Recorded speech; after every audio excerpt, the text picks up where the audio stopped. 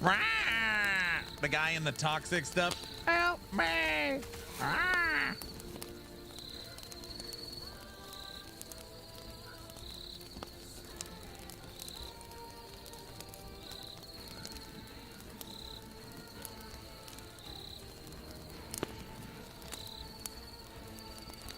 Hi!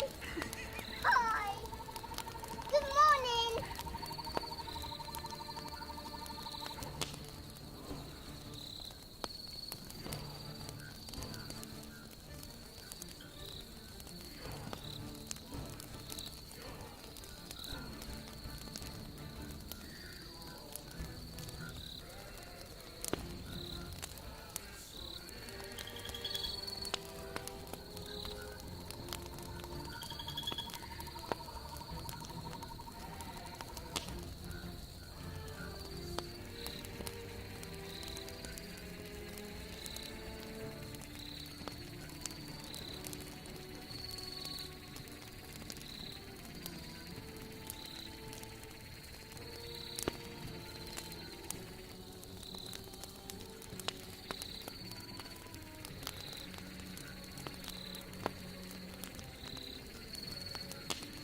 Are you ready to polka?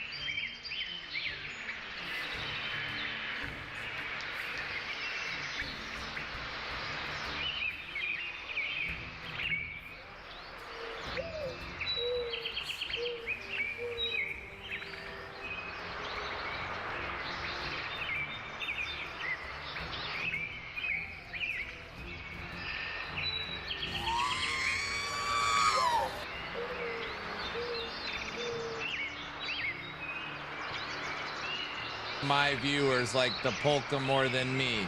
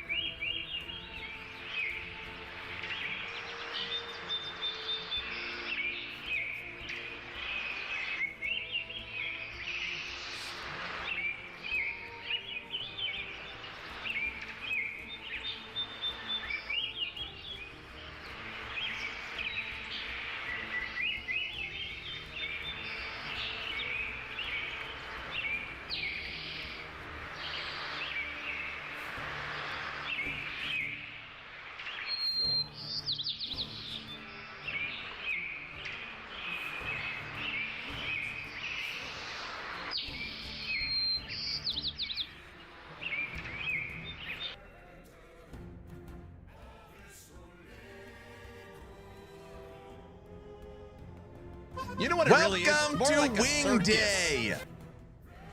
Guys, what is even happening?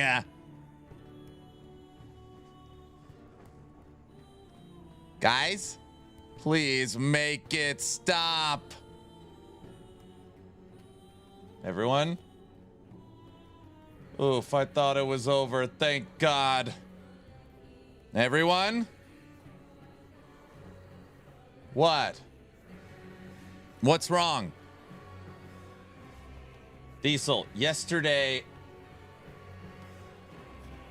everybody was going ballistic that I wasn't wearing my wings. The 4,000 sub goal is Wing Day. Huh? Guys? Diesel?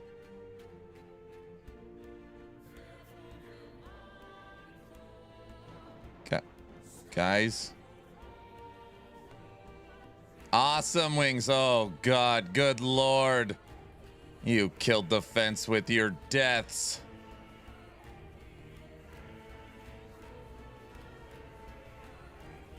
Part 2. I'm a peacock! You gotta let me fly! I am dying. I'm dying. For the last 48 hours, everybody has been ripping me for not wearing my wings. Today I wear the wings and people are like, what are you doing? Please stop. Excellent. I will take these off instantaneously. No problem. All right, everybody. Welcome to day 17 of the Subathon. I don't even know what to say. All right. Hello. Not allowed. Well, I don't know. I missed last game night. You did. 10 out of 10 on the wings. You look beautiful. We need you to stand and model the wings. I just flew by the fence multiple times. You could take them off, but you have to add 20 hours to the clock. What? They need to be modeled. Last night was hilarious. Last night was so much fun. Jackpot games were so much fun. Thank you for hosting it. You're very welcome. That game night was great. That better have been clipped. Guys, I cannot be more clear. We are not clipping or doing. There's no Wing Day that is getting shared around. Don't even think about it. That's not happening. Whoops. What do you mean? What do you mean, whoops? What did I miss last night? Last night was community game night. We were drinking and we played Jackbox for 5 hours. Inconceivable! Fly! Too late. What do you mean too late? I think you need more glitter. Mia makeover. Wait, what? What? Oh, dog walking stream is next. Where are we at on dog walking stream? Oh, geez. We are at 4563. 437 stream 437 subs from dog walking. Wait a second. I never started the clock. You guys weren't even gonna tell me.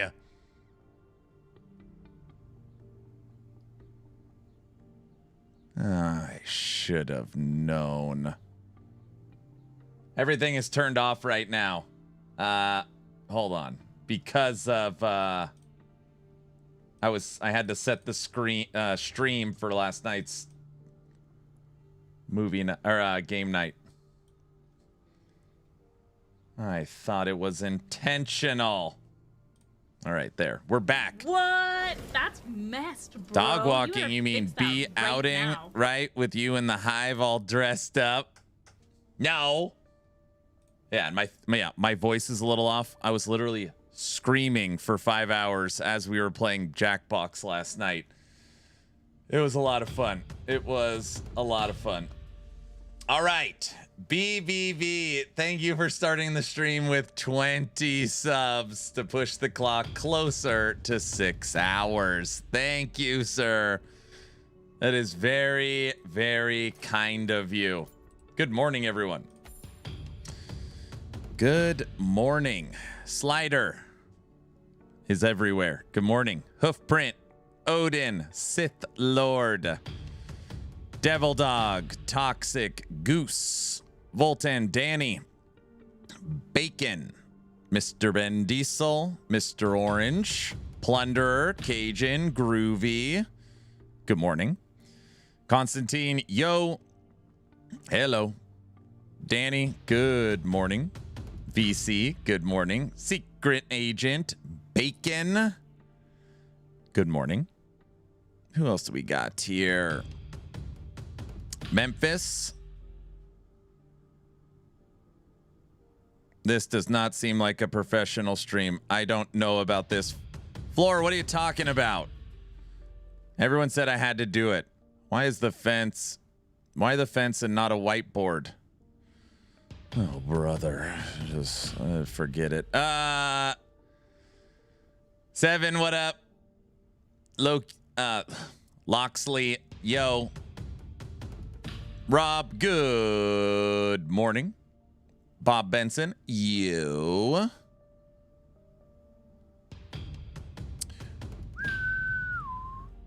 Was that a shower crayons on the fence? It is. It is. It is. Marker that we struggled to get off. We took a break. You have to use like a magic eraser to get it off. We cannot get it off. It just requires a lot of elbow grease. 10 out of 10 on the wings. Thank you. Frontier, Iron Forged, good morning. Fortune, yo, BBB, good morning. Oh, the hype train's going. I'm not even paying attention.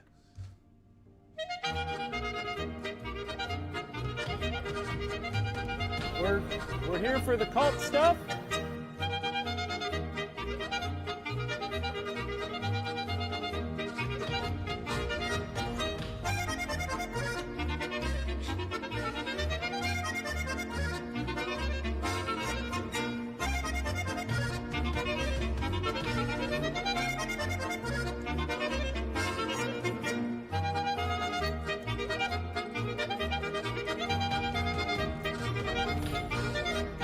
Better Hoofprint.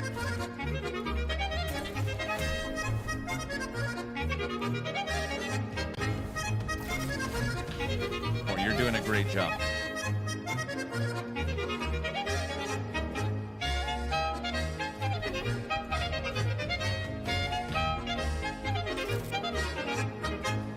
Thanks, Hoofprint.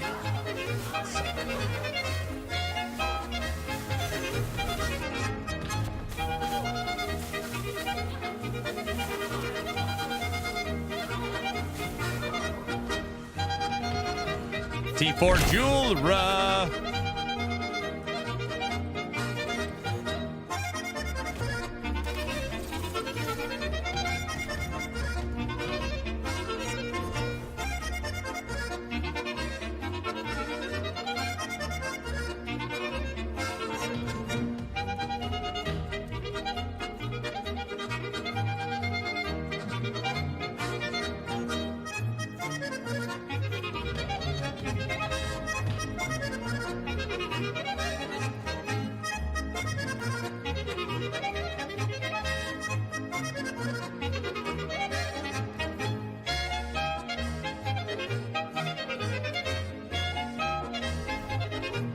How much is this game on stream? Another Odin.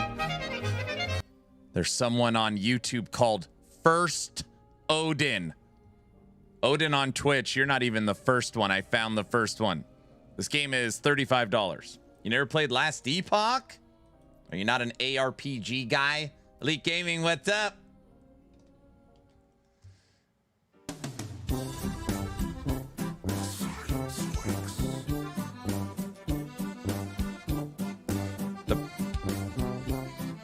Nice job. He's an imposter. Uh-oh. I am the first. Here we go.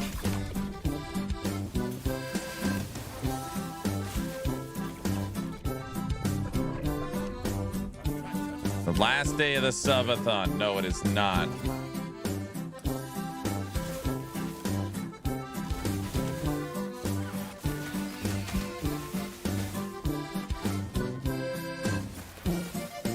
Good morning.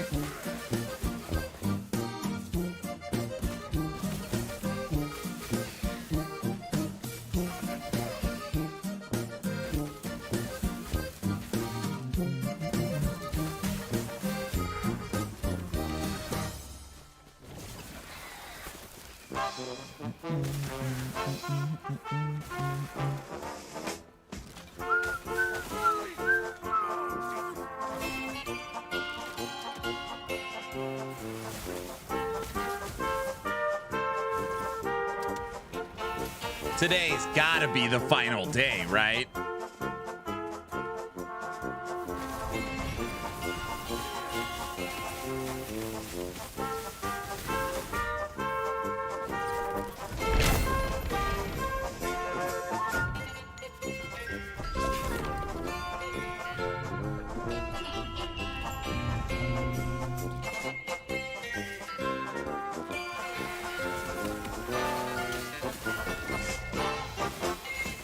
Watch your profanity.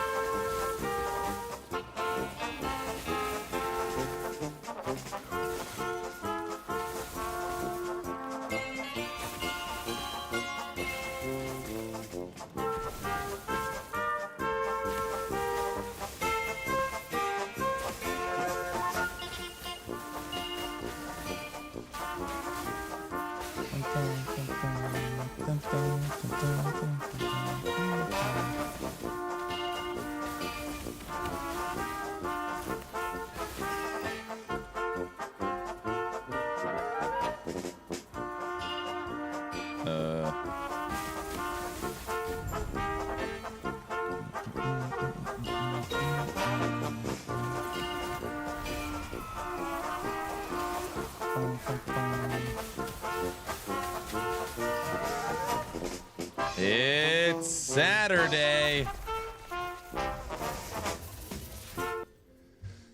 Thank you for the 25 subs. Pete, thanks for the 5 subs. BVV, thanks for the 20 subs. Clock starts Saturday, day 17 at 6 hours. Now, somebody said, Aaron, maybe you didn't think it would go 7 to 9 days. Maybe you meant 17 to 9 days. And that's what I actually thought it was. That's what I thought it was. Every day is polka around here. That's right. 729 days. Hmm.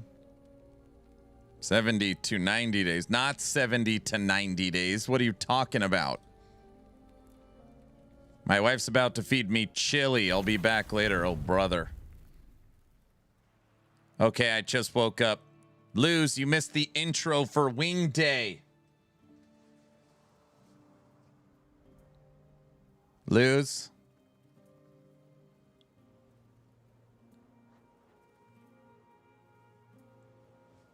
Aww. What? Don't be sad. I'll show off more wings later. Who won game night last night? I had to dip. Well, you know, I'm not going to sit around and talk about who won the final game because it would be ridiculous to sit around and I won. So the last final game for Murder Mystery, I won. It was nice going to bed top of the podium. It's a good feeling.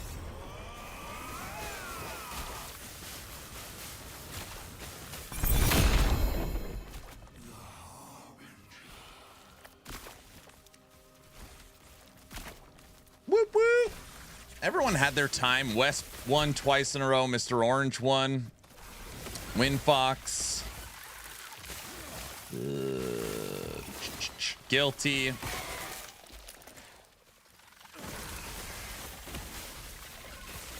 You cheated. What do you mean I cheated?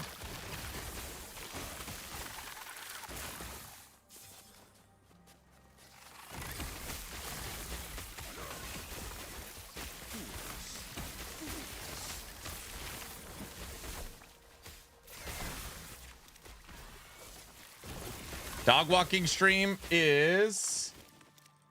This is the current totals for the event. We are at 45.88. 45.88. So 412.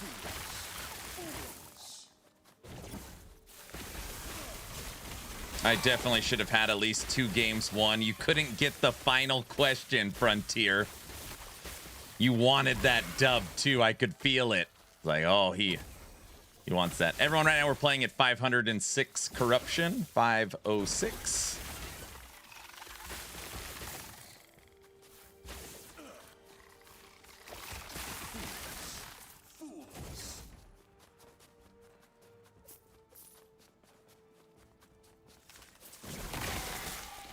How's the build so far? It's okay. Just like everything else, it just requires me like spending the time to gear it, which is like, well, duh.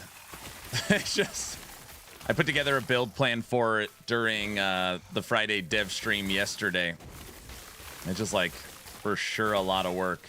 Because you have to build sets. This should be an exalted set. This should be a set. This should be a set. And it would be 1, 2, 3, 4 completed sets for the entwined ring. Low life, got snagged those yesterday. The start of stream, I grabbed some lightning res. And then I need to switch out all of these for fire aura lightning resistance idols.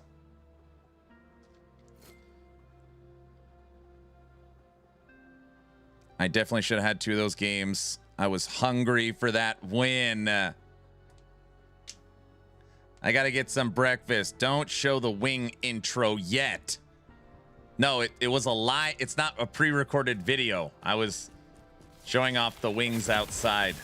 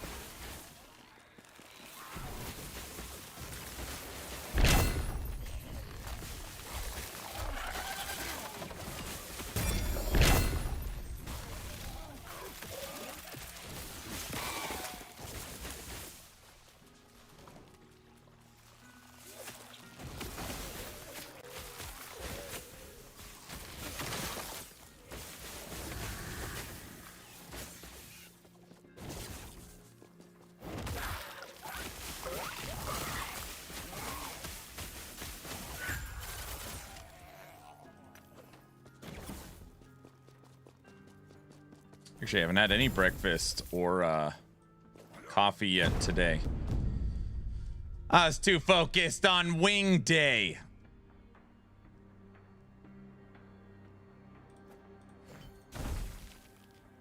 No. Fire aura. No.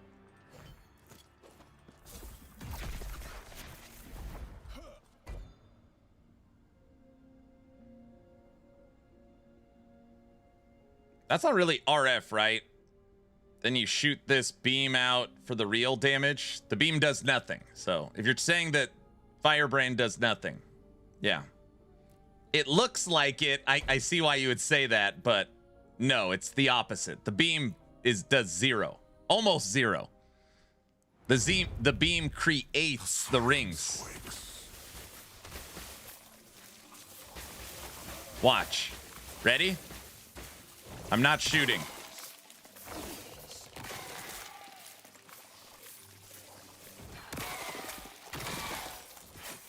It just creates more rings. Yeah, it's for sure RF. You have no chance. Yeah. Oh, okay. That definitely is RF. Yeah, the beam. So you'll see here in Firebrand. Firebrand creates the fire auras around me, boosts my spell damage, shreds resistance and armor, and builds static charges. But yeah, it supports RF, but it does. I mean, the tooltip on it is 4,000 damage.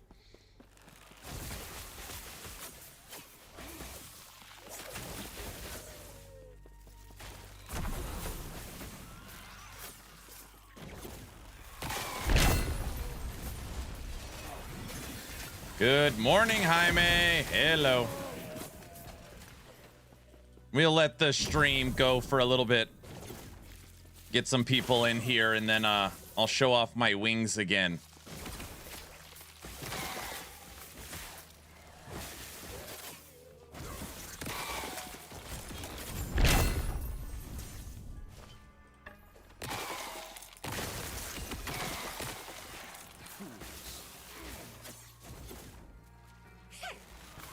Yes, it's Saturday.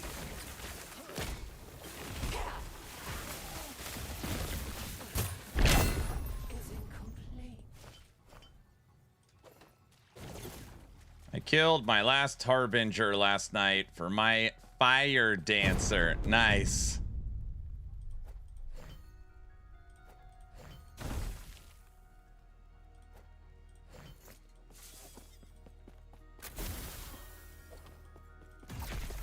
Good old Fire Dancer, huh?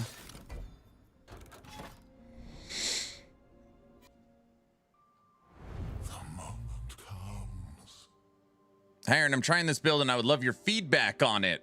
Unfortunately I can't have links in chat for obvious reasons. What build? Is it on actionrpg.com? Just tell me which one it is.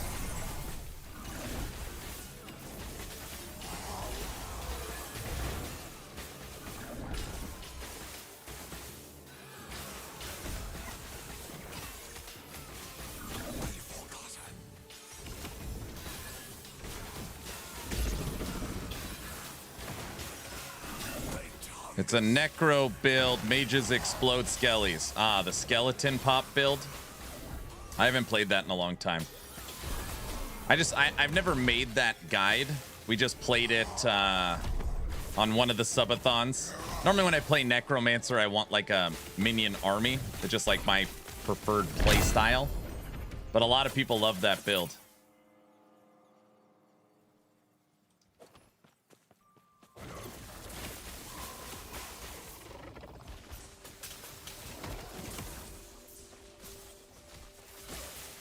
Kicking assets, what's up?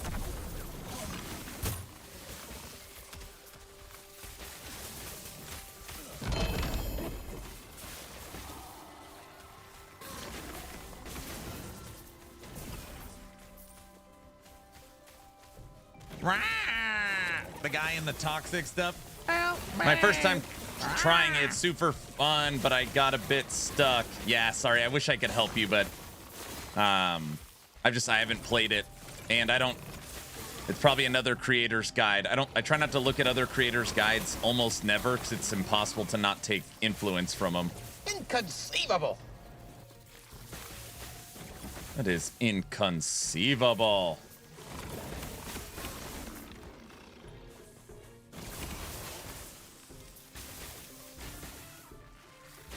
Can you put up a basic, passive, and skill build on LE? What do you mean a basic?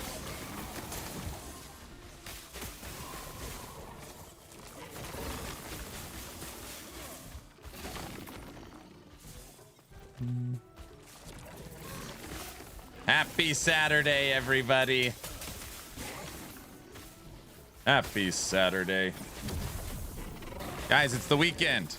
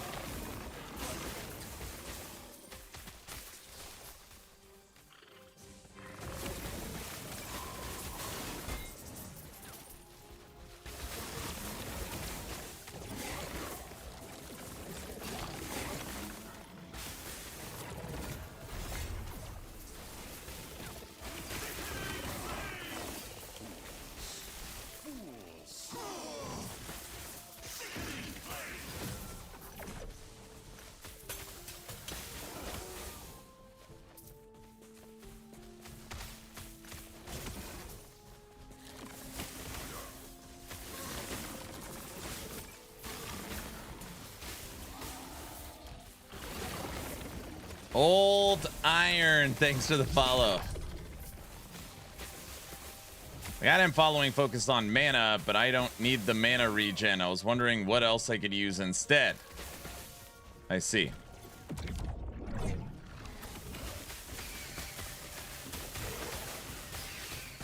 I don't even know. Does skeleton pop focus on minion damage? I don't even, or is it sacrifice? I don't know. I honestly can't help. I'll give you bad advice.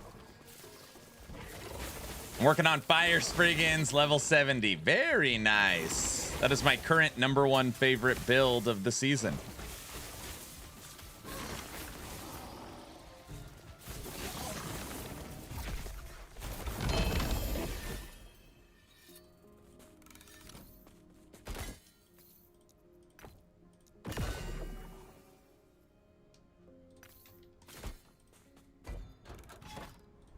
Fire Spriggans.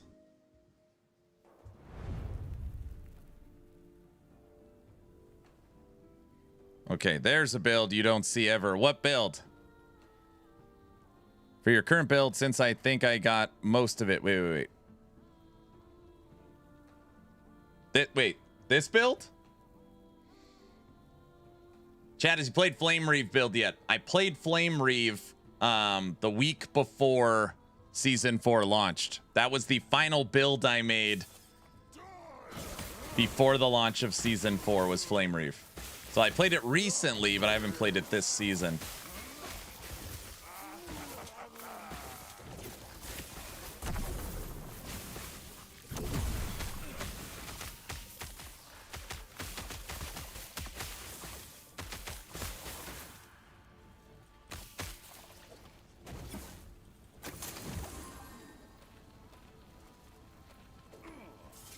Maybe we should make a skeleton pop build. People always bring it up to me.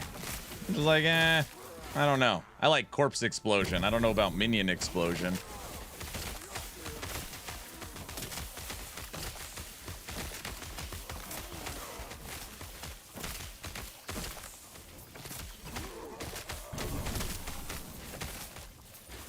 It didn't change in Season 4? Flame Reave? I think it could trigger, is it triggers Lightning Blast or something now? I mean, it's practically unchanged. You also have to understand that I have 35 builds I have to update. This is build 10? I think it's either build 10 or 11 I'm on. I also don't use offline client editor, so I don't hack the game. Everything is done on the online client, so it just takes time.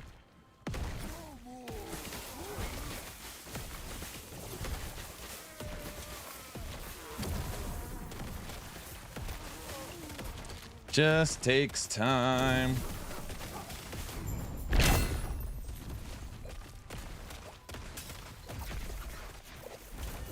never tried Cold Wolves Beastmaster. Cold Wolves any good? I mean, normally people give the tag of cold to wolves so that they could use Warcry on them, but the wolves themselves aren't really cold. Fire Spriggan looks like a lot of fun. I'm leveling my first Primalist. Nice.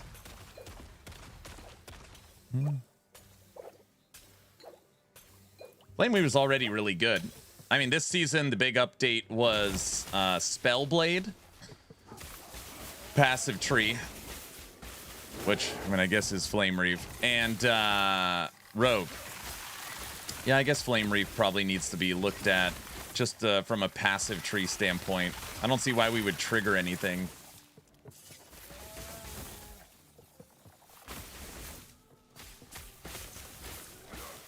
My Fire Spriggan's level 80 now. Nice. So Flame Reave is so much better this season for sure with all the auto triggering abilities. I mean, it was really good last season. I thought it was awesome.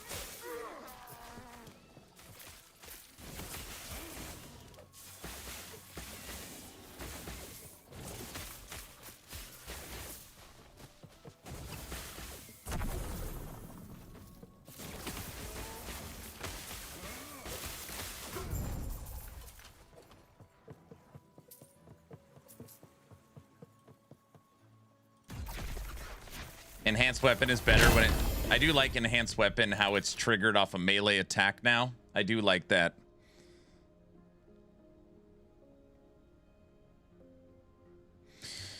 Action RPG. My wife just asked me what time I went to bed last night. She was like, holy LOL. It was past 2 a.m. here. You were having too much fun for game night.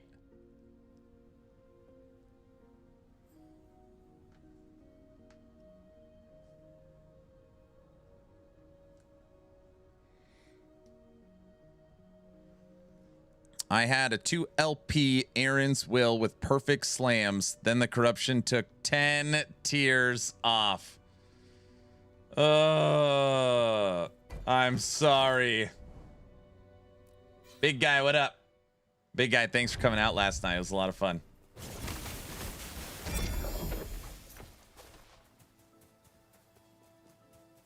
You called it at midnight? Basically, when I called it, it was like 12:15 for my time. It was insanely fun.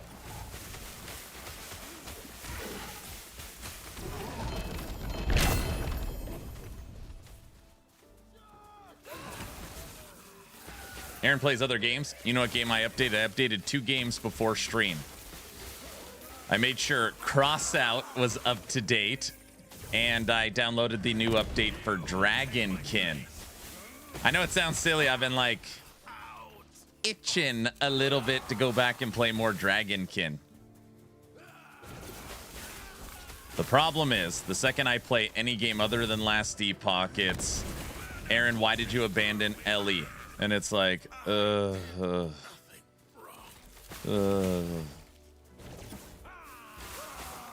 on build 10, approaching 250 hours on the season already.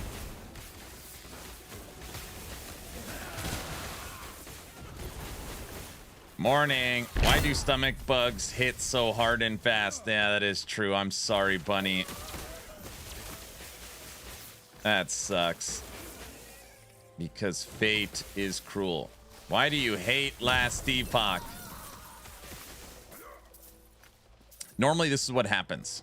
Once a season starts, and when I stop playing it, there are people that will basically take some negative post on Reddit and be like, look, even Aaron quit.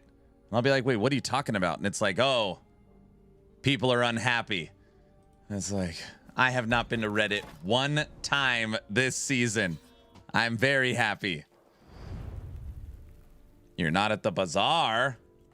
Wait, what?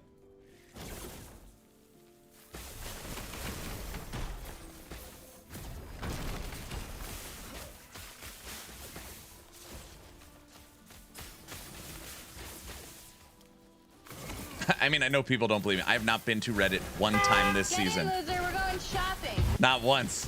Not once.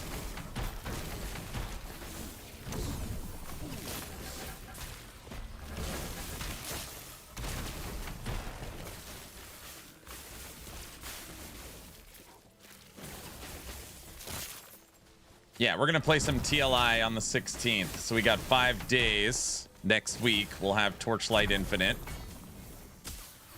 That'll be a nice little break from Last Epoch.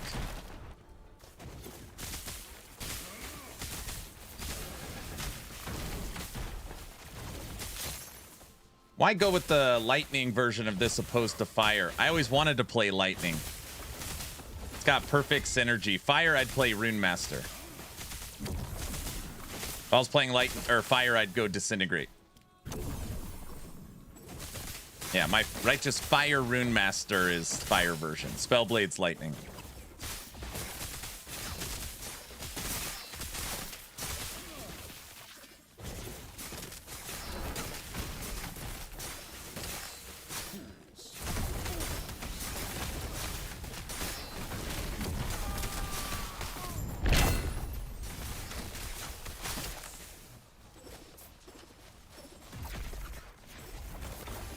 And lightning looks so cool.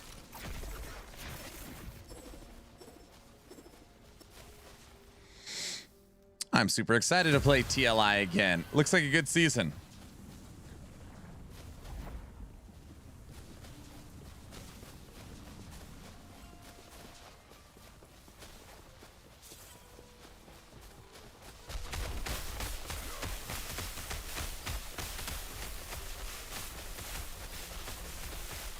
I saw 4.6 million.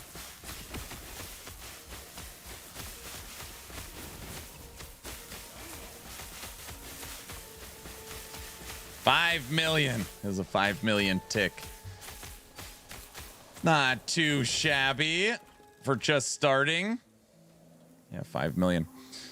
I'm going to try the potion chick because she looks smart. You don't say. Would be nice if the elemental conversions updated their skill icons. Oh my gosh.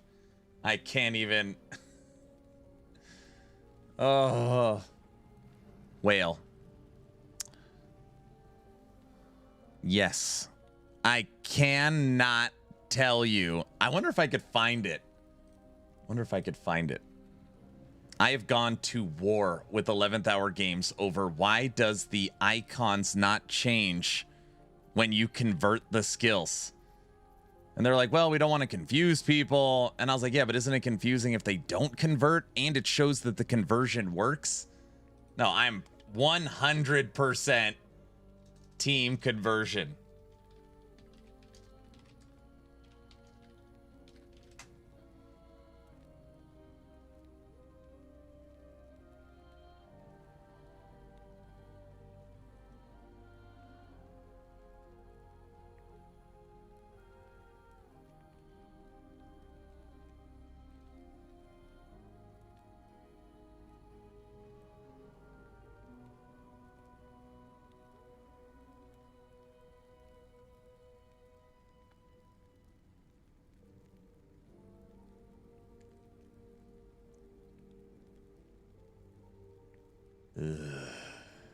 Not gonna be able to find it. So they put out a Rune Master trailer. So when Rune Master was coming out with all its invocations and all of its different conversions, and in this 11th Hour Games trailer that was just created, when you switched to the skill, they updated the conversion. So like fire is a fire icon, lightning is a lightning icon, cold is a cold icon. And it's just for that trailer as like a visual cue for the person watching the trailer. I'm like, why doesn't it do that in game? It looks so awesome. Yeah, they put out a video once of what it would look like. Anyways, I don't need build synergy. I need icon synergy. But like, could you imagine if you look down and since I have converted this to lightning, this to lightning, this to lightning, and this to lightning, all the icons were blue and lightning? That'd be awesome. I don't know. I love that. I love that the little stuff. I like that.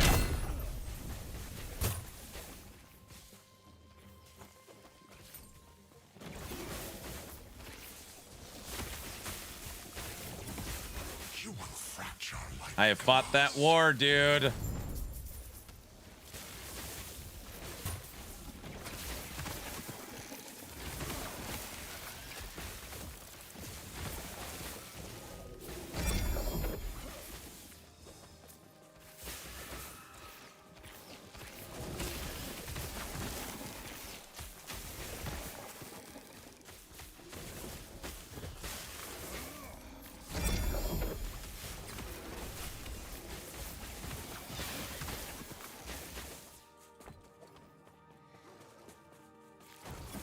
Aaron is a champion of the people. He knows what we want.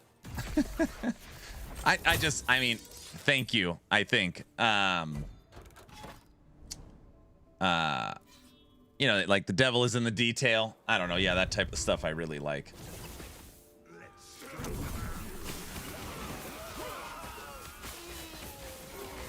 They could give it a small icon in the corner. Yeah, I mean, showing that it's been converted. Yeah, you could do that too. You could do that too. All right. 5 million lightning damage on fire aura. Lightning aura right now.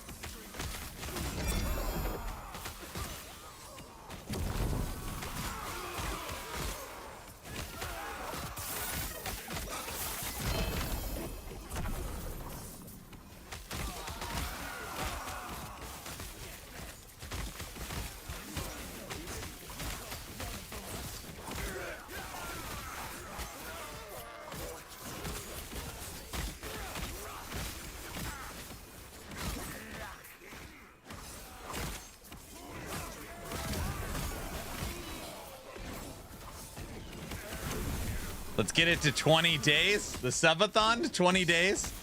Today is day 17. It's a Saturday. People are busy. No one's paying attention. We'll see. As long as Naked's not here. Or Sith Lord, we should be okay. Or N64. Or Farva. Or Mung. Or Black Gem. All right, never mind. It doesn't. There can't be nobody here.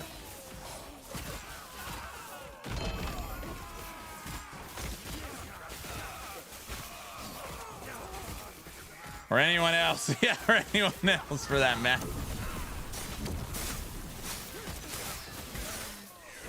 Or Cajun. Cajun can't be here either.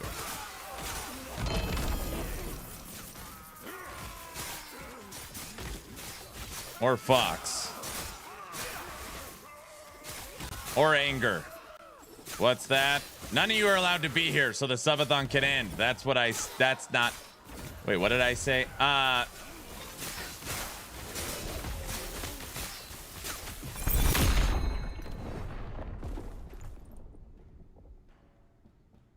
What was that? That didn't count. What? That didn't count. Oh, that didn't. There was no one around me. What do you believe we should be expecting for skill sigils? Skill sigils. I've gotten this question so many times. I now have it prepared. Skill sigils. God, I can't believe I'm about to say this. So if you, oh, I can't believe I'm about to say this. If you have played a game called Path of Exile, in its passive tree, you have jewels. And you could socket a jewel in the passive tree. Sure. And it creates, you know, it could create a ring. It could buff the things around it. It could give you blank stats. It's a way to augment the passive tree and character. Skill sigils will act as a notable. So basically all 118 skills will have a socketable you could put into the skill, which will create new buffs and create new branches. It will completely transform the game. One LEO drops, Last Epoch Orbis expansion.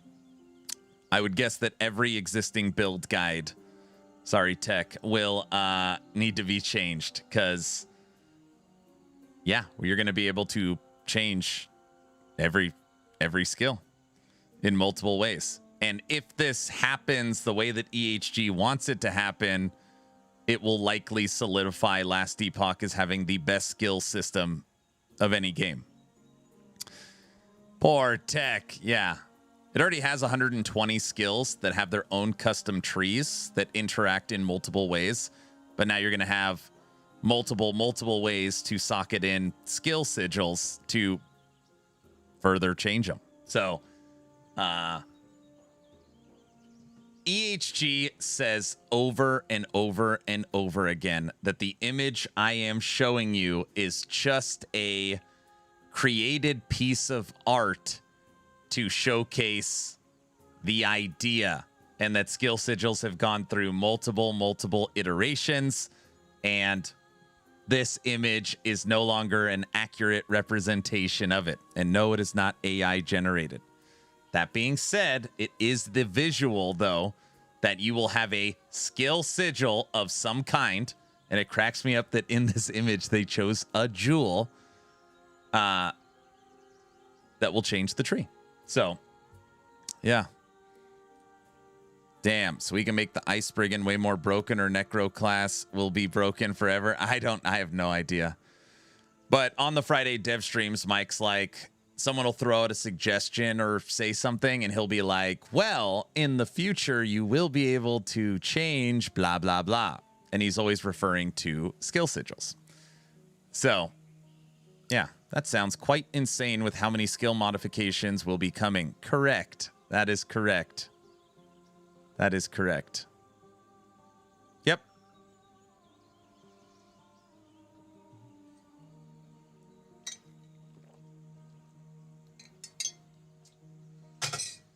That is correct. So, oops. Yeah, wait and see. We're in wait and see. I kind of wish we had Delve in LE. I don't know. I mean, if you had to pick one out of there to add as a secondary endgame system, Delve would be it. But there's just so many things more important than that. Whether you like it or not, they have to finish the story. Like, they're just never gonna get past this until they do it. The campaign is still not done. It's been 8 years. It's not done. So, like, that has to be finished. Again, you can just, they could put in a way for you to skip it, but it's just like, is this game really 1.0? They haven't even finished the campaign. They have to finish the campaign. They have to finish the Blade Dancer, Shaman, and Paladin's 5th skill. They need to go over all the old passive trees and refresh them to the current level of what passive trees and threshold nodes should look like. That way, the campaign is done. Every mastery has the same quality passive tree, and every mastery has the same amount of skills. That should be like 95% of the studio working on those things, in my opinion. Sweet baby Jesus, you are a true LE blaster. How many hours totals do you have in this game? It's hard to say how many hours. Steam says I'm over 5,000, like 5,300, but at least another, you can tack on probably at least another 1,000. This season, I'm approaching 250.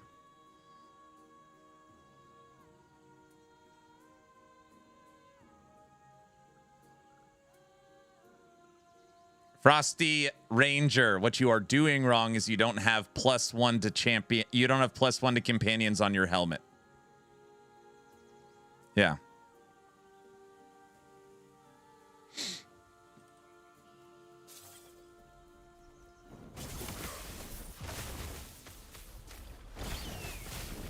And you should have 4.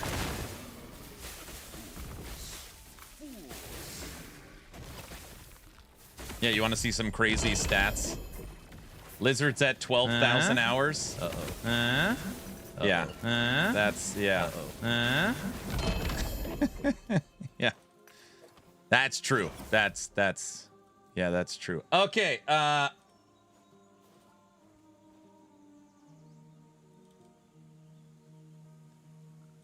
saw this,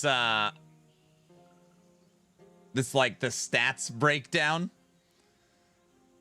And I didn't even know they did this.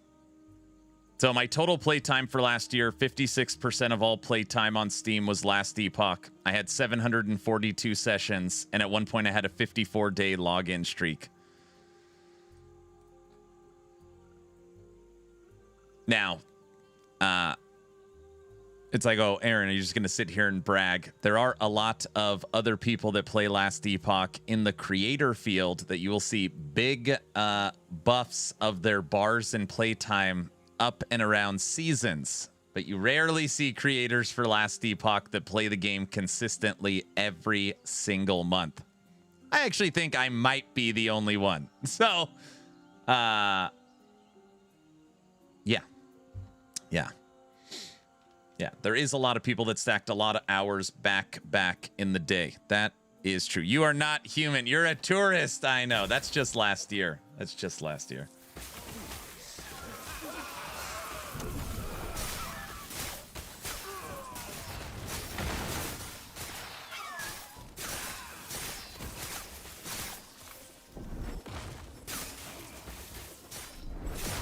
Hey, we got fence now. We've got our own command in game.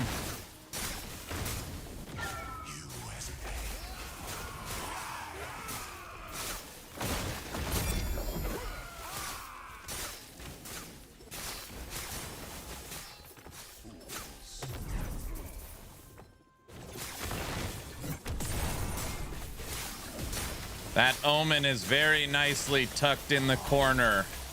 Ugh. And maybe that'll benefit us. No, it will not.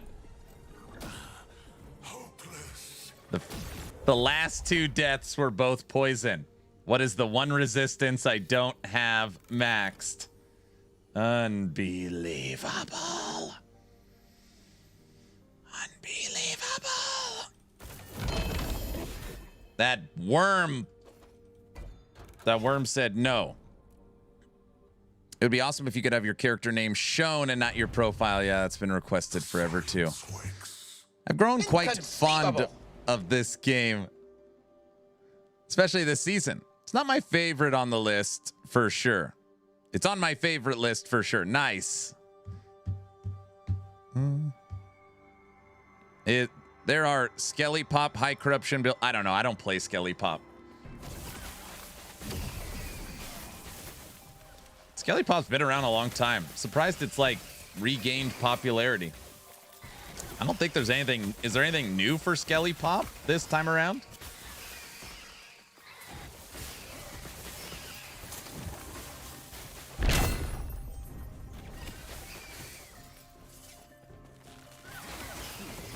Hello, Poison, my old friend.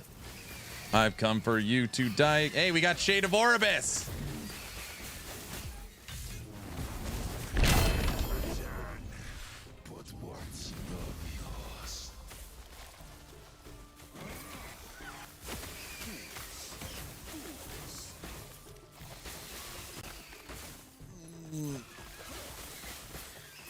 Wow, the clock doesn't want to move. It does not.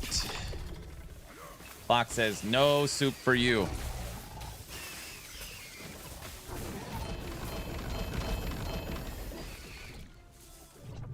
Hi, Aaron. Nice seeing you live again. I was wondering what you are most excited about for the D4 expansion comes out to explore within the expansion. I am, what am I most excited about for the D4 expansion? Well, I am excited.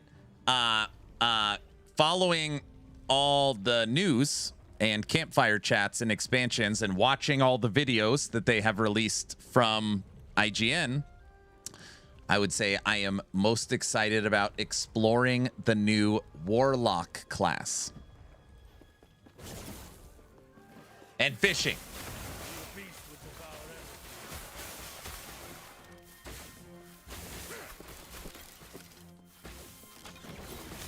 So, I was here 2 days ago and the clock had 5 hours back then. Okay, so yesterday was the first time ever the clock fell under 1 hour. It hit 59 minutes. And once it hit 59 minutes, they went insane. And they basically added 12 hours is what happened. They're like, wait, what? I see. I wonder how many people enjoy fishing in a couple of weeks. And for sure, the Warlock is looking to be a great addition to the game. It is. It is.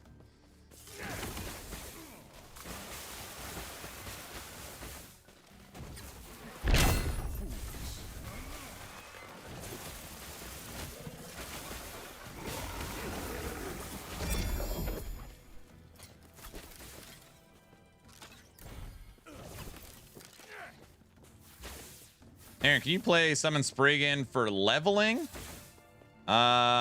Technically not, because you can't unlock the body armor until level 62. You could play a shooting Spriggan. That's what I did. You get to shoot the Spirit Thorns.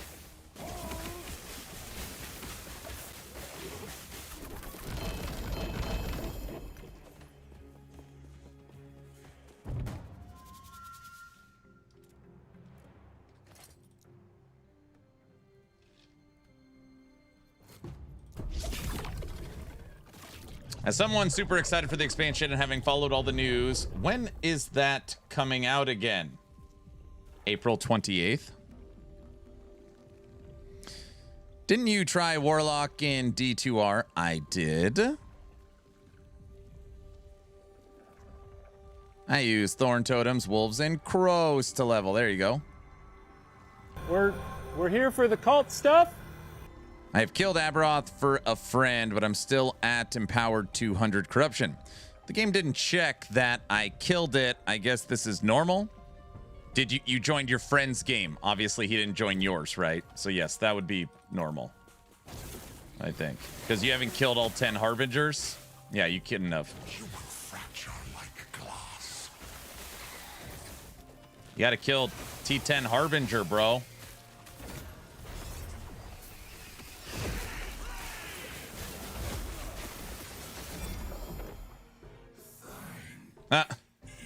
I like when the Nemesis spits out a 4 LP Firestarter's torch. It's pretty funny. Actually, I don't even. Maybe.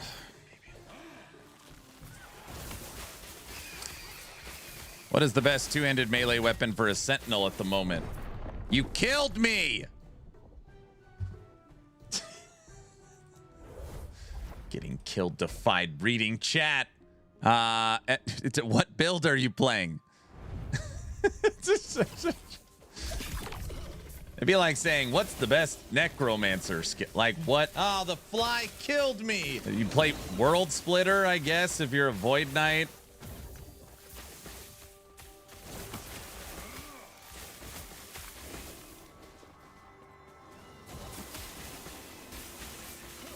It'd be like asking, what's the best blue skill in the game, you know?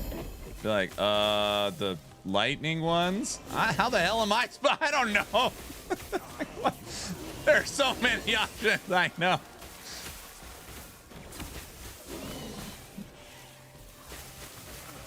Voidnet has so many amazing tools. I know it does.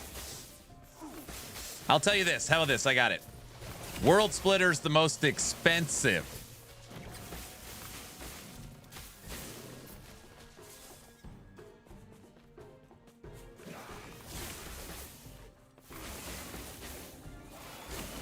Rive, Forge Strike, occasional Void Cleave.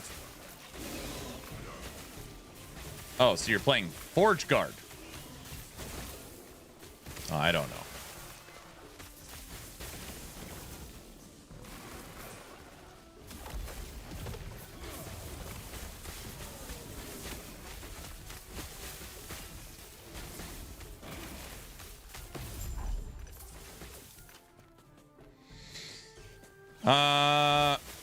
If I was playing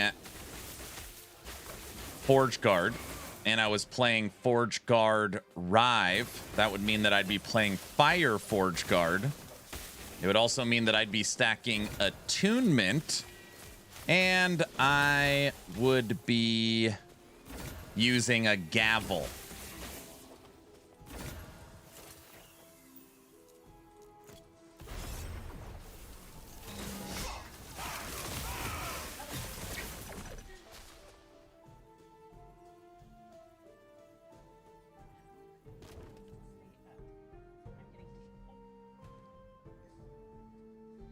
My wife just hooked the wing over my right monitor. It's very funny, honey.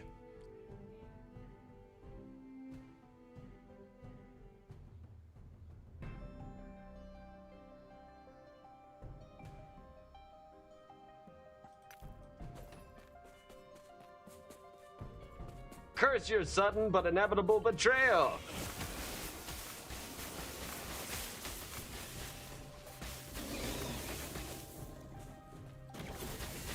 Every season I try to beat all the bosses till corruption 500 with Forge Guard. Nice. That should be, you got that. That's easy.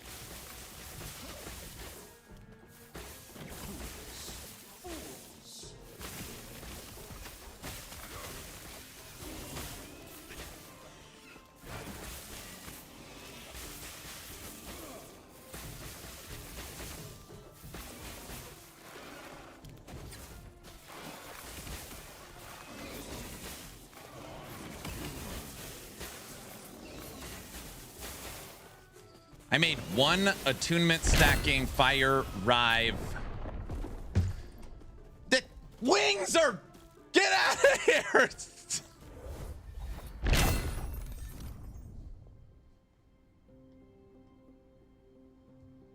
Oh, the fly killed me.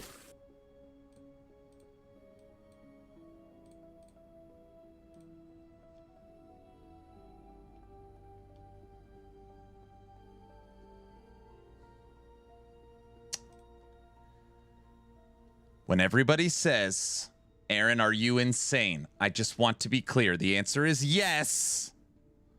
But this is a subathon goal. All right?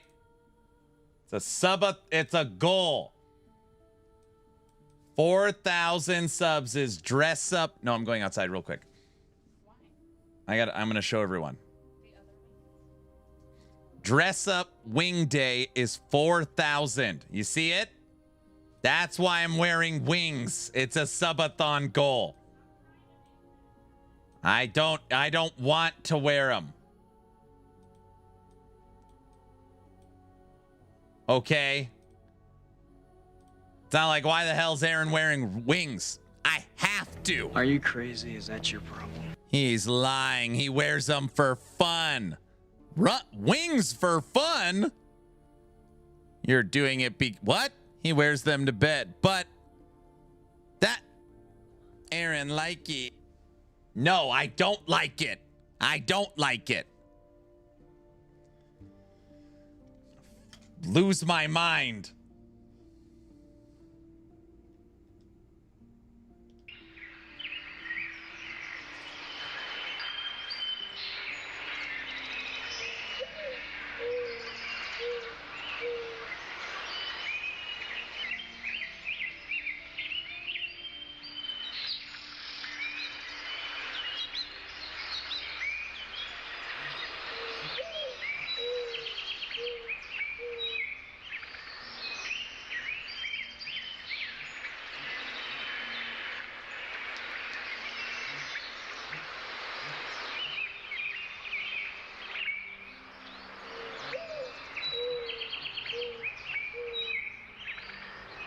Aaron like it.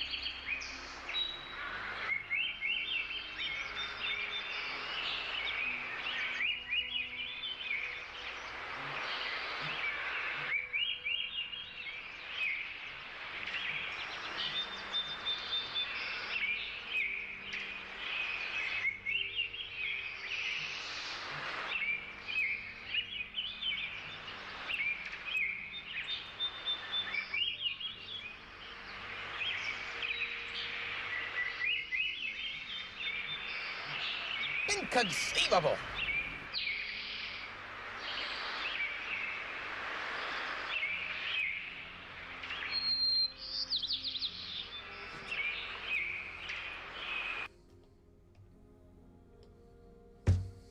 That's not funny. I can't wear these all day. Guys, I ain't wearing them all day. Is that That's what? the most ridiculous thing I've ever seen in my life. Yes, you are. What? You are wearing them all day. One of these days, these boots are gonna walk to the fence. Aaron Likey. What?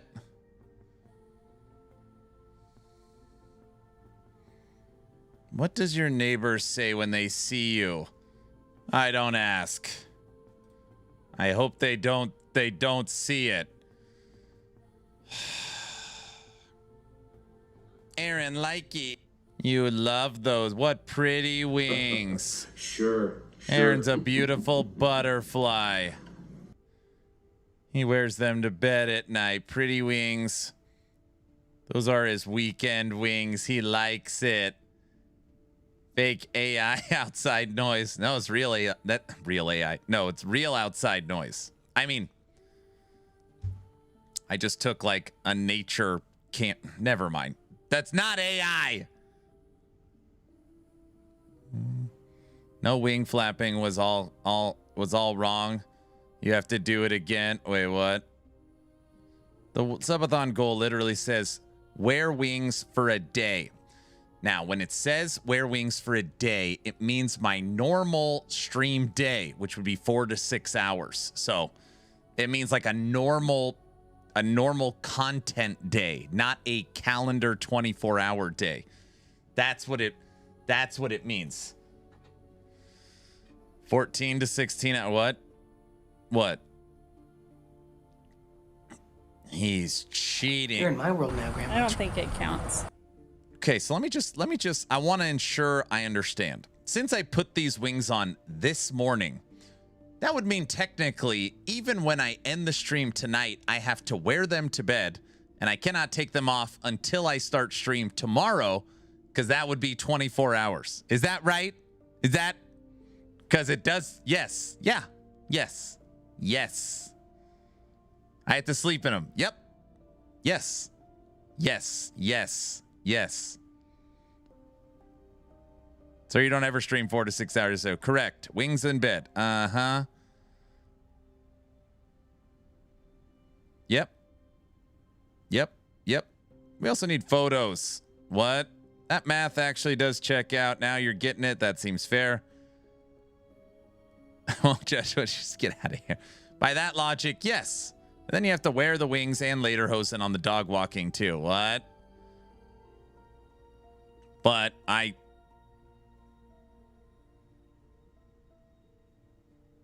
like how Hoofprint says there's not enough wings.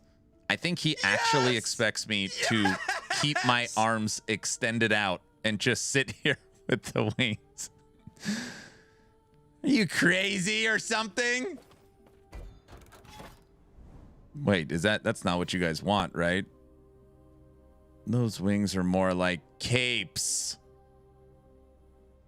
What? No capes.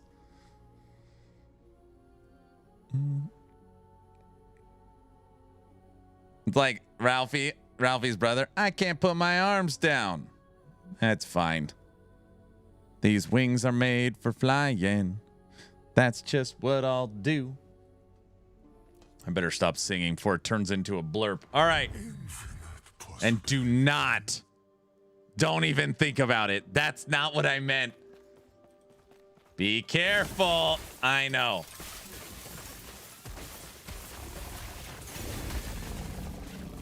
Guys, that's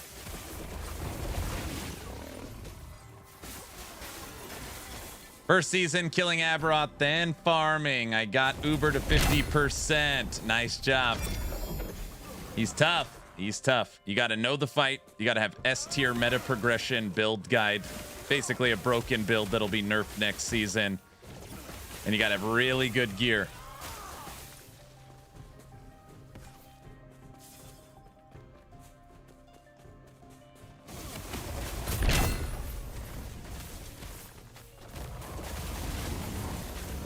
I am playing Oradin in D4. Or are you just talking you're playing the Paladin? You're playing Judgment Pally. Wow.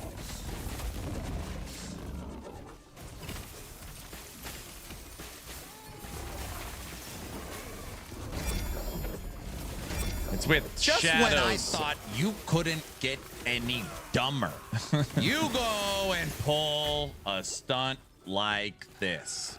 You're playing Shadowrend?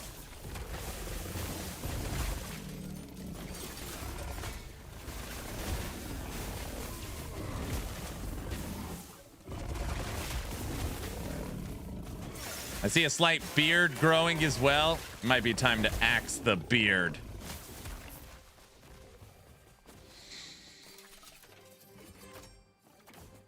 I'm only sleeping. Aaron with wings in bed. New Subathon goal. That's one of my builds. Figured Aaron probably likey. my best chance to kill Uber. I am playing Void Knight Warpath and have really good gear and still can't beat Uber. I know. People are always like, hey, Aaron, can this build kill Uber? And I was like, you don't know what an Uber fight is. That is the only thing I can possibly... There is 0.03% of the 3 million people that have played the game that have killed Uber Aberoth. EHG at one point was going to make it a practically impossible fight. Like, you have to be playing the broken build of the season and have great gear and, for the most part, play the fight perfect. It is not like, you know, it's not... It is, yeah. Yeah. It's a very difficult fight. You need some real serious min-maxing. Yes. You mean it could have been worse? I can't talk about, like, when we were testing it, but, yeah, it's a tough fight. It's a tough fight. It's supposed to be for the people that challenge, that grind the whole season. So, like, not the people that are like, I can't kill Uber and the season's been out a week. It's supposed to be like, I'm going to play the season for a month. I'm going to play the S+++ tier build, and I'm going to get perfect gear, and I'm going to master the fight, and I'm not going to get hit or make a mistake. Like, that's what Uber is for. And for the people that are like, you know, I killed it in one shot or something, like, you know, like that's probably, you know, a bugged or very broken, overtuned build, which is fine. You know, it's fine. It's almost, Uber's also kind of used as a balancing tool a little bit.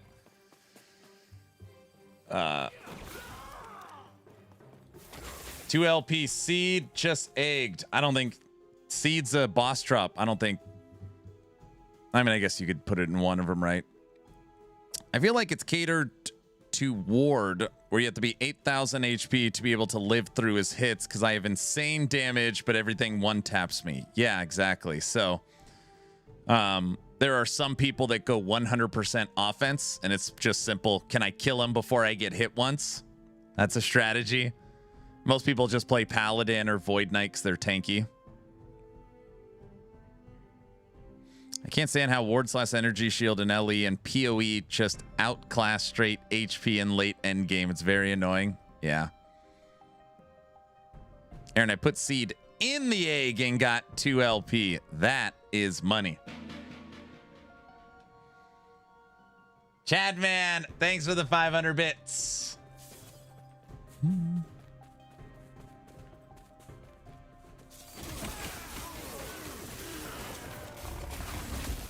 Think D4 Uber fights are Uber.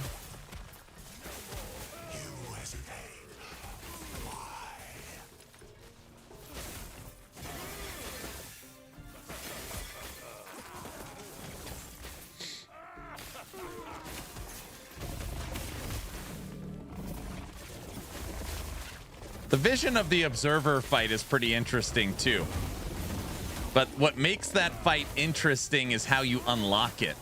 A lot of people are like, I could kill Vision of the Observer, but I can't unlock the fight because of the triple ring thing. We were able to do that first try on Fire Spriggan, but it took some attempts on Cold Frostblade.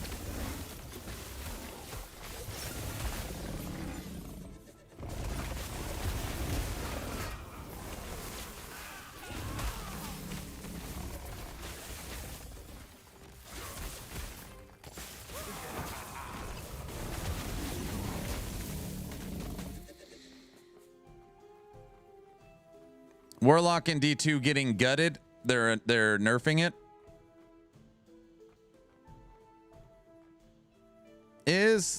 Oh, Blunder. I almost read your question. Oh man. I got it. Yeah.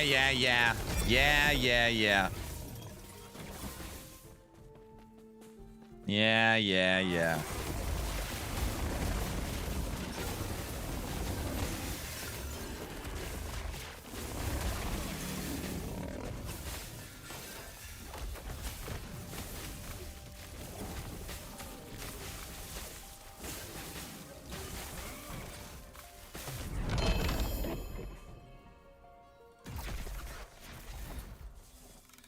Blizzard has appeared to make their money in the D2 Warlock. Now it's time to rebalance it.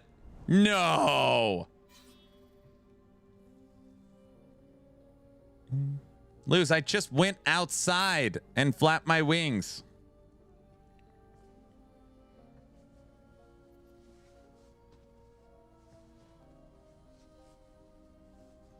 I don't care. Wait, you don't.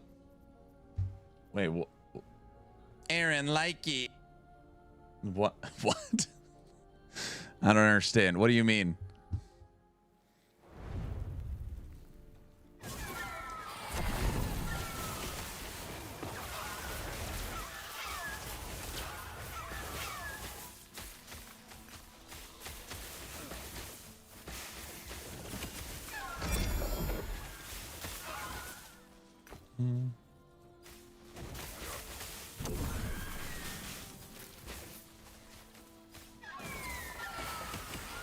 Aaron want wingy.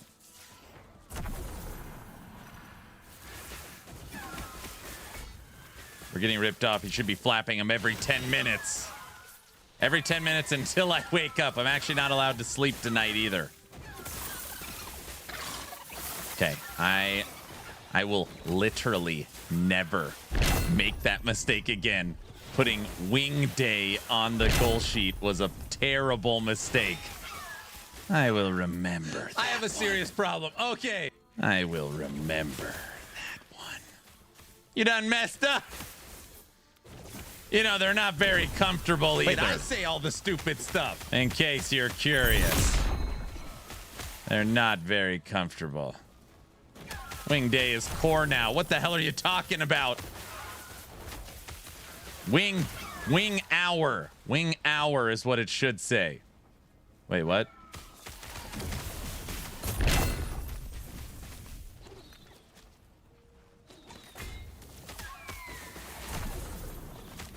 Curse your sudden but inevitable betrayal.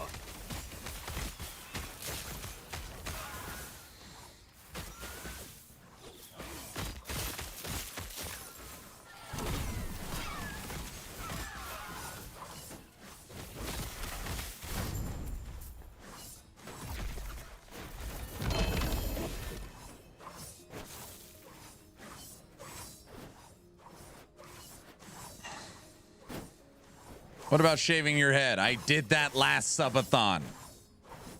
I already did that. And ice bath. And makeovers. And river walks. Coffee so bad. No. Honey.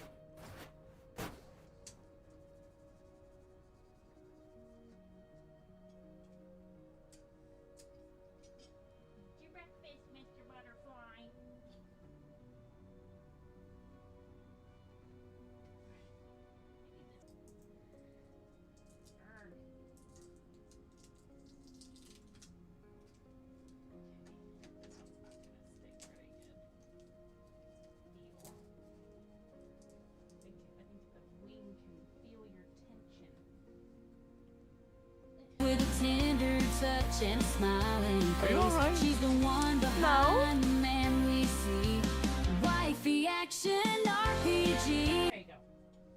Now everyone can see how pretty you are. You're welcome. Eat your breakfast.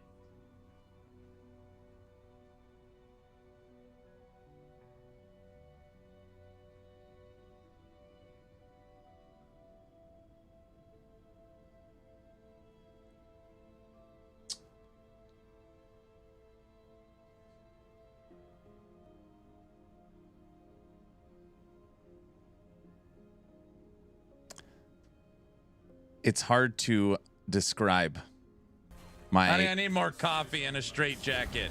It's hard to describe my current level of comfort. I can openly admit that I am a grumpy old man. I also can't imagine the random person that comes to the stream today to be like, hey, I want to watch some Last Epoch.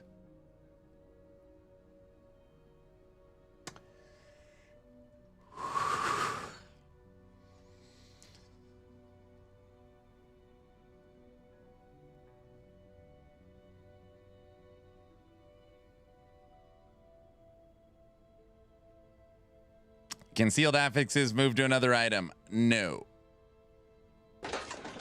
Ron, where are you? I'm in a glass case of emotion.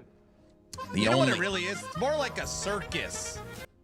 What just happened? My wife walked over and taped the wings to my monitors. So she moved the monitors and then taped the ends of the wings to them.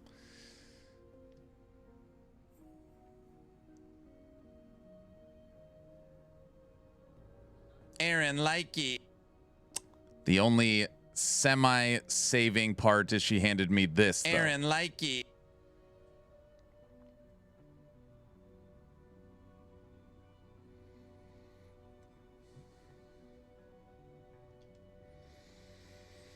The new permanent setup. This is perfect. What are you guys, insane? What do you mean perfect? What? Aaron, likey. I can't even move, dude. Dude, I just hope when I move the tape rips off. You're doing a great job. It's worth it. I work hard for the money. Spoiled and slightly tormented today. Rah! The guy in the toxic stuff. Help me. Rah! Everyone, I'm glad you're all having fun. How many hours? I've only streamed 90 minutes. It's only 11. Oh my gosh. You guys, there's no way I could do this all day. There's no chance. It's literally not possible. I can't move. I literally can't rotate. Is today the worst day of your life? Yeah. There's no way this is gonna work.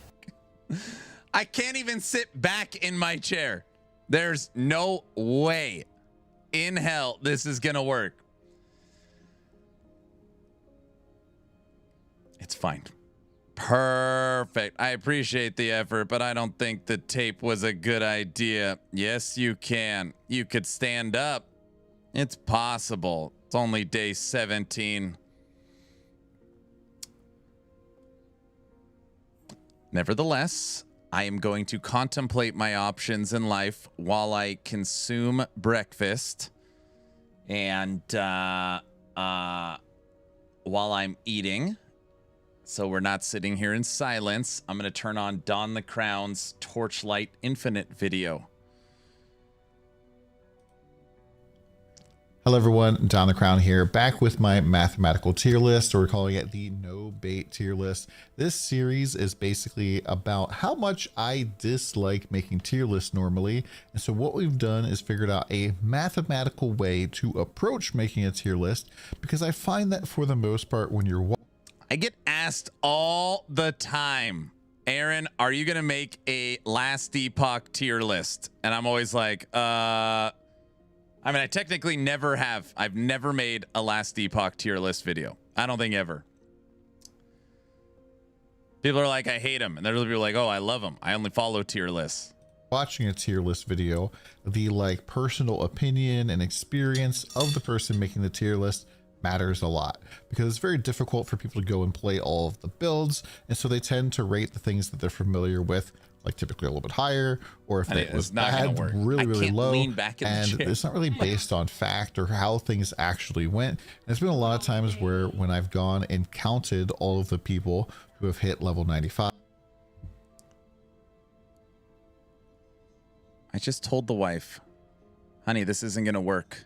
I can't even lean back. She said, ha ha ha, I know, it's hilarious.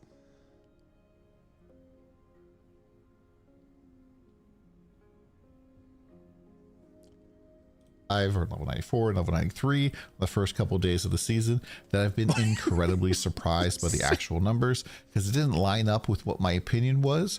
And so yes, we have gone and counted all of the people that have hit level 95, level 94 or level 93 on the second day of the season, so it doesn't matter. And we did some of this by hand. We also did use TLI HeroRank.com. Big shout out to them for developing this tool. Helped out quite a bit for some of the later stage stuff, getting like the level 93 stuff. And also we've gone by hand and counted how many people have cleared Supreme Showdown 20 on different builds, and Supreme Showdown 21 3-star, just to get a general good feel about how things are going. Now, starting off right away here, let's talk about the top 5 most played classes in Vorax season on day 2 that hit level 95. I think this is important because it gives you a good idea of what builds people felt were going to be strong, and then they didn't roll off of this build. They were like, they stuck with it. They actually leveled up a little bit, probably got to like tier 8, maybe profound at least. And I'm kind of surprised with some of these. So in Asia, we have Gemma 2 and Erica 3 really leading the pack. Moto 2 right in the middle. Carino 3 and Erica 1. Carino 3 kind of like being popped up here, something that I normally haven't seen before in the past. But like Moto 2 and Erica 1, even Gemma 2 are kind of like old standbys by now. But Gemma 2 kind of like coming back with her big buff this season. Now Europe, Gemma 2 also very, very popular, but even more popular in Europe than it was in Asia. Rosa 2 also very, very popular as well. And Erica 1 very popular. Erica 3 less so. And then Iris 2. Europe was very much more stacked on a few classes, specifically Rosa 2. In fact, it had like 90% of the Rosa 2 population this last season. I'm not really sure what's in the water over there, but apparently they love them some Rosa 2 right now. We'll see if that still holds into the next season, but very crazy. And lastly, in America is the smallest region. Gemma 2, once again, leading the pack. Erica 3 up there, Erica 1, Iris 2, and Yuga 2. So we can see quite a bit of the brand new character as always. Gemma 2 leading the pack. Rosa 2 kind of being popular in just Europe. And then Erica 1 having an appearance in all 3 regions here. And Iris 2 kind of popping off a little bit. Moto 2, Carino 3, and Yuga 2. Kind of a little bit of surprise here. But if we look at kind of like how things were played previous seasons, we can see some trends. So day 2, by the way, of level 93 is another stat I wanted to get this season. And the reason I wanted to get this is because I'm not really sure that I hit level 95 on day 2 on Erica 3 this season, because I was dying so much. I was not really having a good time on Erica 3, but we can kind of see that she does do a little bit better at level 93. And so obviously people were like staying alive like a little bit less on Erica 3 compared to other classes. We can kind of see that she moves up in the rankings, especially in Europe here. And so this is definitely something I wanted to get, and it'll be interesting to have this data moving forwards. Now, if we compare this to level 95 day 2 in Overrealm, you see that like Thea was pretty much the number 1 with Rosa, Iris, Erica 1, and Bing, and they pretty much like, it's just all the same, like all the way down here. And so we definitely see a little bit more diversity this last season. And I think that this season's going to be absolutely crazy. This upcoming season, just absolutely crazy with the diversity and different options here. And it's gonna be really difficult to have a like stacked lineup like this again. Likewise, in Outlaw, very similar to how it was in Overrealm. Thea 3 being very popular, Rosa, Erica 1, those like kind of the old standbys. Now, this is kind of what the full chart looks like here. As you can see, there's some things that are like very, very high, some things that are not. Gemma 2 is really popping off very, very high. And surprisingly, like I said before, 475 Rosa 2s that hit level 95 day 2. 402 of you were in EU. If you're one of those 402, put something in the comments down below, like what build guide were you guys following? But it's just absolutely crazy, man. Erica 3, I was really surprised here to actually be number 2, just because it was kind of rippy this season. I think Vorax in general was just a rippy season compared to other things. Basically, like I would just go through the map, I would get to Vorax and just die. So my XP was just, you know, floundering at that point. And you can kind of see this like in the difference here between 93 day 2 and 95. The Erica 3 actually pops up quite a bit there as we keep comfy forward one. Oh, it feels great. You know, we go down in the level requirement. Erica 3 actually does do better. So there's probably like a little bit more people playing Erica 3 than it kind of seems like. It's kind of pushed down because of XP loss from 95. Now, if we're looking at Supreme Showdown clears for this last season, this data was taken on March 4th. So not like the end Now of the that season. is a factual pretty, statement. Much like deep into the season where people are kind of already done. We can see that Rayhan 2, Rosa 2, Gemma 2, Erica 3 all got 300 or more Supreme Showdown 20 clears across all the regions, with Erica 1 being a little bit behind. Typically it's America that's hanging back on these, but there's like quite a bit of different build variety here of people that are clearing Supreme Showdown. And even stuff like Moto 2 here had 134 clears, which I think is pretty crazy. Gemma 1 had 98. And I think like some of the lowest here is like probably Moto 1 with like 8 clears, which hopefully we'll see go up this season. Now, one of the things that I wanted to calculate this time around was how many people actually went and cleared Supreme Showdown 21 3-star, because it's really hard to get a good idea of how many people actually cleared because the leaderboard only goes to 100. So this time I added Supreme Showdown 21 3-star. And we can see here that Rosa 2 really just takes the cake. She's super stinking tanky, so powerful, and basically just could stand in all the stuff and doesn't really care about anything. And so I think that probably a lot of the people who beat SS20 could just waltz right into 21 and, beat the fight without really having to do much upgrading or trying. And so I think that's kind of what you're seeing here. Now you might notice that over on the side here, why is Carino 1 so small? That's what we played. I feel like maybe the data might be off because it looks like because it's terrible.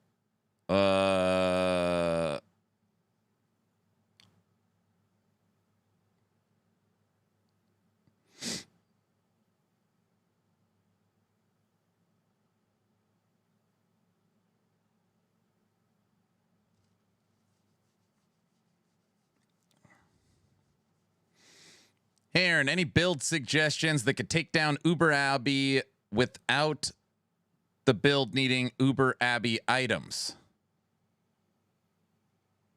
I don't.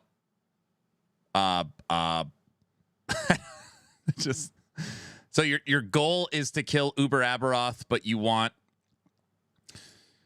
Hold on. What build are you playing right now, and where have you progressed to? Erica 2 is kind of popping off with 117 clears, and a big part of that is the armor stacking meta. Armor stacking became kind of super everywhere this last season, but a lot of people are playing on Erica because you can go really, really fast. And so that's why you see a lot of these clears, and it kind of like was disproportional with the amount of people who were playing. Hey, Aaron, I got a quick question. Hope you can help. The Beastmaster passive minion damage leech is health. Does it mean that the leech it for me? No, it's only for them. They leech themselves. You don't get the leech. The minions don't leech the health back to you, just to themselves. Playing Erica 2, like you can see here, it's like one of the least played classes on day 2. And it's really noticeable here when you go to ratio by class. So this is a ratio of how many people cleared Supreme Showdown 20 versus how many people were playing it at the start of the season. And we can see like how long is Don's video? 26 minutes. Don the Crown, friend to the channel. I'm going to keep this video queued if we need it later. Here's a link if you'd like to continue it.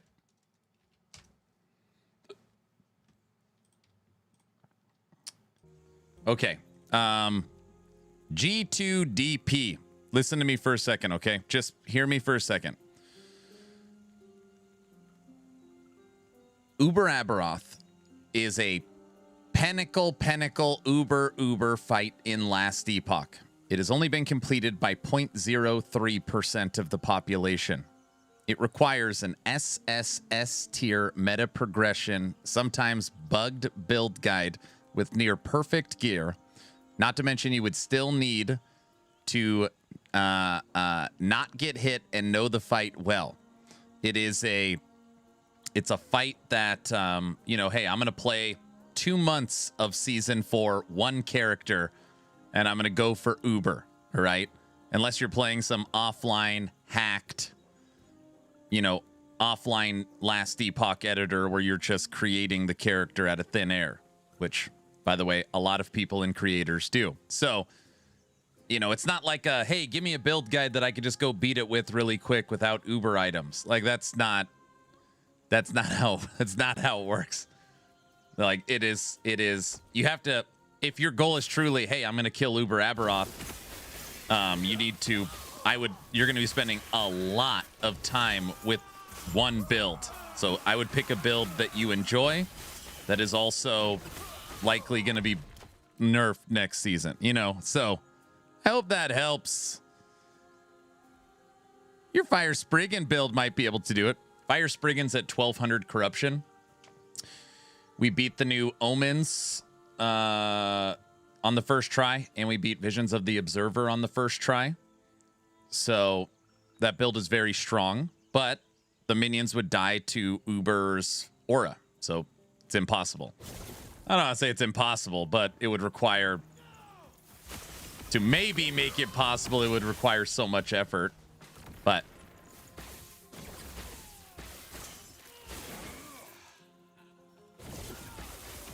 I think offline character editor gives people such a different expectation of Uber. I don't know.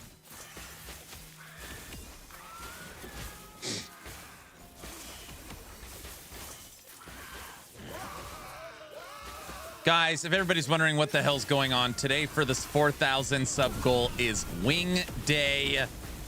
Yes, I have wings attached to my back. So, yes.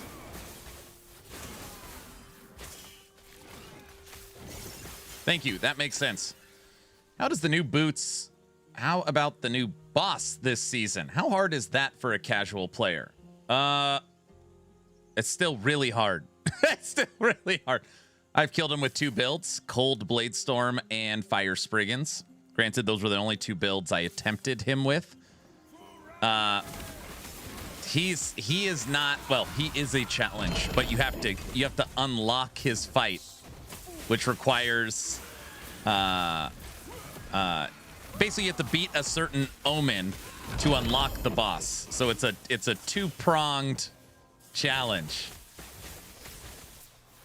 And that, I feel like that would be like a good, okay, I'm gonna pick a build that looks fun, that is also incredibly powerful, and I'm first gonna kill Aberoth. All right, I've killed all 10 Harbingers, I've pushed Corruption, I've killed Aberoth. I'm now gonna go for Visions of the Observer.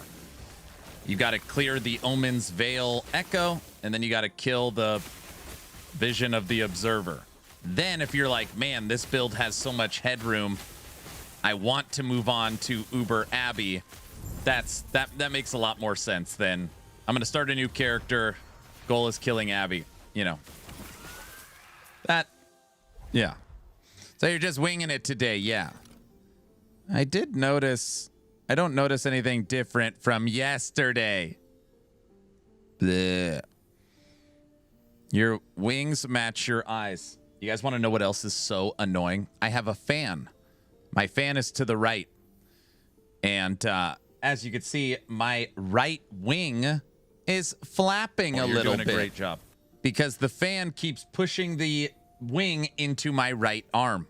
If I was not uncomfortable enough, I have the wing rubbing my right arm at all times and moving. I literally am going to go ballistic. I don't even know how I'm going to sit here.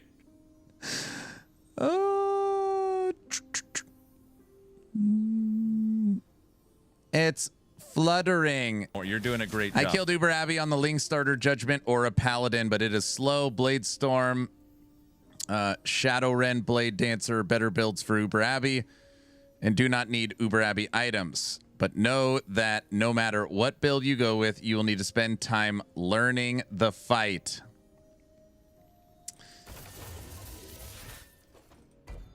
Aaron's cracking. Yes. Does it feel like a spider running down your arm? Yes. Maybe this should be the new look, and every day I stream, I bring a new pair of wings. You know, maybe this is like a new core. Work hard for the money. Maybe I get so many wings, and then we match the wings to the game. Deal. Wait, what? That's a great idea. What? I told you wings are core now. What are you guys, insane? Don't answer that question.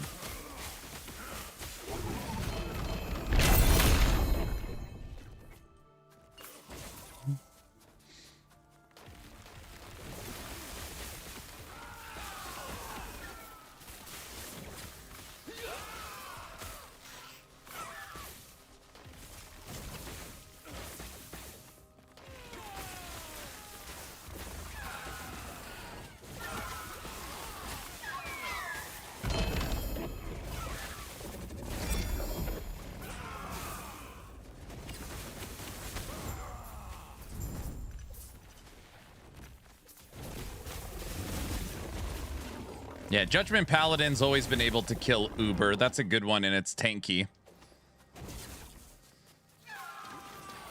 I don't know about any of the... I know Shadowrend people were saying is good, but it's like broken, and it's going to be fixed or something. I don't know. What was the other one? Bladestorm? No.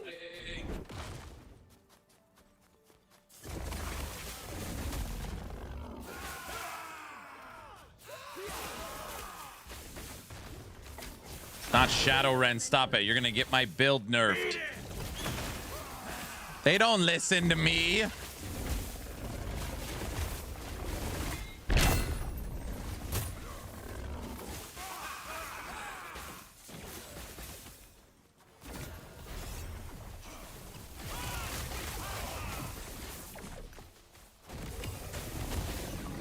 Oh, the left wing is moving.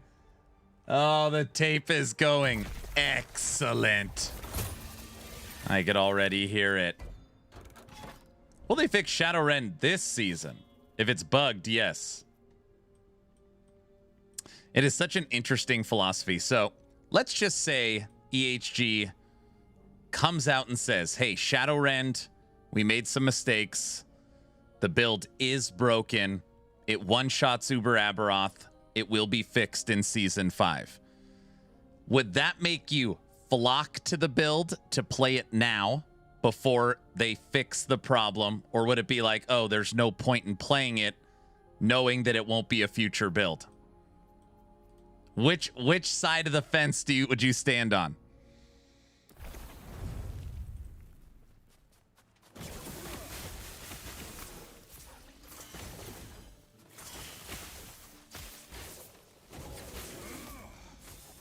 Totally on play it now. No point. So I'm on no point. Like, oh, it's not even. Yeah, no point. I would play it now.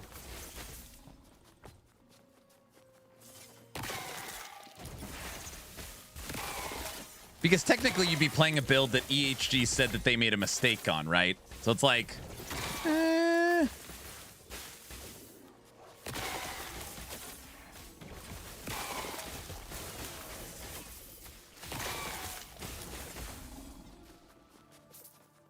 Like Frogs? Frogs is a rough one, man. EHG got a lot of flack for Frogs. But again, I just, you know... I mean, for sure it's their fault because it was in the game, right? So they do deserve the blame. But it just, I don't know. I'm not a big fan of promoting bugged builds that EHG said they're going to fix.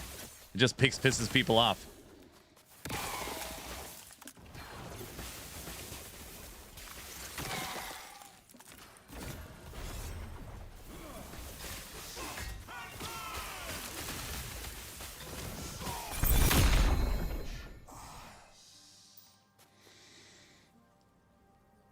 Tons of people would play it knowing full well it's bugged.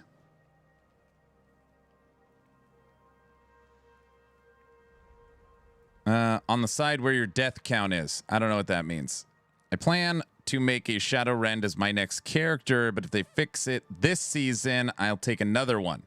No. I mean, I'm not saying they're going to fix it. It's we're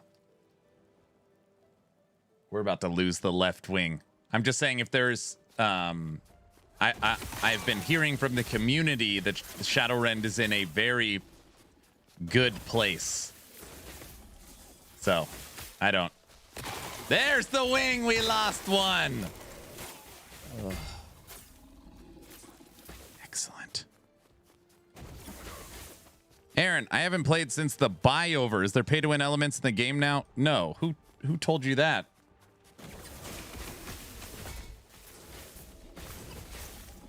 No. No pay-to-win elements in Last Epoch.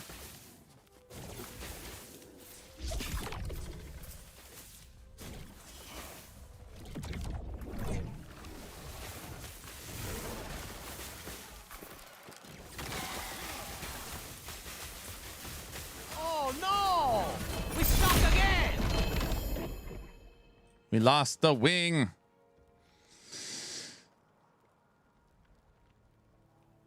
The pay to win is you will pay Aaron and you get to win by watching the Subathon.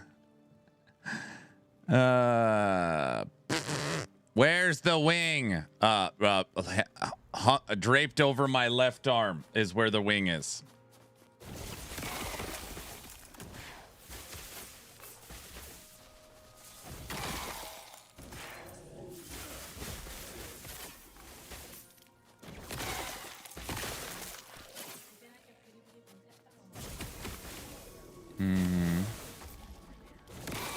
It fall down. Maybe later. We're only 2 hours in today.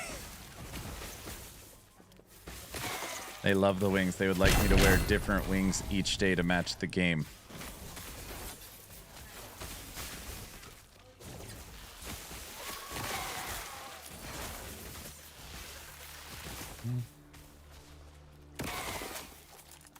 What day are you on? 17. Day 17. Today is day 17.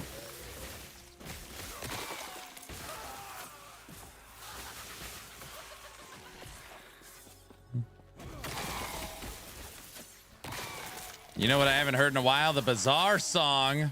We just played it the other day. Any viable totem builds? You'd have to define viable. If your definition is Last Epoch's definition, all of them are viable. You just want to get to the bazaar. Wait, I say all the stupid stuff.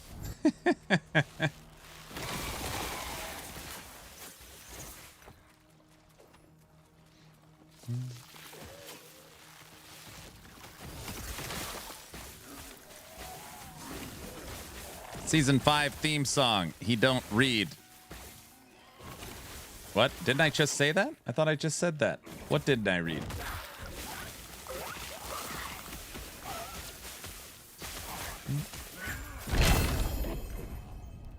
Give me that. Let's say 300 to 400 corruption totem builds. Yeah, you could play Thorn Totem. You could play Storm Totem. You could play Upheaval Totem. Probably Tempest Totem might be tough on Tempest Totem.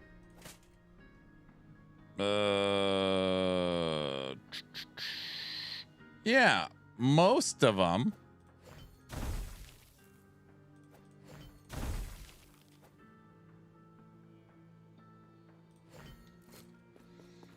Storm sounds cool. Storm is the strongest of the totems. Is the key for LE? No, it's for LE supporter pack. Much more valuable. All right, everybody. Guilty really wants to listen to the theme song for Subathon 5. Today is day 17 of this event. 4 hours, 44 minutes on the clock. Current goal is dress up wing day for the 4,000 sub goal. I have wings on my back attached. Enjoy the anthem for this event. And just know before everyone gets mad, it's just meant to be fun. Don't get upset. Lights go up, the clock starts ticking, chat is spamming, minds are panicking. 5 more subs and we're extending. Aaron sighs, it's never ending. 20, yeah.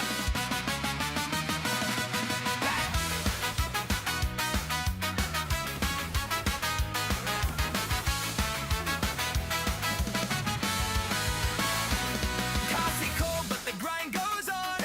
Day 3, wait, is it dawn? Timer climbs with every cheer. Sleep is overrated here. Weavers whisper through the screen. Zooms awake in fractured dreams.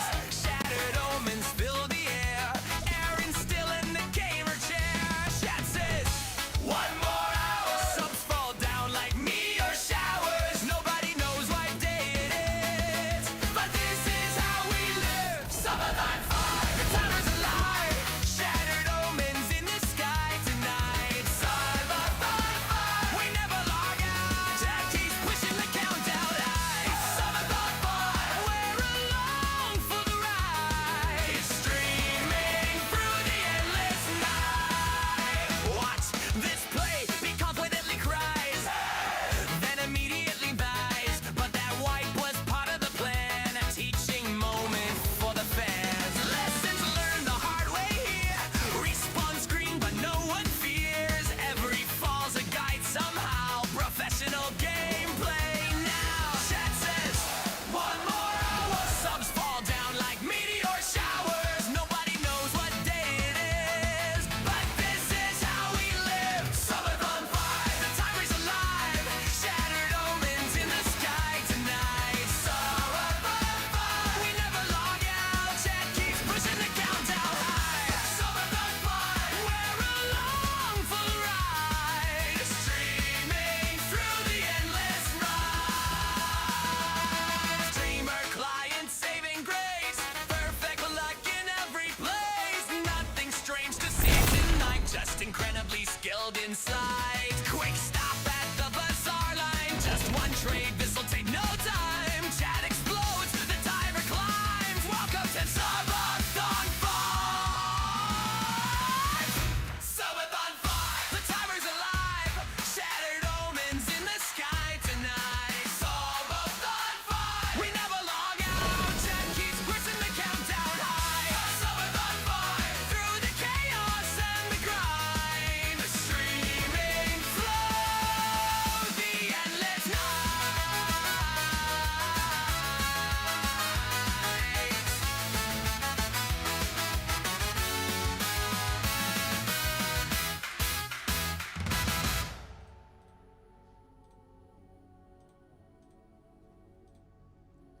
That'll wake you up right there. Bamster, what's up? Subathon 5 is alive. Now we just need a robot mascot. So you're saying maybe I should put together a little video with the robot and get something. We could think of something. Maybe. No. Wait, what?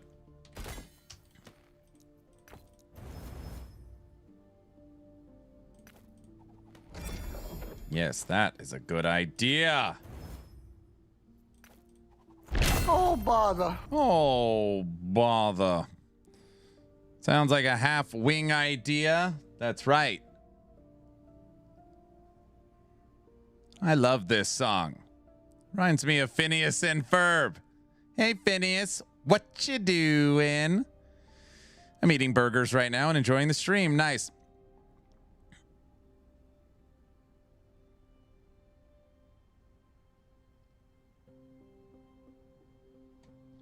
What was I doing? Oh, I want to flip out of low life.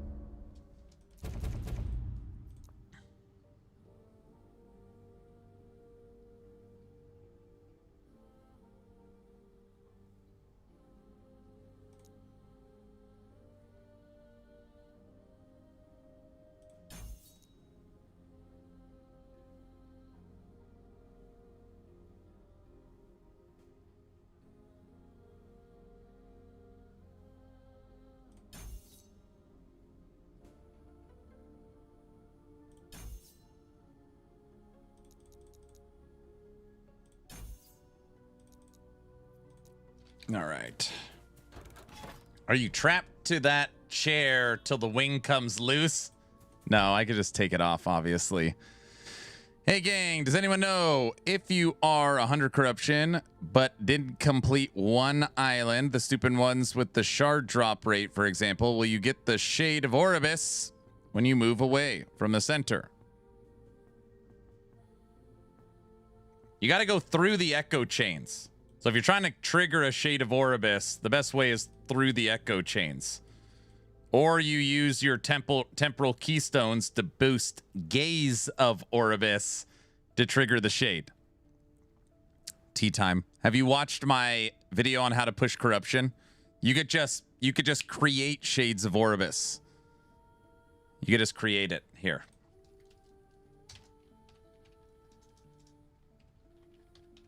Once you understand the mechanic, it's way, way easier. Building corruption. Now, obviously, this video does not have the new UI in it.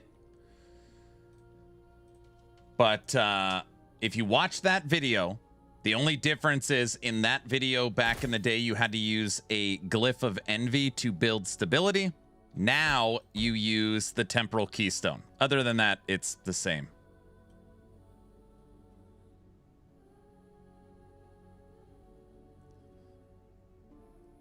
Just keep moving away from the center. You'll run into a shade. Yeah.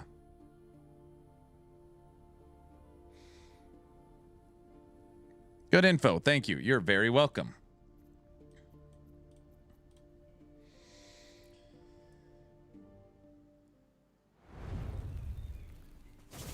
All right. I switched back into life. I just want to see if I just want to see how much tankier low life is.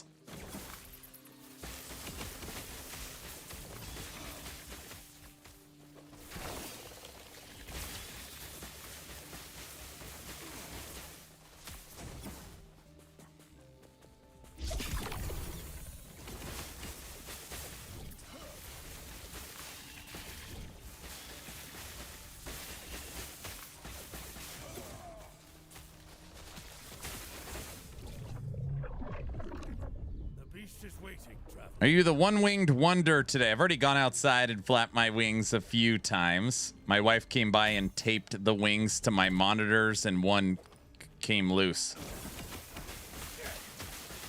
Today for the 4,000 sub goal for the Subathon, it is Wing Day. So I went and flapped my wings outside. They're currently attached to my back. And yeah, it's Wing Day. We are approaching the 5,000 sub goal, which is the dog walking stream. So that would be me booting up the mobile setup and then basically doing a IRL stream with the wife and dogs, basically taking them to the park. A touch grass stream. This is fine. Yeah, it's fine.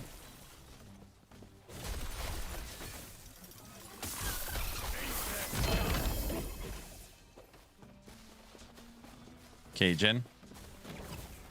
Look, the clock's almost back to 4 hours and 20 minutes. Again. Legendary, what's up?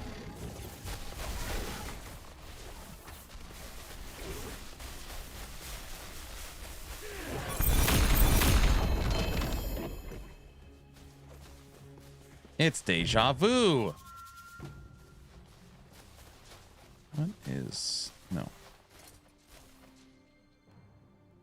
Petals.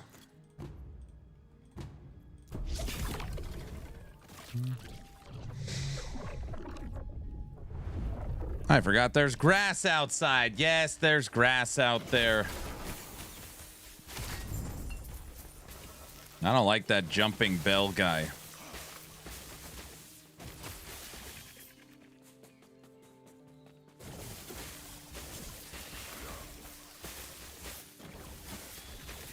Hey man, what do you think about Trigger Spellblade build can work with fireballs and glaciers and lightning blast? Yeah, you could do that. I mean, this build is a AoE dot build. So Lightning Blast is for crit. Glacier, I don't know what you would get. It's a cold. What was the other one you said? Fireballs. Fireballs crit. So at least in this build, I don't know what it would do.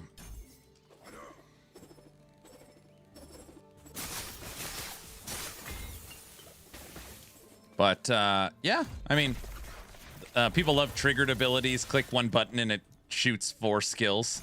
That's fun.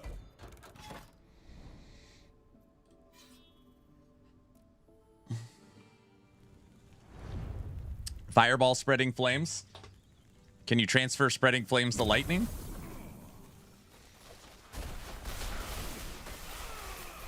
In my Righteous Fire Rune Master, when I play Fire Aura, it's on Rune Master. We use spreading flames.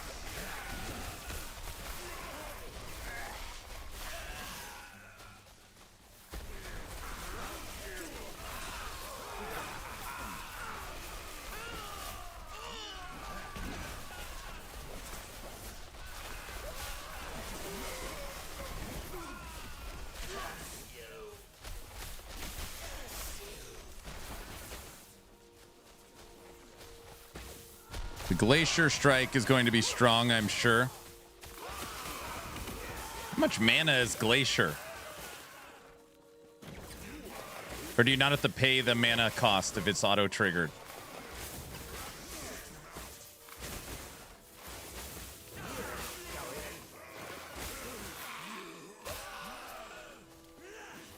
It's free if it comes from Shatter Strike. There you go.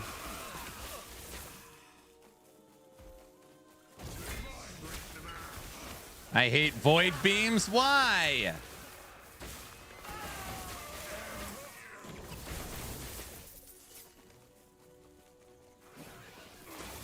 What's giving you lightning aura? Well, walking gives lightning aura.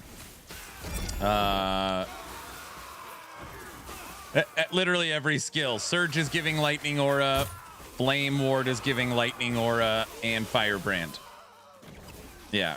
We're ticking for over 5 million dot damage.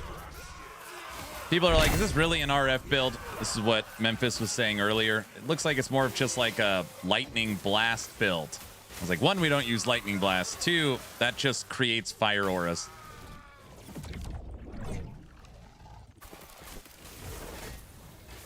Ow.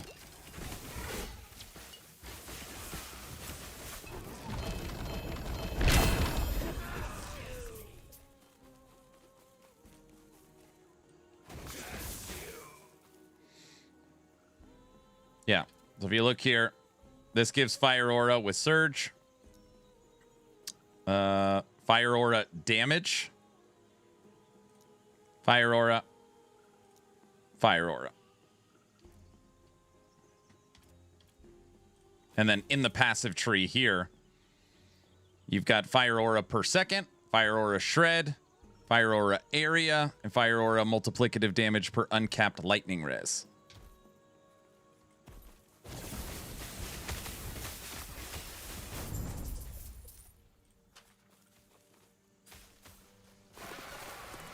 Lightning. Holy smokes. A perfectly rolled 10-2 Dex, 3 LP Jungle Queens. No crap. You did not. What? You cheater. My RM with Lightning Aura is at 800 corruption at the moment. Damage is good, but I feel a bit squishy. Big money? Big money, big money, big money, big money. 3 LP Jungle Queens with a perfect 10-2 Dex on it. It might not be big money. I don't know if it's big money. I don't think it's big money.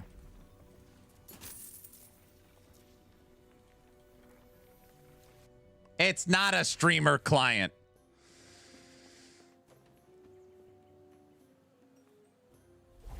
I doubt it. It's probably worth like 500,000. It is true, I'm on the streamer client. Probably worth 500,000.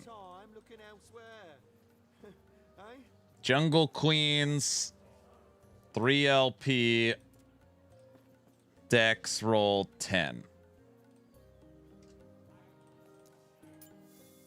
3.4 million is the current cheapest. And then it goes to 4 million.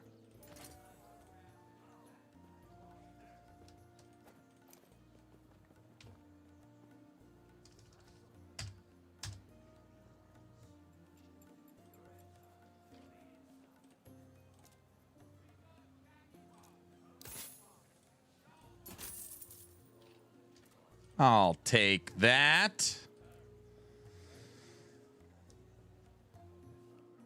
Big money, big money. No whammies, no whammies, no whammies, no whammies. Snapshot cheater. It's only worth 3 million, dude. 3.5. It's not that much. It's worth like, basically in bizarre money, it's worth 2 red rings. It's not that good. I mean, I'll take it, but it, you know, it's worth 2 red rings. Holy monies. What? What? Oh, brother. What did I say? What? Some of us don't spend time in the bazaar. Oh, so you probably spend your time re-rolling prophecy. Which is fine. I don't know why I just said that.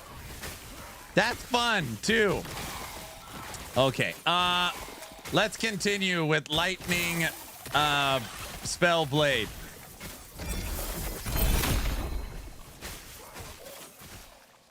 Wait, I say all the stupid stuff. Guys, come on. He's always yelling. You know what? Where's wifey? Guys, come on. Let's all relax. I thought you couldn't get any dumber. You go and pull a stunt like this. That blurb is not allowed to be played during this time.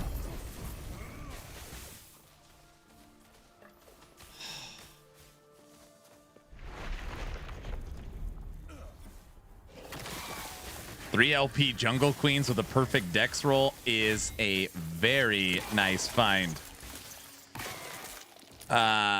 Anyways, let's all just relax, okay? You going through something like this and totally redeem yourself. Re-rolling prophecies is crazy.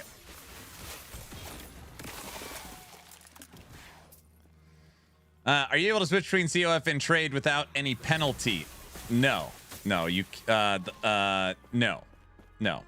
When we were testing this system, there was like, basically it's like, how can you cheat? Like be COF, then switch to MG to get X, Y, and Z, then switch back to COF or vice versa. How can people like play the system? It's almost bulletproof, I think. But ultimately, if you switch from COF to MG or MG to COF, first things first, you lose all your favor. So your favor resets to 0. Also, if you are COF, you lose all your prophecies. So all your prophecies would go away. So you'd lose all your favor and all of your prophecies. On top of that, every item you are wearing that is COF, you cannot wear. You have to take it off. Yeah. So normally what people do is you would spend all your favor and knock out all your prophecies and then switch. Oh God, the item part is just the real twist. Well, if you think about it, the item part actually makes the most sense. If you could truly wear MG items as a COF or vice versa, you could just like, you know, go buy your holes in your build, and you're basically you'd be playing both factions. So yeah, it is. Most people don't switch back and forth unless it is from a frustration point. So I am playing MG. I have no gold. I can't afford anything. Nothing's selling. I don't know what's worth anything. I hate it. I'm switching to COF. I'm playing COF. I need this one item. There's 35 pages of them for free in MG, and I've been streaming and I've been grinding for a week and can't find this item. Sick of wasting, you know. Normally people are like, they flip for frustration, not for strategy.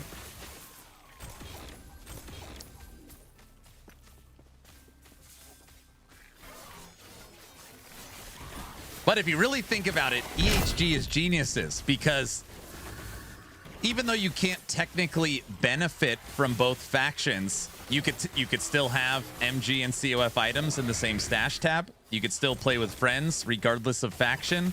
Like, it doesn't like lock anything down. So you could be the only MG player with all your COF friends, or vice versa.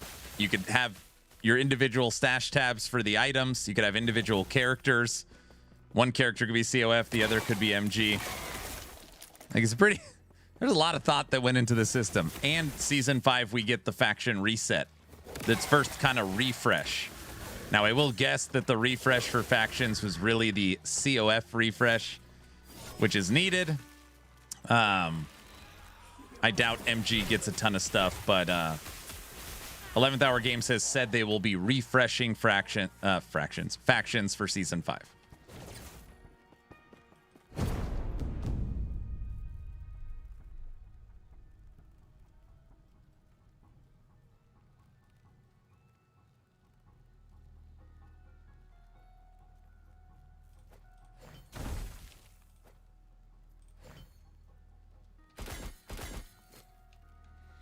Can't wait for Season 5 next year. Don't start that joke. Don't do that. Don't start. What if you max favor and want to instantly burn it up? In MG, favor's like not real because they gave us all these black market token things or whatever. So you don't even... Favor's almost irrelevant in MG. But in COF, you would just throw up a ton of prophecies. So there is one thing that I used to do. I don't do it anymore because I don't have to.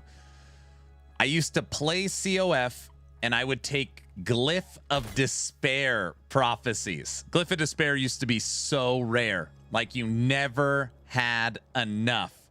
So I'd go, all my Sentinel characters were COF. I would take all prophecies for crafting materials.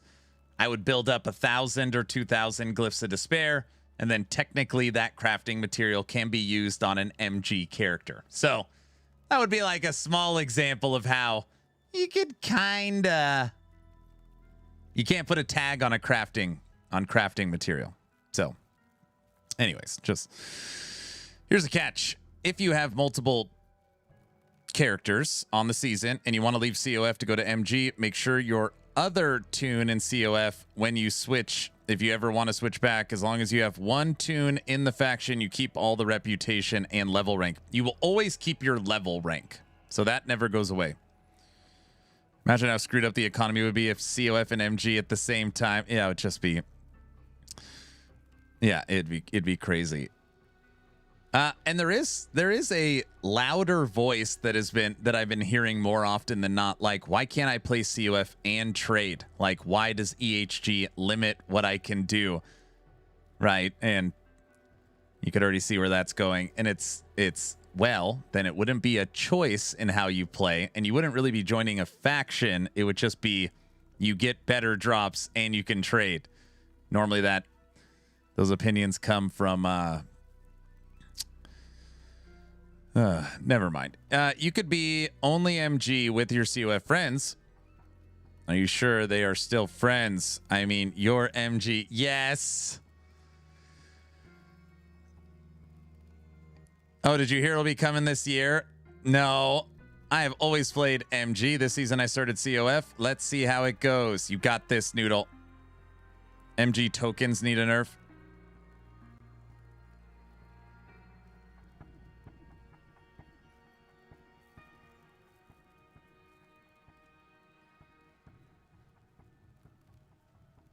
Good morning, Aaron. I have a question for you.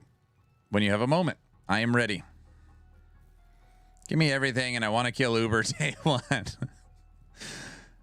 I a lot of times I really don't know how to answer the Uber question. And it is probably once every 2 hours. Aaron, I need a build that can comfortably kill Uber Aberoth. And it's just like, man, like it'd be like, hey, I've never climbed a mountain. I'm going for Everest, first try. Like, I don't know. And again, it's fine to have a goal. It's just like, man, that is... I feel like it'd be better if it's like, hey, I beat the campaign. I beat regular monoliths. I beat empowered monoliths. I hit 800 corruption. I killed Aberoth. I killed Vision of the Observer. What do I need now to kill Uber? Okay, awesome. You've made tremendous progress. Congratulations. You are in the 1% of gamers. You know? It's like,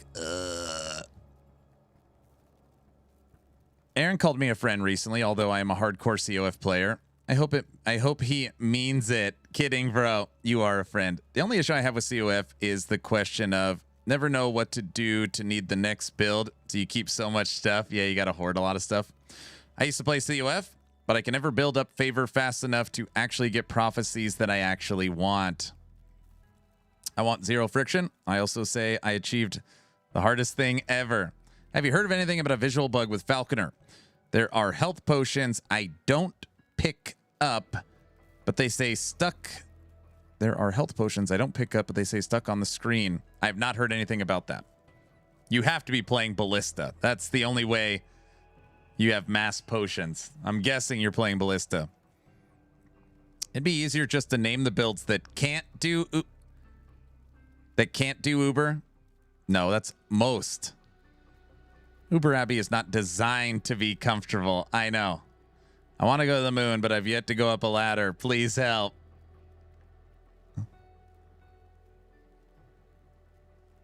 We missed the 420 joke, BBB. Yes, I am playing Ballista. That is so funny. No, I don't. I haven't heard anything. I want a no button build that needs no gear. I need to kill Uber at level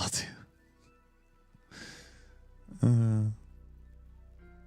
Uber is a hard fight. We killed him 4 times. Granted, my build, we killed him twice in 4 attempts, but we took him down on the online client last season. He is not an easy fight. And it cracks me up because Mike playing Cocaine Bear with Justin playing, what was it, Frostclaw or Lightning Blast? They could not kill him. They honestly couldn't even get close to killing him. And they really were trying. You're talking about 2 senior developers. And that's not talking crap. It's just, it's a very hard fight. I think a lot of people fall prey to the offline gameplay too. Man, I cannot tell you how many people are like, Aaron, have you seen this? I want to do that. And it's like they're watching some video of someone playing the game in offline mode. It's like, I don't even know what to say. Like, you got this, bro.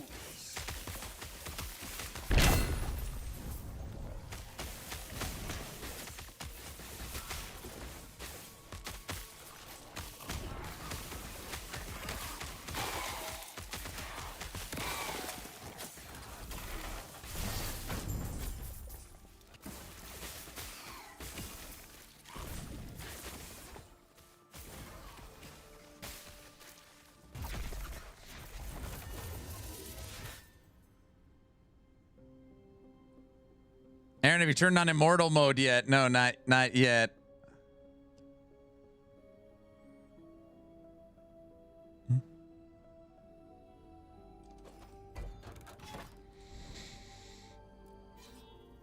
That you need to stop doing. It's not always offline mode's fault. No, but it's impossible to validate what's happening. I mean, the window opens.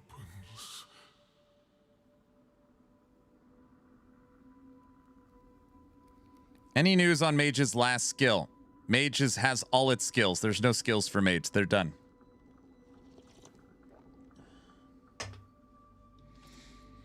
It's actually hilarious. If you did not know this, Mage has 1 extra skill than any other mastery. If anything, they should take a skill away from Mage. You notice how this center one has 5 skills in it? 4, 5, 4, 5, 5, 5. Mage is done. I don't think Mage sees another skill ever. Like literally, I shouldn't say ever. By the time EHG gets all the other classes at the same level of skills as Mage, you're talking based on current pace, probably never. It's probably never. That's gonna sound very discouraging. Maybe in the future, but probably never.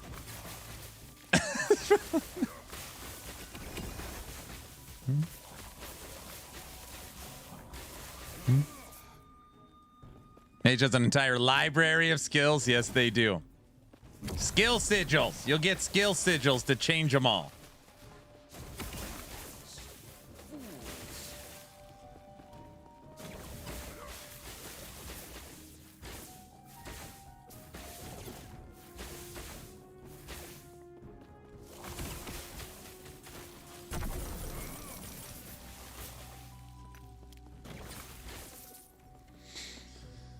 Skill sigils are gonna be sick. Aaron, regarding offline, if you want to trust offline content, you must trust the content creator to not cheat.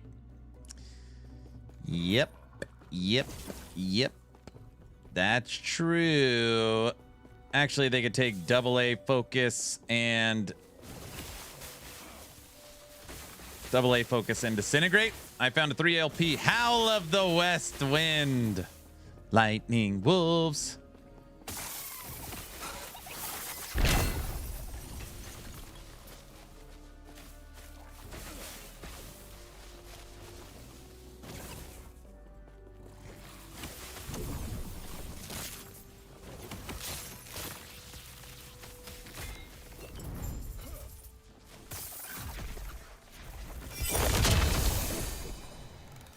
Holy crap.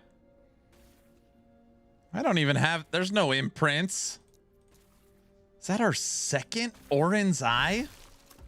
Yeah, we have no imprints. We found our second Orin's Eye.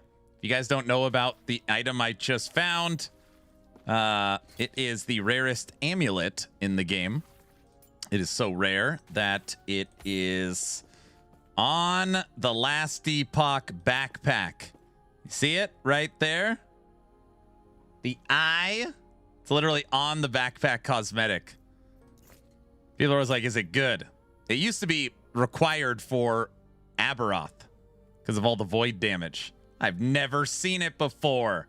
Yeah, it's called Orin's Eye. It is the only amulet in the game that holds the extremely rare drop chance. It's extremely rare.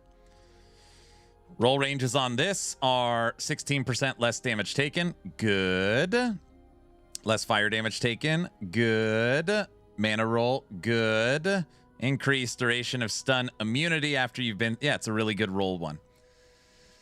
I corrupted mine and it turned into a rare. 8 squirrels max. No, you can have 12. You can have 12 squirrels. No, so streamer client confirmed. I found 2 of these.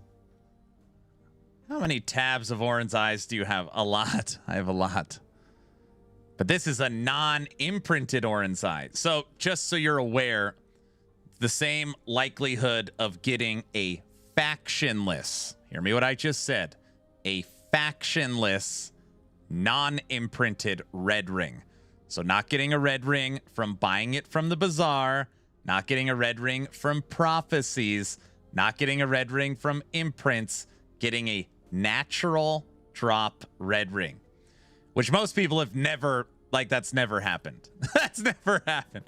Normally they obviously use their factions to get their red rings. Oh, here we go. What?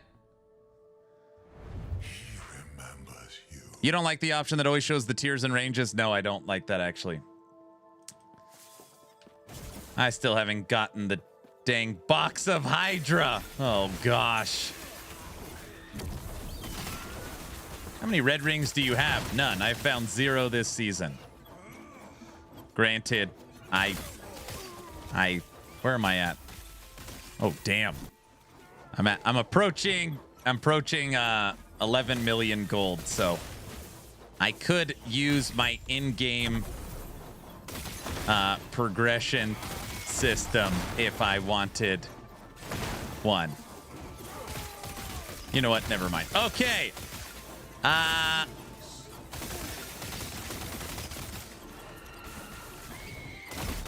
Aaron Likey. Bro, look at how cool that looked. Aw. Oh, brother. What? West, I'm approaching 11 million. And I got that Jungle Queens. That'll put me to 14.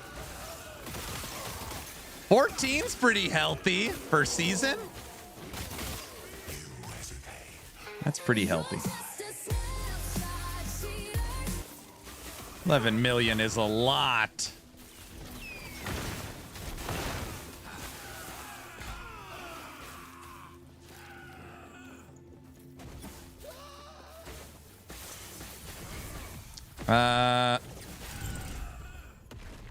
Box of Hydra.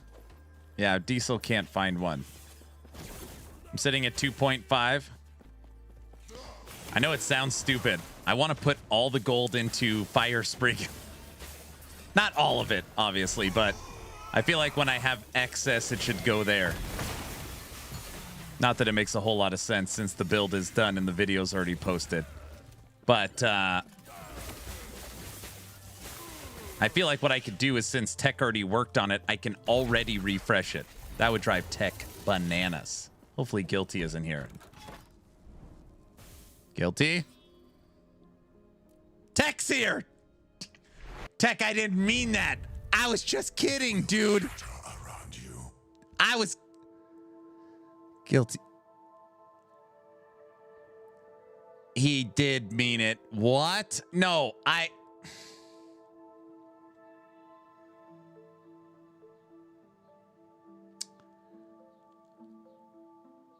We have to monitor him at all times. No, that's not true. Tech, that's not what I meant. I just meant, you know what I meant. I have 30 million. COF doesn't use gold. So what are you going to do with it? Buy tabs?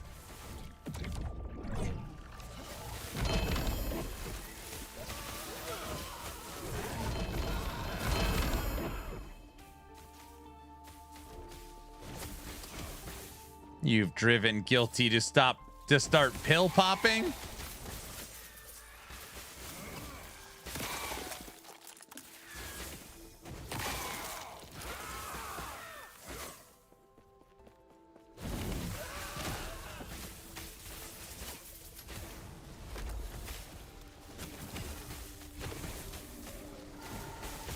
$30 million to respec.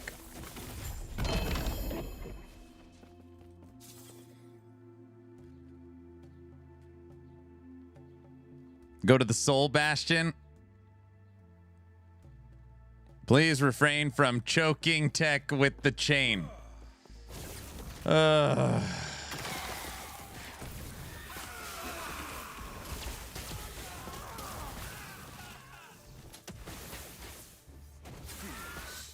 just complained about no red rings and boom, one dropped. A natural drop or a prophecy drop?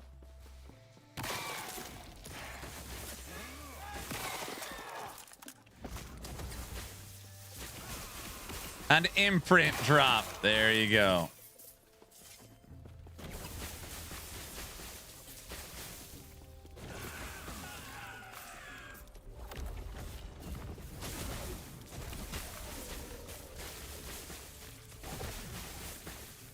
Curse your sudden but inevitable betrayal.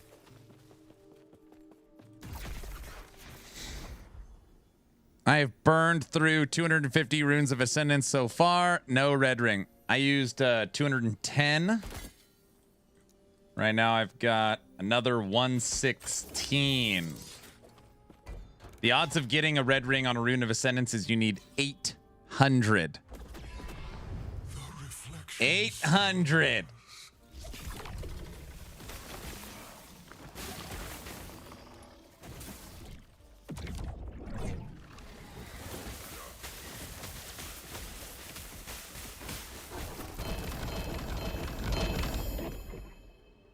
Reach of the grave.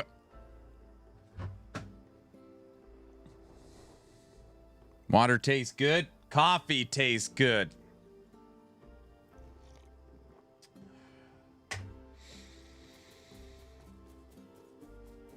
You don't need 800 if you're in MG. Well, yeah. I mean, red rings.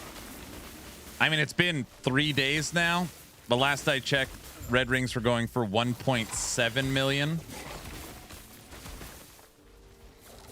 By the way, if you are lucky enough to be playing Merchant's Guild and get a natural drop red ring that then you can imprint without an MG tag on it, you are...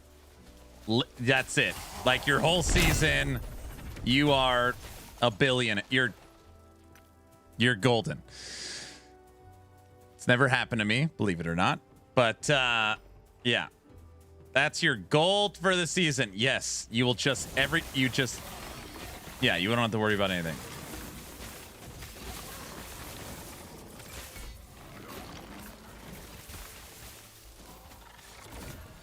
Come on, I want to imprint. I want to nemesis my Orin's eye.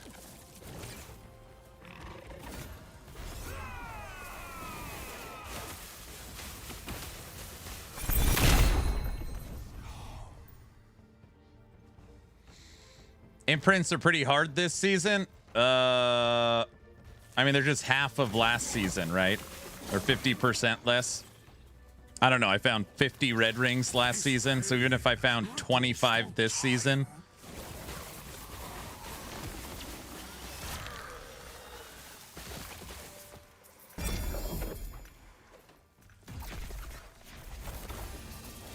still good, just not broken anymore. Yeah. Ugh. Guilty. You have fun with the fam bam. Coffee does not stand a chance next to hot chocolate. Oh my gosh. Hot chocolate. Wait a second. I'm on a Champion's Omen. I'm not even... Oh gosh. Ugh.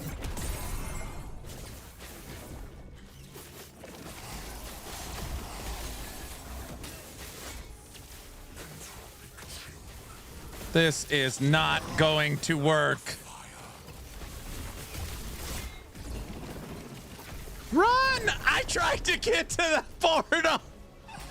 I tried. 1 damage. I tried to run away. It didn't work. Oh, gosh.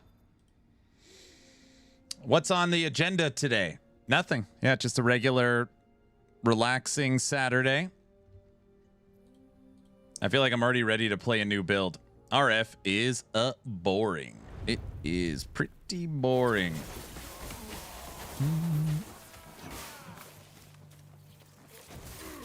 I think I like Righteous Fire Rune Master better, where you're using Disintegrate. I don't know.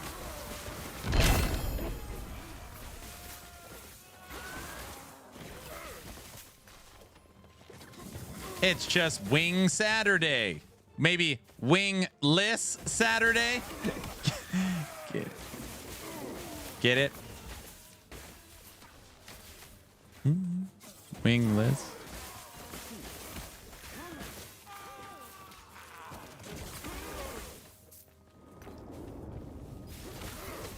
Inconceivable. Inconceivable.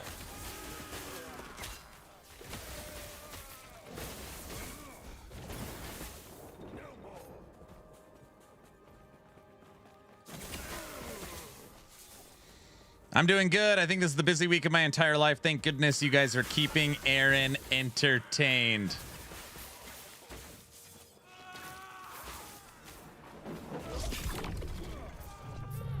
What, are you not entertained?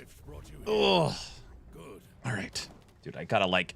I mean, I'm literally not gonna survive today if I can't find a comfy spot to sit. Okay. Curse your sudden but inevitable betrayal. Okay.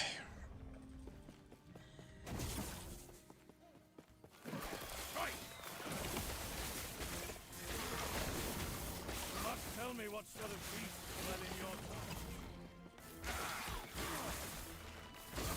Is standing on edge. What do you think this beast Is Reflex Shaman still viable this season? Yeah, it's the same as last season. They just brought its power in line a little bit, but it still functions the exact same way. Still extremely powerful, just not broken powerful.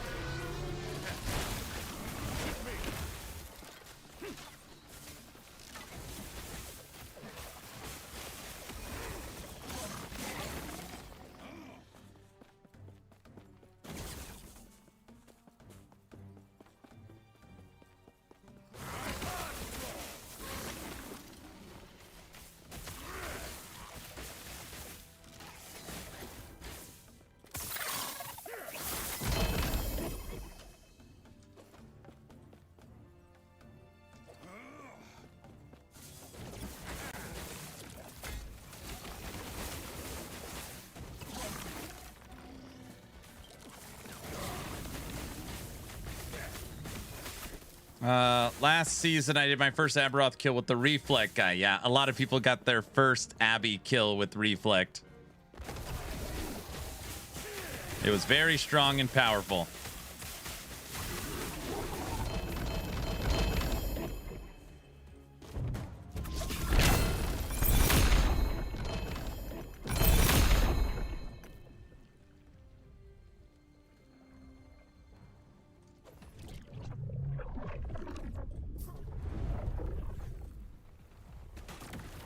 I've been dropping logs all day, dude.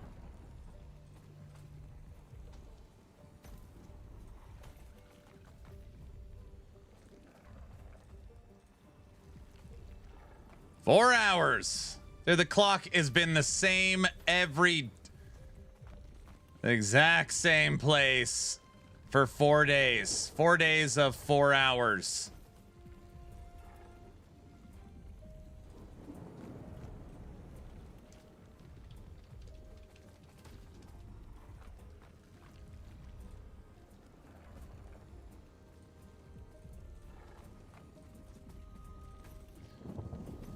Aaron was the first to do Reflect build before using use the Reflect build using idols before the armor. That is correct. Yeah, I was the first person to put out Cocaine Bear, Summon Bear. First person to put out Reflect. And I, you know, they're different builds, but also I've been playing Fire Aura for a while as well, with my Righteous Fire Rune Master that Pox called out. I think it's because I don't know how to. I lean into the fun and trying different things, where there are other people that will only lean into those when they become meta or ultra powerful, which is a large majority, which I understand. But normally people will not play something unless it's like crazy broken. And like for me, that's like not even the consideration when I play something. It's like, what looks fun? All right, sweet, we're doing that. Like Fire Spriggans. Fire Spriggans is awesome.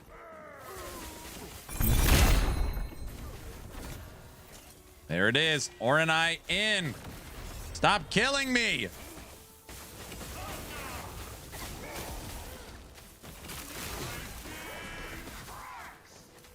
Yeah, I tell people that and they're like, what are you talking about? I was like, oh, me, Mung, and Raven would play Thorns Reflect every season. This is pre-body armor. There's no body armor. Because Reflect's been in the game forever. They're like, well, what did you do? I'd be like, you'd have to get hit and then you'd reflect the damage. It wasn't a spellcaster. It was a Thorns build.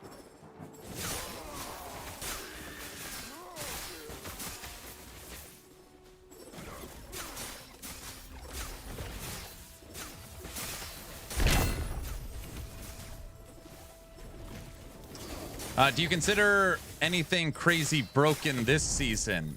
I mean, it just, you have to define crazy broken. I took a build that I believe no one has ever tried. It's Fire Spriggans, and we hit 1199 corruption with 1 LP items, and first attempt killed the new Pinnacle boss, Visions of the Observer. Requires literally no items. Yeah, but if you're talking a broken build like I can one-shot Uber, I don't know anything like that.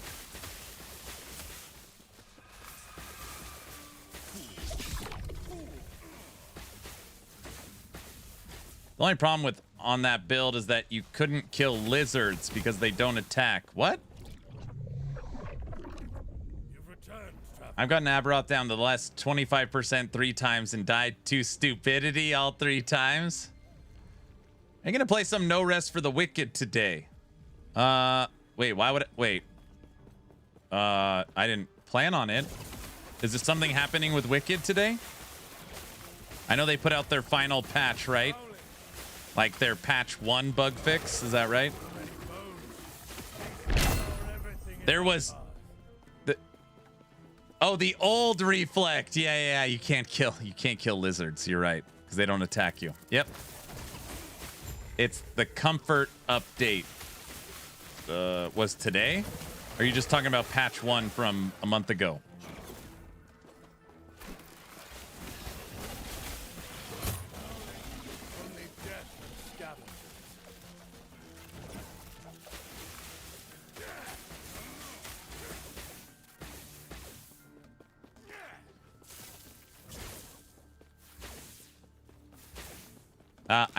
I love wings, Trevor.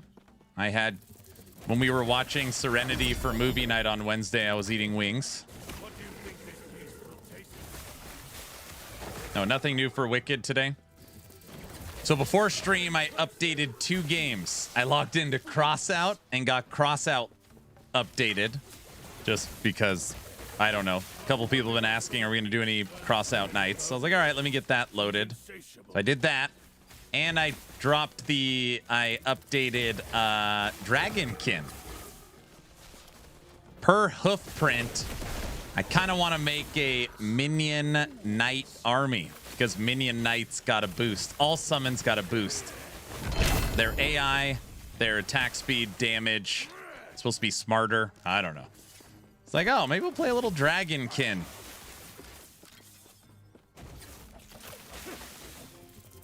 And then someone says, why did Aaron abandon Last Epoch? I thought he was dedicated. Of course he wants to do a minion build. I always wanted to do a minion. My first Dragonkin build was minions. Dragonkin. I'm still wondering why you abandoned Wicked. What?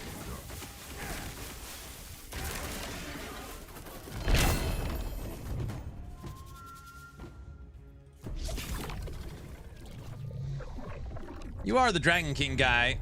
You need to earn that paycheck. What?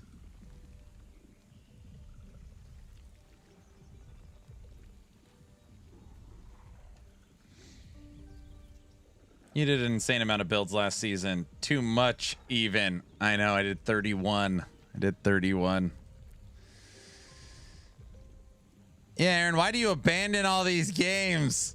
Bamster, I would need some kind of event where I could stream video games 16 hours a day, 7 days a week in order to fit in all this stuff, dude. You know? You tourist. Wait, what? Dude, what?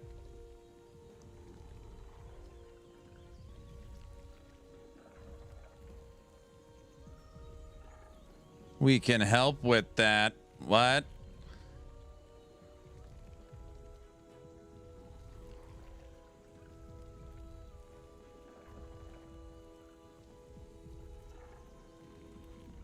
Rah! The guy in the toxic stuff. Help me! Rah!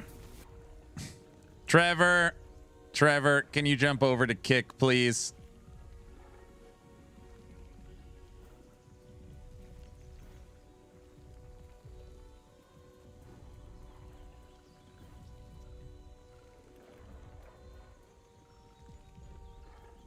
I'm going to spam this till the wing is repaired. You can spam whatever you want. I'm about to take the other wing off.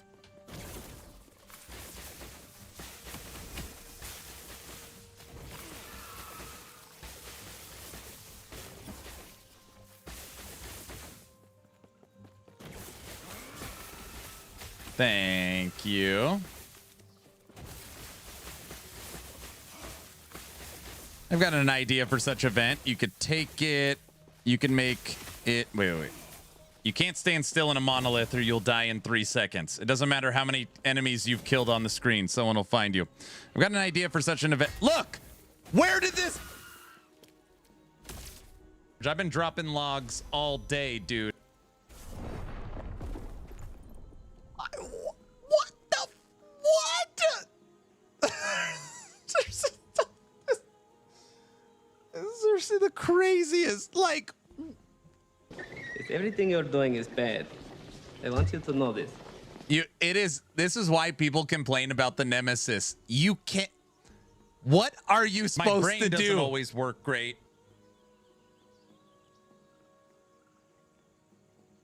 I cleared literally a 2-screen radius, then ran backwards.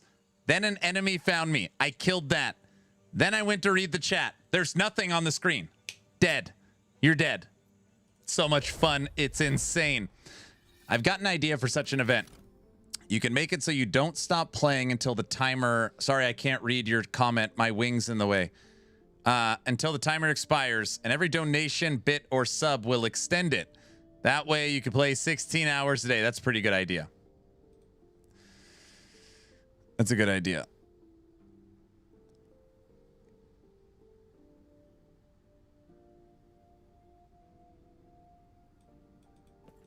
This is seriously crazy, dude. Also, it's mildly crazy, too, that whatever enemy, whatever it is, I don't know what killed me, whatever enemy killed me was also a one-shot. So a random one enemy, dead. Clicked, dead. Instantly dead. I don't want to play this. All right.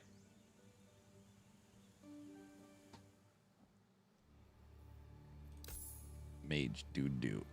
Go back to my Beastmaster for a little bit. Unlock more fun, please. It's those quarter-shaped lightning elementals. I don't know where it was. It was 4 screen lengths away. So.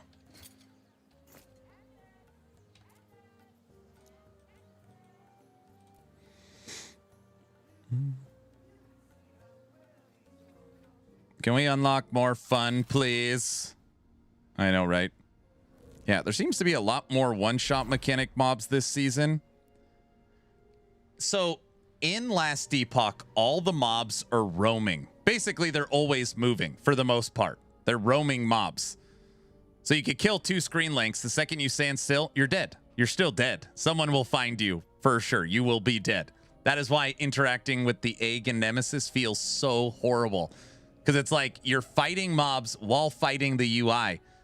And then it's like the new UI for the Egg, when you click on it, it takes... Oh, you can't see the tabs on the right-hand side. So you have to use the tabs on the top. It is terrible. It's terrible.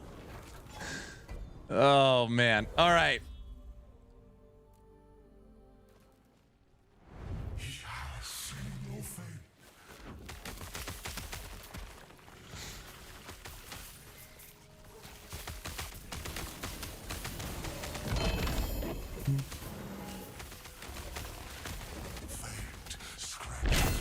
Okay, the first thing we need to fix on this build is I need movement speed so desperately on my boots.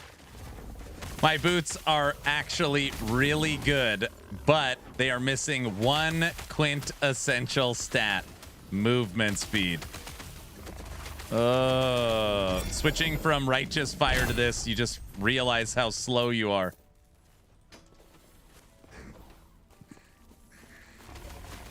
I like when I go into the Rift Beast and come back out to an ambush up there. It's like the mobs, all the mobs, the roaming mobs find you and wait around the portal.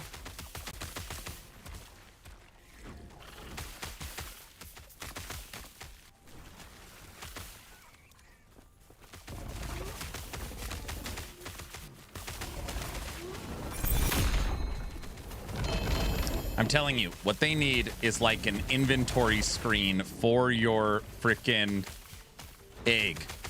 You can like pre-put in, I want my next 40 eggs to have these 40 items.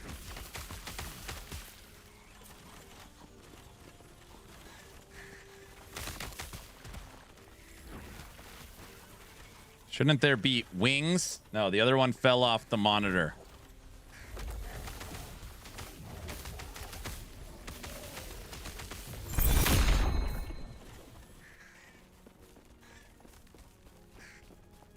In terms of density, I think the Omen windows are insane. A lot of builds that can easily run 1,000 corruption avoid the windows. I'm trying to think. I feel like there's some... What is it?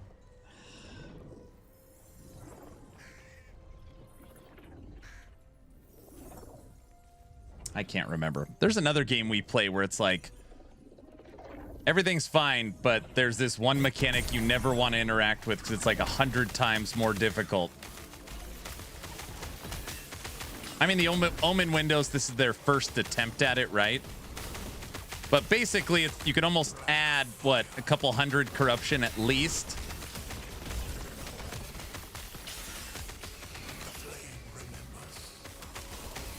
I try to use the hot gates strategy.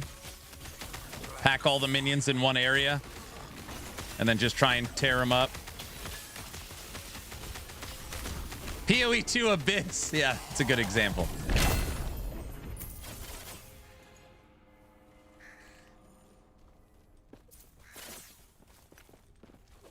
And now you're on a Spriggan again. I need to update this build. Tech, I just need a feel-good moment in Last Epoch. Playing Righteous Fire Mage was not an enjoyable experience. Not because it's not powerful. It's incredibly powerful. But like I'm a melee sheet of paper.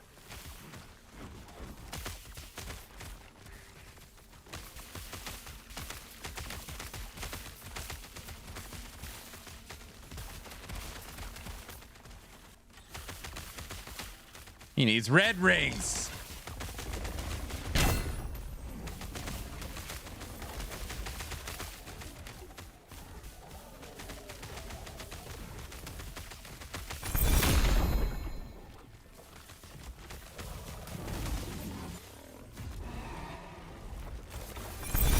What about Volcanic Orb? Glacier Disintegrate? Yeah, I was considering it. I don't think I will... After watching you play it, it does crazy damage. And again, it's like low life is tankier, so you got to spec into low life for sure to try and stay alive. I don't know. Monsters can shoot at 4 screen lengths away. Red rings, red rings. What are you going to do? What are you going to do when Aaron comes for you? I don't have any red rings in the season. I know it is.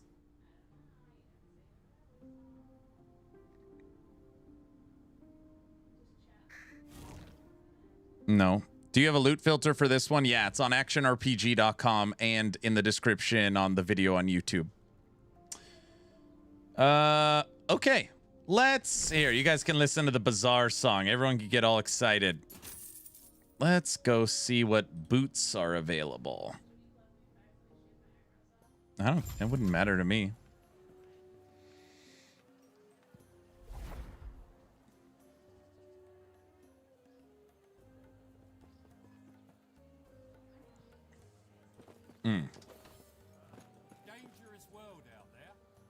All right.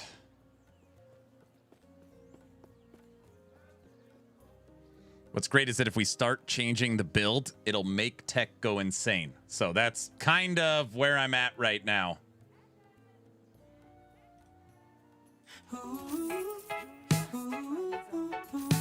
Yeah. Stream is live, chat says go. Aaron's deep in the scrolling flow. Tabs on tabs, gear to chase. He's not fighting, he's marketplace. Boots, a belt, maybe a ring. Doesn't even need the thing. Just one more, he starts to say, but he's shopping the whole day. Get in, loser, we're going shopping. No kills, no drops, just deals popping. Forget the boss,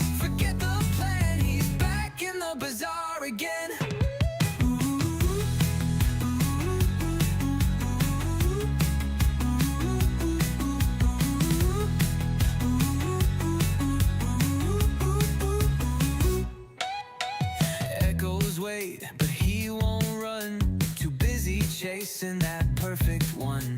Chat says please, but there's no use. He's locked in hard on gear abuse. Clicking tabs and losing time. That stash tab life is feeling fine. Gameplay soon, nah my friend. It's scrolling, scroll to no end. Get in, loser, we're going shopping. No kills, no drops, just deals popping. Forget the boss, forget the plan. He's back in the bazaar again.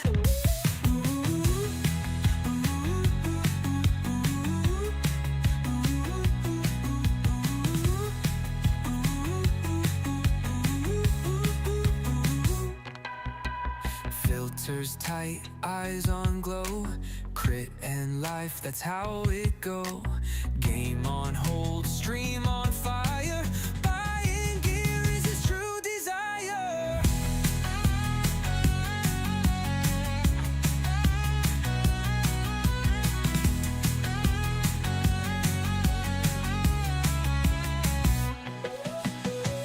Get in, loser, we're going shopping.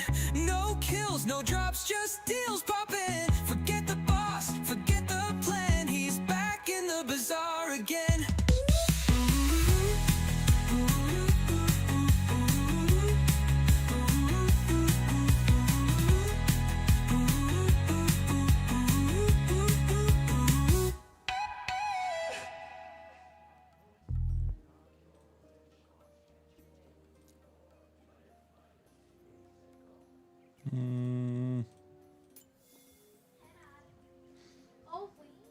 You like my wings?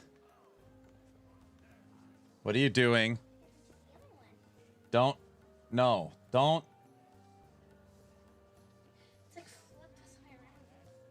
Don't. See, it doesn't stay. Just leave it alone.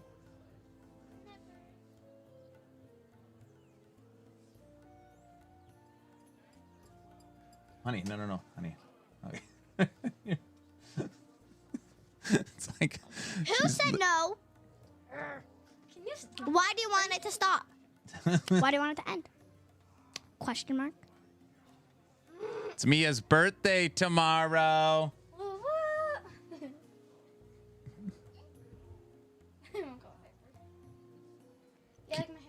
Keep it up, Mia. Yay, it's fixed. Looks very nice. Okay. It's not fixed. It won't work. They say happy birthday, happy birthday, happy birthday, happy birthday, kiddo. Happy birthday, Mia. Thank you, guys. Mine as well. Plunder, your kid's birthday's tomorrow. Twinning. Now she's walking around saying twinning.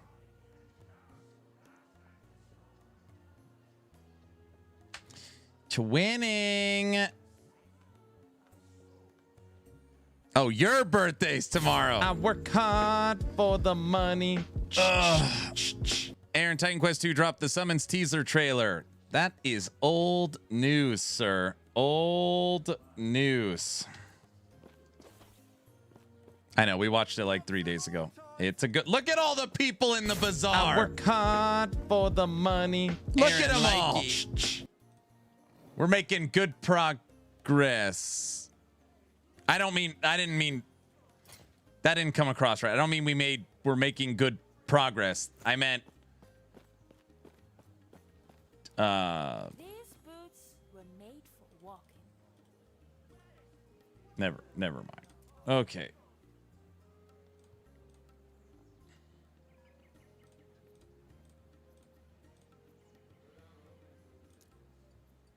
No, they dropped one today. What? I don't believe you. Yeah, it was from 4/9. It was 2 days ago.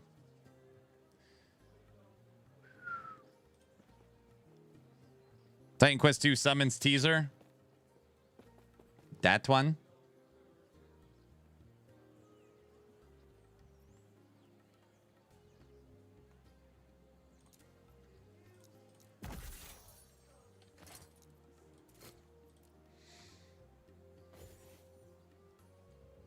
This thing is seriously... I can't... Oh. gosh.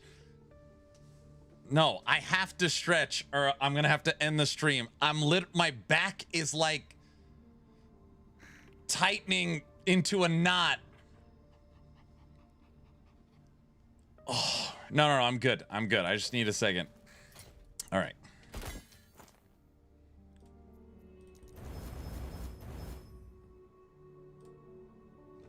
I'm just so old now. I'm so old. Yeah. That's true.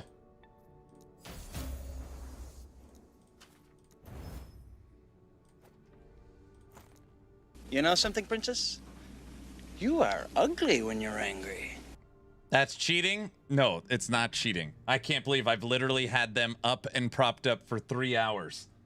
That is, you guys, I'm really, you just, I feel like every once in a while, the expectation is a little extreme, even if you're just joking around.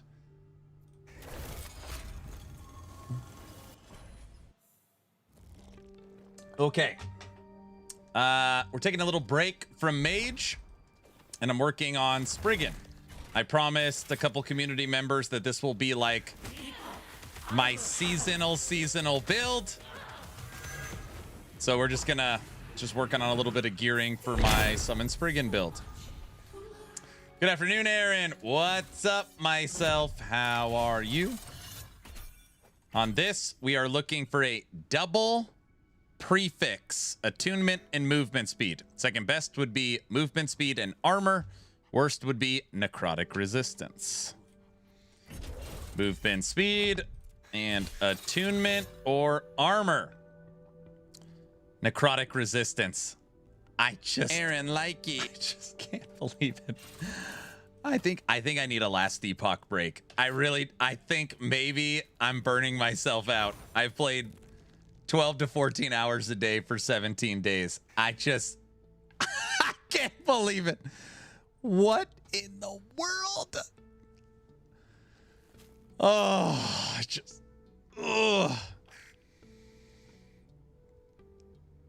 man, it's just like everything's going downhill fast, it feels like. Okay. Well, I need the movement speed. The streamer client ran out of juice? Could be. No, I've missed like, I don't know. I've probably missed 19 of 20 slams in the legendary. But the weird thing is it's like okay, you have a 66% chance. So it's only the 1 in 3 you miss. I've been missing like 9 of 10 on 1 in 3. It almost feels the opposite. Like, okay, we have to punish him. He's had the streamer client too long. I am missing 9 of 10 slams on 1 of 3. Your echo will break. Woo! Yeah, the movement speed feels better. Almost like it's weighted, but the game wouldn't know if I want attunement, armor, or elemental resistance, right? You could say it's weighted if you're missing the exalts, but I'm not missing the exalts.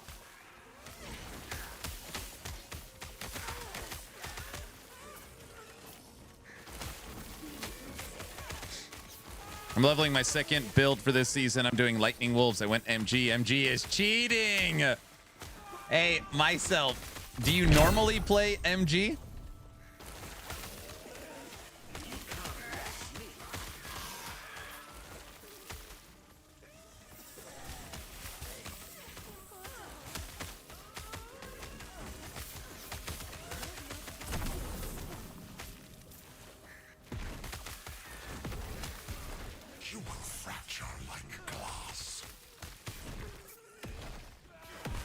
I have never, ever played Merchant's Guild. Okay, first off, I want to be clear. Don't blame that on me.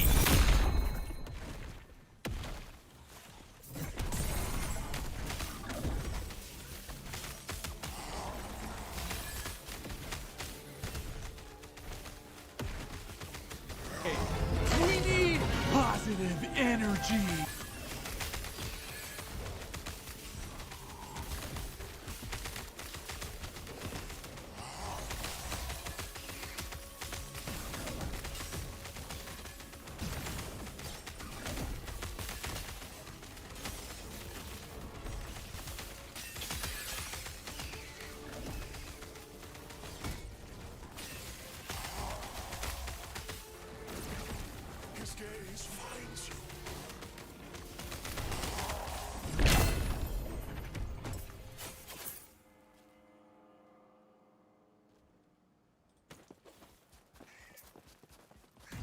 Man, this build is powerful. And we just gave up 100 minion damage. 100%.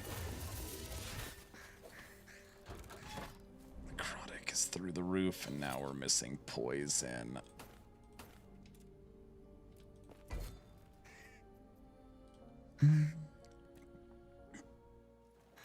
Toxic, it's not my fault. Myself is playing MG. I think he's just trying to test it out for himself.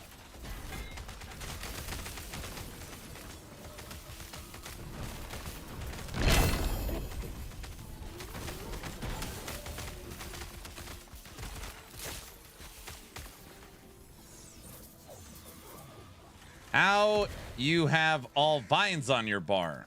That's the only skills I use. I just only put the skills on the bar that I use. That way it doesn't confuse anyone. We don't use Thorn Shield. And we don't use Spirit Thorns.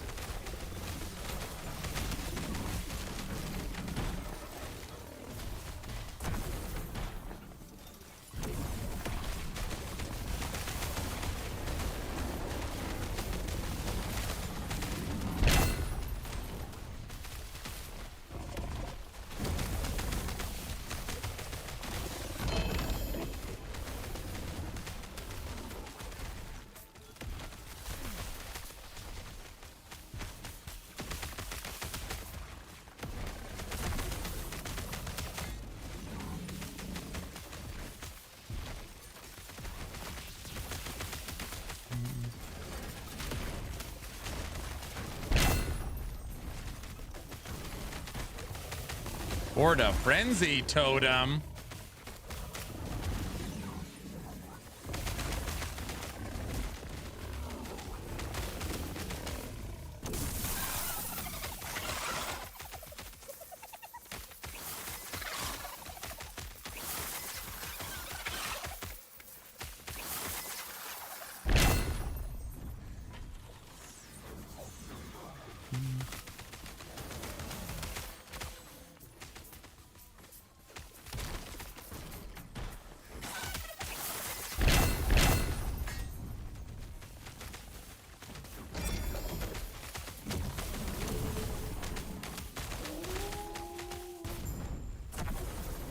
All right.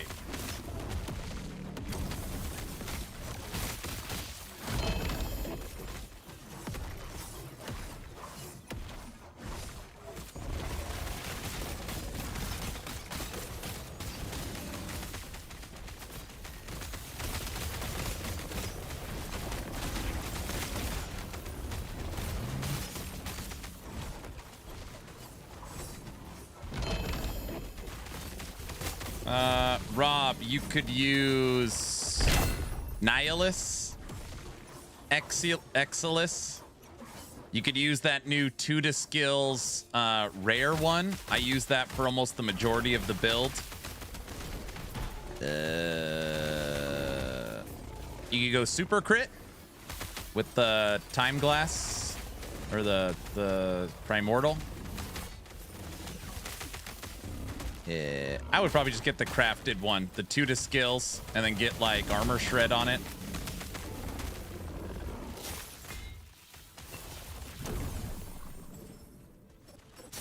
Yeah, there's a lot of plus to skills is great. That was lag. Everybody saw that. It glitched and then I died. That didn't count. We were already done with it anyways. That didn't count.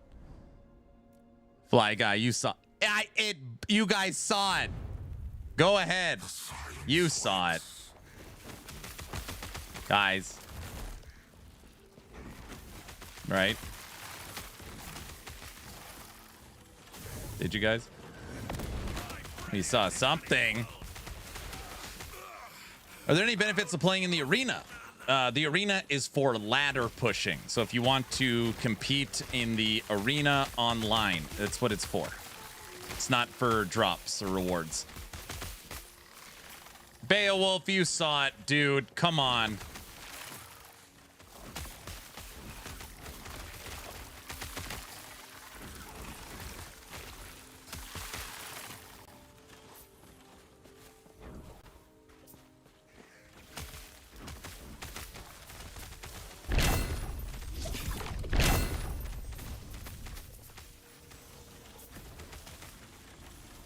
You guys saw that lag. It was a lot of lag.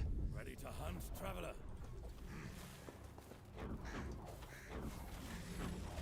How is it that EHG still didn't fix the search tab in the stash? What? What's wrong with it?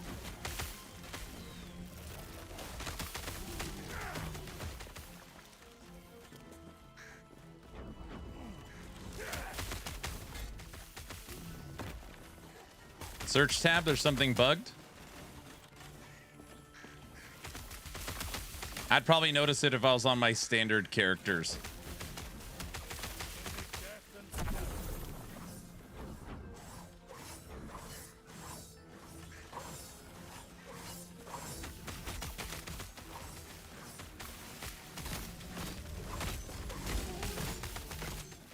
When you search for poison resistance, it also shows necrotic resistance.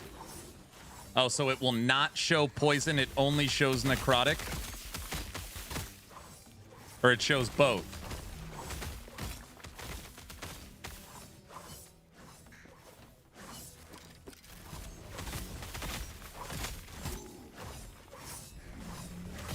It shows both. I would guess on priority bugs, it's pretty low. And I'm not saying it's not a bug they should fix, but priority bugs, it's pretty low. The golems stand there. The entire skill golems, they take smoke breaks and stand there. That would be an example of a priority bug. In my mind, because it's like a skill broken.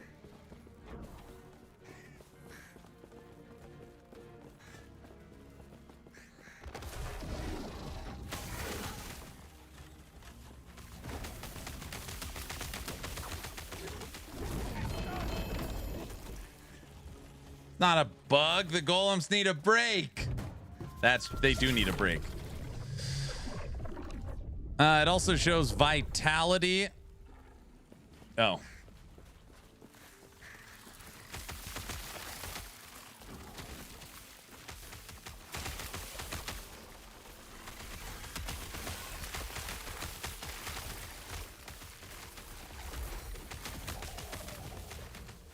Golems don't follow Aaron's will. Oh, jeez.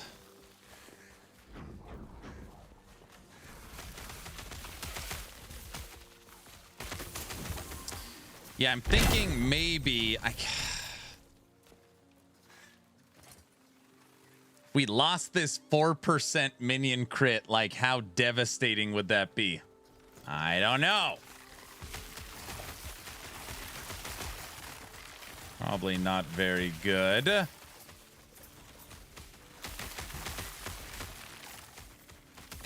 We could throw a T7 minions move with you on traversal. And then we don't need to worry about minion traversal on boots. You could very easily get it on ring.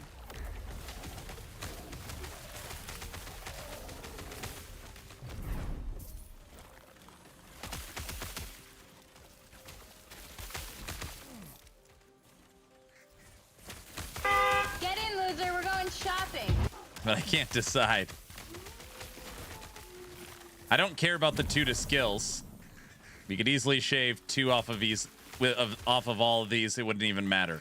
I wouldn't even notice the 2 to skills. I would notice the 4 base crit.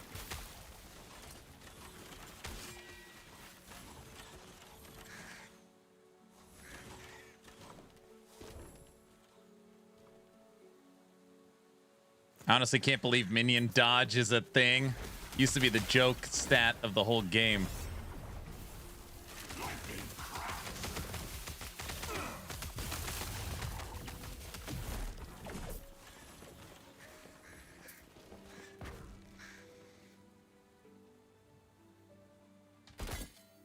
We could corrupt our new boots that we missed. Chance to cleanse ailments. 1% increased ailment damage taken. Ugh. See, guys, everything is corrupted. You can't force me to corrupt anything. Are you over 1200 yet? No, I haven't even tried. I needed a break from Mage, so I went to my comfort spot at Spriggan. You all laughed at me and now minion dodge, but who's laughing now? Who's coming with me? Who's coming, man?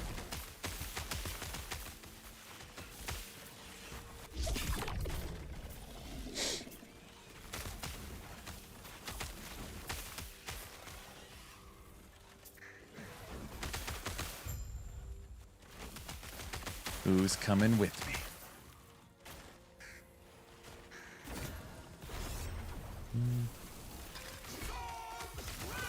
Get him. Get him.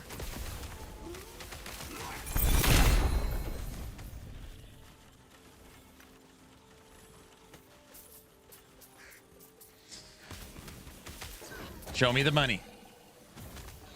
Not show you, show me the money.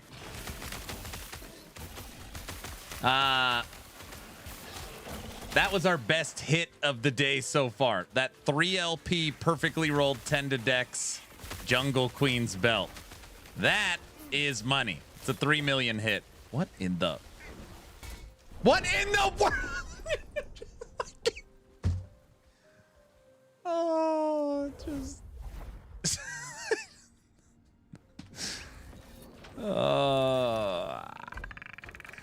what was that? It was the big blue monster man. The fly killed me. There's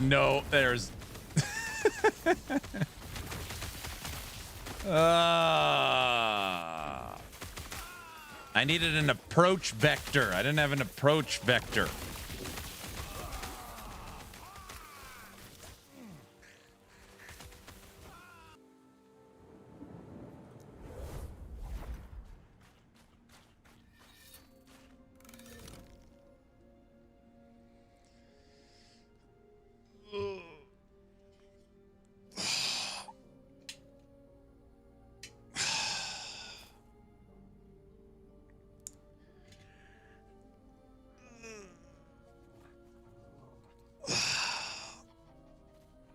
The map lagged him out.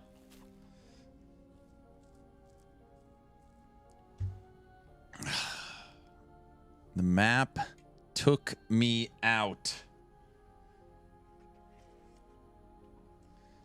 Okay, let's go do this. Let's go back to the bazaar. And we'll see if we could get a 2 LP Reach of the Grave. We'll go back to that. Let's see if we can get that to work. I click the stream, what do I see? No mobs inside. That would make me turn the game off. Scrolling tabs like it's your favorite. Yeah, I'm almost done with LE. All right. I know when I'm no longer having fun. All right. Still wear the same boots, pure coat, not scale.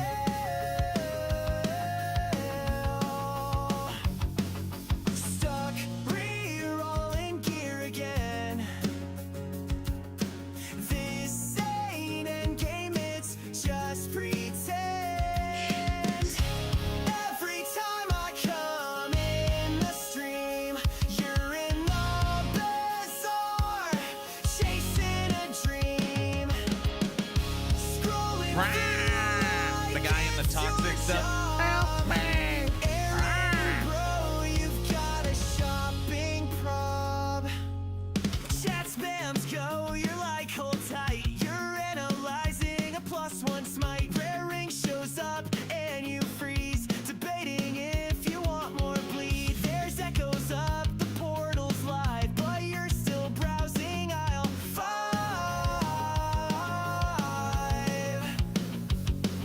Stuck re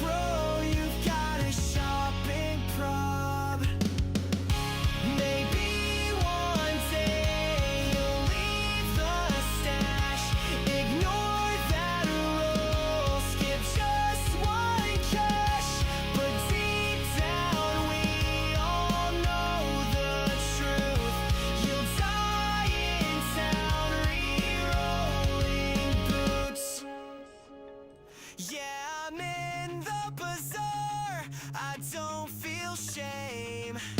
Min-maxing gear while you die in flame. Okay.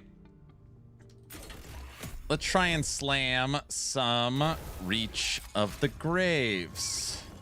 This is like Reach of the Grave number 30.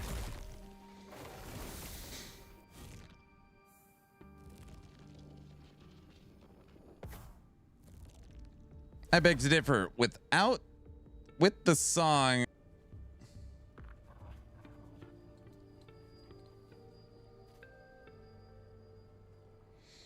Hey Aaron, question. If I buy a red ring from the bazaar and I imprint it and those items drop for me, will I be able to sell them? No, you cannot sell them. No. They will be imprinted with MG. So anything purchased, anything imprinted that has a COF or MG tag, when the imprint drops, it will have that same tag. So you can't basically imprint a tagged item and then create it untagged.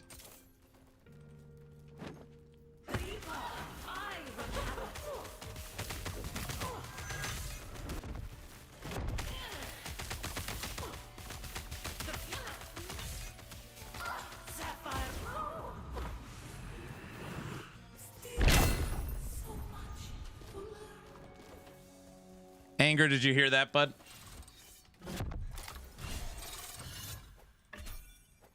Okay. I've got 3 Reach of the Graves with 3 wands. All of them we need double suffix. Double suffix. First attempt.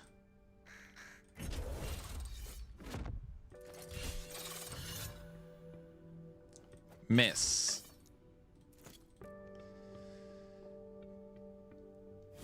Yes, I did. Thank you. You're very welcome. Inconceivable.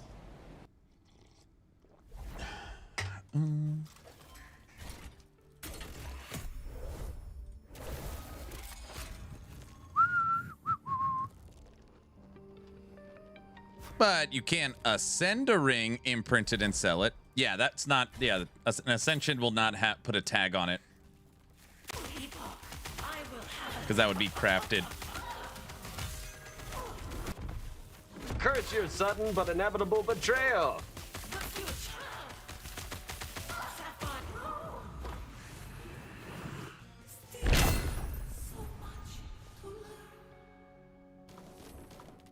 $28. Not bad. Okay. Attempt number 2. Double suffix.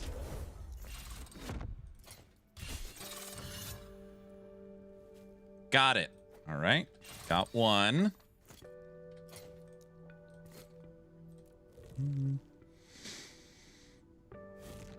My falcon has died more times than my cocaine bear. Your falcon, your falconer. Are you playing Ballista? Ballista's all DPS. So if you're playing any of those builds, you're going to die 10,000 times, but you do a lot of damage.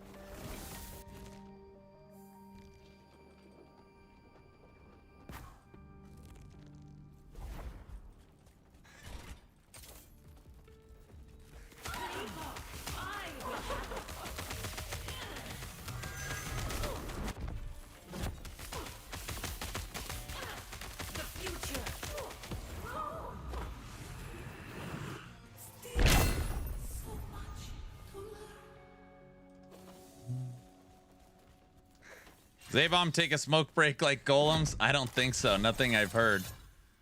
Double suffix. Miss.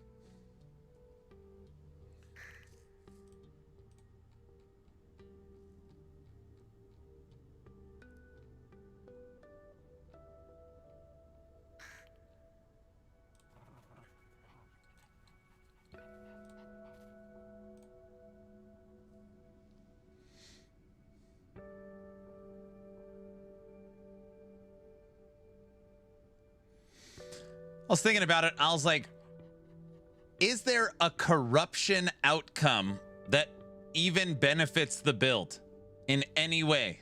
I'm just thinking about. We keep corrupting our slams and bricking them.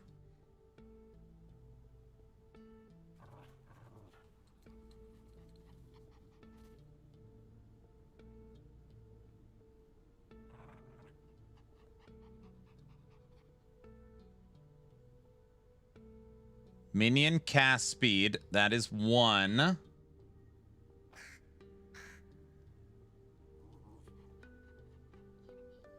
There's 1. There's only 1. There's a lot of good ones. No, there isn't. There's only 1. There's only 1 singular thing that corrupting this item would help. Minion cast. There's only 1 outcome. That's literally it. Ugh. Why wouldn't spell damage help? This is a minion build. Regular spell damage would do nothing. Yeah. Nothing. There's nothing. Yeah. Out of the 38 positive outcomes, I would have to hit 1. 38 positive. You would have to hit the 1. I was like, why do I keep corrupting this wand? That's why I had to double check really quick. I don't know how damage scales in LE very well. No, it's okay. So spell damage and minion spell damage are 2 different things. So your spell damage does not affect your minion spell damage.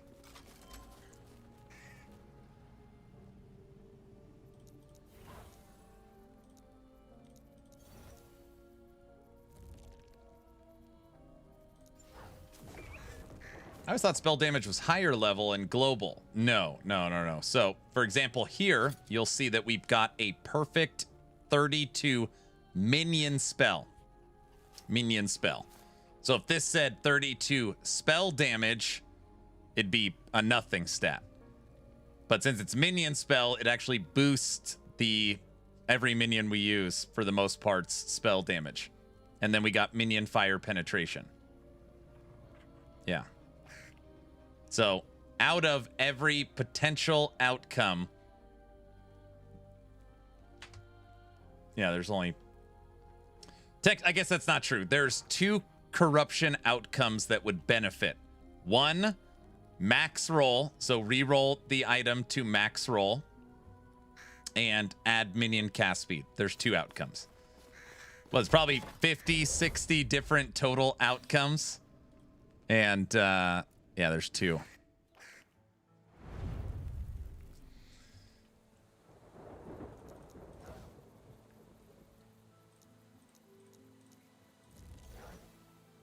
Why not corrupt it to max roll? I will probably end up corrupting it. But Napster, let me just ask you a question.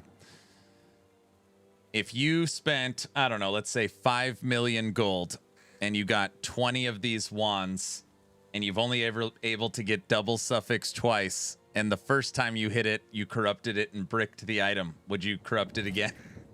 Start the process over for a 2 in 60 chance? I don't know.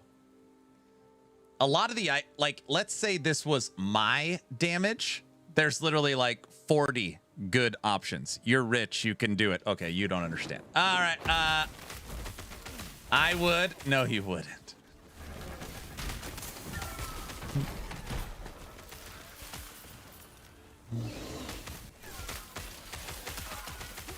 I already had a perfect one, and we corrupted it, and it bricked the item.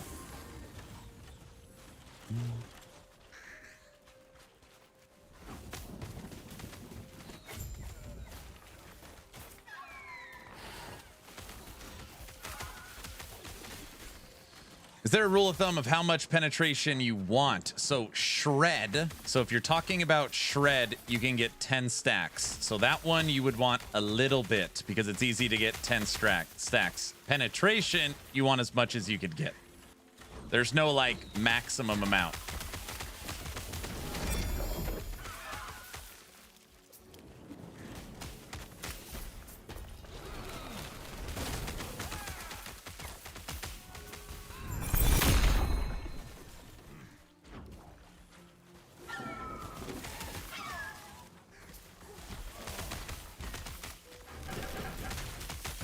So far, the lowest the clock has been is 59 minutes.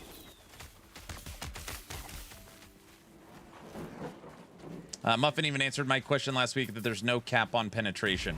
I don't know the diminishing returns. You'd have to do some digging on diminishing returns.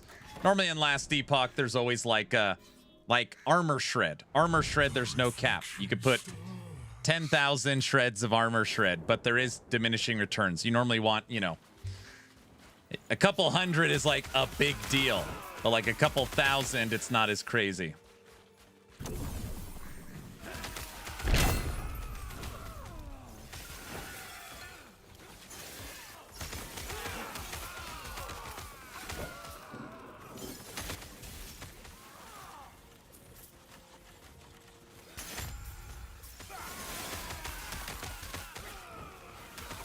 Also, like, you know, lightning penetration, fire penetration. It's also a harder stat to get. It's not a easy one. Like, only your weapon and your amulet can even roll the stat.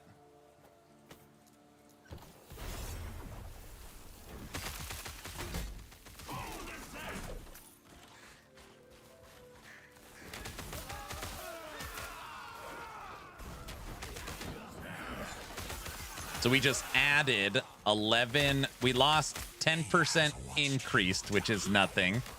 And we lost 1% cast speed, which is nothing. And we gained 11% minion penetration from that weapon slam. Pretty good. Do you have a loot filter for this build? Yes, it's on actionrpg.com, and it's in the description of the video on YouTube.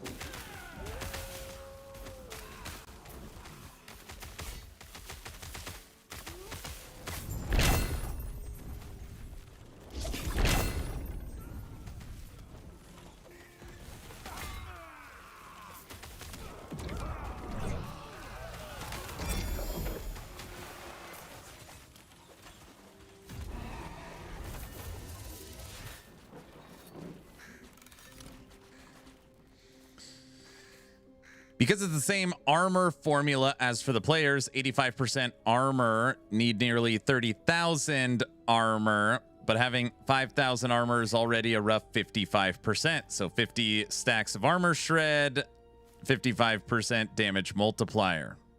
More is already useful. There you go. Dude, Hoofprint, you got to take a break, man. You got to stop. So I have like 750 to 800 fire damage and 20% fire penetration. So it makes sense to take penetration on idols as much as possible instead of damage. If you have 750 base fire, or are you talking about, I'm guessing you're talking about increased. Increased is my guess you're talking about. Yeah, in that situation, I would take fire pen. Yeah. Yeah. But what you should be looking for is base. So remember, you've got your base damage. That is what everything is calculated off of. So, you know, your base damage, multiplicative, increased, and then, of course, you have crit chance, crit multiplier, and then penetration, armor shred. There's a lot of different ones, but some people say multiplicative is king. I normally disagree, and I say multiplicative comes second to base, because if you don't have a lot of base damage, what are you multiplying off of? But Yeah.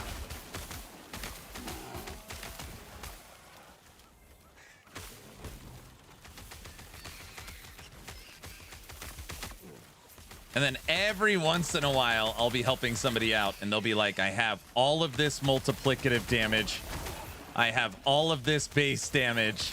And what they're actually missing is increased. You also need, like, increase at the end to boost the overall number. It's like, dude, you have all this base and multiplicative, but you have no increased for it to multiply off of. And then it's like they add 200% increased, and then their numbers shoot through the roof. So, yeah, it's not a kind of a catch-all. You just kind of got to look at it like the whole picture.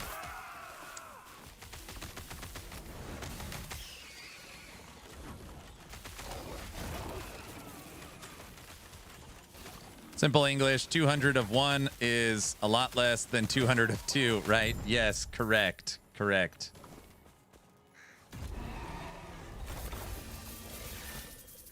This is not RF Lightning. Oh, does the title say RF Lightning? Damn it. I just switched. You can check the VOD. Damn it. Hold on. Let me, that's a good idea. I was checking to see if you were paying attention, Emperor. You passed the test, so congratulations.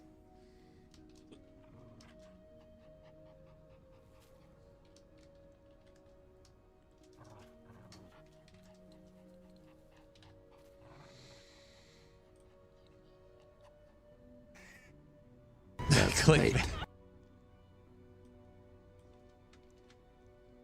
No. We fixed the glitch, so he won't be receiving a paycheck anymore.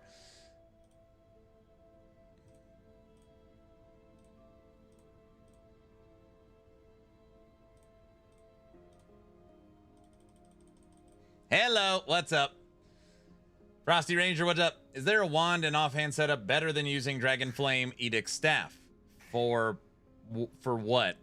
Wait, did you ask a previous question? Hold on. Is the wand and offhand setup better than using Dragonflame Edict? Yes, yeah. This isn't a dot build, it's a crit build.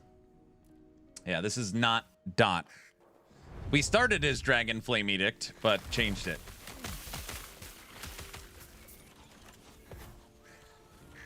You don't play hardcore. No, I do not play hardcore.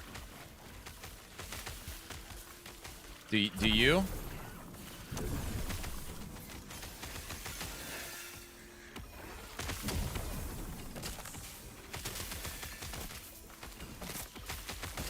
You know, the command fence is in the game for a reason, sir. I don't know if you knew about that. It's a very Secret of the Pros style thing.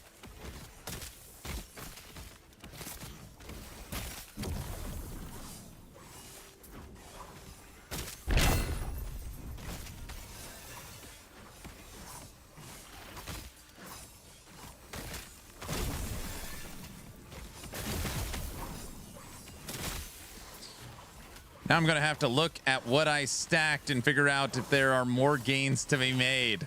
I'm already comfortable with it trying to kill Abby, but I can kill him faster. That would be nice. I bet you could. I bet you could do it.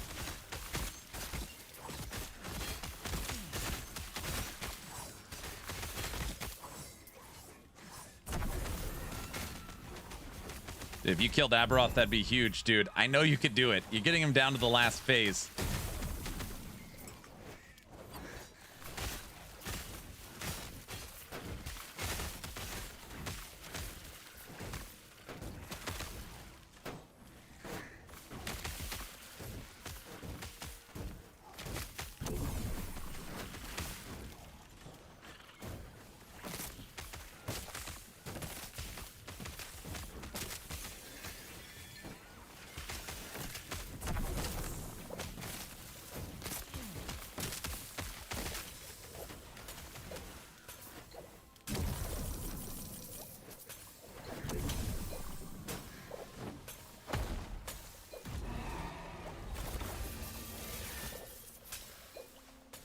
Okay, I give up on Greater Omens. Windows. Yeah, I would guess it's almost like a double corruption. You're at 800, so maybe it feels like 12 to 1600.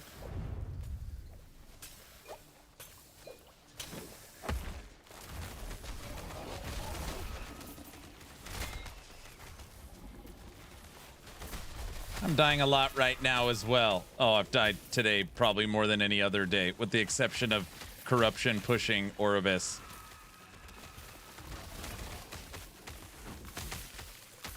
I'm also, again, it could be my internet. I don't know if someone in the house is downloading something. I'm getting, the stream keeps dropping over and over again. I'm getting crazy rubber banding.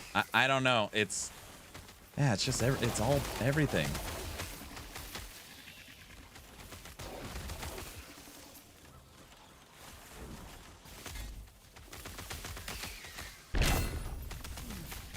How do you get to the new boss? I can show you. When are you switching to Wolcen? I don't even have Wolcen loaded. I don't know. I tried to play Nicktoons for fun. It didn't go over very well. I don't know how Wolcen would go over. All right, this is how you get to the new fight. Ready? You hit M to pull up your map. You then come right here to the center. Oh, I can't download it. Our internet doesn't work. Come right here to the center. Click Fractured Omens. And then you've got Apothis right here. And then buy. And then it's right here. Omen's Veil. So you can buy this for 50 time glass fragments. And then you just slot that in an empowered at the end of the cemetery. And then as long as you beat the Omen's Veil, so you got to beat this. This is easy. It's only 100 corruption. This is a nothing fight. And once you beat this, it'll give you the key to the new boss. So map, Fractured Omens, Apothis, Time Glass, buy the Omen's Veil, beat the Omen's Veil, and then it gives you the key right here. Easy. What's the key called? It's the, wait, the key I just showed you? It's right here. It's called Omen's Veil. Or the key to the boss? I don't know. It's one of these two. I don't remember which one. Prison, something prison. You're a monster. Calling the Omen's Veil easy. What? We beat it first try with this build. Fractured Prison. See, I knew it was called prison. Yeah, prison. Something prison. Yeah. Omen's Veil is not easy. Wait, what? What did I say? That's not what I meant. That was a harsh joke. I'm just kidding. What? I've been telling everyone he's a monster. Me? Me? Do you have to do the 3 circles at the same time? Yes. That's like calling Uber easy at 500 corruption. I don't know what they're talking about. I think you could do stupid stuff. It says it's only 100 corruption fight. So, is there any specific loot at the new boss? Yes.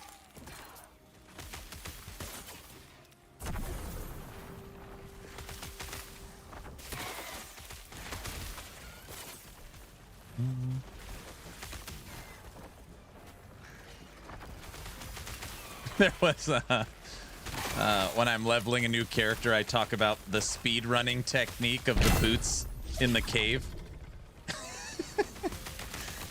Somebody's like, I got the boots based upon what you said, and then I had to Google what was going on or something like who said that. Oh my gosh. Wait, did I just Never mind. Okay. You're a monster. Oh, come on. Nice tower defense build. You like it?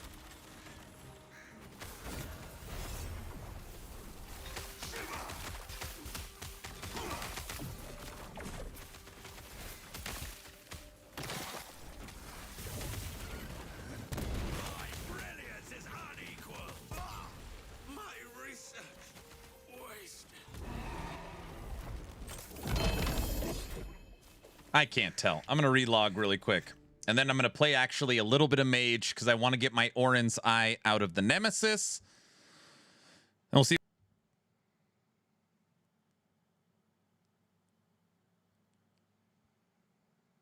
Hello?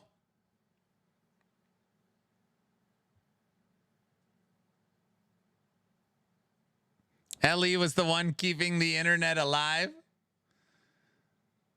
What I was saying is that Visions of the Observer, I feel like most builds you can keep your minions alive and you could learn the fight. I thought it was a bug because I couldn't make forged weapons. And it's not a bug. Uber Aberoth's aura instantly kills them. They don't even show up in the world. You literally cannot make forged weapons. And I try to explain that to people, and they're like, wait, I don't understand. And I was like, yeah, I'm at 1,200 corruption. I can't even damage Uber Aberoth. And they're like, well, that's dumb. And I was like, maybe, but, you know, that's that's how it is. Yeah. Anyways.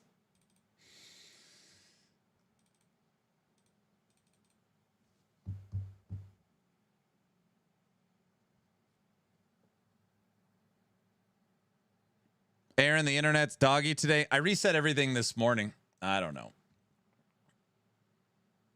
There. Can you guys hear me?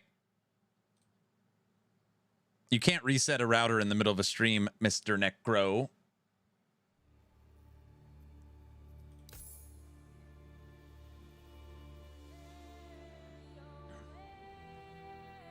Hello? Hello, hello?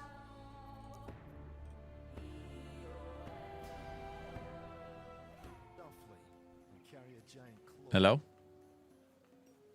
Okay, hello. Thanks, Sleep Theory. I was like, uh-oh. Yes. Hello? It's really broken. Sorry, no hear you. Dude, the stream, did the stream actually crash? On my end, it doesn't say that it crashed.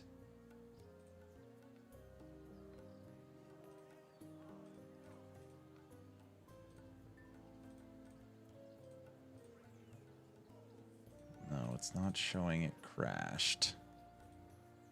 You're good. All right. I'm just going to double check really quick with the people in the house. Just 1 second. I could see what you're doing. And guess what? I don't like it. You hear me?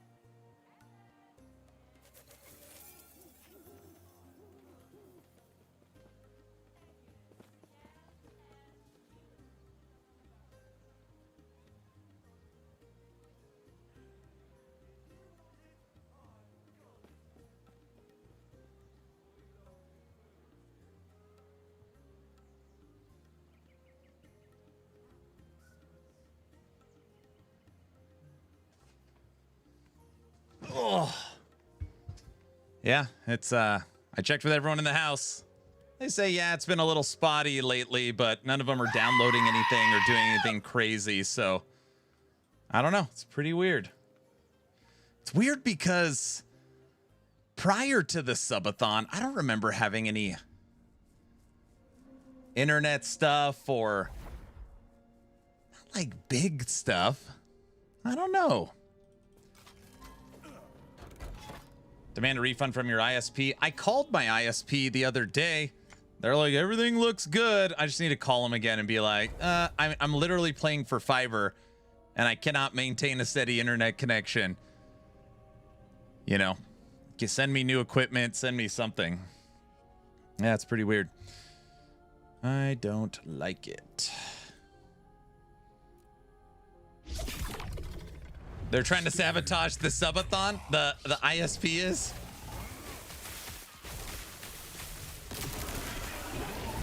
They're like, he's chewing up too much bandwidth. We have to kill this event. I can help you buy your own equipment. What? Buy my own equipment for fiber?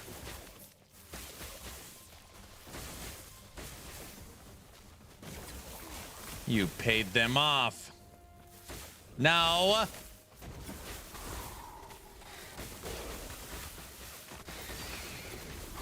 You think hardware would help solve it?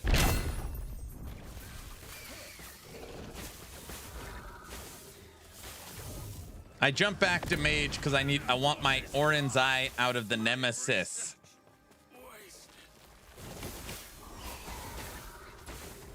Okay, I have to clean my house. Don't rage quit. No, I'm good. I'm good. If I end up taking a break, it'll be to play some Dragonkin today.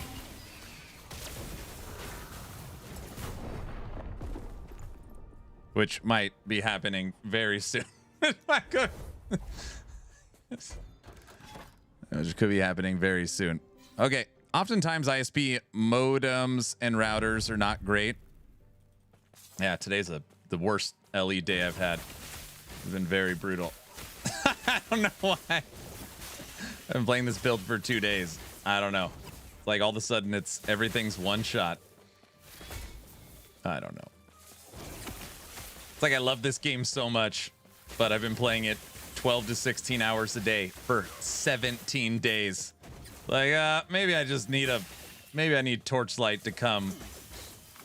There's a lot of LE.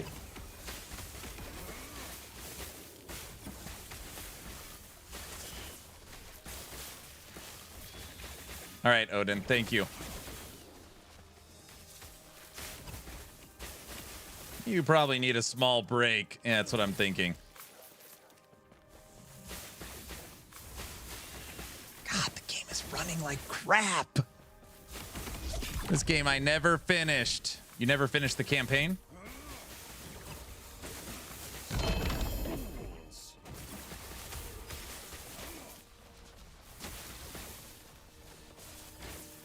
Round 3 of Masters today. Probably lots of people streaming the event, slowing down the intro webs. So whatever that attack just was, whatever that lightning attack, this thing is a one-shot. That little whatever the hell it is. I never get super far into endgame. But you beat the campaign. The hardware supports 10 gigabyte fiber. I don't need that. I have 1 gigabyte fiber. And to stream at 1080p, you need 13 megabytes. You don't need a lot. Yeah, those guys are majorly overtuned, and they could shoot, a screen length and a half away. Little lightning guys. And they run away from you. So they literally fly away. I don't like those guys. Yeah, I certainly don't need hardware to boost the speed. I need a consistent internet connection at even 1/16 the current speed I get. No, 4 screens away. Literally 4 screens away, they could shoot you. Bamster's on it too today. He's literally like, I'm done with Greater Omen Windows. Everybody's starting to crack.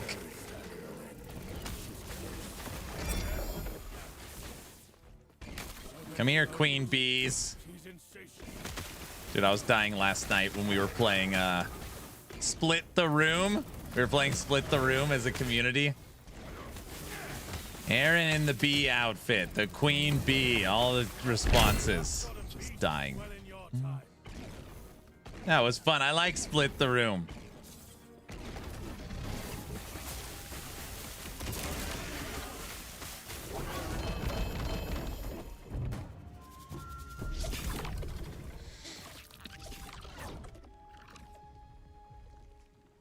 Aaron's problem is ping. 57 ms in the US data center is bad. I'm at 14. I am at 61. The void portal, yeah. I'm done. I just killed 10 normal abbeys to let off some steam. I was getting a lot of rubber banding this morning and lag. My latency was at 35.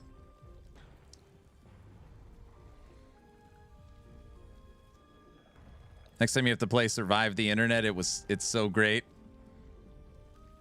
Retro Rewind would have been a nice chill game for you.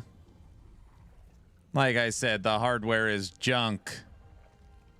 Hi, Luz.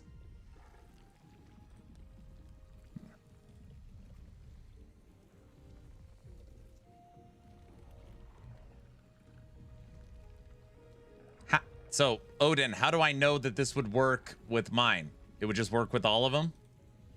Like it's universal?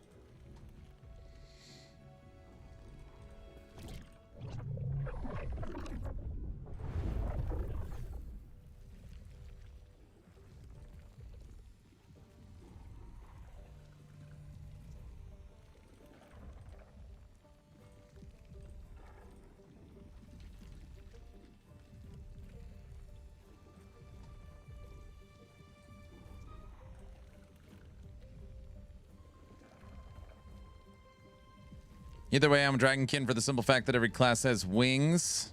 You like wings? If your cables are 10-100 or 1 gig, 1 gig will help a lot. It's funny, every time I do like speed checks or internet checks, everything looks good. I don't know. You know what I probably need to do? I just thought of it. I think I know how to fix it. I'm going to download the new Game Ready drivers for my video card and just get a nice, I think that normally I'm going to start there. Wait, no! I say all the stupid stuff. What did I say? Don't you dare. What? Yeah. Download more RAM. Every time the last Subathon, I downloaded the Game Ready drivers for like, I don't know, PoE or something. Like bricked my whole setup.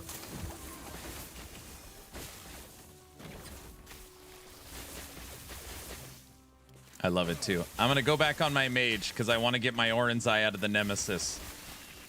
4 maps, no Nemesis. The game's messing with me right now. I could just feel it. 4. None. There's not one. It doesn't. Now they're all gone. All right. Having internet problems, GPU drivers will fix it. No, I just mean NVIDIA will fix it. Everybody knows that. Aaron's losing it.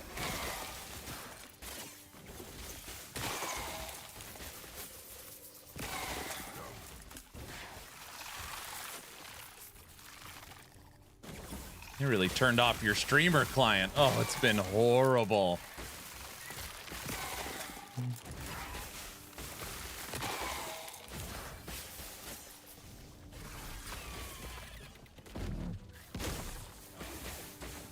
Sounds like you need to do the take, plug out, and back in fix. I'm Italian. We fix everything with a hammer, you know? Have you seen Armageddon? He's not Italian, but that's how we kind of handle things. It works.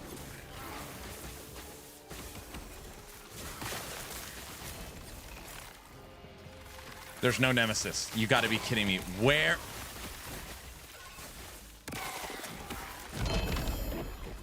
Come on. The truth is out there.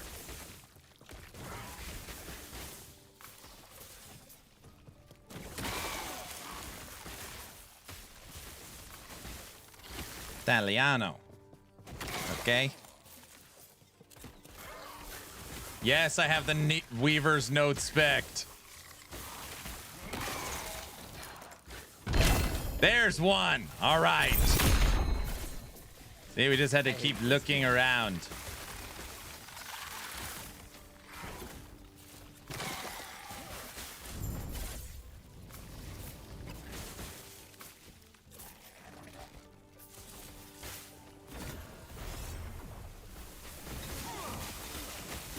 You know, one thing that EHG has really improved? They used to get lots of complaints about mob density. I never hear that complaint anymore. That used to be like one of the top complaints. It's an open world with no enemies. I feel like they have really solved that problem. Now you can't stand still for a second.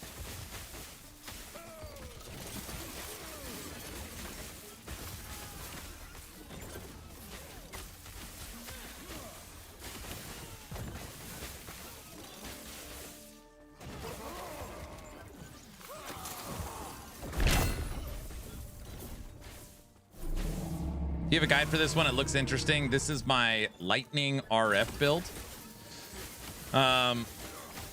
We were playing at 500 corruption. I'm honestly just too squishy. I was dying a lot. Still dying a lot. So I just I'm gonna pause on this for a little bit. So currently no guide to share. But this is my Lightning RF build.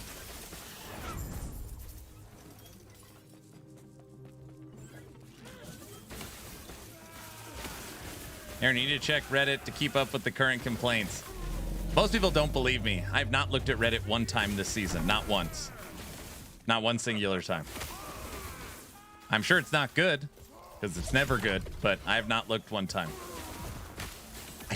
Every time I go to that site or someone sends me there, I don't know. It doesn't put me in a good mood. So I just kind of stay away from it.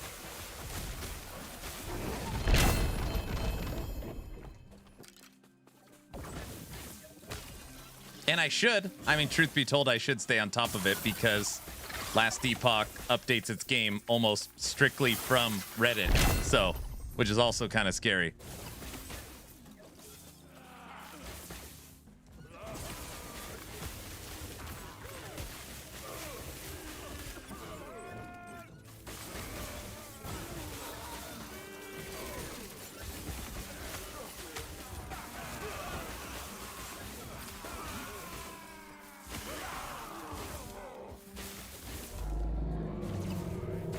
No anger, they didn't.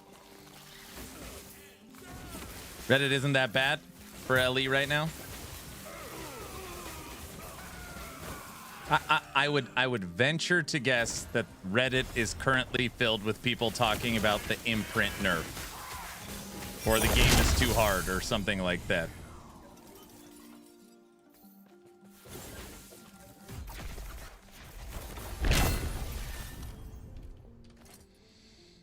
All right, our Orin's Eye spit out a 50% physical resistance. Now, what would be a good corruption? A lot of build questions, actually. A good outcome would be 1 to skills. 1 to skills would be a great outcome. Max roll would be a great outcome. But no, not brutality or guile or madness or any of that crap. And the survey says, item ruin.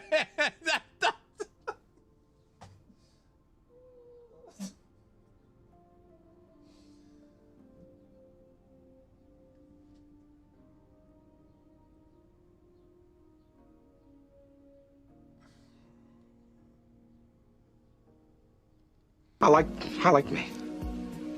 My wife likes me. My customers like me. Because I'm the real article. What you see is what you get. Check the affixes. Maybe it's good. You're right. Curse your sudden but inevitable betrayal. Ruined. What a great time to come in. Thanks, Orange. Well, you didn't get madness.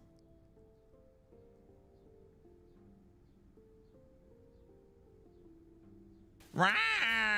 The guy in the toxic I can see what stuff. you're doing. Help and guess me. what? I don't like it. You hear me? That's an F2. It is good rolls. A trophy? Oh my gosh. I'm not even upset. I'm happy, actually. That's what I wanted. I thought it would be good content to ruin it. So good. You could still sell it at the bazaar. For what purpose?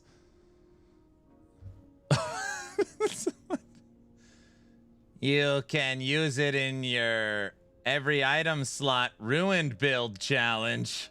You can't even equip it. It won't let you equip it. I work hard for the money. I'll buy that for $1. What a piece of crap. I am gonna keep it as a constant reminder. Piece of crap.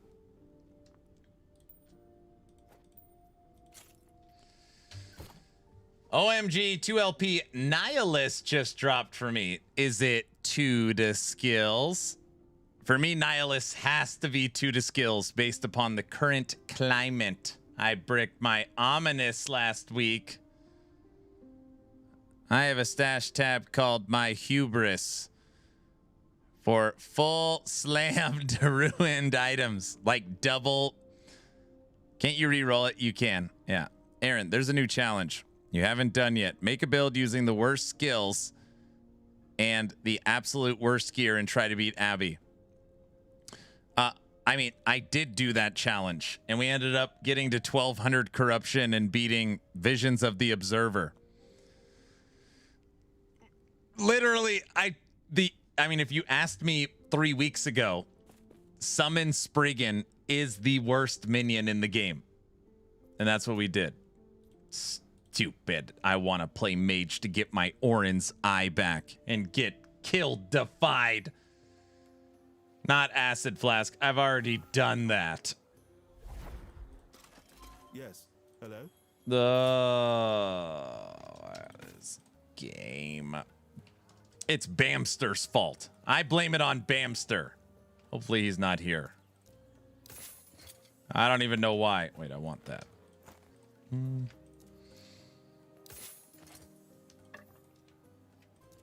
What? Me? Why? I don't know. He's like, what the hell did I do?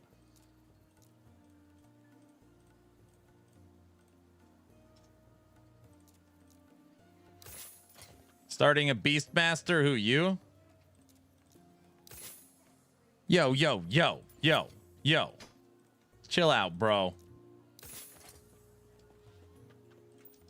I work hard for the money. All right.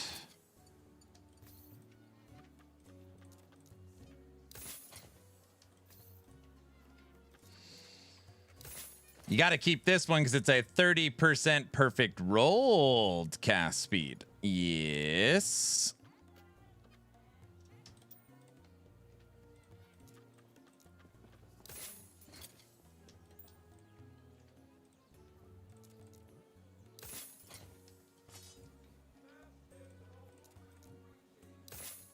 All right.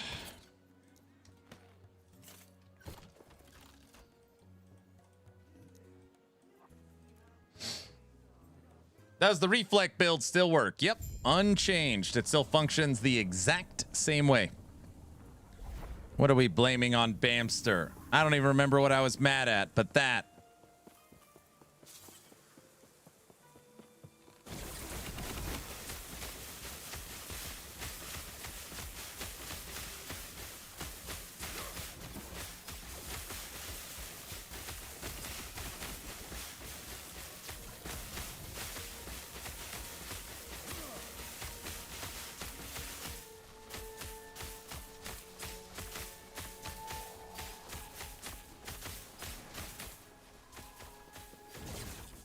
EHG should have made it so that item ruined by corruption have an icon changed to a brick.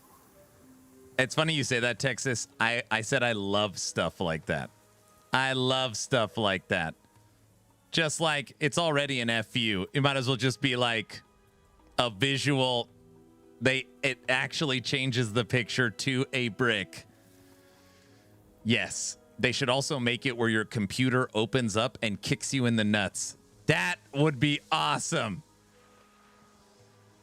My Meteor build is going to need a lot of investment to get it running. I'd say gear requirement to function are mere tier. Wait, what? Oh, man. What? It should delete your character? You should have to sell your GPU. It melts it or something. Don't you remember your bricked amulet? I don't even remember. Okay.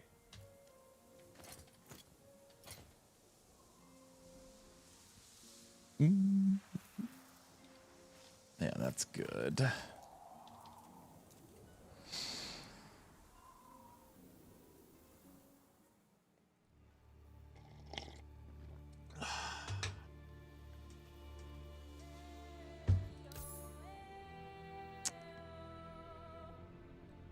Texas, what are you working on today?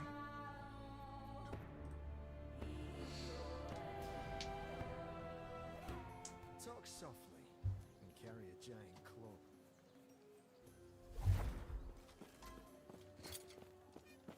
Oh, I've got all this crap too. Hello?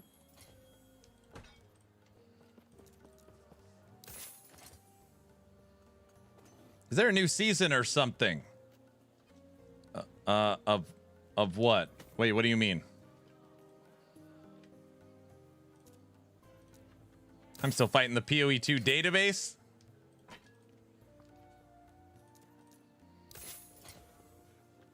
Why vitality for items in Spriggan form? There's nothing else. You need the minion crit. You can get 180%, and it has the best enchant, so vitality's just the best option. DJ, this is season 4. This is season 4 of Last Epoch. Leveling a Lich. Very nice.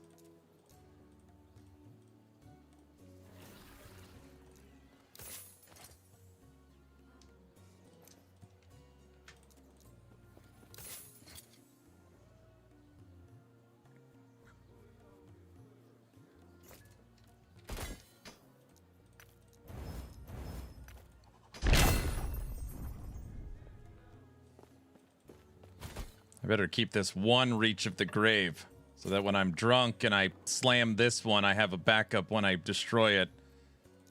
Okay. What the hell's all this?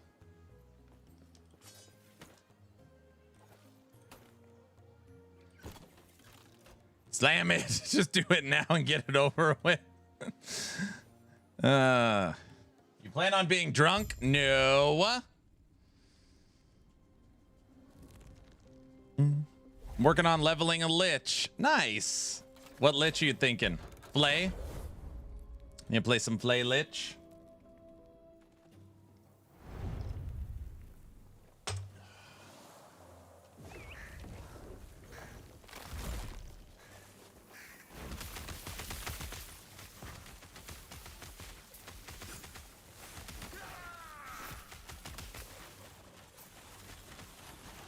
What's up, Aaron? What's up? How's it going?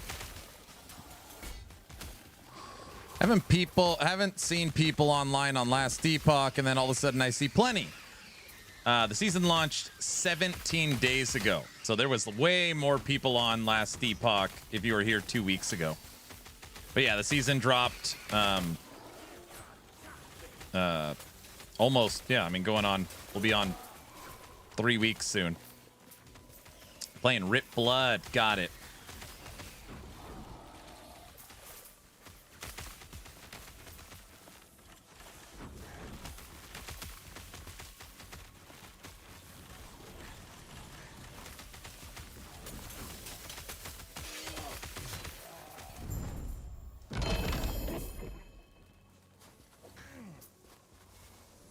How's the game going? It is arguably the best season they've ever put out. I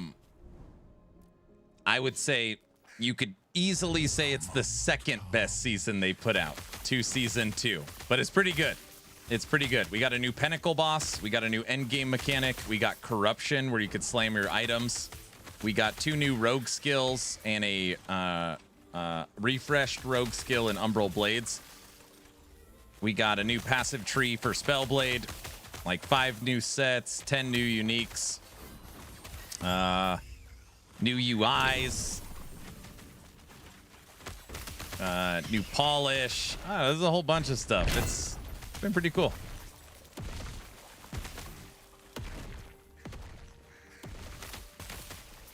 What's been your coziest build so far? This. I mean, again, this is a 1200 corruption build. Sorry. This is 1199 corruption build. So you could comfortably play this like right now at 700. I'm just kind of walking around. Aaron, likey. Aaron want wingy?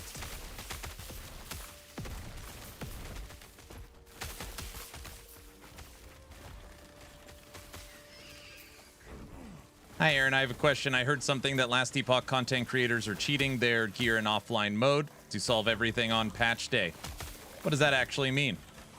That's true. They're doing that even before patch day. They're doing that even before patch day. Not going to name any names, but most, I shouldn't say most, some of the creators use the offline editor to hack the game and basically just create their characters.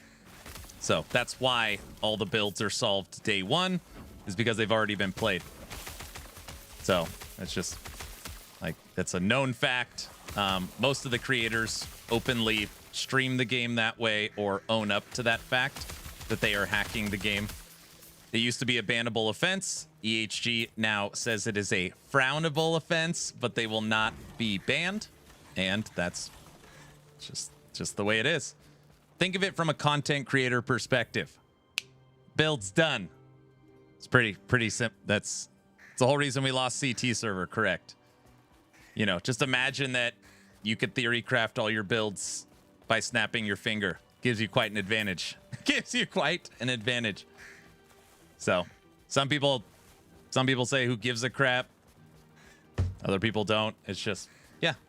But that is 100% happening with a large majority of creators. So, yeah.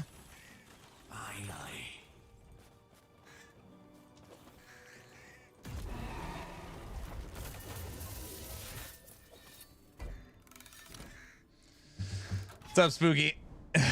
Yeah. Aaron, have you tried the Ice Explosion Beastmaster? No, I have not. Ice Explosion. How do you know if they do this? Okay, well, first off, most of them just own up and say that they do it. Just truth be told. Second off, if you're ever watching a creator or watching any content from anywhere and you don't see these bars, you see these 3 bars, that means they're playing in offline mode. And again, I'm not, it just always causes an argument. I'm not like, that's however you, whatever side of the fence you sit on, it's, you know, it's up to you. But yeah, that's just, yeah, I don't know what to say.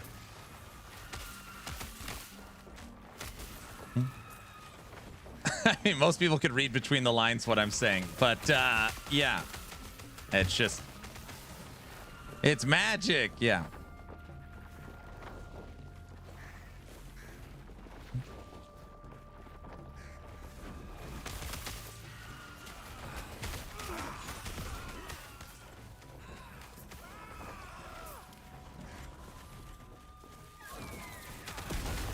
It's as old as video games.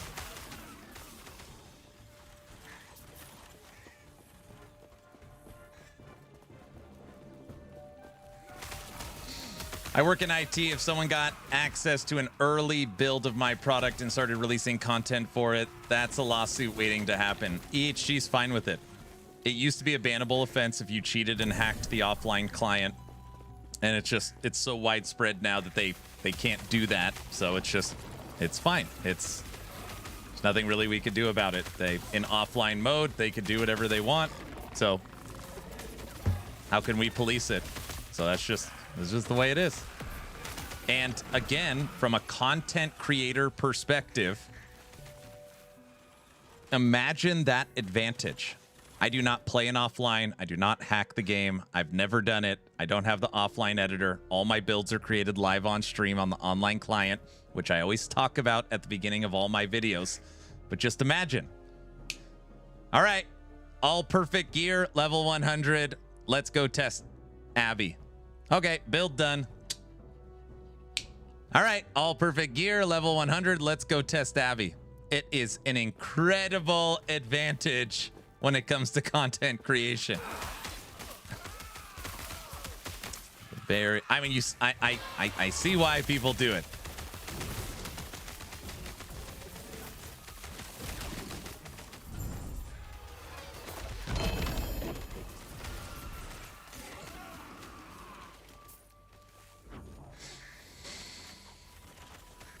Aaron, what do you think about the Event Horizon Shadowrend? The Event Horizon weapon for Shadowrend? That could be fun. I wouldn't play the game without offline mode, though. I love the option. Not cheating, but don't need to worry about internet connection. Yeah, and that's what's hard, is that obviously offline mode is not there for that purpose, but that's what some people do. I wouldn't say it's on EHG not to have content available before launch, but after it's out. I think offline editing is perfectly fine. Yeah. Some people think like, yeah, no big deal. Just for proving proof of concept without having to play the game. Some people don't. It's just a personal preference thing. I think it was different too, like back in the day when there was only 100 of us. Like most people know the story of who were the cheaters because they got banned. But now that it's like the game has grown in size, it's just like, all right, like whatever.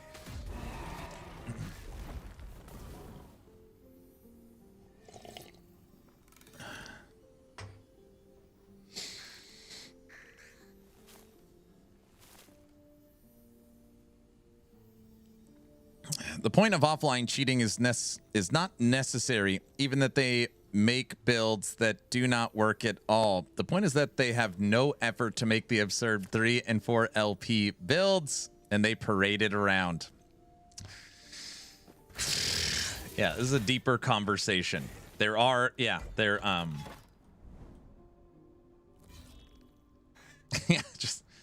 Just imagine that you made a build planner, right? You made a build planner. You set the build planner to max, so everything's perfectly rolled. And now that perfectly rolled max build planner was created in the game with those rolls without any of the effort. And it's like, look what I made. It's like, you really didn't make that, you know? I mean, it's just, I don't know. I personally don't like it. Everybody knows my stance on it. Yeah,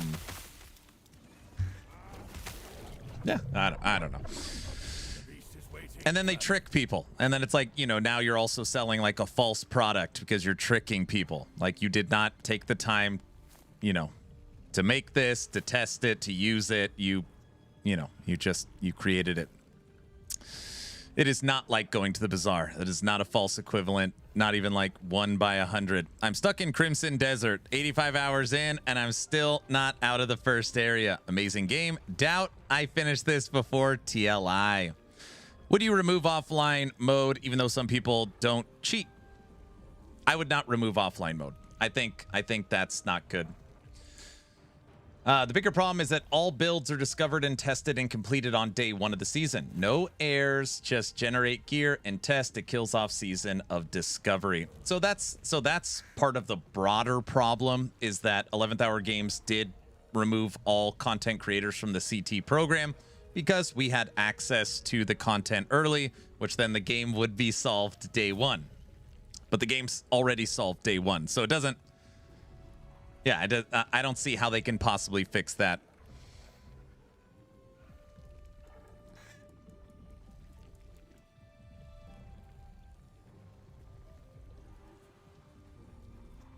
I think my biggest gripe in many large viewer-based CC play games as a job and no longer for fun.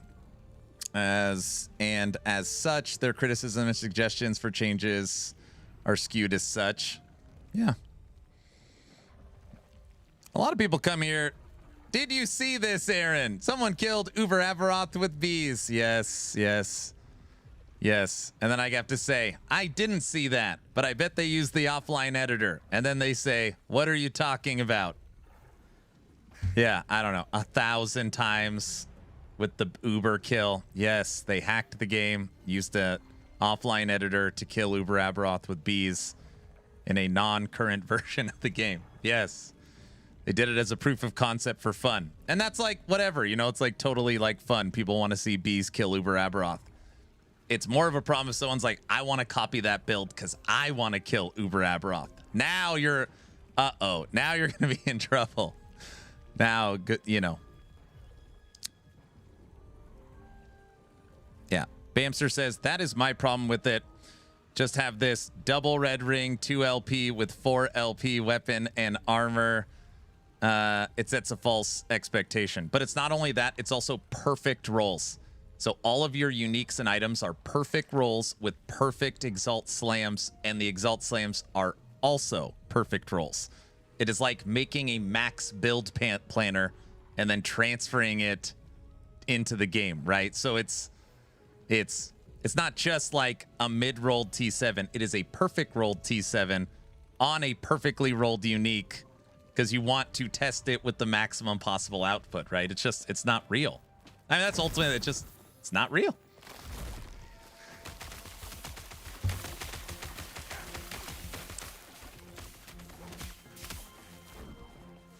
So if someone competes an amazing feat, it's not legit.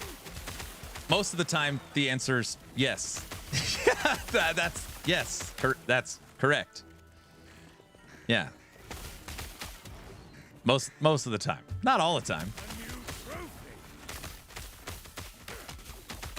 I mean, you can just always tell because there's no bar here. If there's no bar here, that means they're playing in offline mode. Now, that does not necessitate that they are cheating, but there's no way to validate it. So that's, I mean, I hope that makes sense. That does not mean everyone playing in offline mode is cheating. But if you are following content on an offline, there's no way to validate it. So that's just...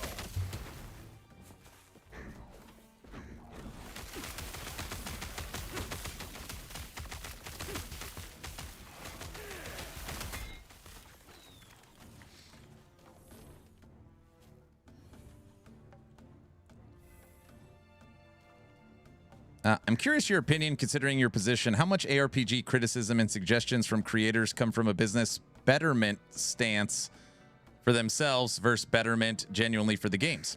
If a creator can release an endgame build day 1, that's good for them compared to them having to grind it for 2 weeks.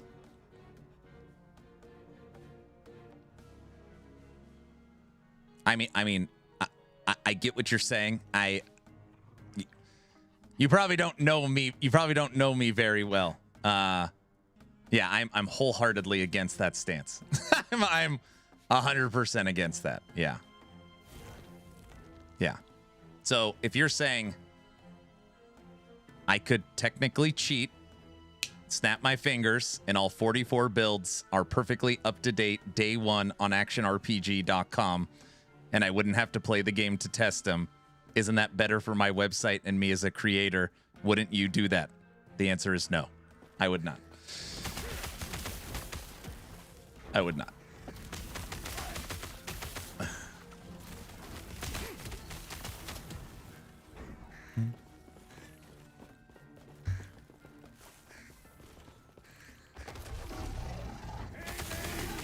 The answer is 100% no, he would not. I would not. Yeah.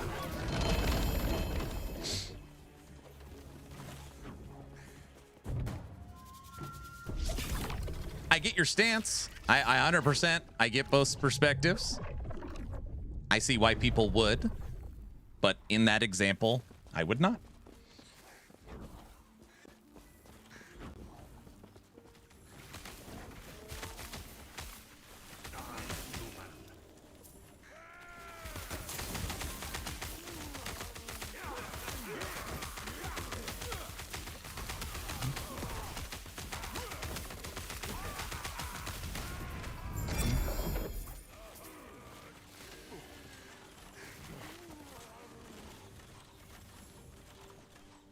Oh, Lord, no. I get where you're coming from. I'm asking regarding fundamental changes such as what was changed in D4. Love your content and what you do. Thank you.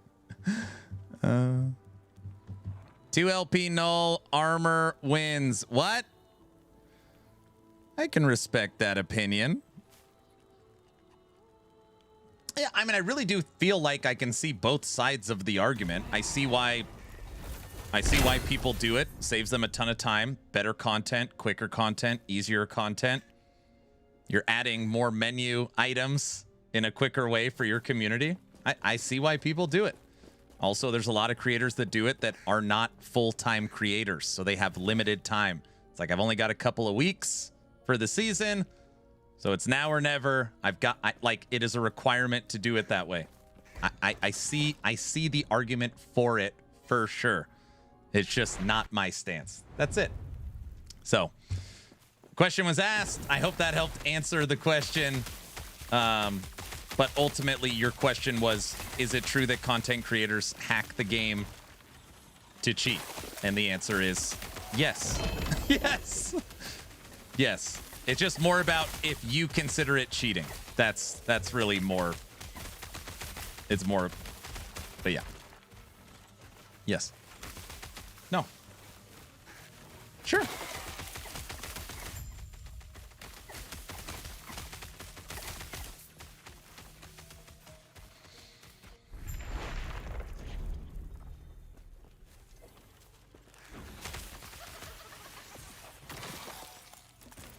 I love how Aaron goes through all the hoops and loops. We can enjoy the stream and time, and we actually discovered things with him. Also, sometimes you watch Aaron and get ideas for yourself.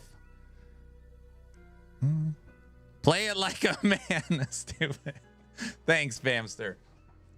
But I mean, like, this is a fun example, right? And this build isn't like a meta build per se, per the definition of meta, but this is a 1200 corruption first attempt Visions of the Observer build that has never been played before.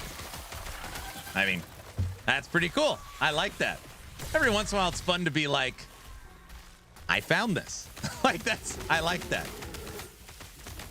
All right. It's 1199. It's not 2000 corruption. It's not 2000 corruption. It's 1199. But that's fun. I don't know. I love that. I love that. Can it kill it for Azeroth? No, this is a minion build. This is a minion build.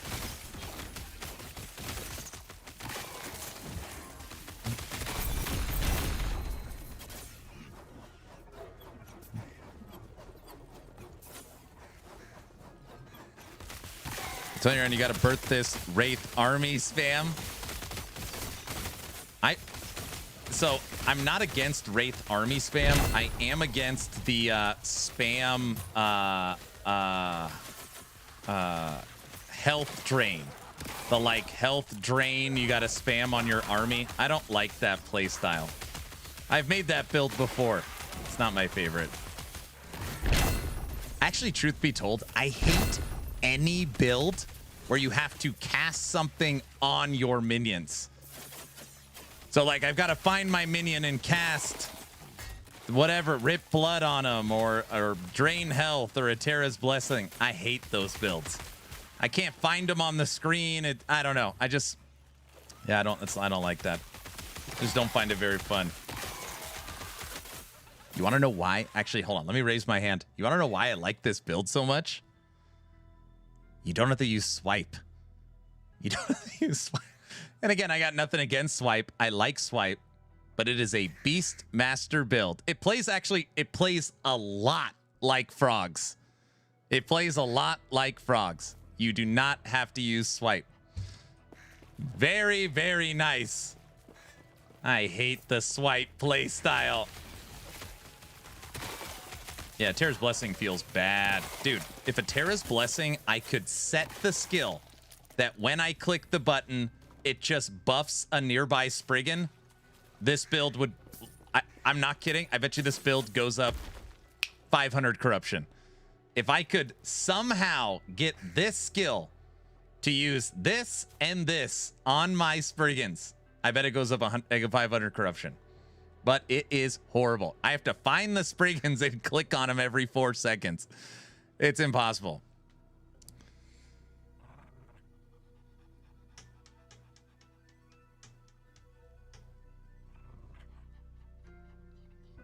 The only time I've liked the cast on minions was Guild Wars. You could cast bomb on your minions and clear the screen clear mobs. Were you like blowing them up? Thank you.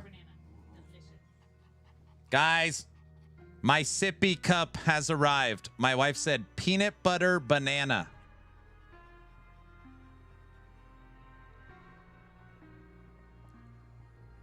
Aaron Likey. Look at that beard coming in. I'm gonna have to shave soon. Peanut butter banana. Aw, sippy cup. No shave. Keep it.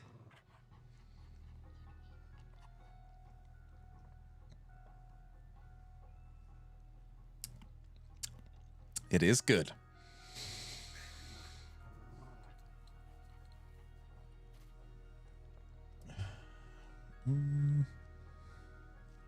Yeah, it plays like frogs.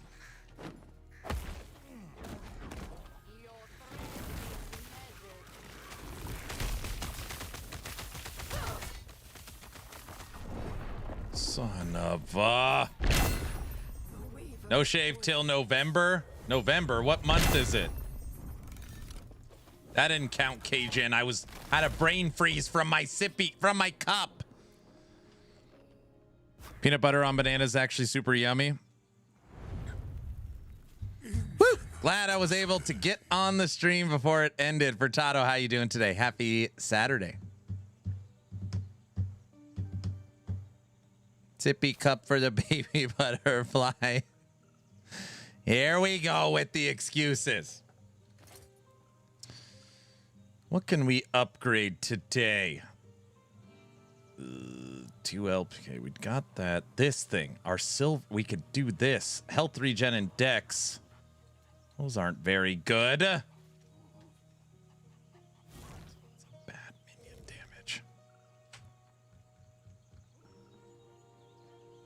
Dude, I wish I could transfer a champion affix onto this. That would be sweet.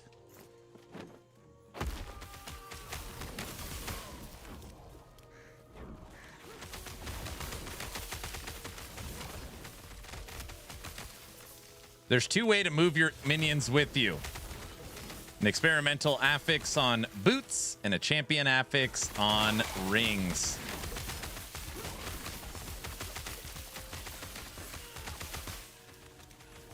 Bamster, what do you think about T7 champion affix on ring? Which would add another 120 minion damage, and the army would move with me. I would lose 4 base crit. I could add spell crit increase to the body armor or helmet, but we would lose the 4 base crit. You think that could counter it?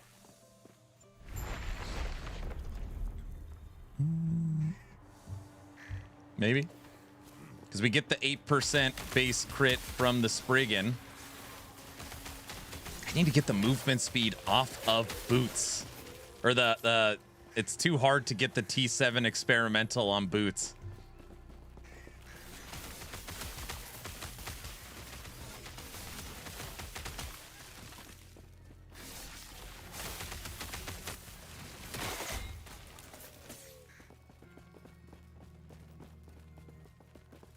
I love boba. I read that slightly different. That's because you're used to Torchlight Infinite's reveal.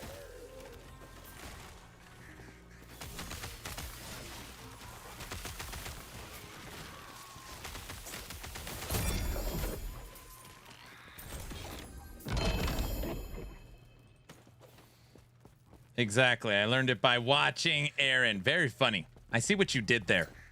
Okay. That's not right.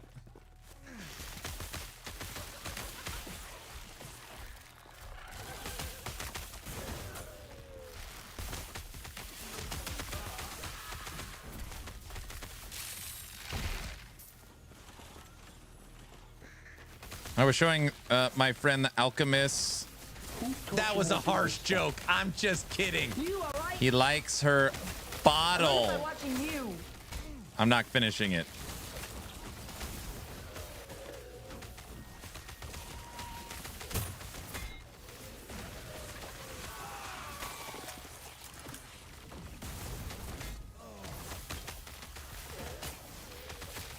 Men. Typical. So Aaron, from what you have said, there is no minion build that can beat Uber Aberoth. No, we killed Uber Aberoth with Cocaine Bear last season, but this is like minion army is a little different. So, for example, some people could do it with frogs, but that's because frogs auto revive. So if they die, they pop back up. You don't have to click anything. But most minion armies cannot kill Uber Aberoth. A-bomb could do it, but that's a single minion. Some people claim frogs can do it, but I don't know if frogs can do it right now. They nerfed them by 33%. But from what I understand, frogs, Cocaine Bear, A-bomb.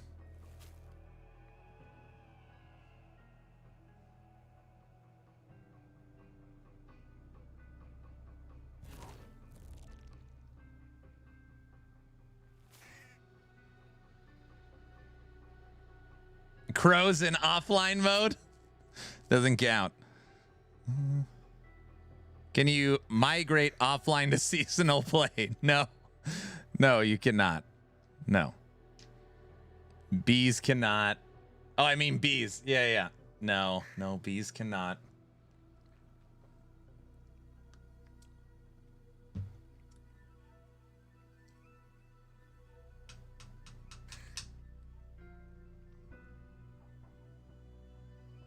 Guys, help me out here.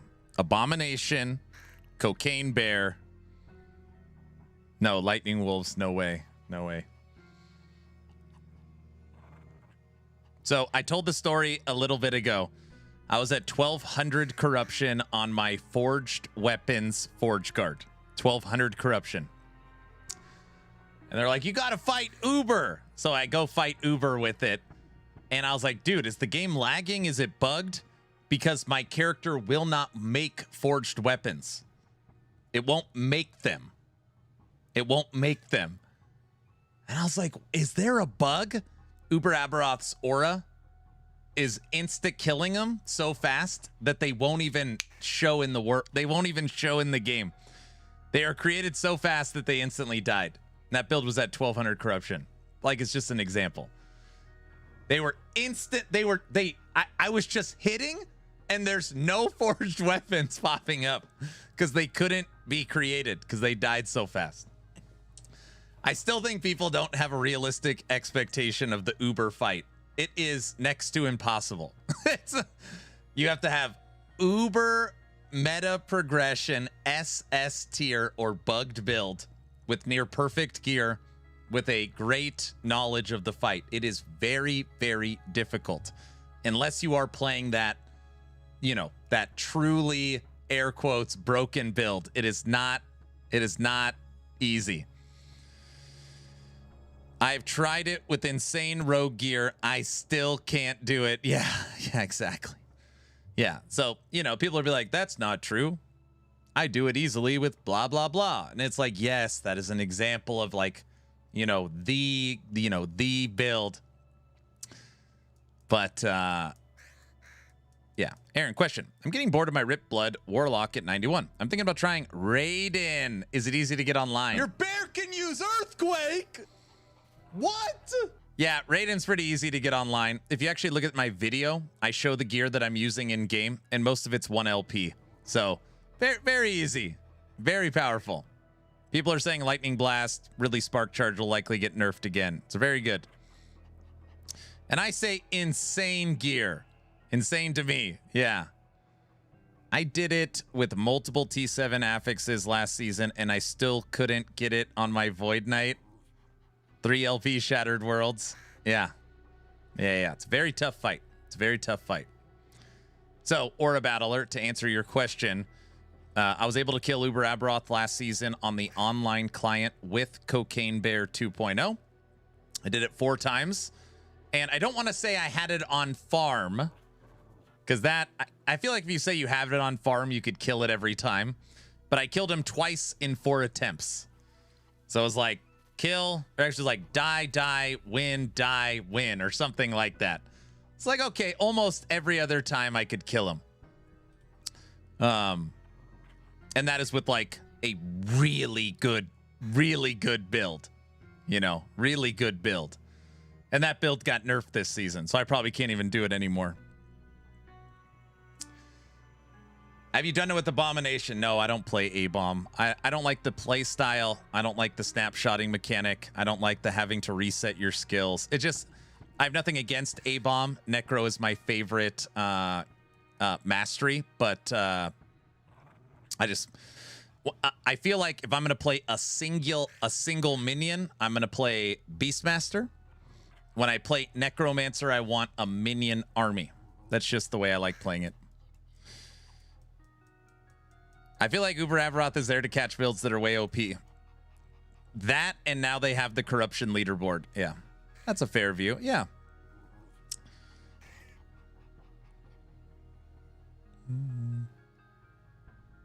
Only an hour and 45 minutes. The man is a machine. What's up? What about Falconer? Well, if you're talking about Falconer, I would guess you're talking about Ballista. Because that's the only thing. Because you said specifically minions. So, sure, Ballista could kill. Yes! It's like a perfect example of what we were talking about. Ballista can currently, as a golden gun build, do 10,000 corruption. You will die 780,000 times, but technically you could do it. Yeah. Ballista has infinite damage scaling or something like that.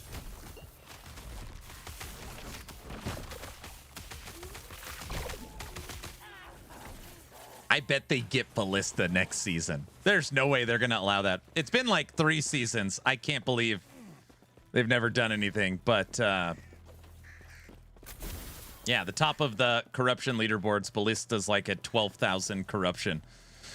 And the way you play that is 100% offense. I mean, literally, if you get hit one time by anything, you're insta dead. So it's just this like mass. It's just it's. And I actually love that you could play that way, right? Like, I think that's great in ARPGs. Like, I am gonna be a tank that is unkillable, but I do 2 damage. But I literally can't die. I'll kill Uber Aberoth in 36 hours. Or the opposite. 1 hit, I am dead. But it's as long as I can kill him in 20 seconds without getting hit, I win. I think that's great. It's a true glass cannon build. The Ballista build, yeah. Yep. Yeah. But again, like, obviously Ballistas are minions. They are a sentry type of minion. But, yeah. They nerf Ballista in 1.3. And it's still insane. Yeah. Yeah. Yeah. I mean, I'm sorry. I'm talking in circles. Probably Cocaine Bear can still do it. Ballista can do it. And Abomination can do it. Off the top of my head, minion builds that you could take out Uber with. If that's your goal.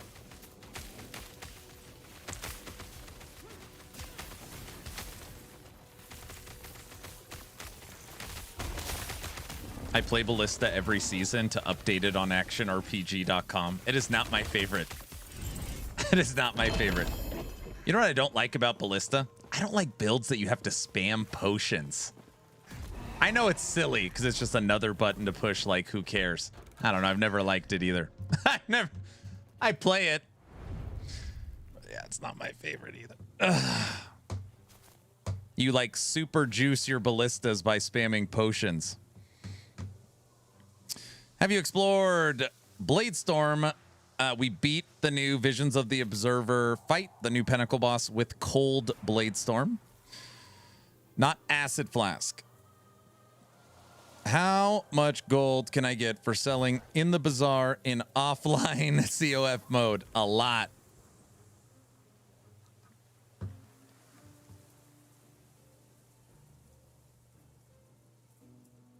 I played Ballista last season. I didn't like the potion spam either. Yeah, I didn't like it. Mung, what's up? You ready for Chromatic Shot or what?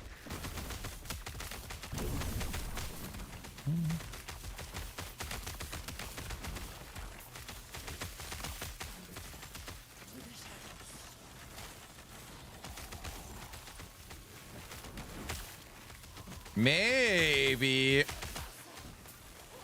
Mung, I've got some really stupid questions. I've never used Chromatic Shot. Can I use Chromatic Shot with Lethal Flash? It's a projectile, right? It has a projectile tag on it. It's not a spell cast, it's a projectile. I have no idea. It has the most tags in the game.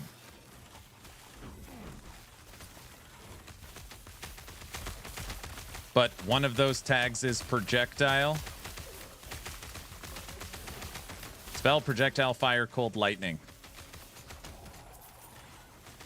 So I could play a lethal flash, shotgun, chromatic shot, boomerang. Technically, that'd be possible. It might be terrible, but that's possible.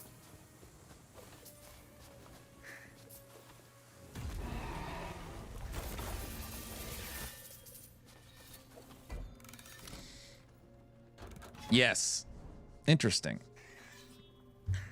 Interesting.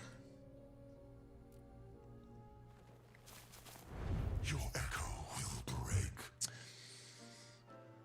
I wish they would give us Singularity Idol that would increase our pickup radius by 500%. That would be cool. I would give up one idle slot for pickup radius. I would do that. Yep. Chartik, hey brother, I'm coming back to the game. What are your thoughts? Should I go Bazaar or COF this late in the season? Help. I don't know which one I recommend. I would recommend the one that you enjoy playing the most.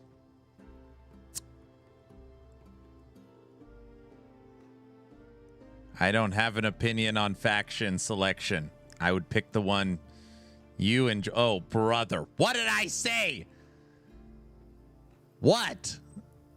I didn't say anything. I said.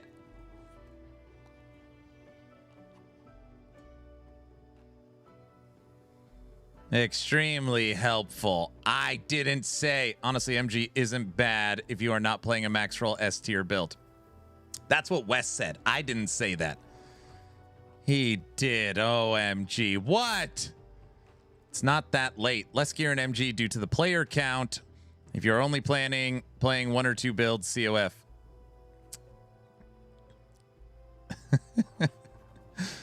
What do you think is the most fun build for Mage? I've played 2 Mage builds.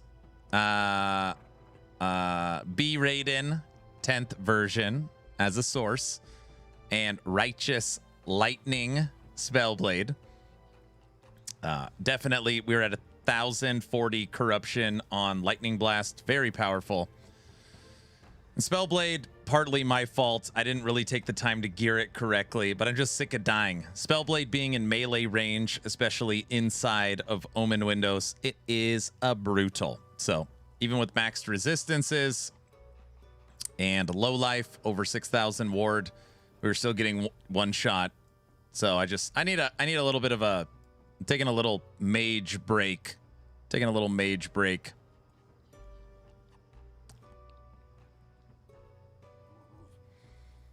If you're an honest, hardworking, stand-up guy, pick COF. If you want to cheat and take the easy way out, pick MG. There you go. Myself has his opinion for you. There you go. When you go into the bazaar, there's a giant golden statue saying, dedicated to our top Patreon, Air and Action RPG. I don't understand. How can I get crap when someone asks, should I go MG or COF, and I tell them to pick the one they like the best? How? That was my response. Inconceivable.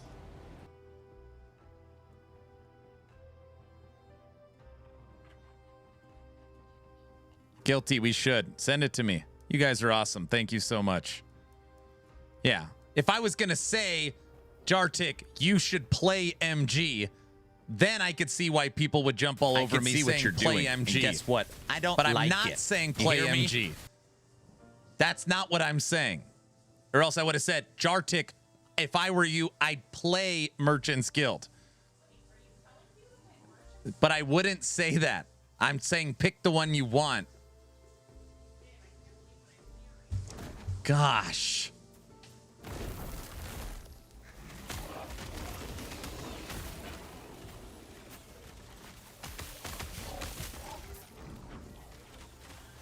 Yeah. Ooh.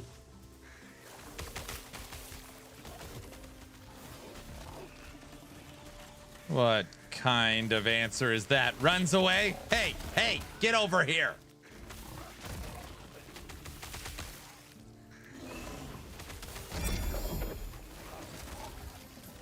Or if you work 12 to 14 hours a day and don't have hours in the day to play video games, you still want to be able to enjoy the game and have other people farm your gear for you. And the gold that you get from playing the game is just used to buy the gear to improve your character. That's not cheating. Thanks for playing. Keep running. Orange, where'd you go? Hey.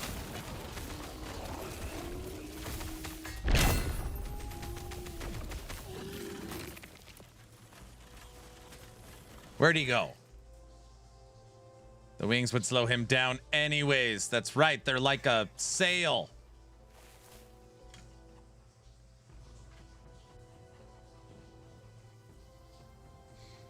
You say that, but it's all about what is not being said. We smell the air of desperation. No, no, no. Listen. I play Merchant's Guild knowing that it is the less superior way to play. COF is the superior way to play. You get better loot. More people play COF. It is the best way to play the game. Because of that, I take the harder route in Merchant's Guild to try and support the community that doesn't play the game the best possible way. So I try to be there for those people. Does that make sense? Unless you guys are going to tell me that it's not the superior way. Skynet has infected Aaron. He's gaslighting 101. No. No.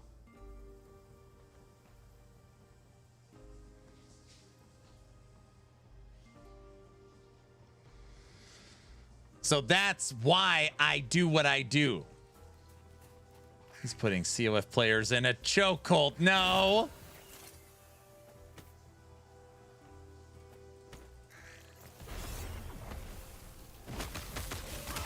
Your reflection trembles.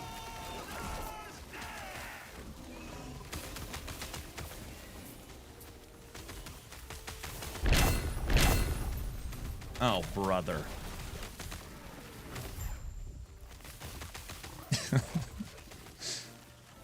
Say it. Say it or I'll break it off. What? I'm fine. Uh-oh, my wife's asking if I'm okay. Yeah, I'm fine. Fine. Why don't you just tell me?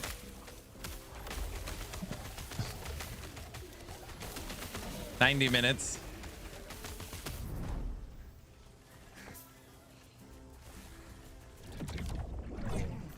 Aaron, you want a real challenge? Go MG, but never visit the bazaar. Ooh, you're saying go factionless? Coffee and a straight jacket. Is Fire Dancing Strikes a bait? I don't know. I haven't played it. I want to play Dancing Strikes. I don't know if I'm going to play Fire Dancing Strikes, but...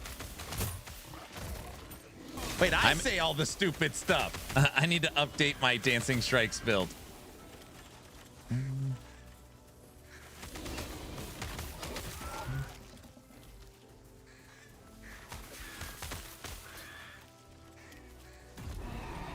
Yeah, guys, the ultimate point is I just try to play the way that's harder. That's all. So let's all just move on.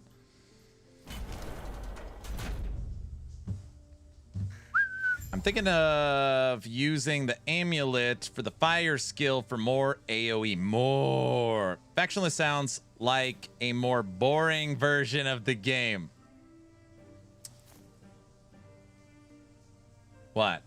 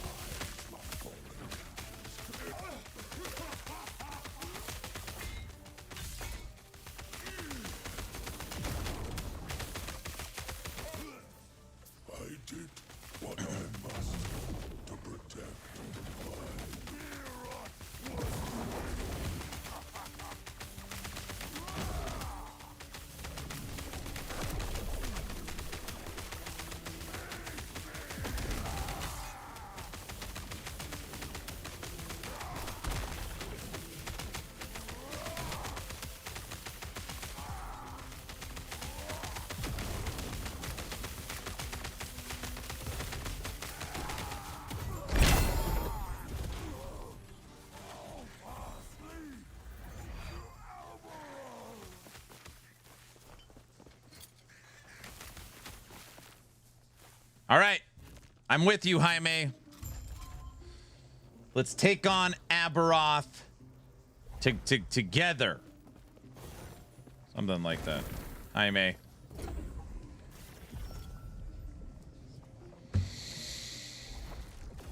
The altar of oblivion. So you finally returned to me, and with a guest. But first, prove yourselves worthy. Aberoth! Face us, your now.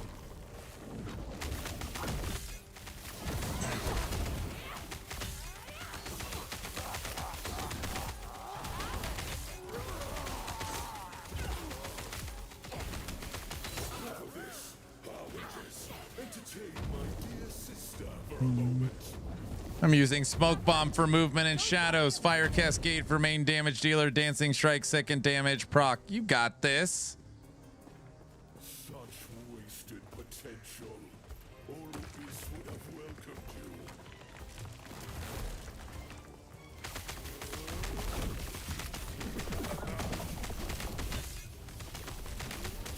Fights for nothing.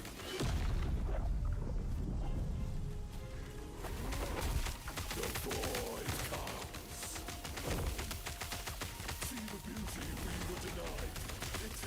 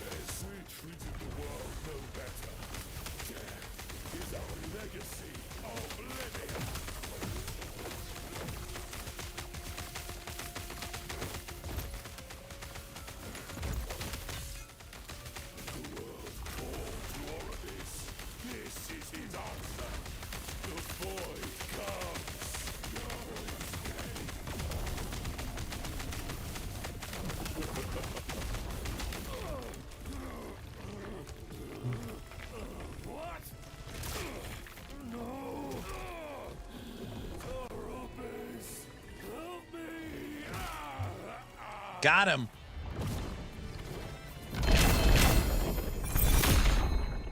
No, Jaime's trying to kill regular Abby. I'm here to support him. No. Atros. You can rest now.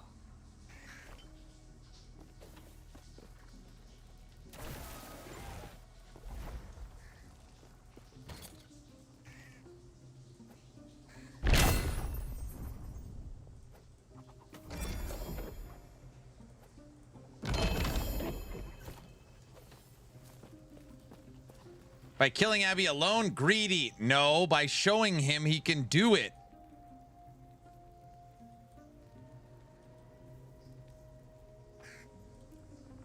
Duh.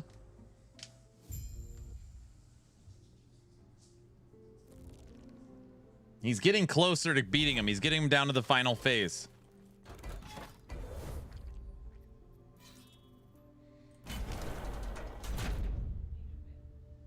Fine. Mm-hmm. Mm-mm.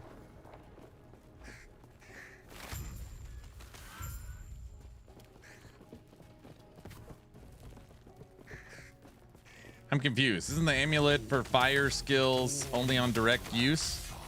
Wait, what are you talking about? Dancing strikes?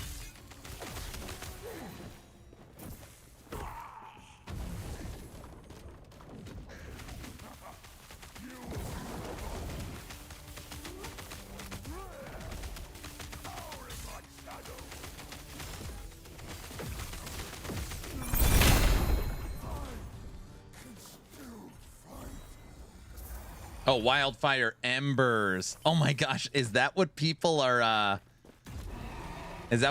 using for dancing strikes in Shadow Cascade? Wildfire embers using dancing strikes triggering Shadow Cascades? How funny. And they're just making a million cascades. It's a pretty good idea.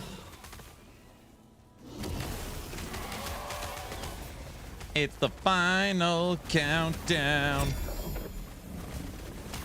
I'm using Shadow Rend instead of Dancing Strikes, but that's ultimately what the turn Shadow Cascade to fire, trigger extra Shadow Cascades with Wildfire Embers. That's the tech being used.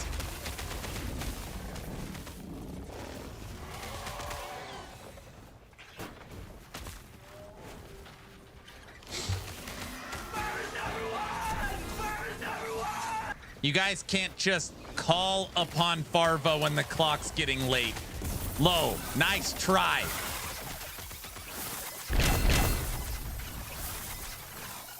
Happy Easter, by the way. Happy Easter.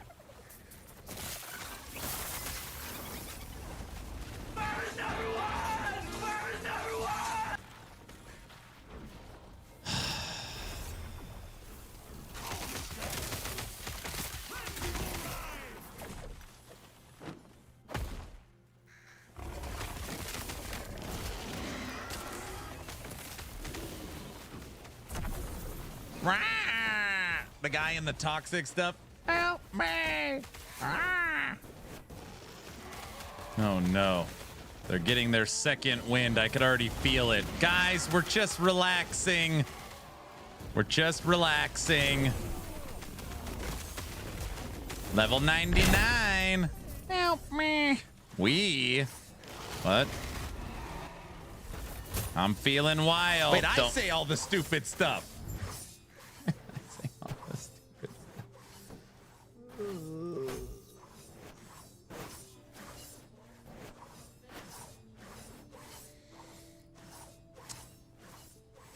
My wife just said the blurps are better than you as a person. I work hard for the money. That's not very nice.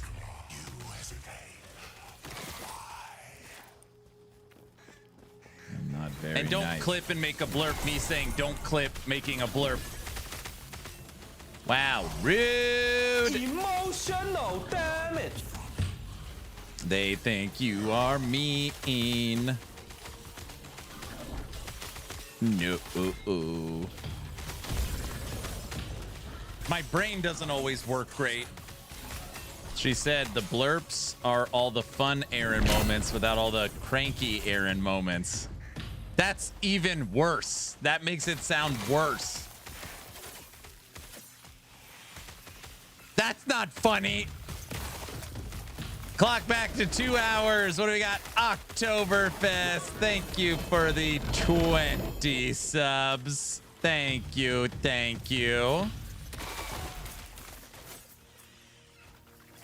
Thank you. Thank you.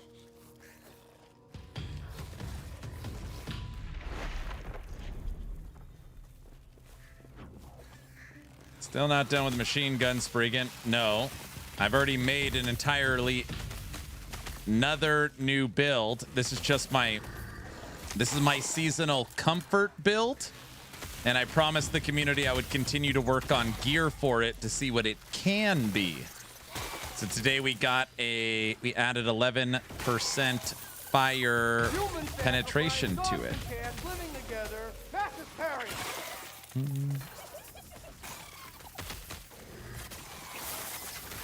Are you gonna have a drunk stream? What?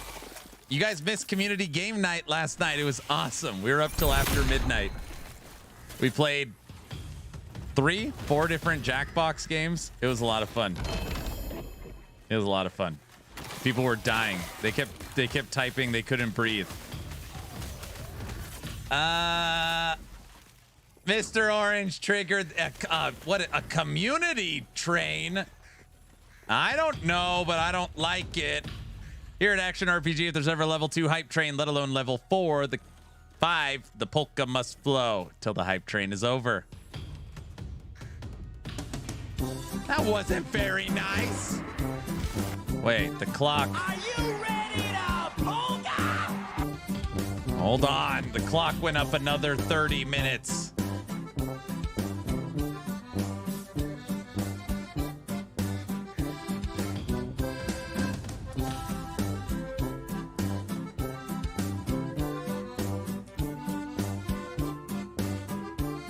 Plunder, thanks for the tier 1 sub.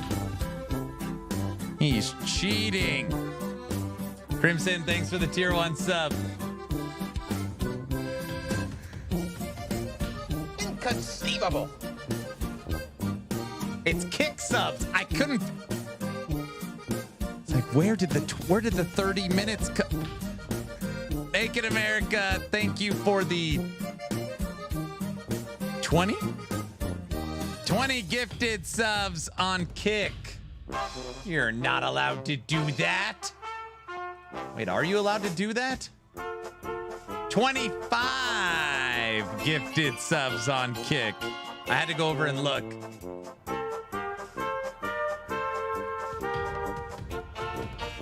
Seven to 9 days. Ha ha ha. Very funny.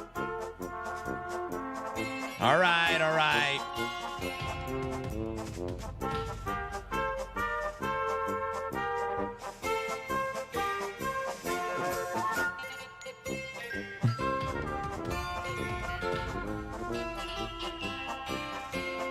Inconceivable. Inconceivable. Just when I thought you couldn't get any dumber, you go and pull a stunt like this.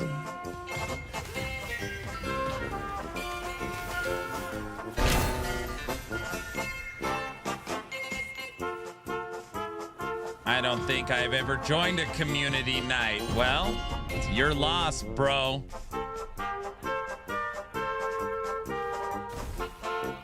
No. Busy! Thanks for the 5 subs. You know what it really is? It's more like a circus. If you want, Crimson, we need to do another community game night for you.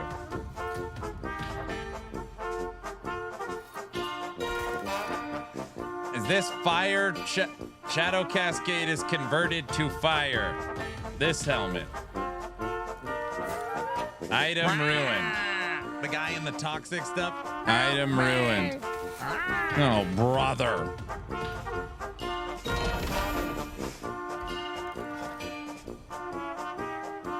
That's not funny. I don't know why he keeps doing that.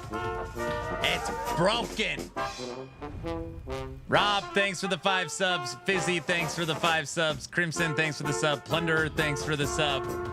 Oktoberfest, thanks for the 20. And Naked America, thanks for the 25.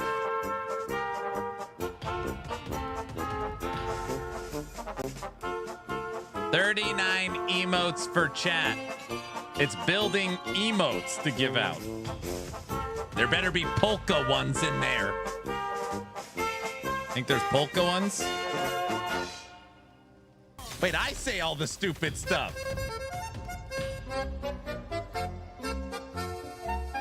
Isn't kick controversial? What do you talk? Kick? Yeah, what?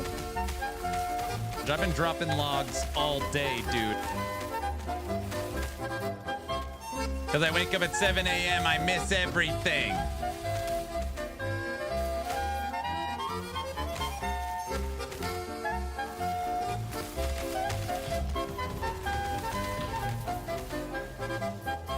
Let's get ready to rumble!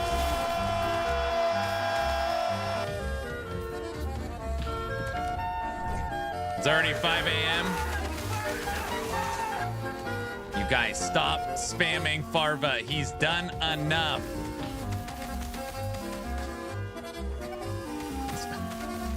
Plenty of time on the clock. This 240 will last a few more days.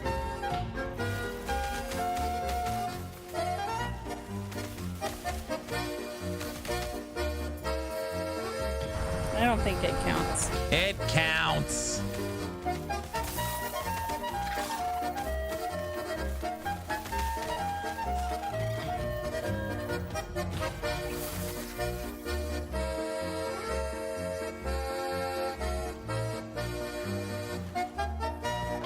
What seems to be your boggle?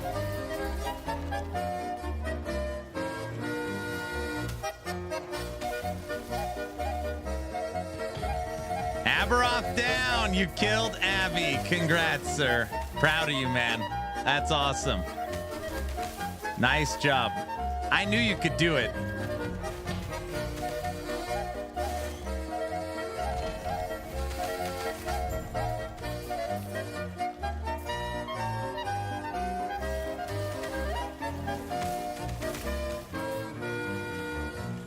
Hey, Aaron, any idea of the current situation? A lot of people have been banned, and I'm one of them. I just woke up to a permanent banned account.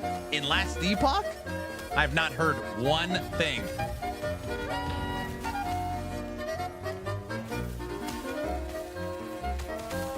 Nope.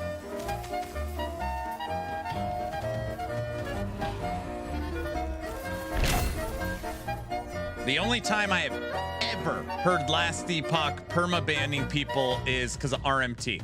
So if people were engaging with real money transactions, it is a perma-ban, instant. So I'm not saying you were, but that is the only time I've ever heard of that. Insta. You're caught RMT. Your account's gone forever. No warnings. Oh, sorry.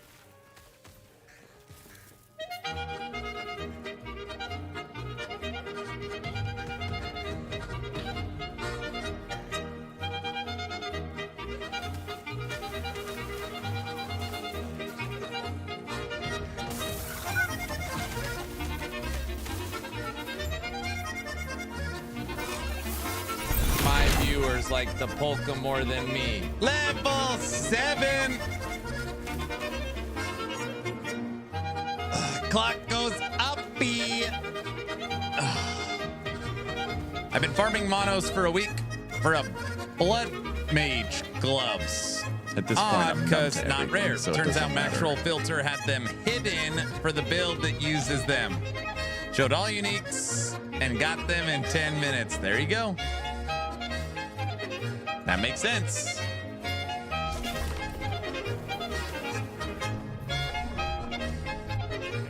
"20 seconds left on this hype train. This will N64, don't you do it.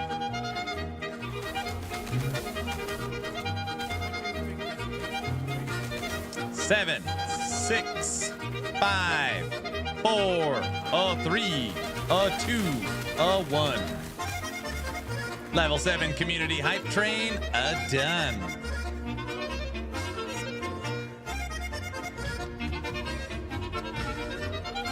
N64 is, or Naked America is giving a sub to Void 5. Aww. Boo. You can listen to a few more seconds of Polka.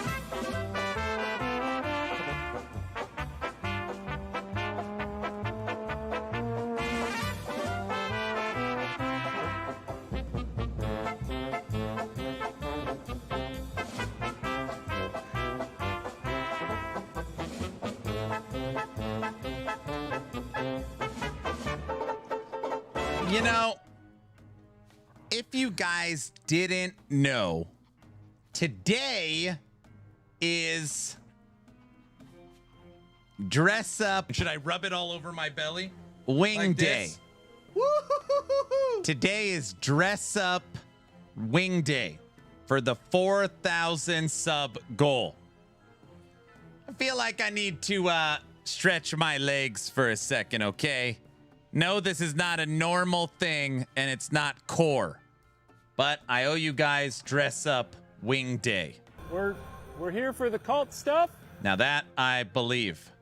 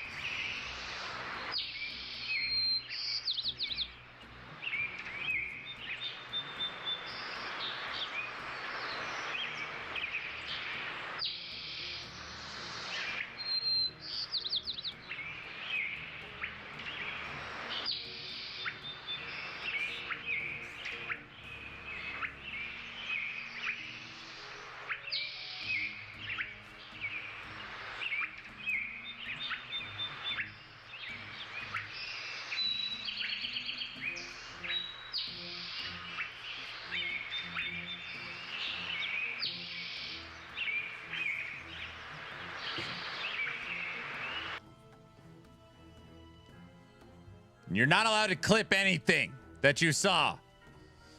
This is the 4,000 sub thing. The lawn could use mowing. Thanks. It'd been pouring rain. It's too late. We clipped everything. You can't stop us. What? Don't clip me saying stop clipping crap. Gosh! Aaron, I'm leveling your fire spring build. I'm having a hard time generating rage. Yeah, just make vines. I was in the pool! So literally just make vines and make sure you have Garden of Rage. Who's here? Tech?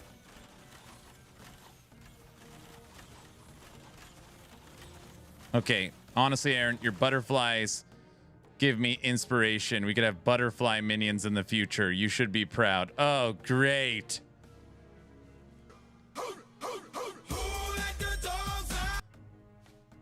Who let the dogs out for Tech?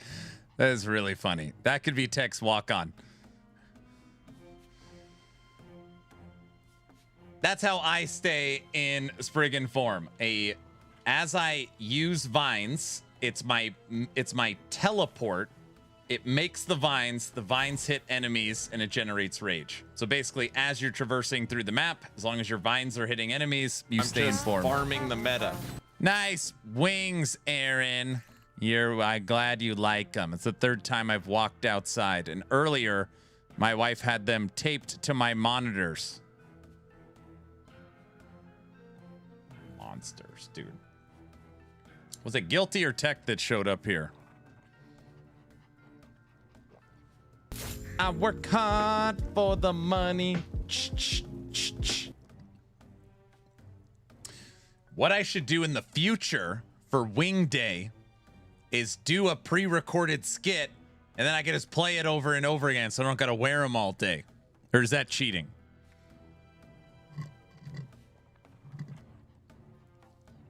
I didn't mean to do it. Don't clip it. Oh, brother. That's worse than offline editor. Here we go. No, it's not core. It's not core. Tech's here. He's not allowed to. It's a little bit funny. You still have to wear them all day, but the skit is still a good idea. So let me see if I get this right. Next event, Wing Day needs to go back on the goal list. Not only do I have to make a skit, I also have to wear them all day.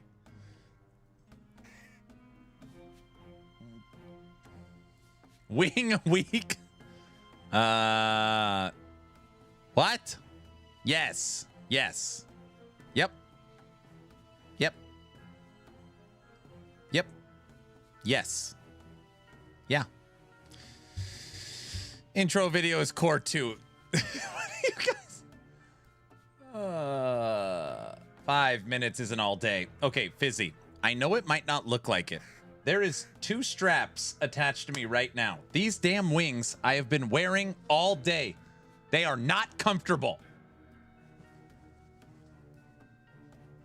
Stupid things. Go ballistic. Okay. Just naked. That's not funny, dude. I'm barely holding it together. Oh, okay, it's fine. You're fine. Oh, what a poor baby, man. Ugh. Your suffering is what gives us joy. Not comfortable. Buy better wings. You think there's going to be better wings that are more comfy? Oh, brother.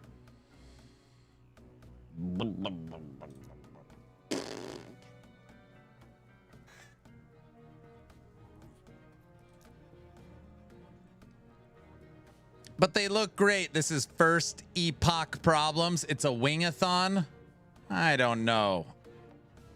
Ask the people who make them at Comic-Con. Fence, wings, intro video. I'm forgetting something else. That's all core now.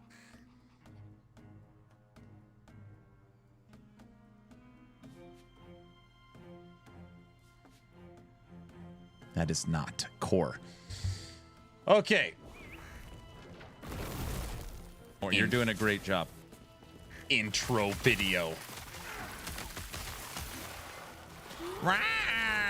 The guy in the toxic stuff. Help me. I don't think I said it enough. Thank you guys all for the donations of the last hype train. It was 32 subs and 150 bits. Thanks you guys again. Clock at 2 hours, 30 minutes, which is perfect. I plan on streaming another 3 hours today before we call it.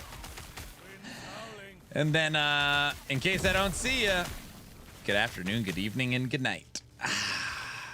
Excellent. Excellent.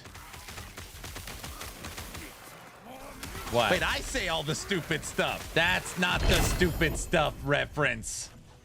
Stupid. Don't clip me saying that either. Yeah, don't clip that either. Oh, wait, you serious?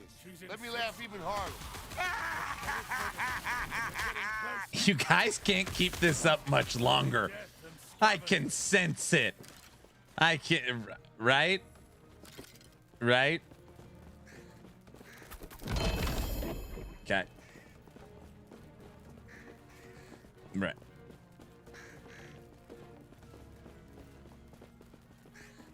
I just got paid, buddy boy. Guys.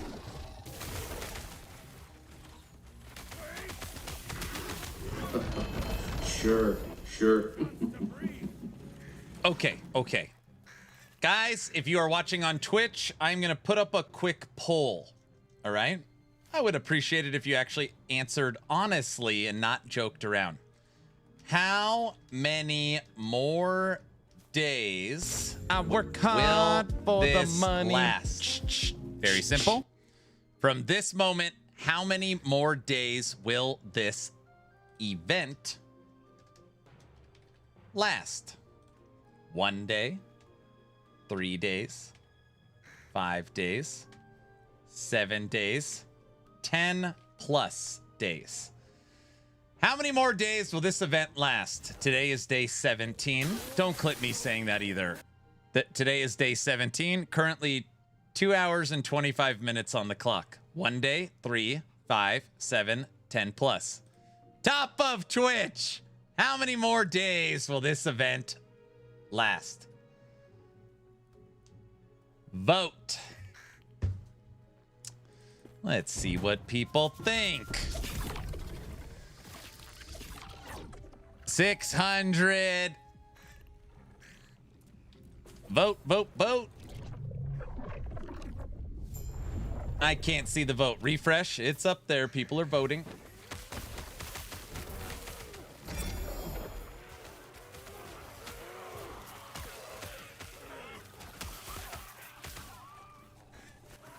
Just stream a mid-tier ARPG and you'll watch the clock disappear. I've tried that in the past. It didn't work.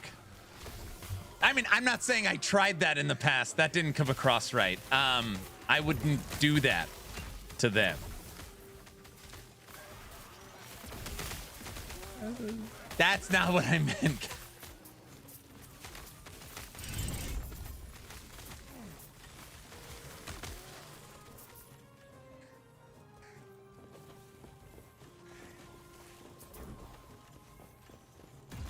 Top of Twitch. How many more days will this event last? 2 hours, 30 minutes on the clock. Day 17. I am loving Beastmaster Frog build. This is my first time playing it. It's fun, isn't it?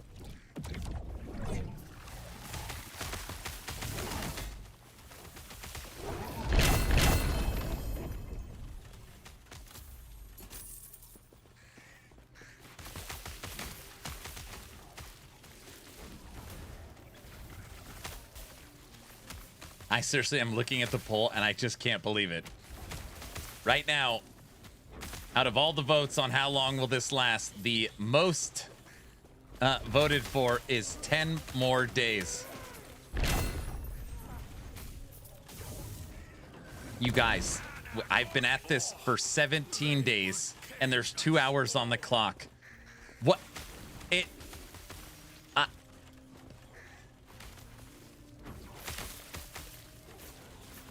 Aaron, did you get tired of dying so you dropped the 200 corruption? No. I just clicked on this one because my blessing is a terrible life roll.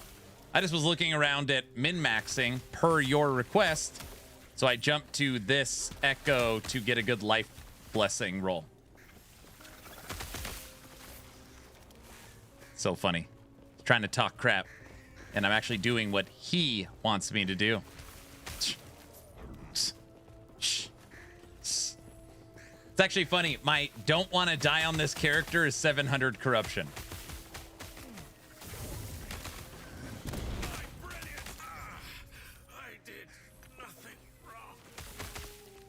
Okay, just checking.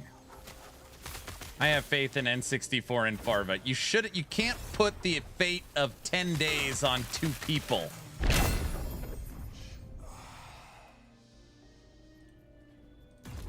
Right?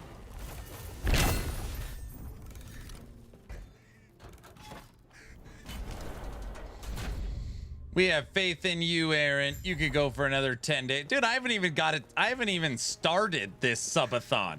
17 days. I feel like it's day 0 right now. I haven't even started to... Come on, guys. I'm telling the truth this time. I haven't even started.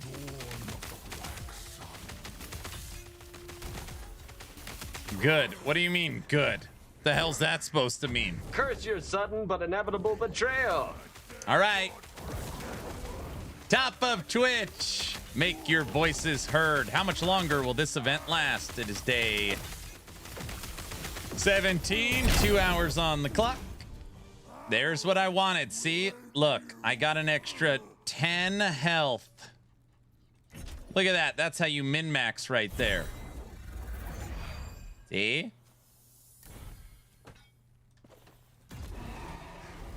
I mean, I don't have to worry about your mental health if you haven't even started. Oh, gosh. What is the longest Subathon? Subathon 1 went 31 days.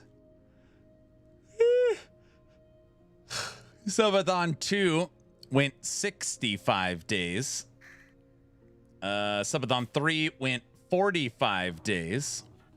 Subathon 4 went 17 days, and then we rewinded another 14, bringing it to 31.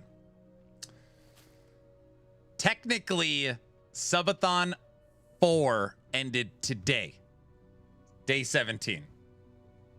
And then they restarted it. They restarted it for 2 weeks. Also, Subathon 1 lasted 31 days, and I reduced time extensions twice. Yeah, that's true. To kill it. I was like, guys, I have to end it. I was dying. I was dead. That was the first event. I was dead, dude.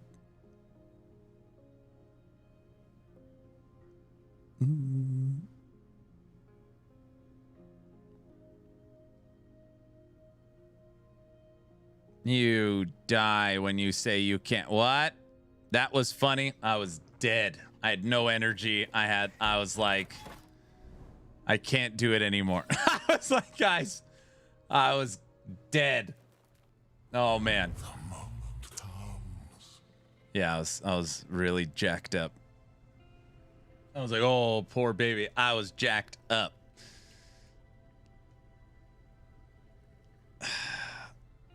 And scared? Are you dead right now? Bro, I haven't even started, Cajun. I could go another 40 days. You know what? You kicked him out. And now you're going to go to town and get a facial, get some shoes.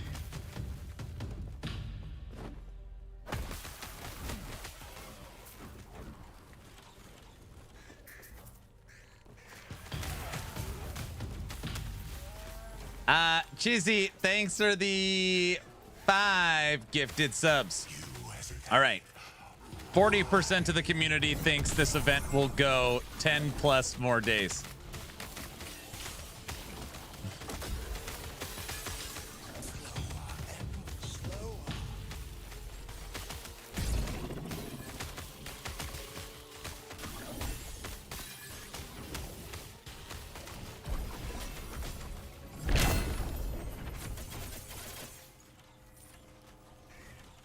Naked America, if you are really planning on doing that, you have to tell me.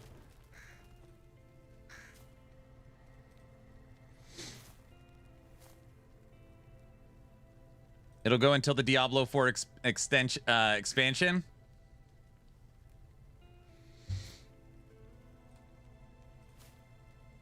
Why are you scared? No, I'm fine. I already told you I'm fine. Corruption stays forever, right? Unless you lower it. I mean, you could lower it. I raise mine, lower it all the time. Anyone else gave up on D4?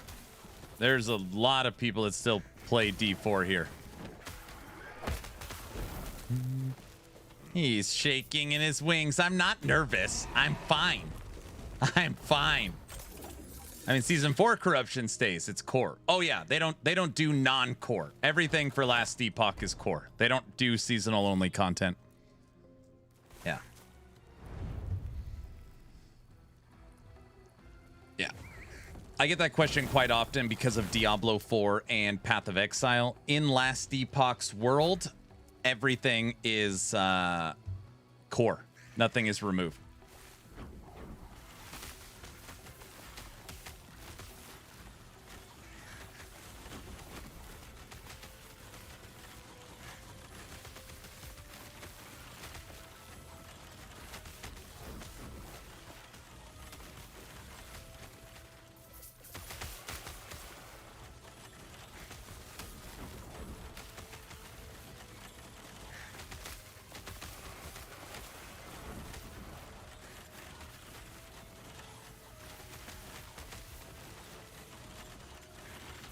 Sanctification not present in season 12 and beyond is a shot in the foot for Blizzard devs. No, you don't understand. They gave you Sanctification to fall in love with it so they could sell it to you at the expansion with the cube or something like that. Or maybe the cube comes with the season. I don't know. They're recreating it or something. From a marketing perspective, it's pretty interesting. Cube has the sanctification mechanic, correct.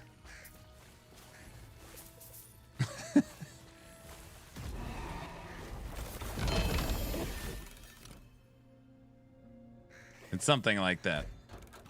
It's called transfiguration in the cube. Yeah, everybody knows that.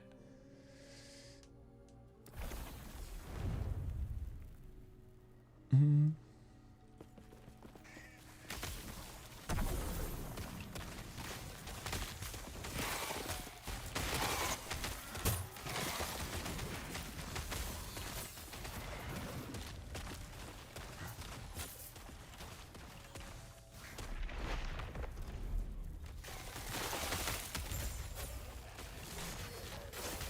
Absence makes the heart grow fonder, doesn't it?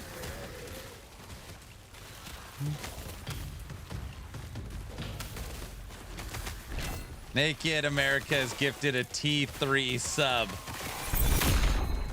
Thank you, sir.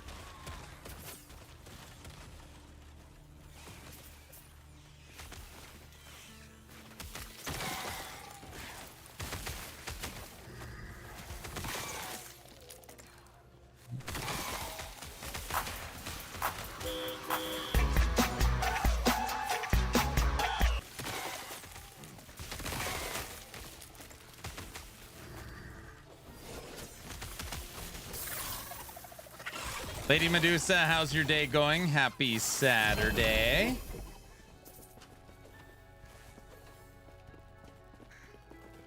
He's just calculating.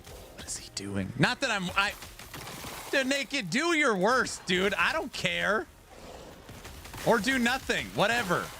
I don't give a crap. Ooh, all right. What are we doing?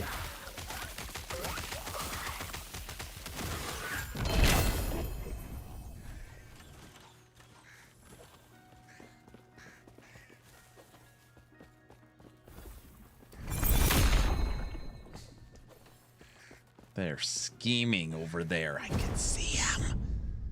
Are you ready to party?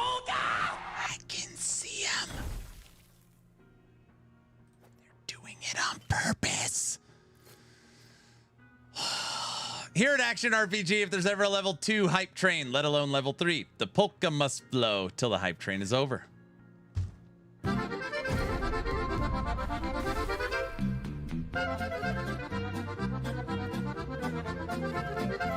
what they're doing. The guy in the toxic stuff. Help me! Help me!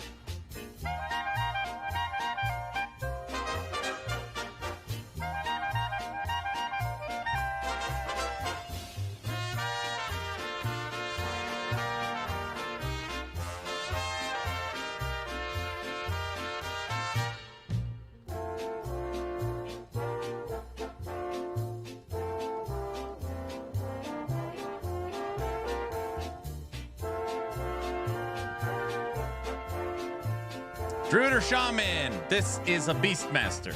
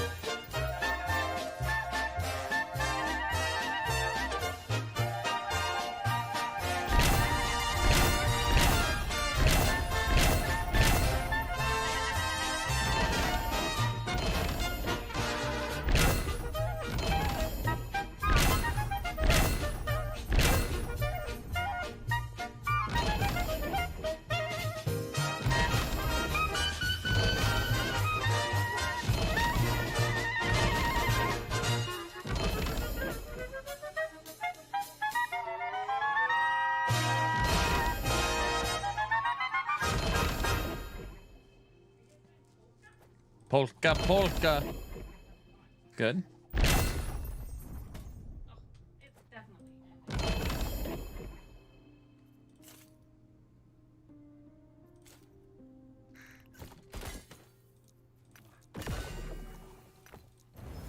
I work hard for the money.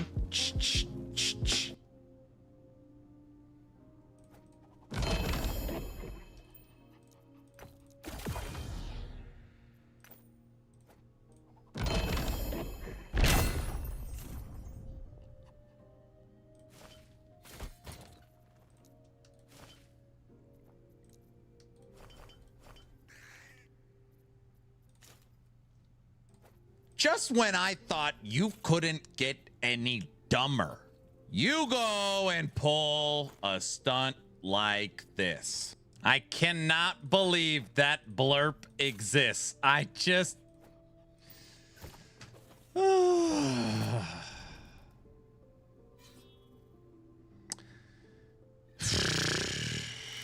I can.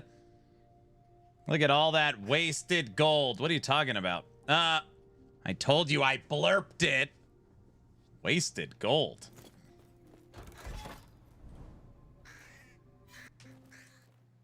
Is your new 4 horseman build on the website? No. I cannot put up that build until EHG fixes the golem bug.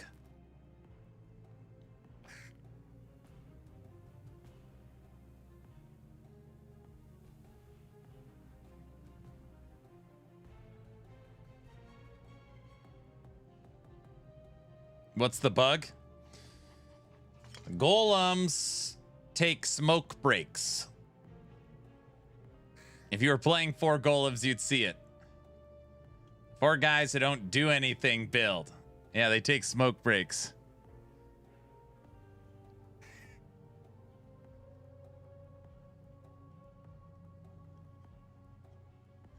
They deserve a break.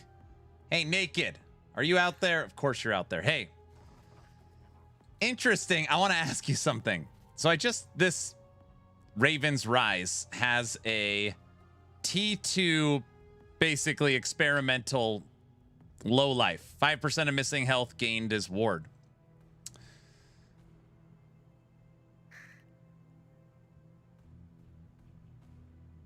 Actually, wait, this is different than this is 5% of missing health gained as ward per second. That's different than it. This affix works perfect in conjunction with this body armor because of you lose 20% of your life, right? 5% of your current health is drained per second while above 80%. I was just looking at it like...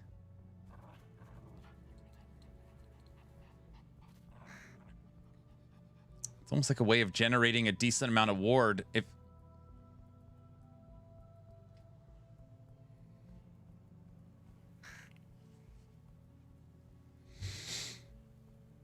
I'm wondering if you could use... sorry, I'm talking out loud.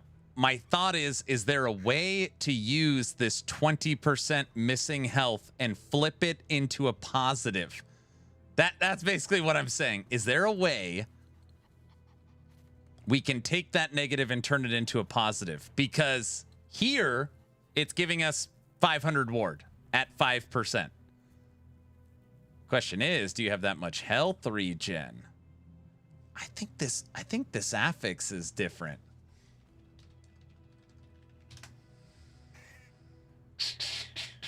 Oh, un momento. Let's look. No, wrong button.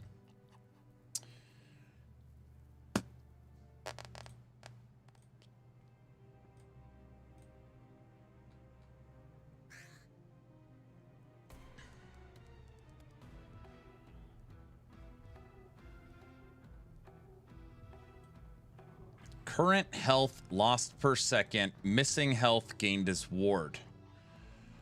So that's the actual low life affix. Current health lost per second. This is not current health lost per second. This is just missing health.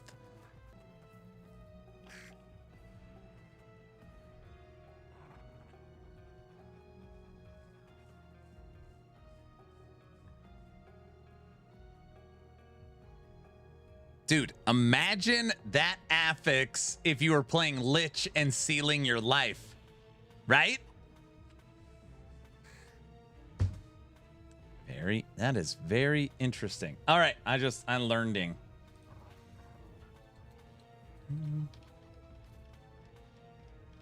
Yeah, that would be great. So if you could lock your HP, oh my gosh, Crimson literally said it before I said it. You could have perma ward gain. Yeah, because it's not like a low life where the low life affix is draining your health and turning your drained health into ward. It is transferring missing health into ward. So in this case, it would benefit this, but only at 20%. It's funny, when I saw this affix at first, I was like, oh, great. I think it's a net negative. No, it's actually good. That would be pretty good. It would be. It would be. By the way, I still need 52 dex to get our extra crow on this build.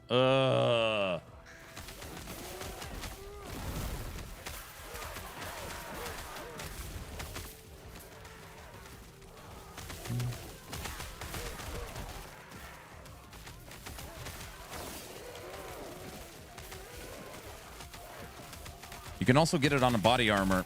So if you could get it on Exanguius and experimental on gloves, that would be crazy ward. It would be. Yeah, it's a pretty good corrupted mod.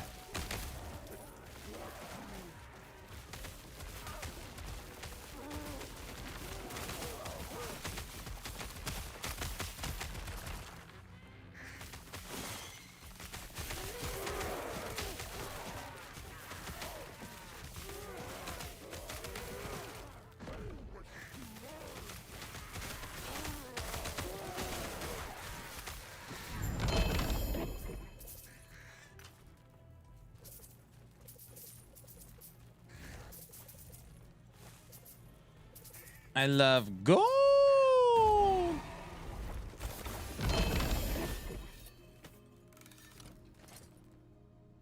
I keep imprinting, or I keep getting imprint drops.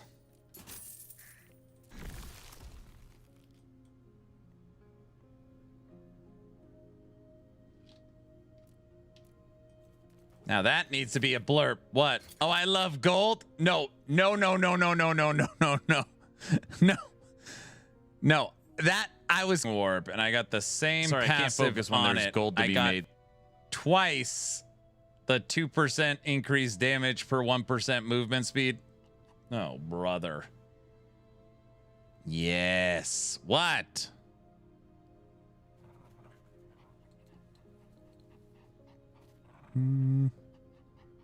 He hated it so much he took down the stream. That's weird. Stream's not doing anything on my end. At least not right now. Okay, let's see here. But Aaron, imprints are terrible. This dude, I've gotten 1,000 of these body armors because of imprints. Not, I mean, granted, whatever. But on our end, your stream is broken. Maybe your stream is broken. Maybe it's your stream. It's probably not. But you know, it could be. You know what I mean.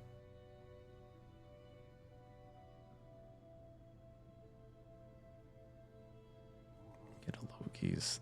The NSA is crashing streams. You know something, Princess? You are ugly when you're angry. Not funny. I wonder if Bones of the Ancestral Pack. Wonder what that's going for. All right, we're going to the bazaar for a second. Only for a second. I click the stream, what do I see? No mobs in sight, just loot on screen. He's an angry elf. Tabs like it's your fate. New gloves drop. Every time I come in, check your build. Still know the same boots for cold, not scared. Stuck, re-rolling gear again. This ain't endgame. Get in, loser. We're going shopping. Every time I come in, Get in, loser. We're going shopping.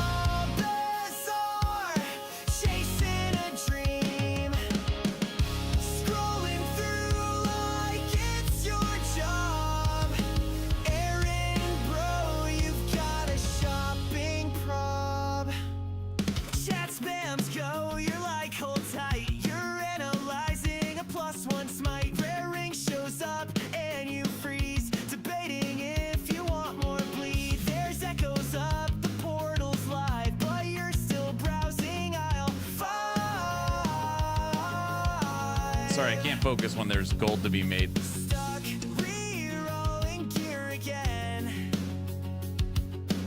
This ain't endgame, it's just pretend. Every time I come in the stream, you're in the bazaar, chasing a dream. Scrolling through like it's your job. Aaron, bro, you've got a shopping prob. Maybe one day you'll leave the stash. Ignore that roll, skip just one cash.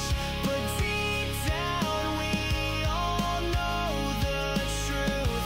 You'll die in town re-rolling boots. Yeah, I'm in the bazaar, I don't feel shame. Min-maxing gear while you die in flame. Y'all can cope, I'm built just fine. Still in town, but the W's mine.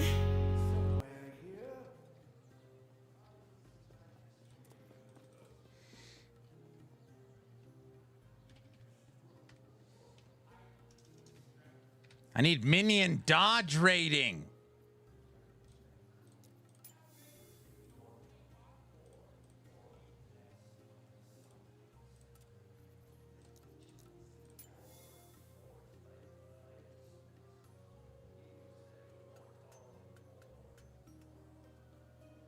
Holy moly. Minion dodge rating is very expensive.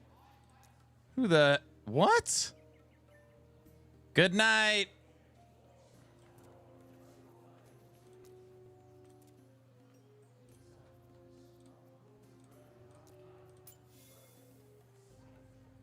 I wonder if... West, every once in a while I think about me putting out the Fire Spriggan video. If that... Why are all the items more expensive? Why didn't I do this before I put out the video? All the... a lot more, everything's a lot more expensive now. Wait, you don't have enough gold? You don't understand how it works, Coates. You don't play MG for sure.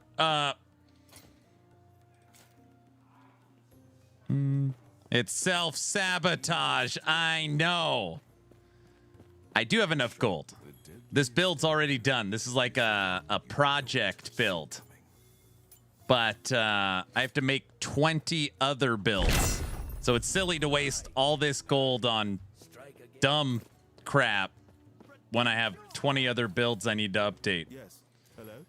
But we could, if we wanted to. I actually do my kind sir every season at that. All right, never mind. I take it back. Wow. I normally only play COF, but this season people wanted me to try MG. They said it's not enough people play it. Just when I thought you couldn't So get I decided any to give dumber, it a shot. You go and pull a stunt like this. You liar. What? All right, I'm going for real now. Good night, sir. That was a harsh joke. I'm just kidding. I had to buy another supporter pack to do that. Oh my gosh. I only play COF. Ha ha ha ha ha. Whoa. Whoa. Whoa. Whoa. Whoa.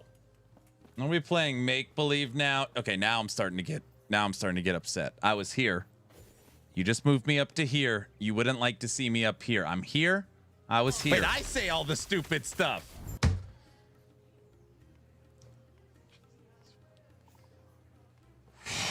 Okay. Rah! The guy in the toxic stuff. Help me! Helmet. Whatever, bro. Trick question. It better have both. That's like 5'11", Aaron. I'm technically not 5'11". I'm 5'10 and a half. Don't tell anyone that. With shoes, I'm practically 5'11". Guys.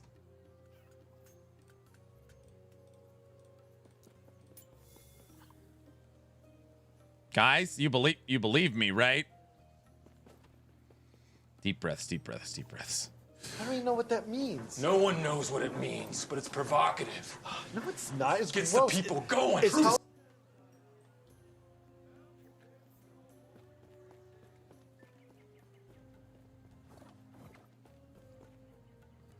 I keep looking at this same helmet in the bazaar almost every day. T7 minion critical strike with a champion T8 2 to companions 205 to minion damage. I keep looking at it. Buy it? It's not it's a primordial. I'd have to dump the offhand. Just buy it already. It's not it's not because of the gold as to why I don't buy it. I can't lose the offhand. But I do look at it like, dude, 50 on the best base.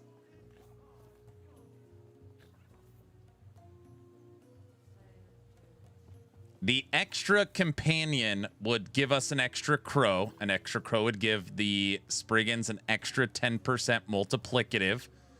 I'd lose the offhand. I would replace the offhand with the History of a Terra. But I don't know if it's worth it. It's not 110% more damage. It's 10%.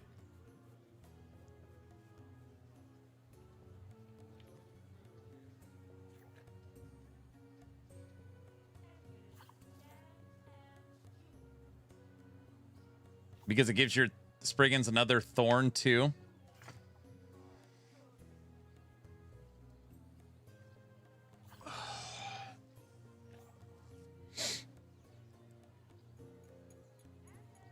Did you watch the Chris Wilson Thomas podcast? What are you talking about?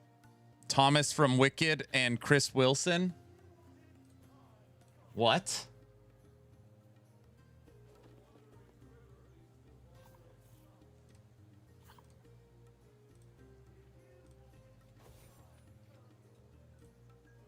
Chris Wilson.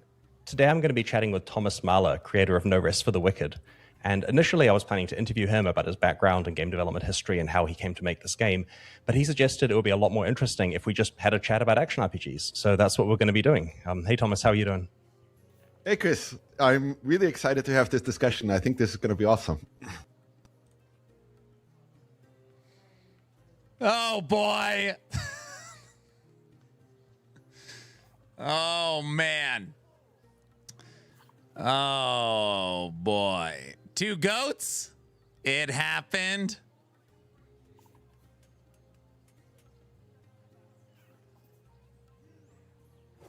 We have to watch that. How many F-bombs in this video? Look at the look on Thomas's face. So when we had... So I've had Thomas on the podcast 3 times.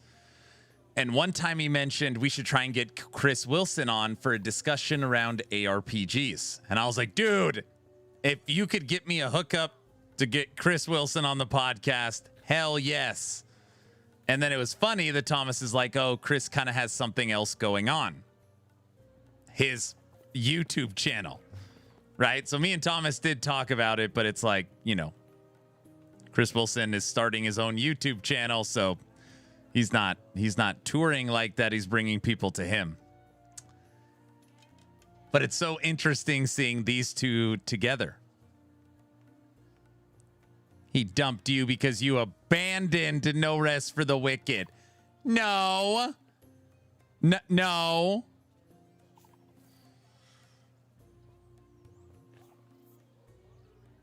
No. It's still awesome if you can connect with Chris Wilson. So Chris Wilson would definitely not remember because it felt like eternity ago. But I did get to spend some time with Chris Wilson in Germany I was the one that broke down. Well, I guess that's the back of his head. It's not a very good picture. I was the one that taught Chris Wilson LE.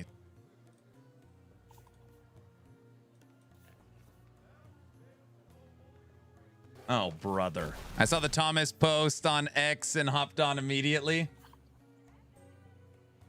Oh, you can't even see the pictures.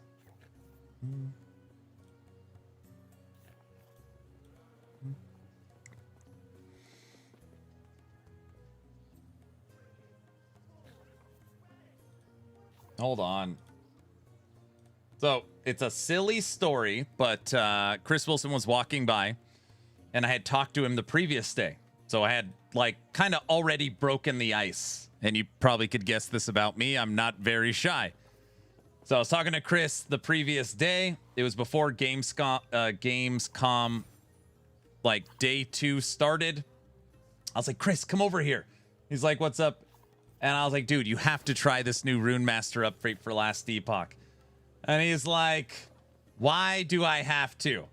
And I was like, because you got to see the update. I was like, at least, you know, it gives you an idea on your competition. And he like gives me this look. I'm like, will you just try it? And literally, I get him to sit down. Like I get him to sit down. And all the Last Epoch people cleared out. So you can't see, but where the picture is taken from is like a horseshoe of Last Epoch people.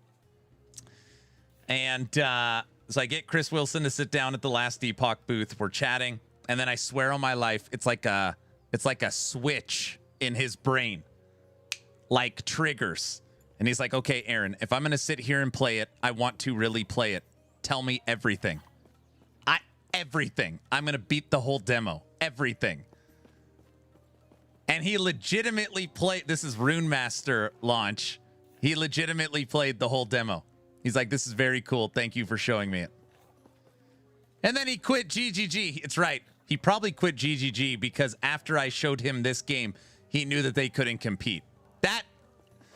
I'm going to stick with that story. That's probably what happened.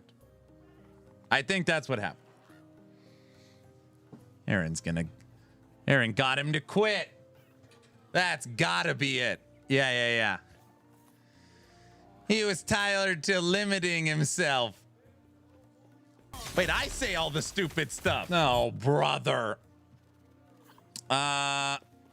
Everyone, I apologize if this is boring for you. I want to watch a little bit of this interview. I'm not saying we're gonna watch the whole thing, but yeah, I'm very curious. So, she seriously needs you. Okay, let's see what they're chatting about.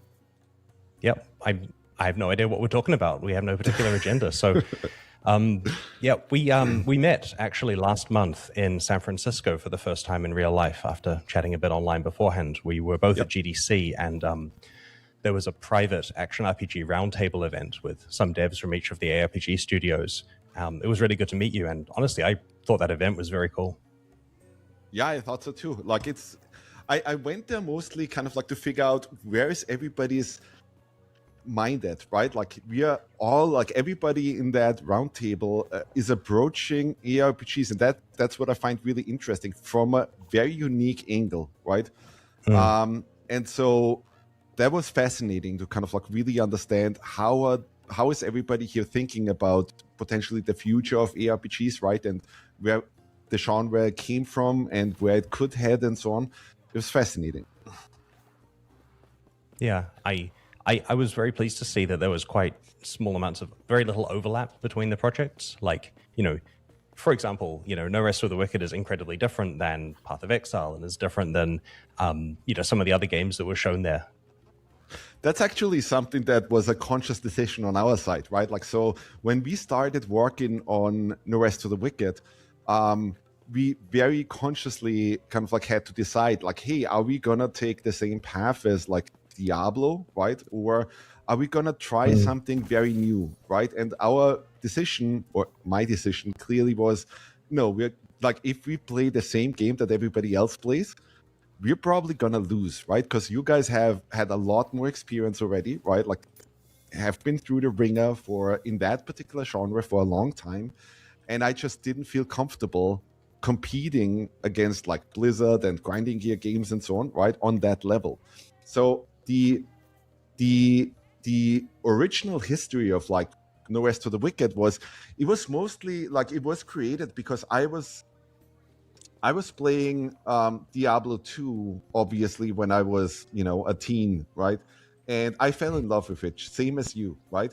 But while playing, and I'm sure the same thing happened to you, right? I already was thinking of all these things that could be so great in the genre. And then Diablo 3 came along, and frankly, I was always a little bit disappointed with Diablo 3 because it simplified many things that I thought.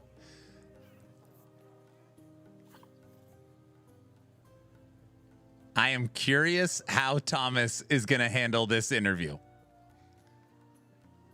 So normally Thomas would be like, I love Div 2. Diablo 3 was a big pile of dog shiz, and he normally would like, that thing was such a pile of, and just go nuts. You can already tell he's like, okay, I'm sitting down with Chris Wilson. He hasn't. Thought were really important to keep in the game, right? And made it a lot more arcadey. Chris Wilson made GGG, Path of Exile 1. I didn't think the genre should be heading or would be heading, you know. And then, there were just many things, especially from the Eastern industry, right? And what I mean with Eastern is like the Japanese designers. If you look at Capcom and From Software and so on, right? A lot of the things that they did, I thought would absolutely make sense in a traditional ARPG, which doesn't really make it a traditional ARPG anymore, right? But it wasn't really done. And frankly, during the development of No Rest for the Wicked, I was always really afraid that, and the whole team was, that somebody would do what we're doing sooner than us, right? And come out with that kind of like formula already. Because to me, it always made so much sense. But that didn't happen, right? And so now we kind of like have this fairly unique space where we almost created a new subgenre within the ARPG, where it's like kind of like mixing together what Souls games do with like what Diablo and Path of Exile and so on did, right? And that's where we find ourselves in now. Yeah, I do respect that, because to some extent the thing about action RPGs that really got me into it, that really excites me, is the itemization and build stuff, right? Like, you know, the fact that you're finding these items where there are so many different ways you can use each one, so many different character builds they can go on, and they interact in interesting ways, and the grind of gradually incrementally improving stuff, and then having to question, okay, I've got this rare with a set of properties that are really good for my character and it fits in perfectly with regard to resists and so on, but now there's this unique item, and if I were to put that on, I have to change everything else I'm using to make it work. And that whole system there is completely independent of the combat that the game has. And so if you were to swap out the traditional like point and click Diablo rooted combat system that, you know, for example, the one that's gone through the lineage of modern Western ARPGs, if you swap it out to the kind of Eastern thing that you're talking about there, the itemization doesn't necessarily need to change as a result of that. And that's why I found your project fascinating, that, you know, I don't have a background in playing Souls-like games. That type of combat I'm probably not very good at myself, but I really like the idea of trying to mash that up with the traditional way that ARPGs are built from a meta progression point of view. Yeah, I completely see where you're coming from, right? And that whole itemization thing is also what got me, right? Like, because there's nothing like that thrill of like finally finding that one item, right? That has like an incredibly low drop chance and so on. But at the same time, I always felt like the combat, especially in those ARPGs, because I was there at Blizzard in the 2008 or so time frame, right? When Trevor, kick, Trevor, or I could do it. One sec.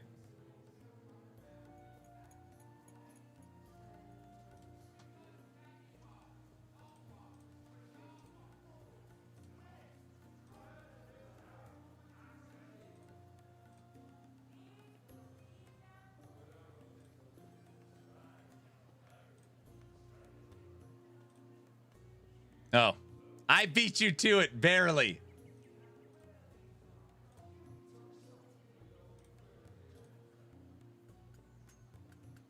distinctly kind of like that hey, they wanted to do PvP, and even at BlizzCon you could try Diablo PvP, right? Diablo 3 PvP, and then it never shipped, right? Because internally what they had was like, hey, this was a fun mode if you played with a pre-made character, right? But it was completely fucking batshit insane if you just applied. Here we go. All the crazy itemization and all of that stuff to your character, right? And now you were just kind of like entering PvP and boom, one shot, right? So from when we broke it down, it's actually interesting because we did a similar thing on the Ori games. That was the series that I worked on before, where the development approach was that we basically analyzed and studied Metroidvanias, right? Meaning Super Metroid, Symphony of the Night, and so on. Because to me, when I grew up, like those were some of the best games I've ever played, right? Like, and they were incredibly highly regarded critically as well. And then the industry decided, for some reason, we're not going to make these anymore, right? Especially not on the AAA front, right? Like, if you wanted to play a Metroidvania, like they were only shipped on like the Game Boy Advance and then the Nintendo DS and so on, right? But nobody really was eager to try a Metroidvania on like a AAA platform, right? And I thought that was always incredibly dumb, right? Like, especially given that, hey, these games were so critically acclaimed, right? Like even now you look at Super Metroid and Symphony of the Night, most people would, you know, rank them as like part of their classics. But then the development approach, like what we did, was to look at, well, how could we innovate within that genre, right? And so the obvious thing is, well, you look at the core gameplay pillars. And for those games, one of the core gameplay pillars is platforming. And the platforming I always thought was pretty weak, meaning that if you'd take Super Metroid and if you take Symphony of the Night and you would remove the combat stuff and just turn them into platformers, they would not make for very fun platformers because the character controller that they have of like just the sheer act of like jumping around and so on is very simple, right? And so that to me was always strange. And so with Ori, we said, well, that's where we're going to innovate. That's where we can really fairly easily reach kind of like the next level, right? And so we did that and we accomplished that. And I found out that I'm really good at tweaking that kind of game feel thing, right? And like really being in charge of how many frames of animations does this jump need to be, right? Like what is the startup active recovery kind of like for a jump and that kind of thing. And when we then did No Rest for the Wicked with the first prototypes, we approached it from the same angle, right? Like we looked at obviously Diablo and Diablo 2, Path of Exile and so on. And we looked at the combat specifically, right? And we were like, okay, well, Dark Souls was kind of like started to become a thing really, right? Like Demon Souls and Dark Souls were already out. And we were like, okay, that is clearly like in many regards the better combat system. Because if you study the combat that you have in Diablo, it makes total sense how it ended up being very Okay. Thomas Mahler, the CEO and game director of Moon Studios, who created Ori and the Will of the Wisps, the Ori series, is on the right-hand side talking to Chris Wilson. Chris Wilson, game director, founder of Grinding Gear Games that made PoE 1. Thomas is telling Chris Wilson that the Dark Souls combat system is superior and is the way that the genre should move instead of hack and slash. When Chris Wilson obviously went hack and slash. Do you understand? He's literally no one. Never mind. Nobody. Never mind. It is, right? Because you have had Dave Brevik basically trying to make a turn-based game where he tried to kind of like just copy what XCOM did because that was a game he loved, right? Because that's how a lot of developers work. They kind of like try to imitate a game they love and then put their own twist on it. And then the direction came from above, right? I think that, hey, they like turn it into real time, right? Because turn-based is kind of getting old in the tooth and so on. And so instead of, hey, I click somewhere and then my character walks over and then I have to click on attack and it's a separate action, right? It just became real time, right? but it was a very abstracted kind of combat system. In many ways, I would even argue there's not necessarily a combat system there. And that's like that I always thought would be fascinating to discuss with you, right? Because like of the whole way of like, how do you approach a combat system?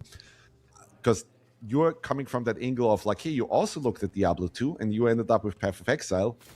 And there's a lot of kind of like design hooplas that can happen, right, during like when you actually make a combat system and so on. And I would argue like the thing that happens because of the foundation that's been laid out with like Diablo and Path of Exile and so on is that you always fight power creep. Because a lot of the traditional techniques that have been used in games like Street Fighter, you see it in Monster Hunter, you see it in Dark Souls and so on, right, do not exist there. So I would just love to have that discussion with you, right? Like, how did you back then decide on what should the combat be like in Path of Exile and, you know, and Path of Exile 2 especially after that? The combat model in Path of Exile 1 is rather similar to Diablo 2's combat model. You know, it has a similar kind of grid granularity, a similar kind of action system. And this is because we wanted to, I mean, you know, we loved Diablo 2. We loved the feel of that. We obviously wanted to try to improve this, you know, going 3D and doing a lot more complicated things. But we also didn't want to... A criticism I have about Diablo 3 as a Diablo 2 player is it felt too different to me. And I didn't want to feel too different from Diablo 2, which is why Path of Exile kind of needed to be similar to Diablo 2 so that audience felt that they were moving from one home to another. And, you know, I love the Path of Exile combat. And part of the reason here is because I loved Diablo 2, and I'm kind of stuck in my ways there. And Jonathan always wanted to make it better. Jonathan loves, you know, good combat systems, and always... And I don't mean to speak for him, but I think he would agree. He always wanted the Path of Exile combat system to be better than it was. And throughout the years, many improvements were made. And, you know, it's in a much better place now than it was at release. But Path of Exile 2 was an opportunity for the company to actually do combat a lot better. And you'll be able to see that the improvements that were made there, there's an awful lot of complicated animation blending and, you know, grenades bouncing around and cool stuff happening in Path of Exile 2 combat, and this is pushed by Jonathan wanting better for the combat system as a key goal. In fact, the entire reason Path of Exile 2 exists is because we wanted to make new character rigs so that we could do more advanced animation stuff, and that you know, project ballooned out into the entire sequel that it is today. And so the motivation there is trying to make combat as good as possible. And there's a topic that I have been thinking about a lot this year in particular, which is that, what's the best way of describing it? So, okay, back in the day, the games that you were alluding to, the turn-based games, were turn-based because that was the state of the art they could do on old computers, right? Like if you're running on an Apple II or an Amstrad or something like that, you don't have the horsepower to have some complicated, you know, Souls-like experience.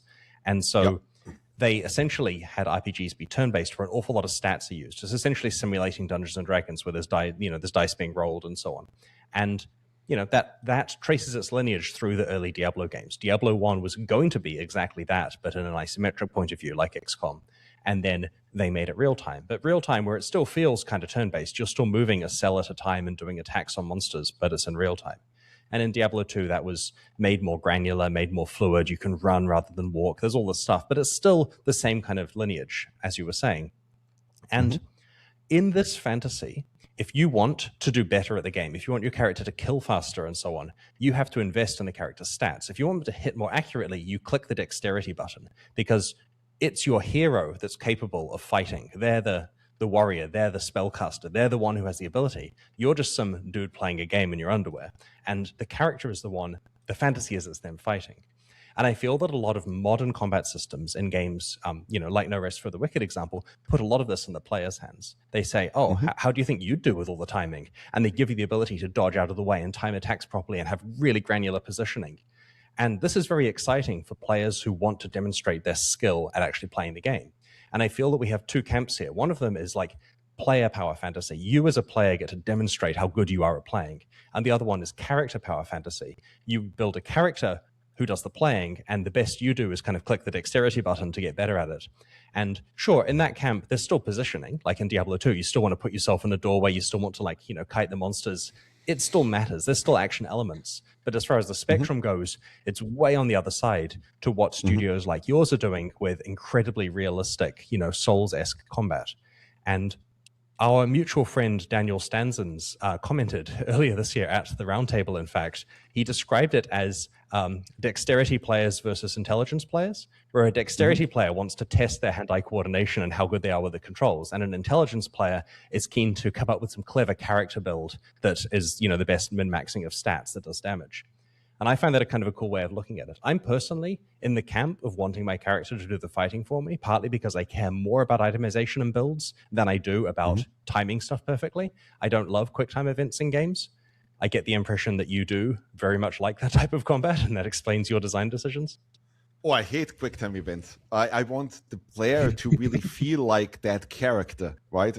And so nothing should be preset or something, right? It should all be, hey, we just give you a toolbox similar to a fighting game, basically. Like a lot of times, I'm actually openly calling the Rest of the Wicked a fighting game because the way we author combat is basically exactly the same as you would in a Street Fighter or something, right? So for example, when you guys did animations for Path of Exile, right? I doubt that, and the same thing is true for Diablo, right? I doubt that anybody really strongly felt like, hey, we have to do what fighting games do or something, right? Or like, hey, for every one of those animations, we have to be very specific about startup, active, and recovery frames and so on, right? And then, hey, we think about frame advantage and we think about PvP and all of those things. And my thing was, well, even early on in development, I wanted to test our combat system by always also testing the PvP at the same time, right? Meaning that I think there's something like it makes total sense, like where David Brevik ended up, right? And then kind of like that Diablo formula became the formula for almost all our ARPGs out there for whatever, like 2 decades or something, right? Have a good one, Cajun. I think that is good. I think, like, obviously, like, if you look at Diablo 2, if you look at Path of Exile 1, I would argue that you probably outdid Diablo 2 ultimately, right? Which is interesting anyway, because I remember playing the Path of Exile 2 Path of Exile 1 when it first launched, and it was very distinct, like as a, hey, this is made obviously by someone who loves Diablo 2, right? And it's almost a love letter to Diablo 2. And then over the years, you guys actually improved so much, right? That it was fascinating that even when, Diablo 3 came, like Diablo 3 was there, Path of Exile was kind of like doing better at what an ARPG should do, right? And then Diablo 4 came along, and even then, like people were like, Path of Exile 1 is the better game, right? But if you look at it historically, right, we approached it from the angle of it makes total sense where Dave Brevik ended up with and what ARPGs were, because also there were, multiplayer, and then, hey, you played on a dial-up modem, right? And on your little Pentium processor, you couldn't have done, we have 3D characters and every weapon has its own unique hitbox. And I am really liking this conversation. I'm sorry, everybody. I'm enamored. Actually moved that hitbox in the network model. So the network actually understands, or the network layer actually understands, my sword just went over your head, right? And didn't hit you because you dodged away in that very frame. It would just have not been possible, right? So when we looked at it, we were like, well, Monster Hunter is doing this now and has been doing that for a while and has been doing it even on the PlayStation Portable, right? So performance-wise, we should be able to handle that. And then the Souls games did the same thing. And I always I think as developer, you always need to kind of like play to your strengths, right? And my strength is definitely not systems design. I have people in the studio that handle a lot of that for me, right? Like I would never call myself a spreadsheet designer, right? And with a lot of the ARPGs of, traditional ARPGs, I think. Aaron, how's RF Lightning? I can't wait to try it. I'm on a break from RF Lightning. We're at 500 corruption, but I'm dying too much. So I'm taking a little break right now. That is literally what the games are, right? Like in a lot of ways, it's very much stat-based, and you're following that dream goal of like, I want my character to have these stats and to basically be this database, right? And not necessarily hey, my character has these moves, and and I feel like I'm playing that character and so on. And so if I look at, or the decision that we made was simply that same thing that we did on Ori, right? Like we looked at, well, could we help innovate within that genre, right? And what I haven't seen anyone done is that, well, on one end you had the Souls-likes, which really didn't have that ARPG layer, right? And then you had the Diablo games, which all didn't really have that kind of combat, right? So in many ways, No Rest for the Wicked is an experiment of let's try to merge these together. Let's see if that actually meshes, right? And I think we achieved that. We're still kind of dabbling with that a lot because it's kind of like a new way of playing, which is why I'm saying, hey, it's almost like a new subgenre or something, right? But the thing was clearly hey, if we look at what is the future of ARPGs, to me it was just a clear, okay, one of the core gameplay pillars is combat, and I never thought that the combat was incredibly strong in those games. In terms of the depth of it, right? Because it isn't it wasn't based on that, right? Similar to how in Ori 1, combat wasn't the main part of it, and you could clearly feel that, right? And then with Ori 2, with Ori and the Will of the Wisps, we made combat a much more interactive and approach, and gave it a lot more depth, right? And we learned a lot there. And then it became this clear thing of oh my God, everything that we learned here, we could totally apply to an ARPG, right? And then when we made the first tests, it just became such an obvious, like David Brabik always talks about that moment, right? When Alan Adam asked him or forced him to turn Diablo into a real-time game. And that weekend where he tried it, right? After being so desperate about, no, why are they making me do this and all of that, right? Where he had this whole moment of ta-da, right? It became clear, this was the birth of ARPGs, right? And when we tried the same thing with, hey, we're trying a Dark Souls model here, but it's top-down, and when we made that work and tried the first PvP sessions and so on, it just became such a clear, it was the same thing, right? It just became such a clear, oh my God, that's what I would have wanted Diablo 3 to do basically, right? That you wouldn't have a point-and-click foundation anymore, but that you would actually, similar to a Street Fighter or Soul Calibur, any of these Samurai Spirits or something, right? That you would actually, if you play against enemies, that spacing matters, that positioning matters, that timing matters, that you have all these elements taken over from fighting games, right? That, hey, you have footsies, you have whiff punishment, you have all of those things, right? And you really author the animations that way. That was really the moment where we were yeah, okay, this is where we can innovate, right? This is where we can really change course. And it was super scary because we were throughout the whole development, we didn't know. Griff, Aaron, just want to say thank you for your videos on corruption, push, and forging. I was lost till I watched them. I'm glad it helped. Red Adam, if you're looking for the frog build, it is on actionrpg.com. You're very welcome. If that would be accepted by ARPG players, right? At the start, it was actually we actually had quite a lot of players that came from the Diablo angle and the Path of Exile thing, right? Where they literally had this thing of well, this is I know how ARPGs play, right? And I just want to, click that button and have that thing happen. And why is this so difficult? And all of that, right? But I think over time that actually changed. And a lot of the Souls players jumped onto it, right? And got it. And so that was fascinating to me, right? There's always this moment where I think genres probably become a little bit stale because a lot of developers already jump into it and approach it there. And then at some point I think you have to kind of reevaluate, right? And really start looking again at the core gameplay pillars and, hey, based on the tech that we have, right? And all of that stuff, can we give it more depth? Can we go crazier, right? That kind of thing. And I mean, similar to what you guys did with Path of Exile 2, where the goal was, hey, can we refine combat? But what I would be interested in is when you guys approached Path of Exile 2, right?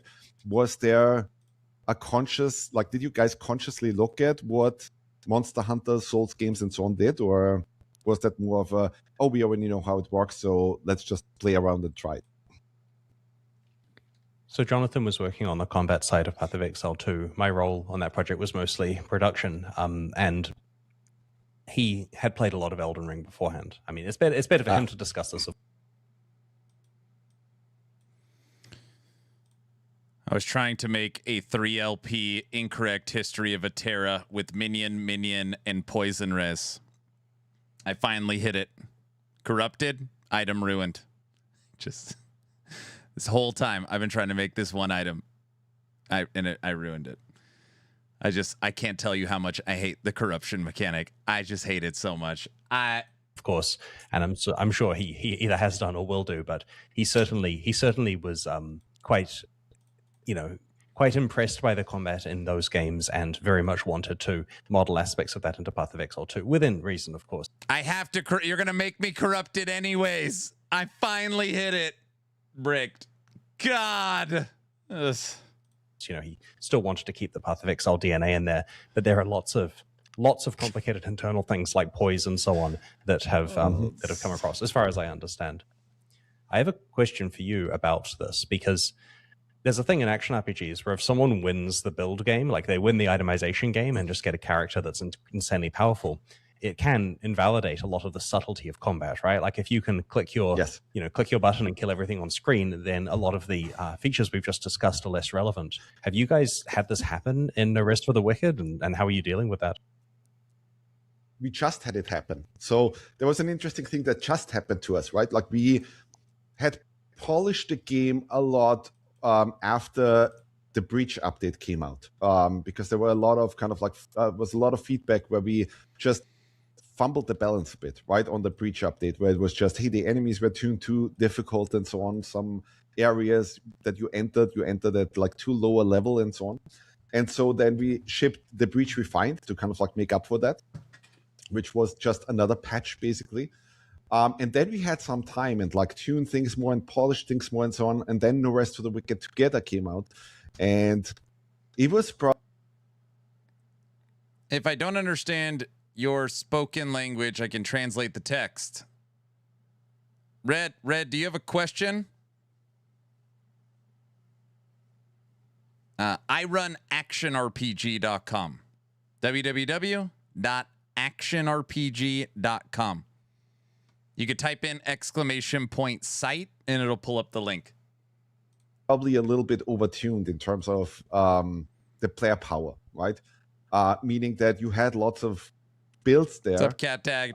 That were pretty OP, right? Where you could literally just get 100% damage resistance and so on. And the funny thing was that we just then shipped a bunch of hotfixes after that, and then we shipped a bigger patch where we fixed those stats, right? So you couldn't get 100% damage resistance, because that's ludicrous, right? Like you shouldn't be able to get 100% DR in an ARPG. No matter, doesn't matter if you're a really good player or if you found that super rare item or something, right? And there was players, I think, at large understood why we made those changes, right? But there were still some people that were like, oh, you took the toys away from me, right? So I wanted to ask you, I'm sure this happened to you plenty of times, right? Where you guys overtuned things, gave the players accidentally, right? Like, oh my God, players can equip this ring, and then some stat changes, and we didn't actually foresee that. How do you deal with that? Because there is always this, here's the integrity of the game, right? Like, here's how the game should work. And then players find exploits, right? And then you fix the exploits, and the logical thing should be that players go, oh, absolutely, that makes sense. Now the game is better balanced. And okay, Thomas does not know the community's. Oh my gosh, I paused it on a perfect moment. Look at Chris's face.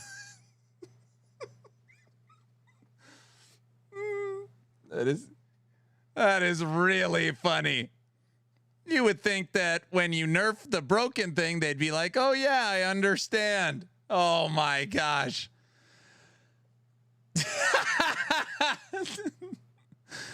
Okay. Okay. Never mind. Never mind. You ruined my buggy build. Where's my 24 frogs? Red Adam, they keep linking you the website, sir. I keep responding to you over and over again. I apologize that you're upset. They keep linking you the website. It's just actionrpg.com. The name of the genre, .com. Please don't get, we're watching a podcast.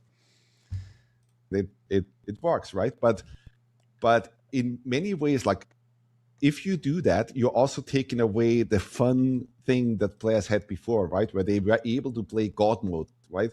And then they react negatively. But what would Red Adam is saying the website doesn't work for him in Russian, even with the VPN. He cannot connect. It might be blocked. I don't know why it would be blocked. I know people in Russia that use it. Well, I know Russian people that use it. So I don't have a workaround for that, unfortunately. But if you're looking specifically for the frog build, the build is also on YouTube. So if you just go to Action RPG on YouTube, that's my YouTube channel, and you can just see all my build guides there. Frogs is there as well. What's your approach there? Because I'm sure you dealt with power creep and that kind of stuff tons of times on Perfexa. Yep, that was my life for quite a while. A topic that's important here is understanding the investment the players have made into their character. If you had a hypothetical action RPG with really easy respecking and a character editor where you can just type in whatever, if Path of Building were the game, for example, where you just... That is Last Epoch. Oh my gosh. That's last... Okay, I'm sorry. I keep pausing it. Synthesize whatever you want. Then upon the character being changed, there's relatively little work for them to go and, make a new build. But the reality is, when you're playing a Path of Exile character, it represents dozens or hundreds of hours put into leveling up, getting the right skills, the investment in getting the items. Like if the items for the build are very expensive, you've got to grind for a long time. Mm-hmm. And having that essentially taken away or made useless by a balance change is a very disheartening thing to happen as a player. And the tricky thing is these games are structured so that it's a puzzle to find the best build. And they feel that they've won the puzzle by playing that build. They've done the right thing, the thing you're meant to do in the game of play the broken character. And then they get told, oh, sorry, you weren't supposed to pick that character. We've decided that was too good. Now all of your time and effort is wasted. And a guy that picked the second best character is now the best. And so obviously fixing exploits or bugs that are clearly unintended is important. But we found that just regular balance changes, even quite large ones, are honestly best saved for between characters, as it were. When you start a new season and people have finished their previous character, they obviously will be disappointed if the old build doesn't work the same way because they had a fantasy about playing it. But being able to factor that in for their new character, make a new set of decisions, and not have wasted any time is quite important to them. So often, if you release something without enough testing, you just kind of have to live with it for a few months until the next release. Chris, let me ask you something real quick. Thomas is like, we just nerfed the whole damn game a month later. Don't apologize. You're totally fine, Red. You're totally fine. No big deal. No big deal. If you had Path of Building and that was the game where you could just edit your character. Huh. What an interesting thought. Quick. You just mentioned seasons, right? And that was something that, Diablo 2 started, right, with like, hey, it made sense because you had a ladder reset, right, and the whole economy reset again and so on, right? And then you guys also picked that model for Path of Exile. And I watched your GDC talk back then, which, by the way, I loved, right? Like, I think every developer, thank you, anybody who makes the RPGs watched that and was like, Jesus Christ, that's so smart. Why did you pick the seasons model? Rather, I think the better question is, given that you've had to do this for 10 years or even more than 10 years, right? And you had to come up with new stuff and so on every 3-4 months or something, right? Would you still do it? Like if you do it now, right? Like, because there's this whole thing of like, hey, are we crafting a Diablo 2, which is where we're just trying to create the perfect thing, right? Like almost like a toy that people could play as is for like 10 years and still find new things and go crazy?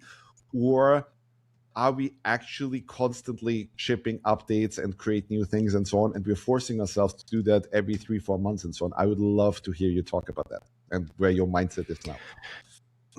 Well, there are two separate topics here I want to discuss. The first one is, are seasons good for live service games? And the second one is, how do I feel about live service games? And so in terms of seasons being good, seasons are the secret sauce that made Path of Exile successful as far as I'm concerned. I think if we had to run standard forever, that it would not have had the player numbers that it eventually did. There's something magical about a new league or a new season in an action RPG. It's this fantasy that if people take a few days off work and they all pile in there and play better than everyone else, and everyone thinks they can play better than everyone else, that they will find the best items, they'll get to the highest levels, they'll control the economy, and because of the randomness in the games and the fact that it's a bit of a lottery with regard to what you get, this actually does come true for people. They have good seasons. They have a season where they get rich and find the best stuff, and it's just dopamine everywhere, and this is the fantasy they're looking for. If it doesn't happen to them, they see it happen to other people, and that reinforces that it could happen to them if only they, took an extra day off work and played that bit harder. And these new seasons are just a magical time for the game. You see a massive spike of player numbers, right? Like there are games in the past, like you look at the player numbers for the launch of Wolcen and Last Epoch and so on.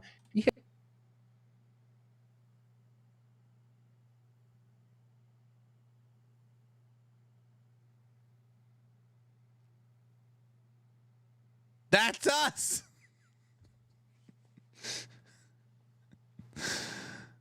Aaron, do you like the Spriggan Focus Fire build or the Crows more? I don't like Crows.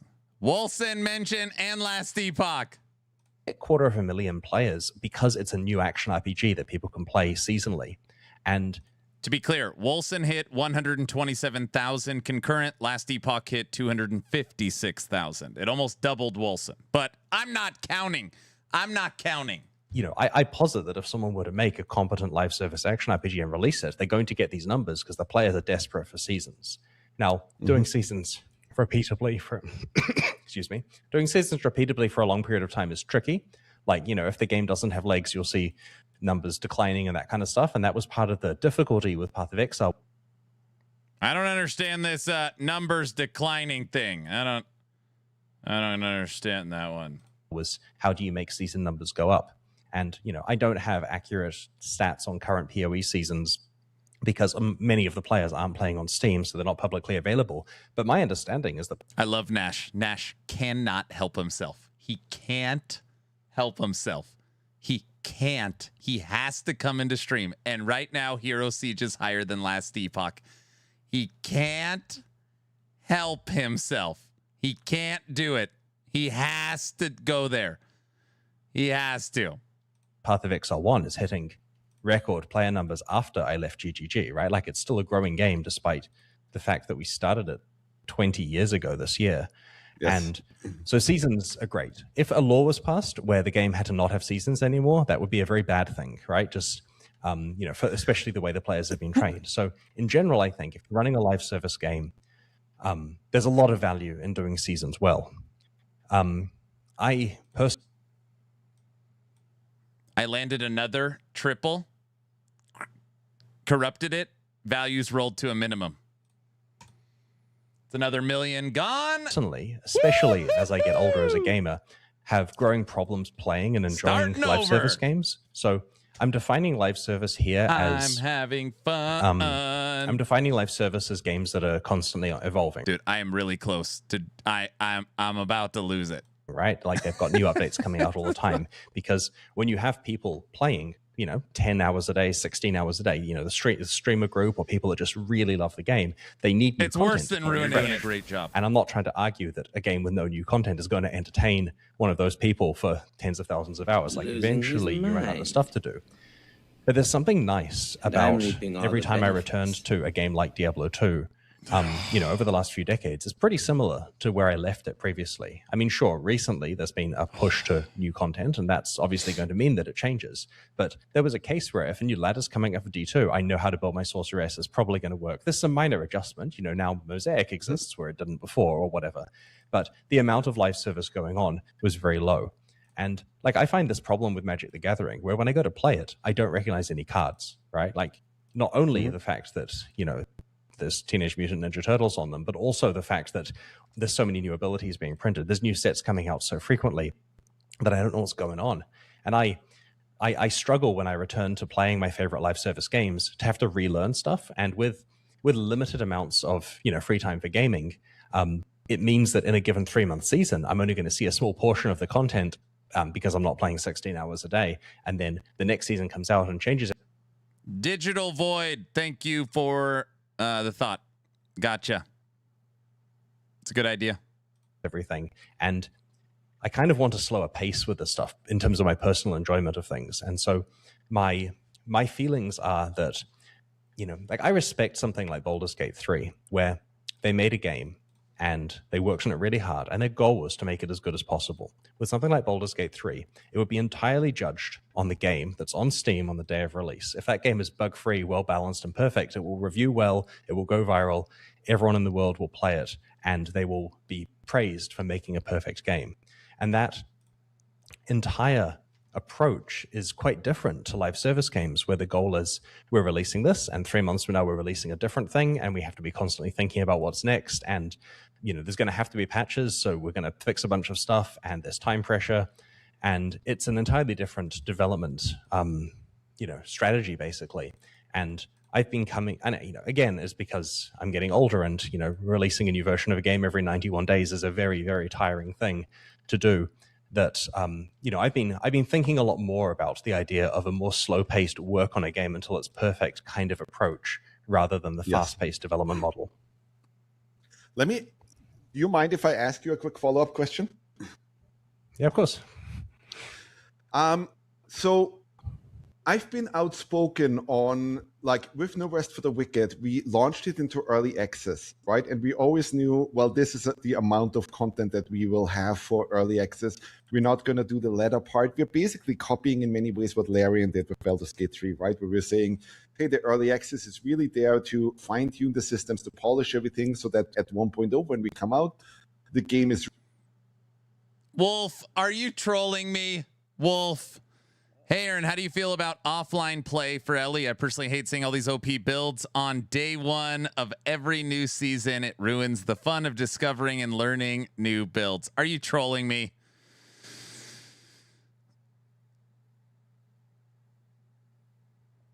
If you are, it's okay.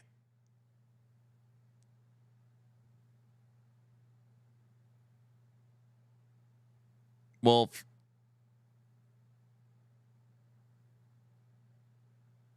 We had a whole discussion about how much I disagree with the current way offline is currently handled in the content creation world. I can see what you're doing, and guess what? I don't like it.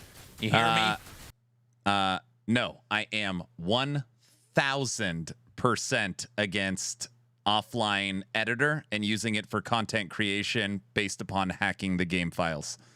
I do not do it. I'm 100,000% against it. And it used to be a bannable offense. It is no longer a bannable offense. It is now a we don't like it offense. But it's cheating. So that is my take. Yeah.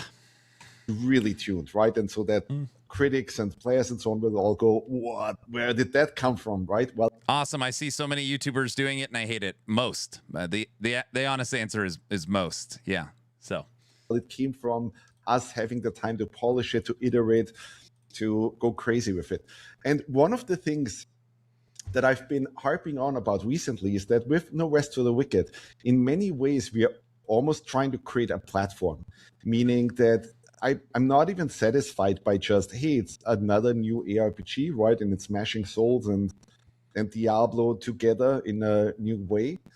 But I love ARPGs, and I even saw this during the very early prototypes of No Rest for the Wicked. Like I had the character controller up and running, right? I did a little tower defense thing because I think I was playing Kingdom Rush at the time, right? And was looking into that and got quite addicted to it. And I was like, Jesus Christ, that is really fun. Like creating a tower defense game where you basically have an ARPG, like where waves of enemies come in, but now you're not just tapping the towers and upgrade them, right? But you actually the player character. You are that hero that has to go around and like deal with. Okay, I have to bring you all in on this really quick.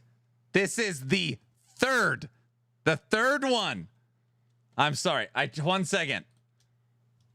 3LP, Tolmat's History of Eterra. I've been trying to get double minion poison res. I hit it for the third time.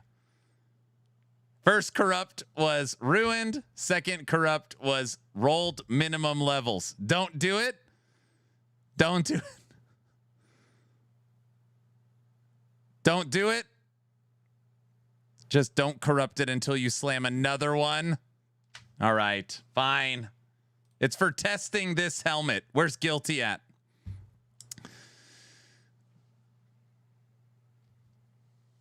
Show courage. I believe in you. Valid or no marbles. Always corrupt it.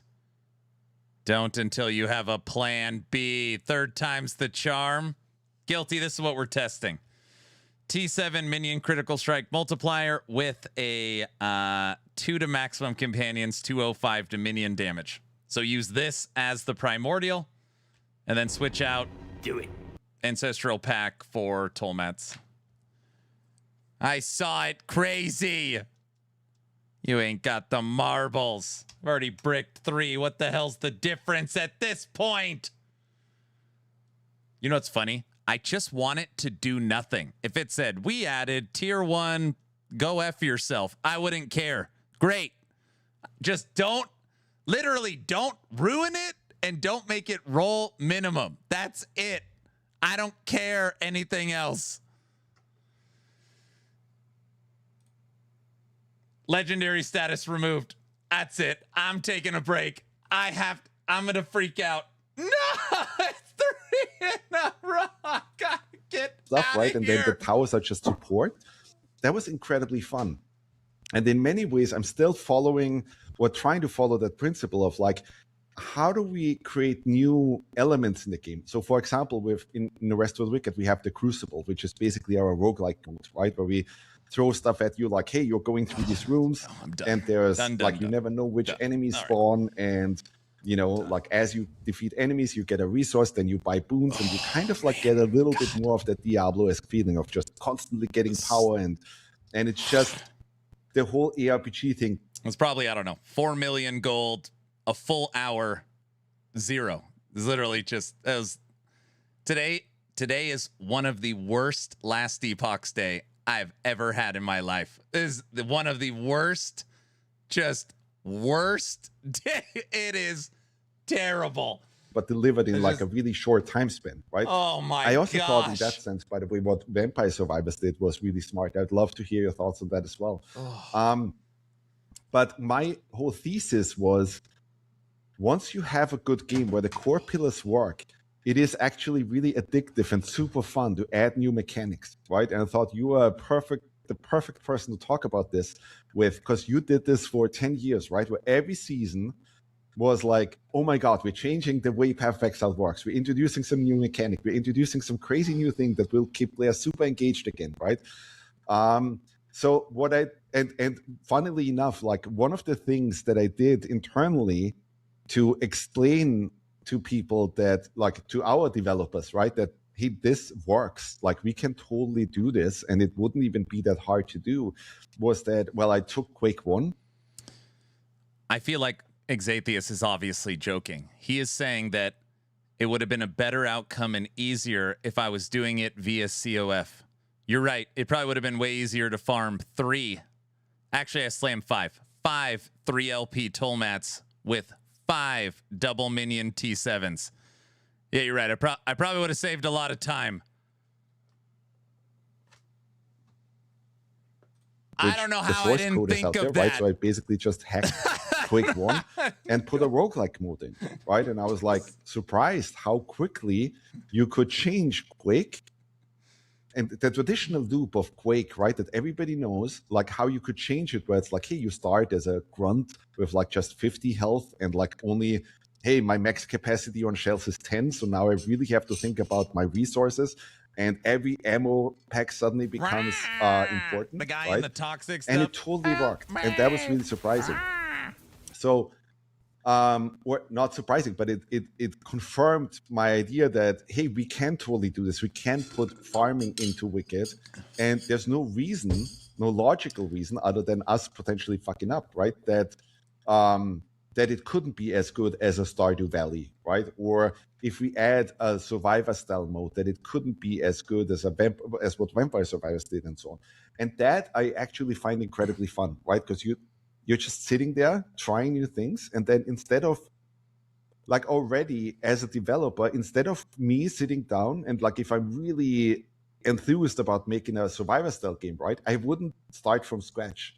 I would just use all the stuff that we already have. Like we have all these enemy models, enemy animations. We have hundreds of weapons, right? Why not just create it within Wicked, right? And that is the approach that I'm taking right now, and how I think we can keep Wicked endlessly entertaining, right? And kind of like create that forever game.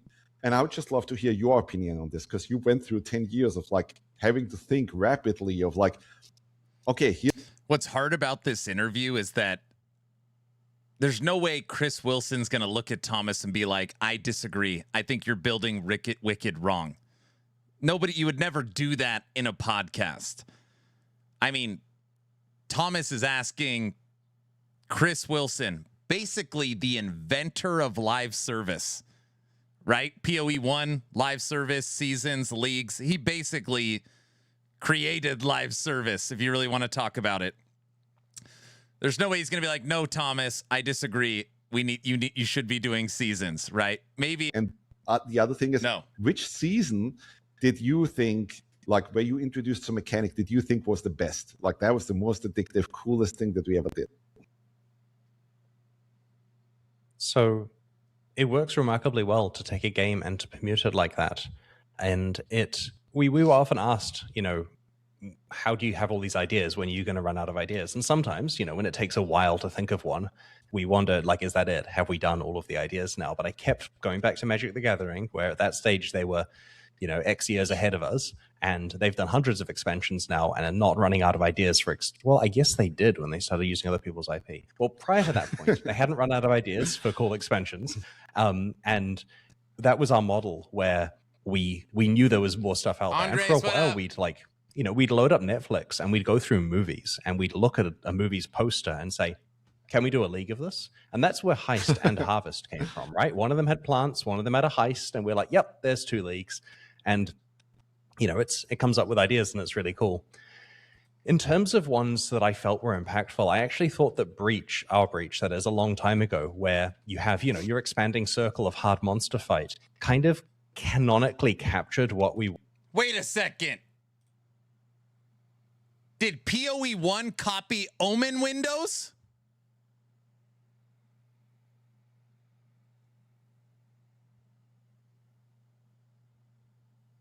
I can't believe it. Yes, they did. I knew there was something going on. That makes sense. They actually copied Omen Windows. And D4 copied Blessings. They all copied. They traveled in time. Chris used a time machine. I should have known this whole time. Wanted from a true Path of Exile league, where it's about more intense combat for a brief period of time with rewards associated with performance. And a lot of leagues have, you know, had monster circles after that with different mechanics in them. You know, Ritual, a different type of monster circle with a different reward structure. And of course, some of them are really out there, like the idea of going and growing a garden or capturing beasts and having Pokemon essentially or whatever. Those were cool, but I think that the ones that affect your actual core combat experience and make you have a lot of adrenaline when you're engaging with it and have some kind of progression system in the background are the ones that capture, Path of Exile League's best for me, in my opinion.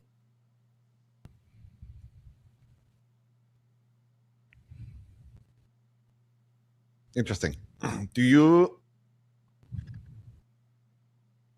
like how Thomas doesn't know what to say. If I was sitting there and I gave that answer, Thomas would be like, "You mother effer. Don't give me that beat." Thomas doesn't know what to say. One of the interesting things that happened during the ARPG roundtable, right, is that I consciously threw a bunch of wild ideas out there, right? And I wanted to see how does everybody react to that, because I think, like, again, I love the genre because of how versatile it is, right? Because you can do almost anything, right? Like right now we're pulling Stardew Valley-esque mechanics into Wicked, right? And you can do a lot of the stuff that Zelda did. You could do puzzle-esque events, right? You could do the Vampire Survivors thing. You can come up with horde modes. You can do so many crazy things, right? Like, how do you think about ARPGs in general? Like, so, because right now, like, the thing that bothers me a little bit, right, is that if I play Diablo 4, for example, right, the answer to almost everything is go kill monsters, right? And so the thing that I'm interested in is, can we make that more diverse? Can we add more interesting things where the answer is not always, well, go kill, right? And the only verb is really kill, right? But just also do something else, farm, or, grow, or whatever you can come up with, right? Because I think that is incredibly interesting. That's where you really push the limits of the genre and merge things together. And I just recently, like, the Jeff Kaplan interview with Lex Friedman, I thought was interesting, because I felt like, hey, oh my God, like a lot of the stuff that we are trying right now, they tried with Titan, but I think Titan was planned as like too many things at once, right? Like before a core design. So to what Naked America just put in chat, that's the point. Kill stuff, get loot, kill stronger stuff, repeat.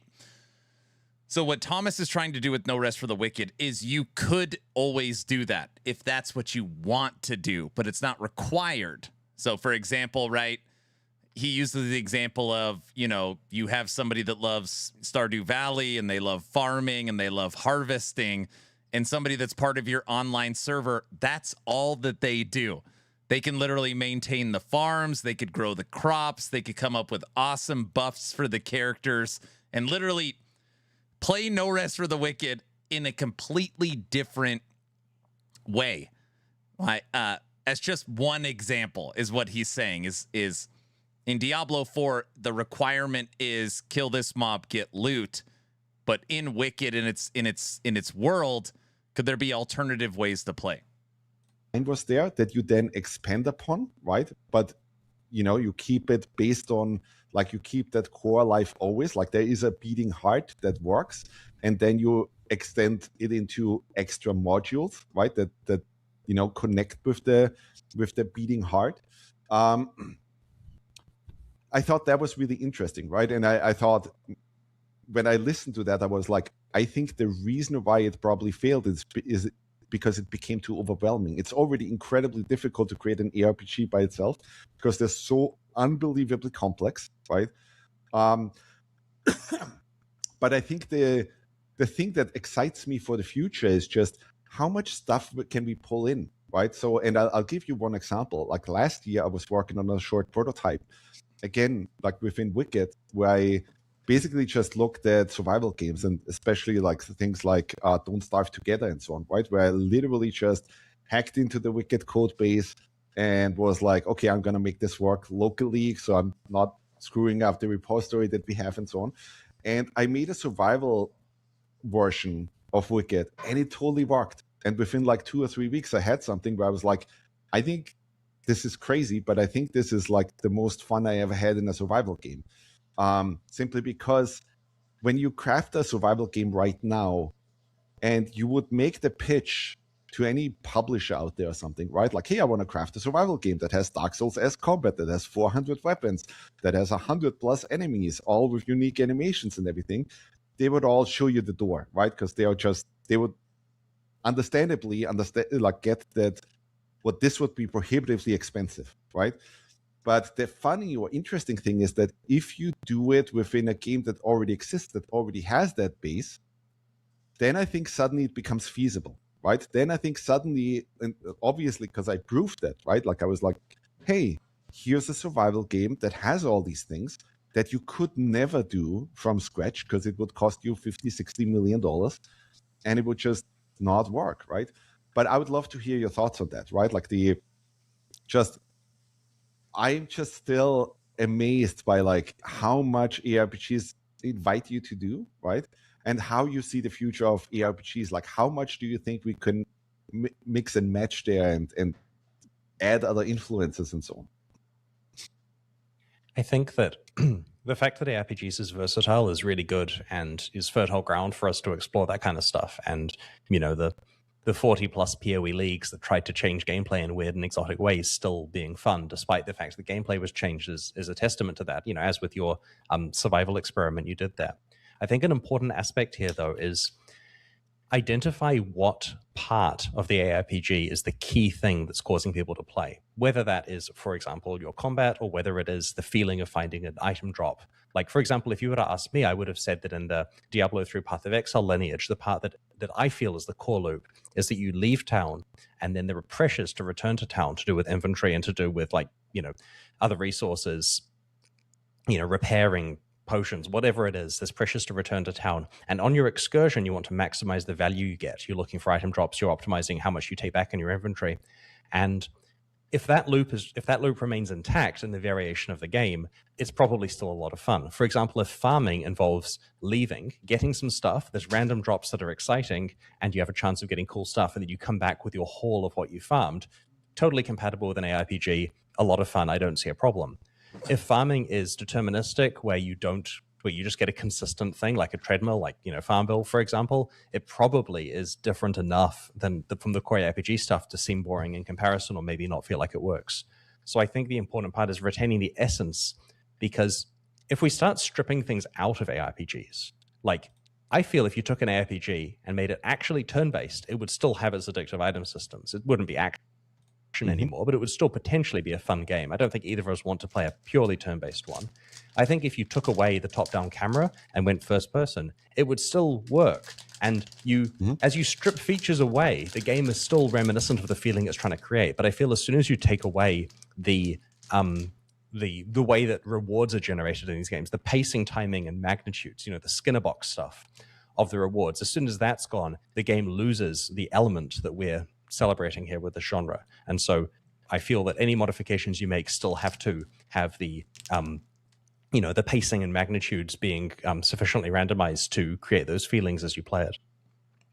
I always call that connected dots when I talk to people internally, meaning that if you introduce a feature and it stands completely by itself, then it's almost parasitic, right? Where it's just, this doesn't work. Because when I introduce something like farming, for example, then it has to still feed into the core gameplay loop, right? Meaning that, well, what do I get from farming, right? And then, well, you can sell this stuff and you can get gold, right? Or, well, the more obvious thing is, well, you get all those ingredients and you turn that into food that you can then use on you know, while you're out and about, right? And so that I find fascinating, right? That a really great game to me is always one where all those things are wired together. And I find that even with films, right? Like I see the same thing. It's probably true with many art forms, that a really good film is one where no scene stands by itself and doesn't, you know, like, and pushes the plot forward in some way, right? Like, oh, I learned more about that character. Oh, I learned more about that interconnection between these characters, or I learned about their history or something, right? And usually with a bad film where you feel like, this is kind of long, right? Is where they have a lot of scenes where it's just, okay, well, that happened and it didn't really connect to anything or the main plot or any of the characters or any of that stuff, right? And And I find that just fascinating how, like the same is true for games, right? But just on a mechanical level. Like on a mechanical level, if you do these excursions, it still all has to connect. It still all has to kind of like fuse together. And that's why when I heard that Titan thing, right, I was like, I think the main problem was probably like, the main core gameplay loop was not there. And the way to approach it and to make something like that work is that you need to have that loop defined. And that has to be incredibly fun just by itself, right? And then you can expand and do other things. And that will then work if you do it well, if you connect all the dots. But if the dots don't connect, then you're screwed, right? Then it's just, okay, this is just a thing that stands by itself within that other thing that doesn't make sense. Yeah, there's a topic related to this that I think I've mentioned in previous talks to do with overlapping axes of randomness, where I feel the more different ways in parallel you can have randomness related to the content you're adding, the more fun it is in the context of this type of game. It causes these situations where, the person's wanting the stars to align and 5 or 6 unlikely things to occur at the same time to have like a perfect result from that particular encounter or farming event or whatever it is. My main inspiration regarding that actually came from Zelda. I don't know if you ever played any of the Zelda games. But so I grew up loving A Link to the Past on the Super Nintendo. And I think what that game did so incredibly well was that you could... My daughter tonight has prom. Had to go take a picture.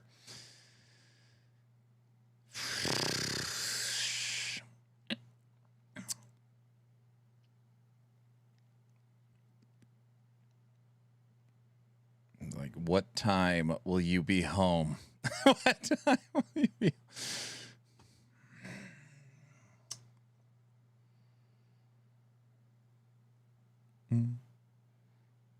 Oh, nice. My brother-in-law also went out to prom tonight. Which day? No.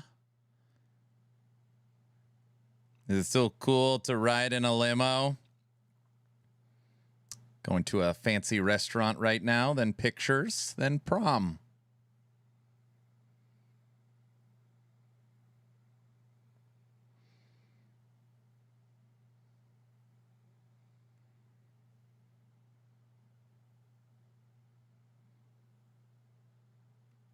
If you're not taking your daughter, who is? My wife's taking her right now. Is she going stag or with a date? No, she has a date.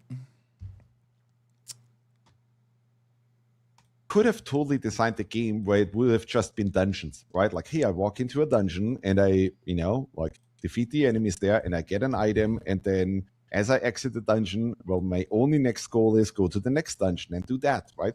But they did this thing where it's like, okay, no, we have a full overworld.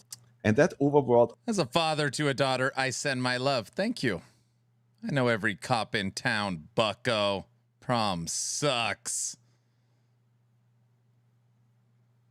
Also has like all these elements in there, right? Where it's like, hey, you can only get here if you have the hook shot or if you have the Pegasus boots or something, right? And so the loop came, hey, I'm out and about, I find a dungeon, I go into the dungeon, I get an item, I defeat a boss, and I use that item that I found within the dungeon to defeat the boss, right? And then outside, you weren't forced to immediately go into the next dungeon. You actually had that nice moment of, I could go and play some mini game in some house somewhere, right? Or I could go and like farm the overworld now, because now that I got the hook shot, I could actually finally get in the overworld to this particular... Red Adam, I do understand about them. Did you have a question? Place that I never been able to get to before and get some rewards and so on, right? And I always found that incredibly addictive. And just there's something about the pacing of that is awesome, because if like I found on the Ori games, right? Like when we kept the pacing at 11 for too long, it felt like, okay, this is just crazy. Like nothing is at 11 anymore. If you're always playing at 11, right? Like a good game, the pacing should always be like a roller coaster, right? Where it's like, oh my God, there's this really intense combat stuff. And then it slows down and it's like, okay, now it's about exploration and this. And then suddenly it's about the combat thing again. And then, oh, now there's a story moment or you solve some puzzles or something. And then it slowly amps up and then, oh, and now there's crazy combat and so on, right? I think the Uncharted games and so on did the same thing. If you look at Uncharted, for example, it's very funny. Like if you look at it through a developer lens, right? Like you could totally like make a little chart where it's just, oh, here's the first thing that was about combat. Here's the next thing. Now it was about story. Here's the next thing. Now it's platforming. Here's the next thing. Now it's about combat again, right? And I think that's just a sign of a really good game, which is what I was talking about before, where it's like in a lot of times with ARPGs, I feel like that's too scrunched together, where a lot of times it's just, you know, like if it would be Zelda, you would constantly just have that dungeon experience, right? Meaning it's just constantly, you know, destroy, kill, right? And that to me is something where, you know, I think we should learn from Zelda a little bit, because there is something really nice about, you know, like removing the pace a little bit, right? Like pulling it down. And you had that naturally with a lot of these like ARPGs, because that was the town experience, right?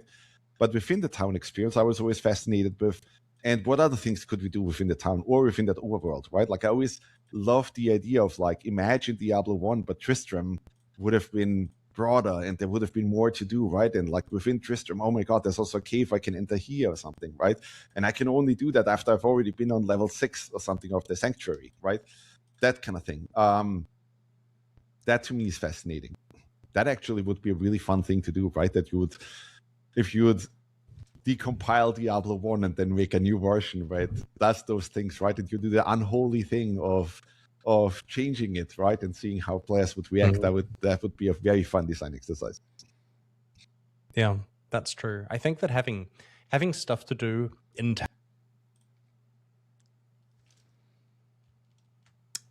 Double minion, corrupt, remove the T7 affix. They're now T5 and T4. 6 in a row. 6 in a row. I can't play this build anymore. I'm just glutton for punishment. 6 in a row. 6 in a row. 6. But not like 6 bad. 6, the item is ruined. 6. It seems I've literally it seems impossible. It seems impossible. Town that isn't directly related to your mission of kill, get item, sell item, kill, get item, sell item is good because it helps break up. It helps kind of tempt the players away from the currency per hour treadmill that is easy to slip into and give them, you know, other goals that they can think of at the same time. And I think that it makes the world feel quite a lot richer than just a reward treadmill. Yeah, I agree. Yeah. How do you feel about like, so there's this word diegetic, which refers to the concept of it, something being in world. Like, for example, if you're listening to, if you have some music in the game and the character can hear it because they're in like a bar and they can hear the music being played, that's diegetic music. Whereas if it's for the player, you know, like it's fight scene music, that's non-diegetic. And this applies to quite a lot of stuff in games. Like if a UI pops open, that might be pretty non-diegetic. You know, it's just a screen you click through. Whereas if you look at something like Minecraft, a lot of the things in there are diegetic. Like if you want to make a potion, you've got to get a brewing stand. And where do you get a brewing stand from? Well, you've got to find one or make one. And like having's going. The game's bugged. It won't connect. It's broken. And it's a connection bug. Somewhere, and it's quite a lot of busy work. How do you feel about the presence of diegetic features in action RPGs? Because there's a lot of players out there who would argue that these are friction and they're working against the you know, the currency per hour goal that they have. Yeah, I couldn't agree less with that. And we went through similar things, right, with the ARPG audience, because they've been so trained that here's what an ARPG is, and here's what it is not. And if you try to even like deviate from that path slightly, right, like a lot of players will immediately see that as a fault until they get it, right? Until they actually see, oh, actually, I'm having fun doing this, right? And I get it because it kind of like, changes the pace a little bit, right? And there will be players always who are like, no, fuck that. I want to just go kill, right? And that's also fine. But we had that, for example, when we introduced trees and resource veins, right? Like ore veins and so on, that kind of thing into Wicked, right? Where it's like, yeah, a lot of players, a lot of hardcore kind of like Diablo players were like, oh my God, I just want to go kill monsters, right? Why are you making me cut these stupid trees down and so on? But I do think like these kind of elements really help, first of all, making the world feel alive, right? And then also they help kind of like pulling down the pace again, right? Of like, oh my God, I was just attacked by 4 enemies at once and I defeated them, which by the way probably sounds ridiculous to you, right? But in No Rest for the Wicked, killing 4 enemies at once is like, it's a big deal. And I like those moments. I like those things. I like those little bits of interactivity where it's just, okay, now we're changing how like the pacing of the game works, or we're throwing you into a different experience, or oh my God, now there's an NPC that makes me want to do a race or something, right? Or any of those kind of things where I'm like, okay, try to do something a little bit different now, right? Because with Diablo especially, I consciously notice how and everybody knows that who plays Diablo, right? Where you're almost just playing the minimap, right? Where you're not even like looking at the screen anymore, where you just, I need to follow this path and I'm clicking, and I literally notice how my brain goes mush, right? Which is, I don't like that feeling. And that we try to fight in every way possible, right? Like even when we do quests, like we don't give you quest markers that just say, hey, go directly here, because we put it like on a map that is like a top-down map for a 3D game, right? So it's like, well, even if we do that, you still have to kind of like find the direction. Or a lot of times with our quests, we just don't tell you exactly where the thing is. We just tell you, oh, it's in the shallow somewhere at the coast between the trees or something, right? And you have to find out where that is, right? Because there is a moment there where it's like, okay, now it's about exploration. Now it's asking me to remember where I've been before. And that to me is like, that just adds these new elements, right? Where you don't allow the player's brain to go mush, right? Because it's, oh, now I have to think. Now I actually have to be aware again and focus, right? I think that's incredibly important, actually. And, with a lot of ARPGs, I feel like we are too focused on, well, always kind of like doing the same thing, right? Just all in the pursuit of numbers have to go up, stats have to go up. I need to kill. I need to get all these best items and so on, right? That you have a hard time really just breathing in the air that the game creates and like enjoying the world and that kind of thing. Yeah, there are certainly some moment-to-moment things to do with navigation that can really ruin immersion with the world. Like I was playing Diablo 4 last year, and I think the environmental art in that game is amazing. I think there's some beautiful areas. They did such a good job. And I run through it on my horse at, 100 kilometers an hour and don't get a chance to see any of it because that's just how it's played. And I felt that was kind of sad. Like, there's an arrow telling me where to go. So I follow that 100% and never explore. And I know I want to explore. I should explore. But the gamer in me is saying you have to just, do this efficiently. And that means not seeing all of this cool content that you've paid to experience. Imagine how the artist feels who put all of this stuff together, right? And you're like, now all the players just bash through it as fast as they can, not even seeing any of the beautiful pixels they designed and so on, right? That kind of thing. Yeah, it is tricky especially because it's not even the designers on a team that are sitting there like trying to sabotage the work of the artists. It's the case of the pressures that there are in the industry, like the pressures there are in the ARPG ecosystem, are that players will ask for convenience features. And if you give too many convenience features at once, you accidentally undermine portions of your game that then cause the hard work of a lot of your creatives to not necessarily be noticed. And so it is very hard to find the right balance here. And I guess, like, I have a question for you. Okay. Would you rather be remembered as sticking to your vision or remembered for being really receptive to player feedback? If you had to pick one or the other, is it vision or feedback that you would rather have a reputation? Oh, I can't wait for this answer. Oh, I can't wait. Reputation for.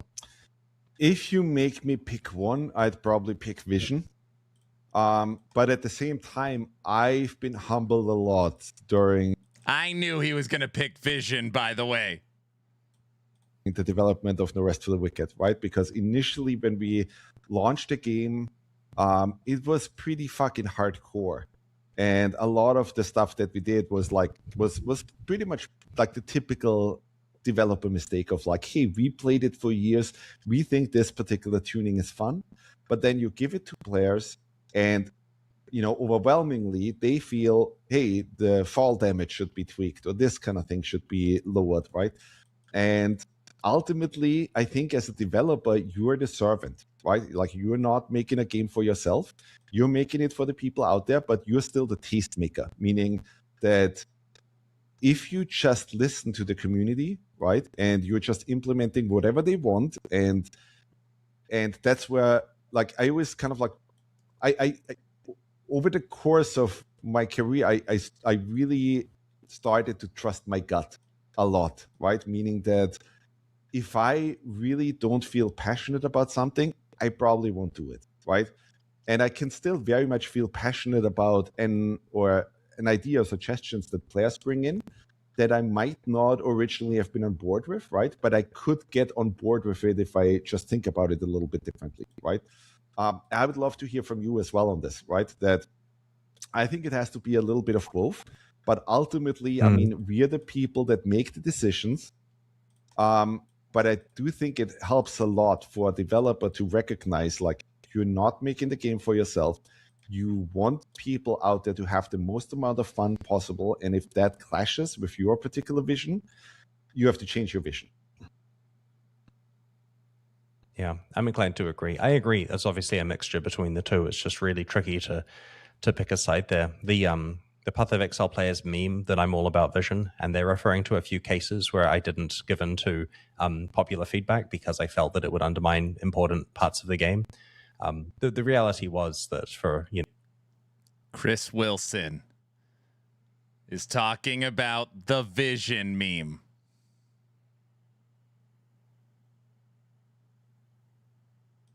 A long time there were thousands and thousands and thousands of pieces of feedback that did cause change in the game.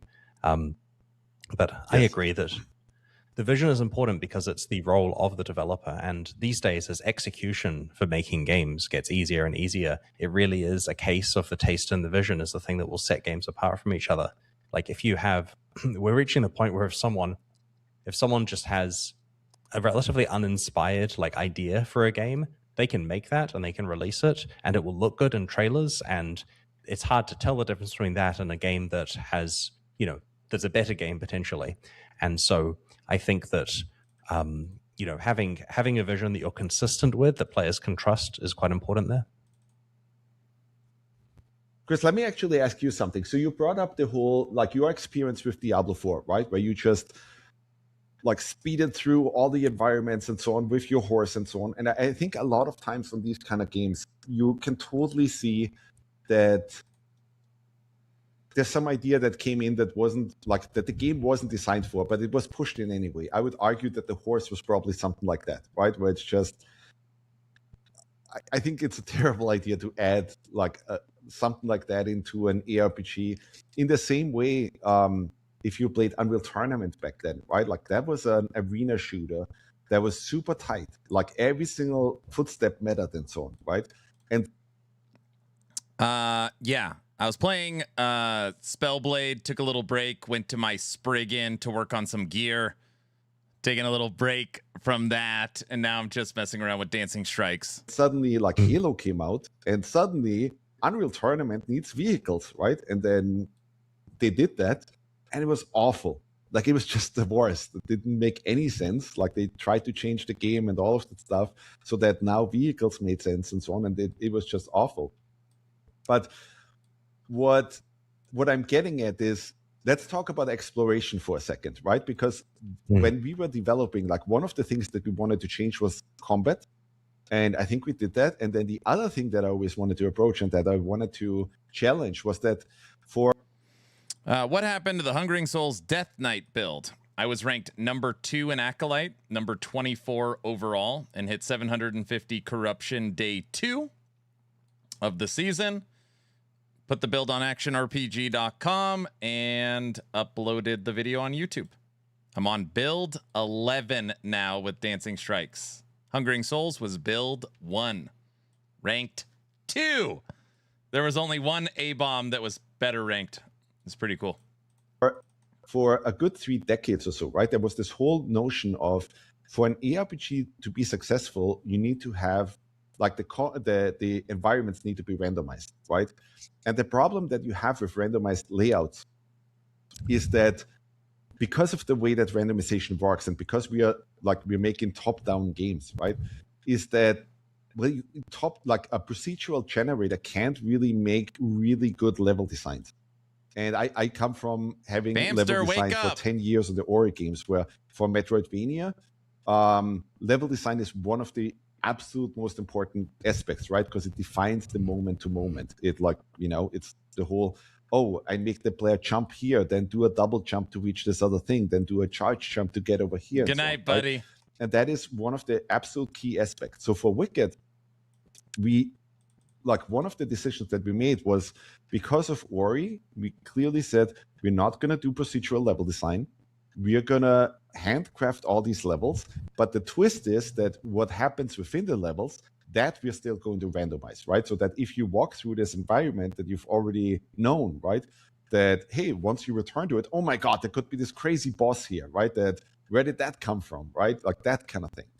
So that you would still get that experience of, like, oh my God, this is crazy, right? I'm returning to some area. Because that is something that, by the way, always annoyed me about Dark Souls, that you come back to an excellently designed area like Undead Burg in Dark Souls 1.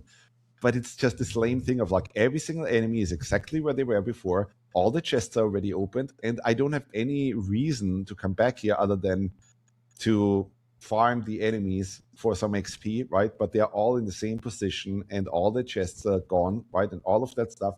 And I always found that pretty crappy, because the retraversal was just, there was just like no reason to retraverse areas that you've already been to. But if you look at current ARPGs, procedural generation is still a major part of it. And the problem that I always have is, like, it basically creates a flat plane, right? Like, you can't do things where it's like, oh, like maybe with AI in the future, we'll have something where it's like, oh, actually, I want this place to be a castle. And I want these really intricate things where it's like, oh, I can climb this ladder, and then there's the scaffolding up there because the castle was never fully built, and then I have to jump from the scaffolding from this piece over to that, and so on, right? You could never make these kind of experiences yet with procedural level design.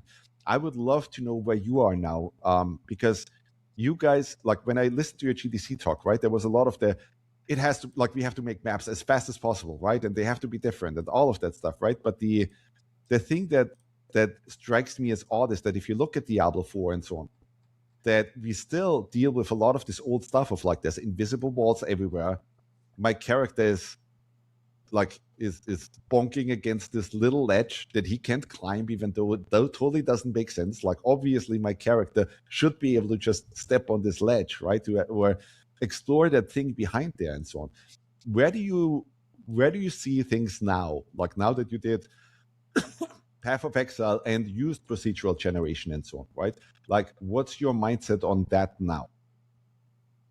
I think that I have a few views here. My first is that I think that if you're making a game that's going to be played a lot, you know, the 10,000+ hour kind of game, you know, the forever game, it really helps to have procedural generation, or at least significant variety. Like what you're saying by swapping out what appears in the areas, you know, that's some form of procedural generation, maybe not to do with the topography of the area. But this stuff really helps the human brain not hit against deja vu moments when they're replaying the same content. If you make someone play through exactly the same layout a number of times, they're going to hit the board, I'm going to stop playing this moment way earlier. So there is a lot of value there. And the procedural generation tools that were made for Path of Exile, and especially Path of Exile 2. Okay, sorry, I need to sit up in my chair for a second. The clock is officially at its lowest point in 17 days. Okay, sorry, I'm up. are so incredibly advanced at this stage. Like GGG doesn't do enough to tell people how advanced those tools are. Like it is like the examples you were giving of things you can't do with procedural generation. I was sitting there thinking, oh yeah, they can do that. And it's, I mean, we'll be splitting hairs about the specifics. I'm sure there are cases of things that can't be done, but there's some really cool stuff there. And I'm really looking forward to seeing that leveraged fully. Obviously, it takes a lot of work to make it, to make it perfect. But there's some really cool stuff, and I feel personally, with my view on procedural generation these days, is that it is a really important pillar for action RPGs. I buy your arguments; they make sense, especially because your game is, different to to games that I've made in the past. I understand that. My view these days is that I think that it's cool and everything if the layout of an area changes each time, because then, you don't quite know what to expect. But it's more cool if the world feels that it's a little different in terms of the, the presence of like secret areas and things that have happened and that kind of stuff. I'm not saying like full on Minecraft, it's a completely random space. I just mean the idea that your playthrough is unique because, things have happened slightly differently is quite a cool, subtle thing that will keep people on edge. Because if you surprise people where there's an hour through playing something, there's something different that happens. 10 hours through playing, there's another different thing that happens. 100 hours, there's another different thing. It keeps them on edge because they don't know whether there's the 1,000-hour or the 10,000-hour thing. Like, for example, in Path of Exile, you encounter a secret NPC some high number of hours. It takes tens of thousands of hours to run into this dude. And that's just a thing that when you hear about it, or potentially even see him yourself, it causes you to think, what else is there that's hidden in the game that's going to be different each time? And so I like the idea of hiding surprises, and I'm pretty sure you wouldn't disagree with that either yourself. No, absolutely. But the thing that I think can't really be done is, like, with a lot of these ARPGs, like your verbiage is a little bit limited, right? Like, meaning in a Diablo or even like Path of Exile 2, right? Like, you can't climb a ladder and jump and those kind of things, right? And that is really hard to do. Like, you can't design a cool castle where you're like, oh, this kind of like wall I can climb, and then I can balance across this scaffolding here, and then I can make a jump from this thing over to that rope, and then climb up that rope, right, and swing myself to get to this other thing. And I think maybe, AI might be in the future, like, might be able to kind of like be trained. I don't know. I don't know why. It also makes me laugh how most game developers will not even use the term AI because, it's like this instant AI slop. It immediately turns people pissed. Thomas is like, maybe AI could do this in the future. I hope AI he doesn't care one iota. Trained on a whole bunch of level designs, right, and then put something together. But I have trouble, and we don't have really procedural generation, and I would be quite curious, honestly, to see the procedural level generation tools that you guys had on Path of Exile 2. But that is really hard to do. Like, we spent months and months and months. A typical level design in No Rest for the Wicked takes between 6 to 9 months to do, where every single inch is handcrafted, right? And then, part of that is also like basically designing the layouts multiple times, right? Like, hey, if you're within this courtyard of this area, here's the first state of things that can happen. Here's the other state. Here's the next state, right? And then even within that, you have variation of like, oh, this particular enemy spawner can spawn this huge enemy, right? Or there's a group constellation that can randomly pop in, and so on. I think that stuff is hard to do. That's where I would love to see more being done.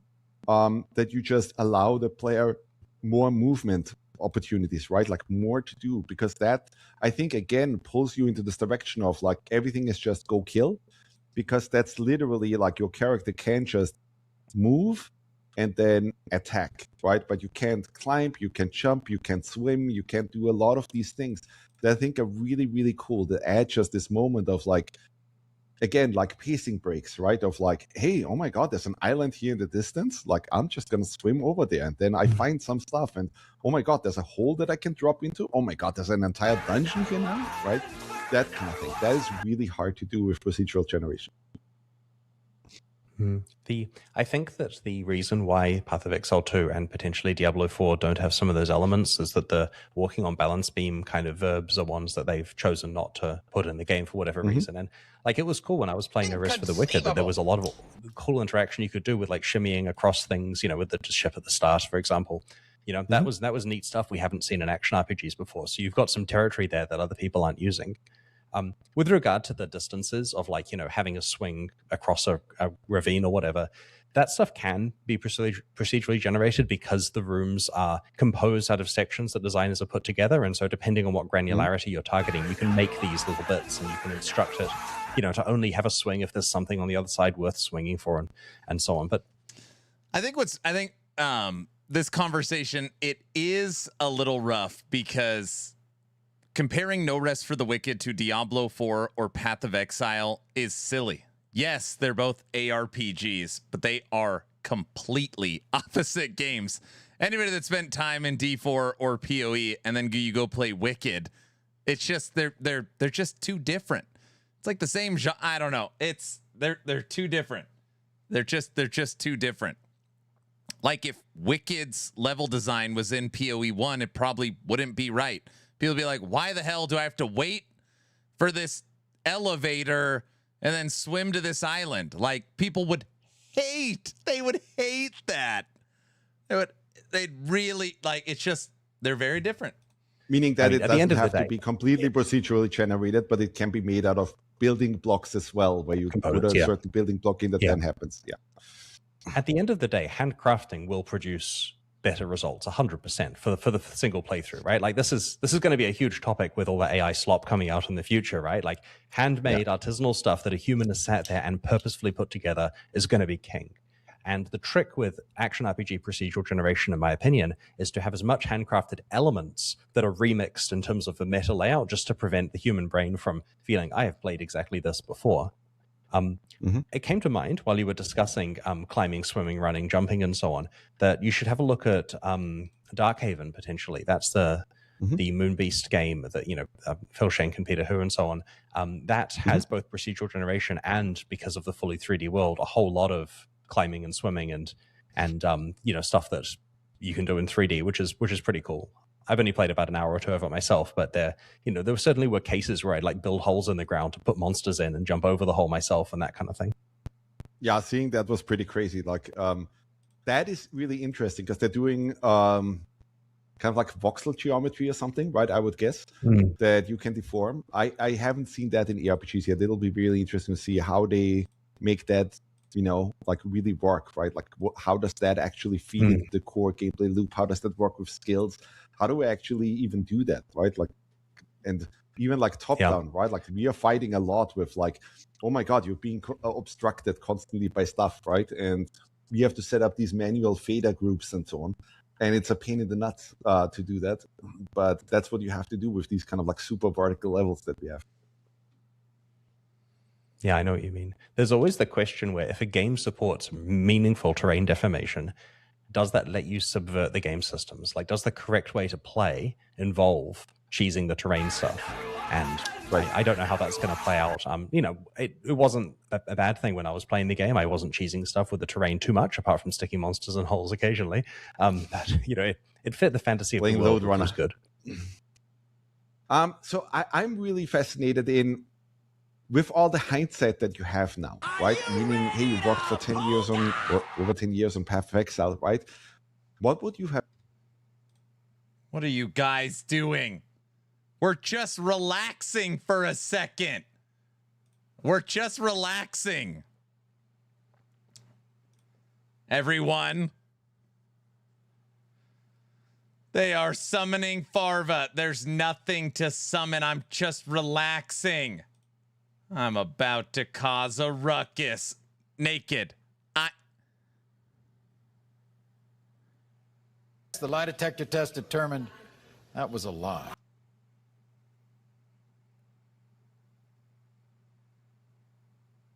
Farva, can you please pick up the white courtesy phone?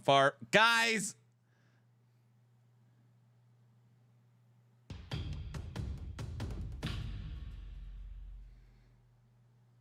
Naked.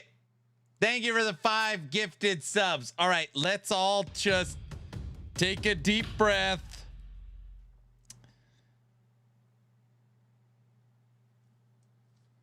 What's going on?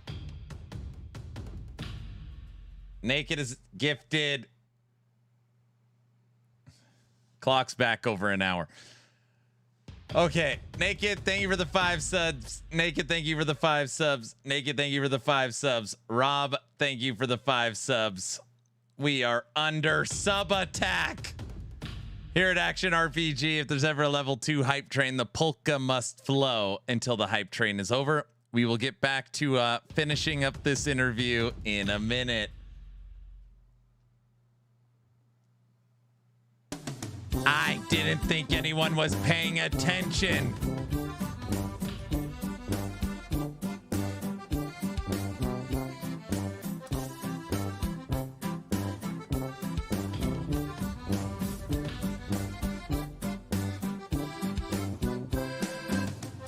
We weren't till you mentioned it. I will not allow you to kill the clock in this manner. What?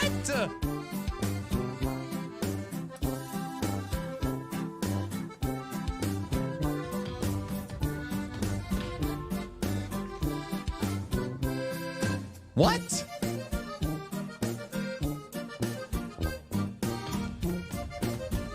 Polo Man, thank you for the 10 subs. Valentine, thank you for the 5 subs. It's almost back to 2 hours. Thanks, guys.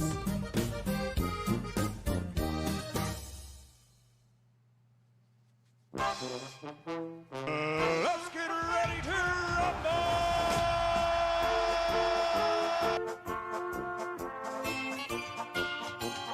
It's already level 7. It is already level 7.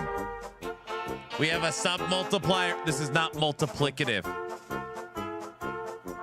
This is not multiplicative. Wait, I say all the stupid stuff. I told you today is not the last day. We'll see. I feel like I might stay up late tonight. Guys?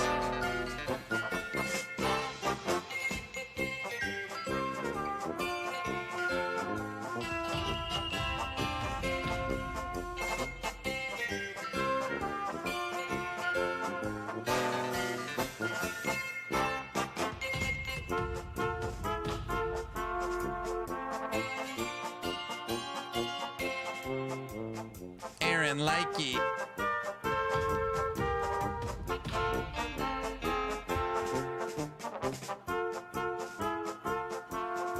Is he going back to Blade Dancer? No, I'm messing around. Yes, but I'm messing around with Dancing Strikes.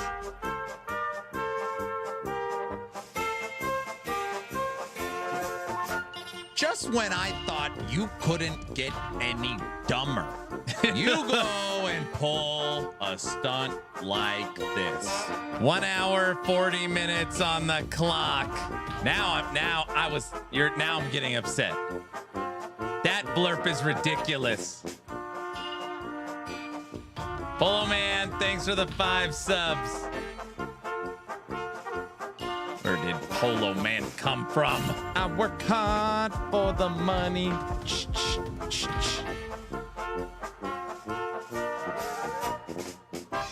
don't even know what that means. No one knows what it means, but it's provocative. No, it's not. It gets the people going. It's how...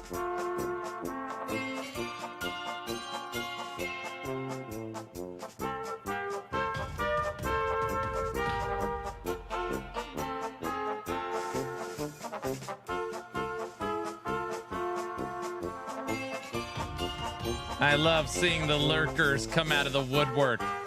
It's day 17. Guys?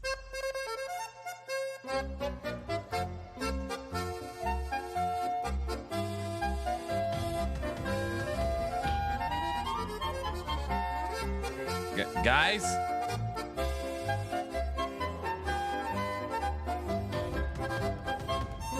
What do you mean they blew up the Death Star?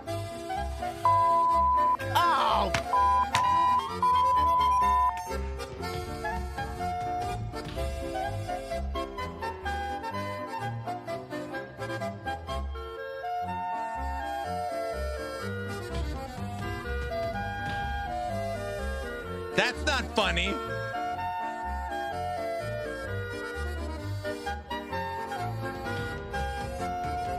Bro, Cold Spirit Thorn Shaman is fun. Thanks. Can you make something with Meteor? What?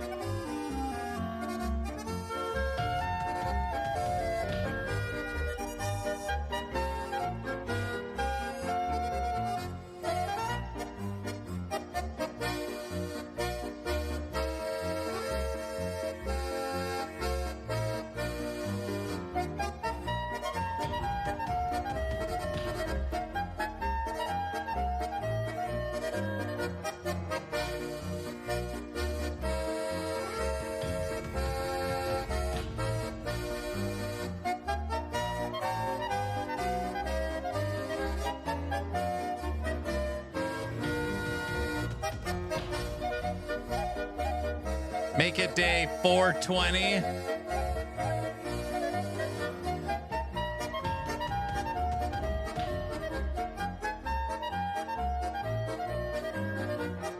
The clock is up to 2 hours, 43 minutes.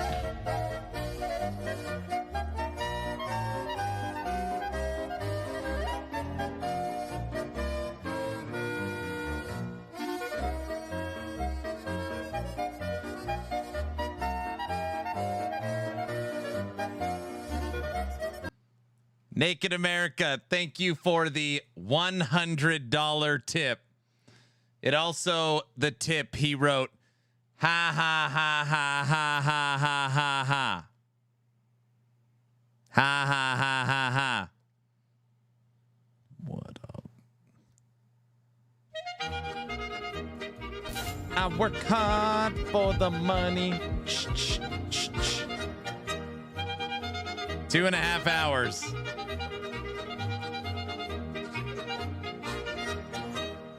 It's supposed to be over now. Naked. We should be done, dude. Naked.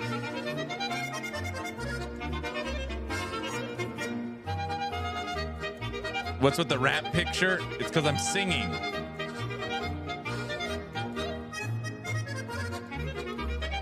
We're never leaving. Wait, what? I looked away for 5 minutes. Rob has added 10 subs.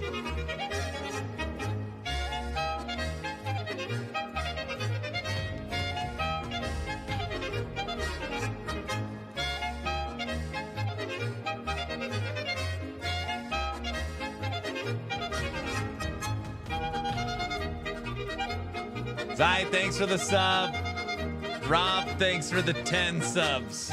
Polo Man, thanks for the 5. Level 9 hype train. It's almost back to 3 hours.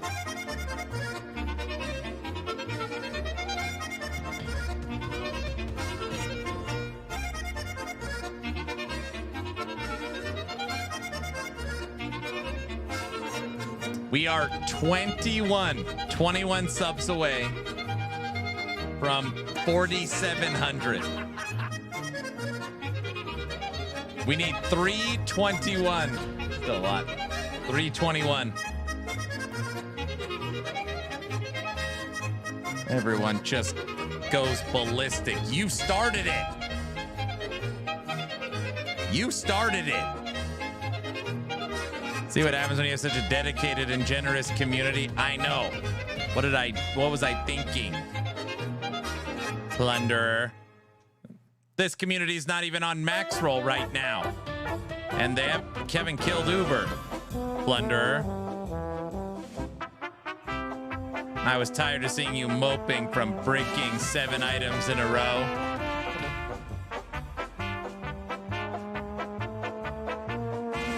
Bunny is gifted 5 subs. Thanks, Bunny. How are you feeling? Better, I hope?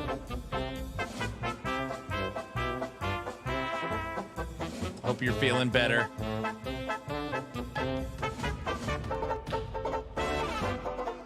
Wait, Anger's here.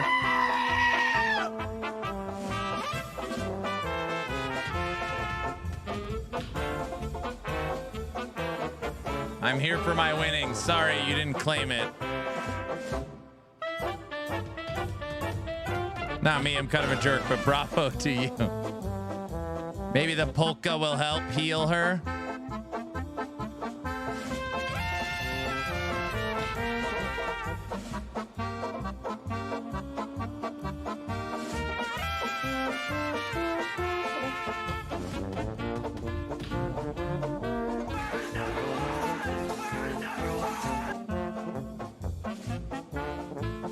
Clock has to be under an hour at some point, bro. I'll be waiting.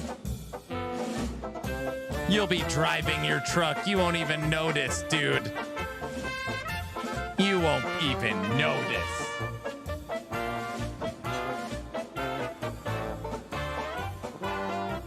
I tried to claim it and you told me I didn't win. Yeah, you didn't win. Sorry. I tried to get you the giveaway, but it said I say all the my stupid brain doesn't stuff. always work It great. said Coffees for closers. And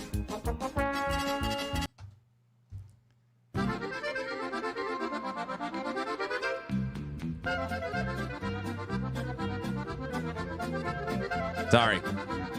I don't know what else to say. Level 9 hype train. We are back to 3 hours. It was at 57, 56 minutes.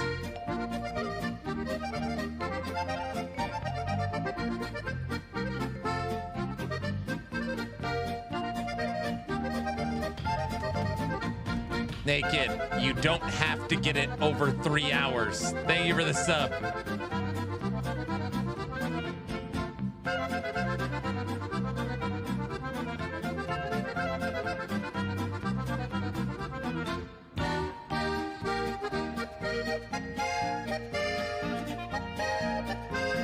Dude, the community hasn't even activated Sith Lord yet either.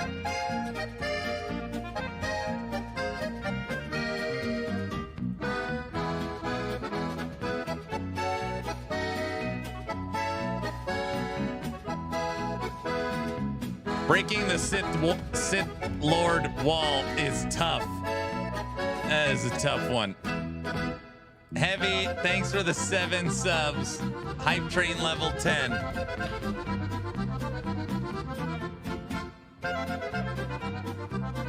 You haven't activated our trap card yet?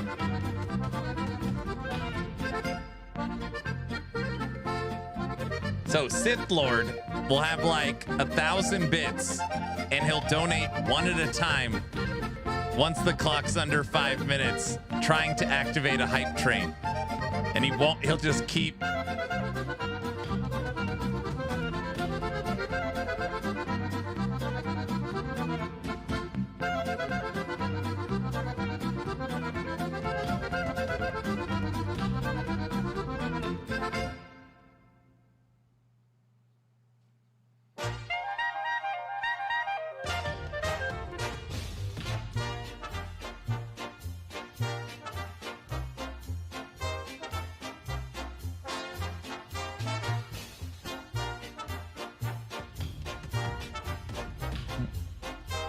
Maxim, thanks for the 5 subs.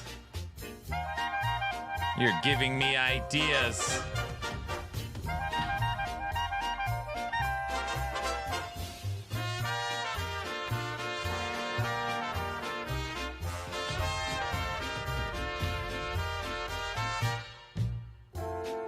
Three hours.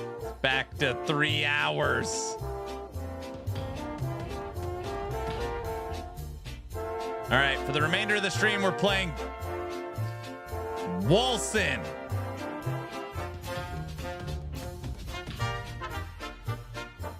Guys.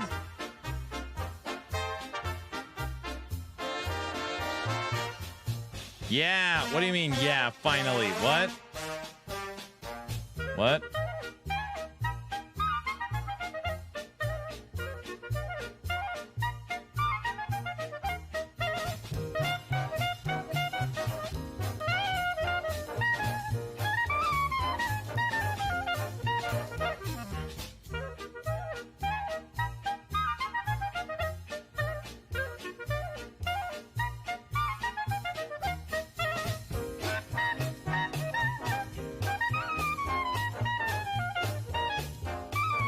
He said Hero Siege, right? Level 10 hype train.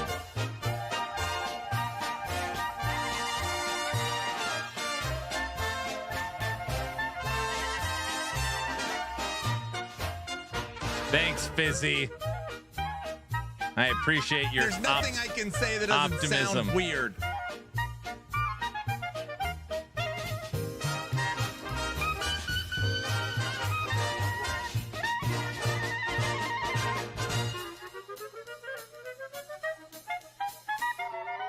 Naked. I thought nobody was looking during the interview. I thought no one was looking during the interview.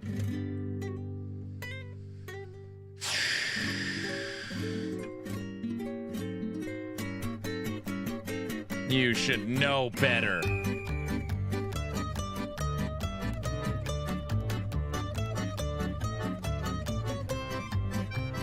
That was your strategy, you monster. No.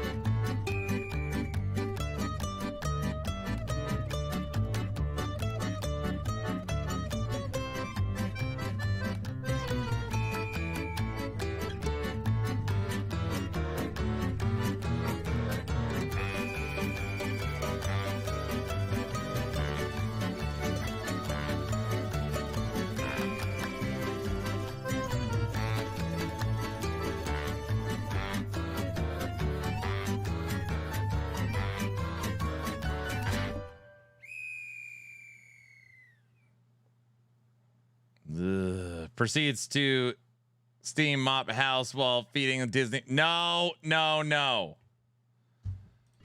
I was just trying to watch the interview.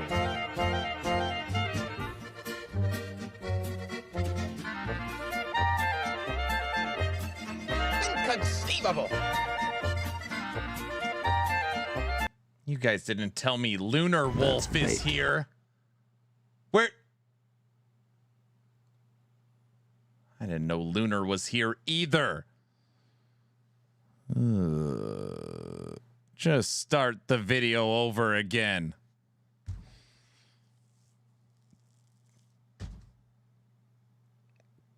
Raylith, hello all. LE drops made me roll an Acolyte last night, slamming gear. Then saw the clock. Yeah. Thank you guys for the level 10 hype train. 70 subs donated, pushing the clock back over 3 hours. You know, at some point, it will come a time where nobody's paying attention. When the clock just ticks, ticks, ticks, and hits 0. It'll happen. It's gonna happen. You'll see. And you'll pay. Listen to what I say.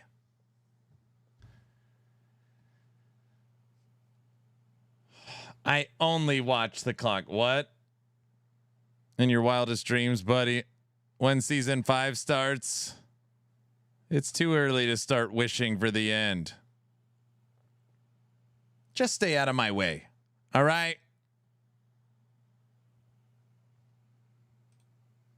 Wait, I say all the stupid stuff. Wait, I say all the stupid stuff. It just may. What do you say? Maybe I'll just eat some hay. We could make things out of clay and lay by the bay.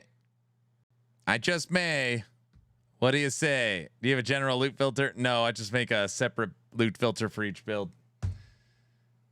All right, 70 subs donated, clock back over 3 hours.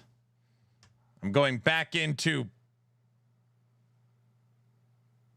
watching mode. Rah! The guy in the toxic stuff. Help me! Rah!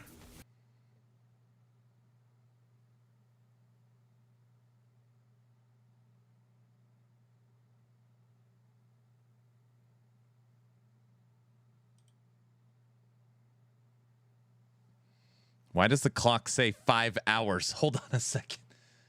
What?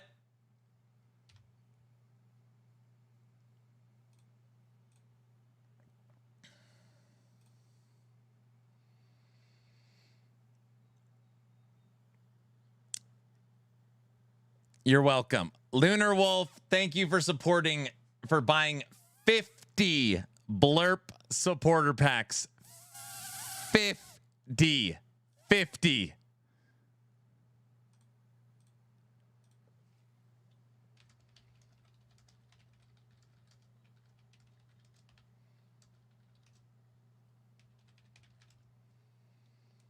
Lunar, thank you for your overwhelming generosity.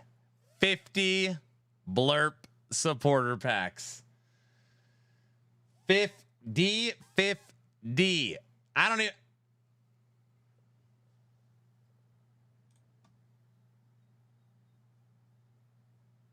Holy smokes. I work hard. You're doing a great job. For the money.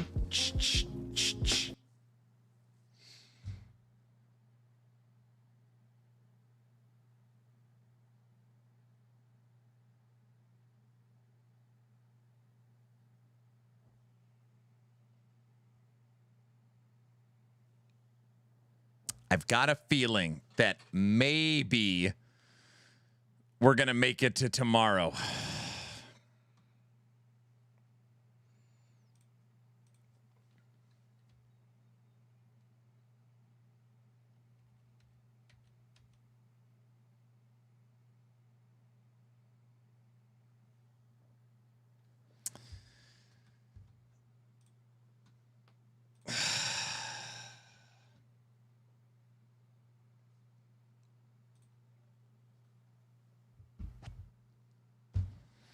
It's a blurp apocalypse. Yes. Thanks, Lunar. If you like from a player experience perspective, and then also from a development perspective, right? If you'd have to do it all again, I'm sure it's fine. What's the worst? What are the learnings that you went through that where you knew, hey, this thing we should have focused way more on. This thing we probably should have done less of, right? And this thing I'm really excited about, right? So looking at all of that, what's your hindsight verdict, like, you know, on this is what you're excited about with ARPGs? These are the main pillars that I think we should change a bit. Well, it was a long 17. It was at 57 minutes. 57 minutes. Years on the Path of Exile franchise, and I don't regret or would want to change any of the actual game stuff. Like, I think that the way that the game played out and the way that it is now is exactly how it should be. I think that, like, trying to rewrite the course of history by changing stuff just produces a completely different outcome, and I like the outcome that happened. People really like the game. They're having a lot of fun with it, and that's not something that I ever think, oh, I wish I'd done a decision differently. From a technical or development point of view, there's plenty of stuff where, you know, you learn after you've had lots of experience in the studio how you can architect stuff differently. And Path of Exile's architecture is solid. You know, Jonathan did an amazing job with the technical side of it, but there's certainly things we realized later into development that would have saved time earlier on. An example would be when you, as you're aware, when you're releasing, sorry, as you're aware, when you're developing a game, you have a build process where when you make a change to the game, sometime later the build server spits out a copy of the game that you can play. And depending on how that's architected, and GGG have put a lot of effort into architecting it well, there's 10 minutes left. This video has 10 minutes left. Can take some amount of time before the next build is available. And, you know, in Path of Exile's case, this can be as fast as minutes. It can be a lot slower than minutes, depending on the scope of things that have changed. And this affects your iteration speed, as in how many times per day you can give a new version of the game to QA. Now, of course, there's plenty of local development, so you can make changes and a few seconds later make another change, unless you iterate really closely, you know, by yourself. But if you're iterating with team members, you want the speed to be as high as possible. And GGG have put a lot of work into making their build process good. But certainly, you know, having it be super fast right from the start would have meant way more iteration way earlier on, and that would have, you know, potentially cut years off the development of the game initially. It was 7 years from, you know, starting until we initially released. And I kind of believe that the quality of a game is proportional to how many times the developers get to play it. And so a faster iteration cycle and tooling that's as good as possible around that really improves the quality of a game. And so I guess if I was to change anything, it would have been an even larger initial investment in tooling and process stuff on top of what GGG was already doing. There's a really fascinating thing that's happening. Like, now that you brought this up, right? So I just went through that experience, as I said before, of like hacking into the Quake 1 source and like turning it into a roguelike, right? And the funny thing is, Quake 1, if you compile it now, it takes 2 seconds.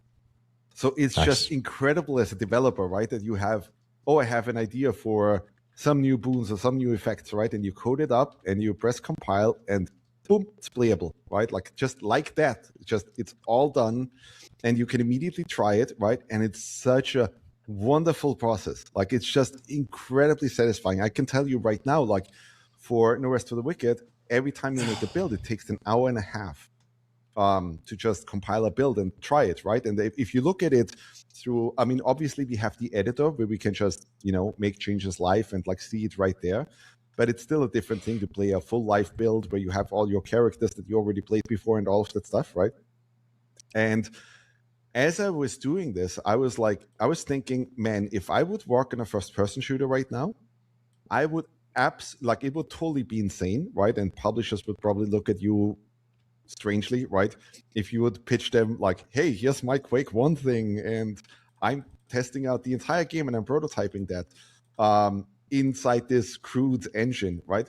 But I would absolutely 100% go down that direction. I actually talked to Jonathan Blow about that at GDC, and he built Braid, which I found fascinating, in this really crude way, right? Where it's like, hey, for 80-90% of the production of the game, it was literally just placeholder art and everything, right? And he just had the most crude version, but it was complete. It was end-to-end, completely playable, everything, right?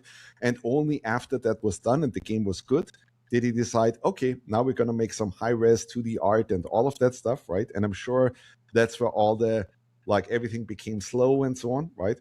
But from that direction, I find that super fascinating because it was just such a, oh my God, like you make a change and you don't even have to come up with some play mode that cuts some stuff and so on, right? But literally just, hey, you press compile and it compiles in 2 seconds is just a godsend. It's unbelievable. Like you can make changes on the fly. You can test the entire game with those changes, right? So I think that's a really smart thing to say.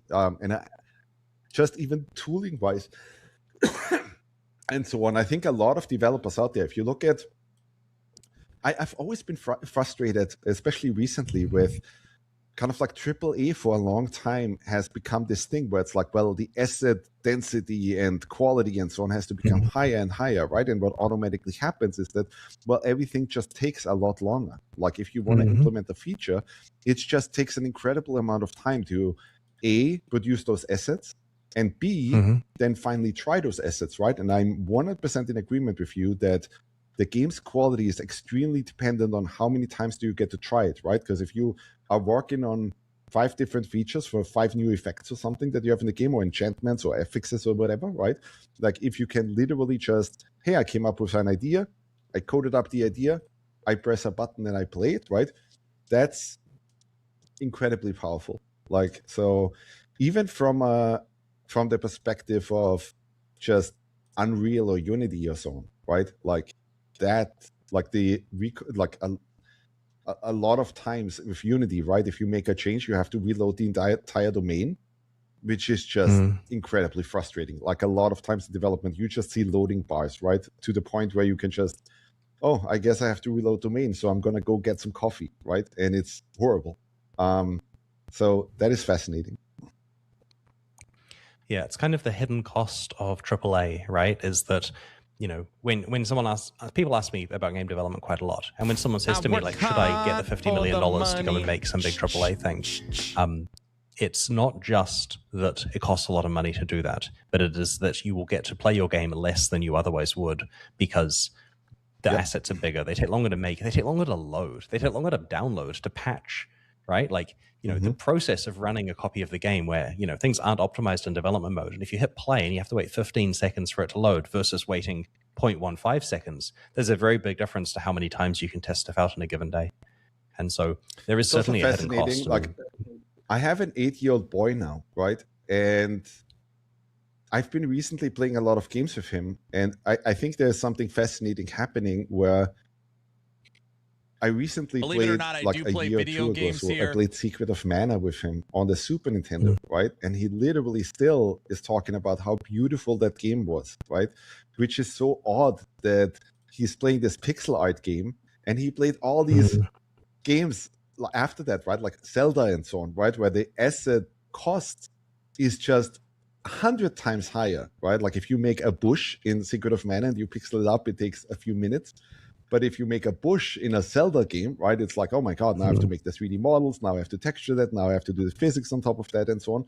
It's incredibly more involved, right?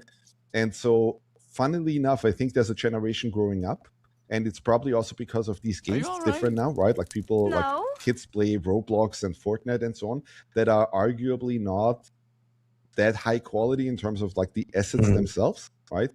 And I think for them, it doesn't really matter anymore. Like, again, like, it's strange that if you ignore had, me, sir. like, back then, if somebody would have shown me Zelda not Breath of the paying Wild or attention. something, right? Like 20 years ago, my mind would have been blown and I would have been like, oh my God, that is the perfect Zelda game just because of how it looks, right? Jacket. But here, this new generation, right? I think there's something strange happening where that doesn't matter anymore, where it's just, you know, to them, like, if it's visually coherent, and if the art direction is good, I'm not upset. It doesn't need to have I'm fine. And I remember, like, dude, the amount of time we spent at Blizzard on assets, right, just to model out every single pore of a character and so on, or that fucking dragon that was done for the Cataclysm cinematic. That was just that fucking model was in development for like 9 to 12 months or something, right? And then you had to like model it, rig it, and so on. It's incredible effort, right? So I'm fine. So it's interesting to see what's happening right now with gaming, where I think there's an audience growing up that doesn't really care. As long as it looks good, it looks good, and it doesn't matter if it has 5,000 polygons or 500,000 polygons. Yeah, I think there was something when you and I were growing up, we got to watch the evolution of gaming all the way through from, like, the first game that I saw, I think was, you know, the Oregon Trail on a black and green screened Apple II. In like 1986 or something. And, you know, you get to see the entire development of games where you see Wolfenstein, your mind is blown. You see Doom, your mind is blown. Then Quake, your mind is blown. And like, there's just this thing where you're expected to have your mind blown every 18 months. And that's going to be the new hot game. And all the other games are going to have that level of graphics all the way through to Crisis. And these days, given the kids are being born into a world where, you know, there's post-Crisis, you know, it's more about artistic quality as opposed to fidelity. Which is fantastic, by the way. I love that change, right? I love that it's not about who, like, a good game is like who has the best asset quality, right? But it's really now about which game is the most fun, right? Like what actually is the most fascinating. Thomas just used this word, the most fun, foon. Fawn? What games has anybody hear that word he said? The most. What's bait? That's not bait. Flan? Inconceivable.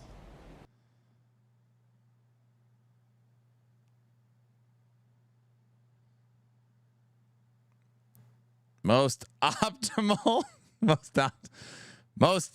Most optimized? I don't understand what he said. Who is innovating the most and so on? I think we have a real opportunity here now as developers, right? To just say, hey, actually, let's not focus on making the next big tech thing, right? And I think that, I mean, that was true even until, say, Uncharted 4 or something, right? Like a lot of the gaming press was always just focused on what does Nathan Drake look like on the PlayStation, whatever, 4 now, right? Like, what could we make that look like? And I think we hit a point where it's just, who gives a fuck? Like, is the game good, right? Like, is it fun to play is what matters. And I think that's gold. Yeah, I appreciate that. Well, thank you very much for coming on. It's been great to chat with you. Absolutely. Thank you, Chris. These two's personalities is little oil and vinegar with these two. They are very different. Yes. Yes.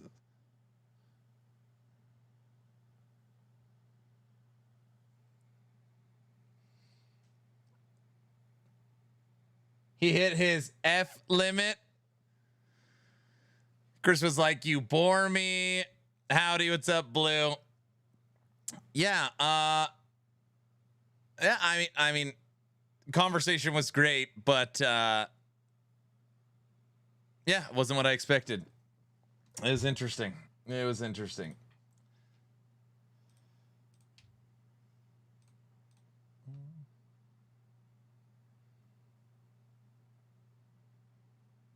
None of these VODs are monetized on YouTube because of all the music. They all get copyright struck. Which again, it's copyright. There's different levels of copyright struck. They're copyright struck, meaning they can't be monetized, but they're not like against your channel. So I have a choice to mute all music from YouTube. I choose not to do that. And the response is basically the YouTube videos are not monetized, at least the VODs. Yeah. So it's fine. It's fine.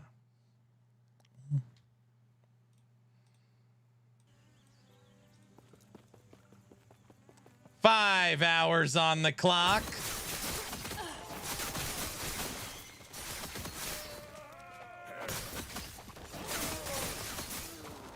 Human sacrifice, dogs and cats living together, mass hysteria.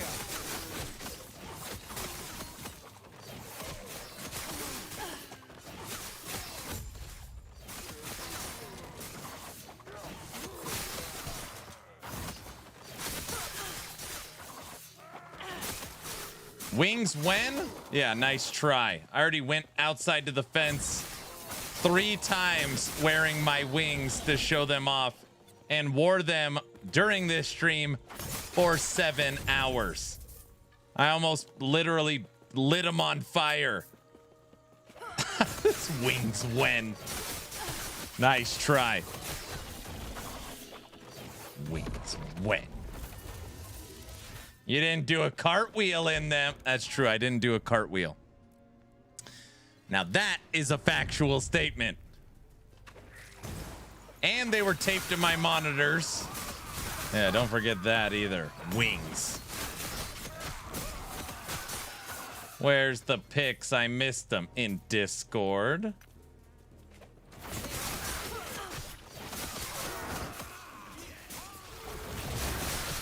I probably missed them at this point, huh? At this point, they've grown to be like a part of me.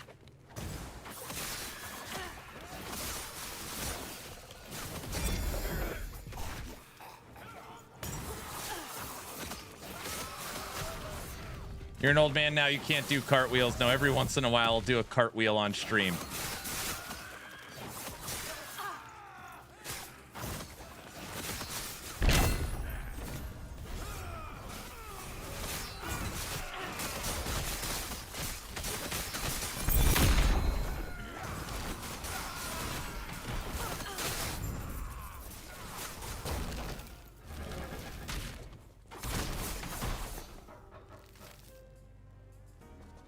I bet your son could have worn them all day, probably.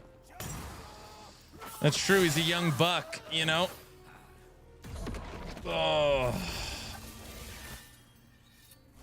No problem. Dude, I missed 7. Well, I don't know how many slams I missed, and then every corruption was a brick.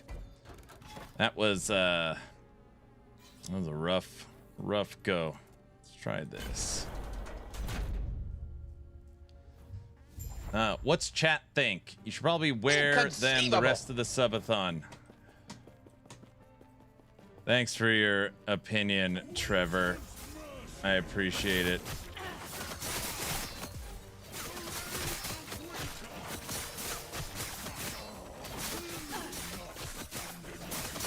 Wait, I say all the stupid stuff. All right, Exatheus, have fun, brother.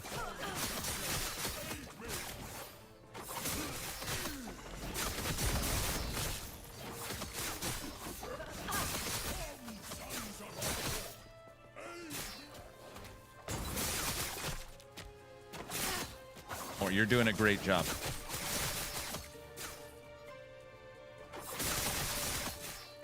This phase is so ridiculous.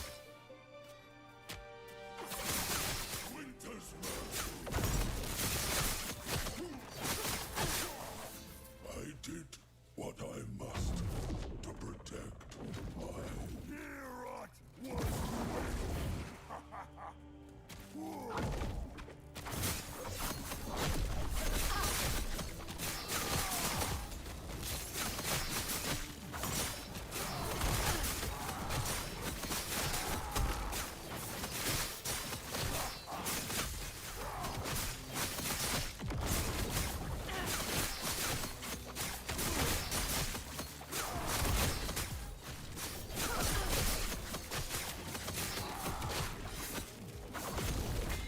We ran out of mana. That's not supposed to happen.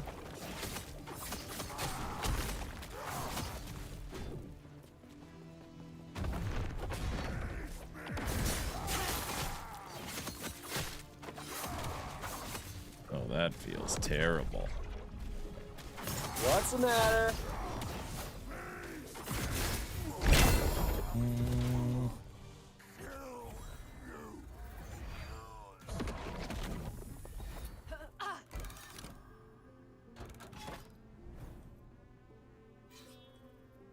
What time is it? 6:30? Man, we've been on Last Epoch another 9 hours today. Holy smokes. I need to stand up. Stretch out a little bit. Ugh.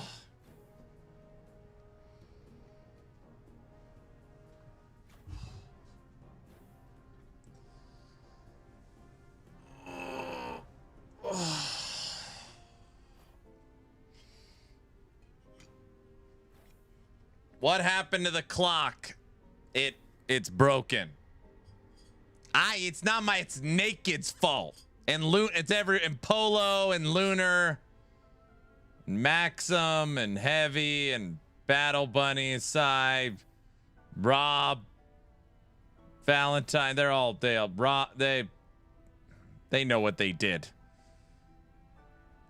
What do you mean? You've been at 4 hours for 4 days. Human sacrifice, dogs and cats living together, mass hysteria. Me? Yes. I need water. Look, I'm such a good hydrator.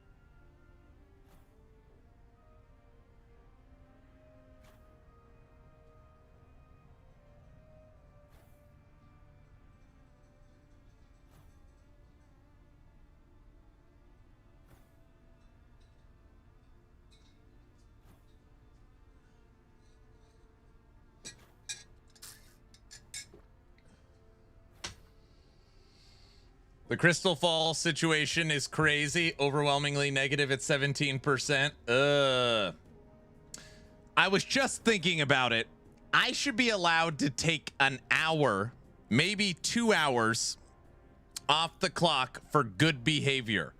What do you guys think? No. What do you mean no? There should be like Like, no. What do you mean, no? Just when I thought you couldn't get any dumber, you go and pull a stunt like this. That's not how it works. That's not how any of this works. You should have to add 24 hours for our good behavior. What? Adding? I agree. Wait, I say all the stupid stuff.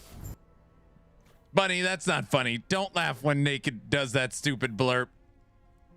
No means no, Aaron.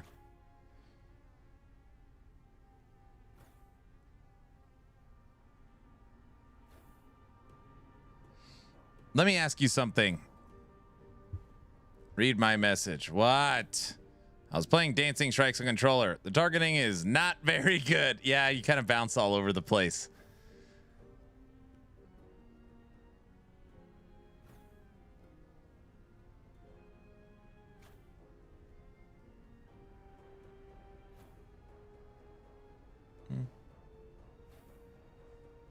What? What? Stream's fine.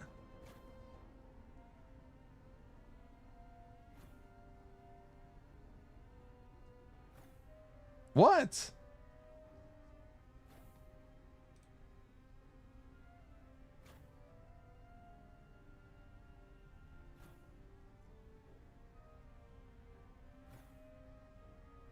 My end, everything is perfect stream-wise. There's no crash. Hello?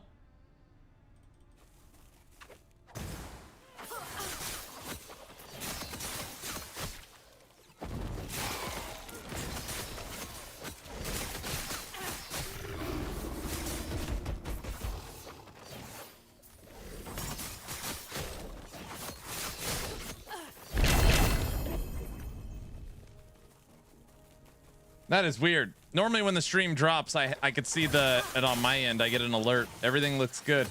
Pretty weird. That is pretty weird. Naked? Can you hear me?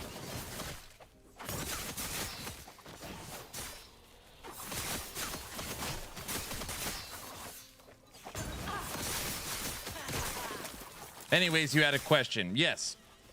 My question was very simple. Right now in Idaho, it is Saturday. It's Saturday in Idaho. The clock has 4 hours and 40 minutes. Should I start planning movie night for Wednesday?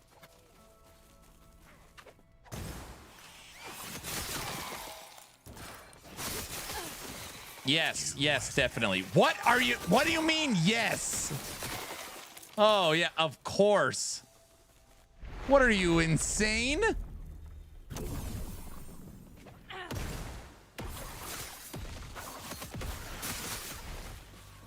What theme should it be?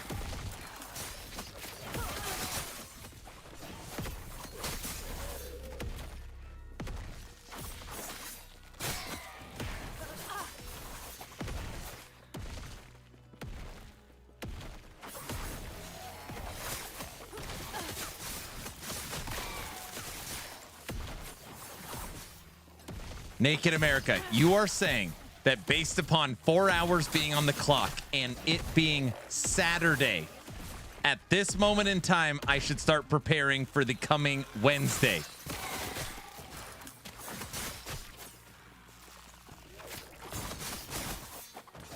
Yes. Yeah. Yep. It's been 4 hours for 4 days.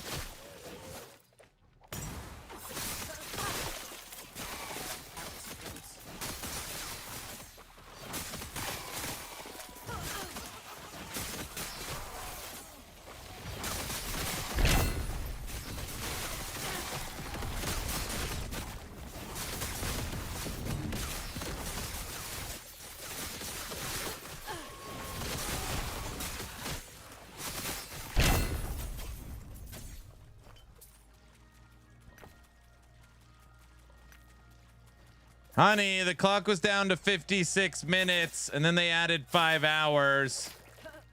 And they said I should start planning movie night for Wednesday. And it's only Saturday. Sir Aaron. What?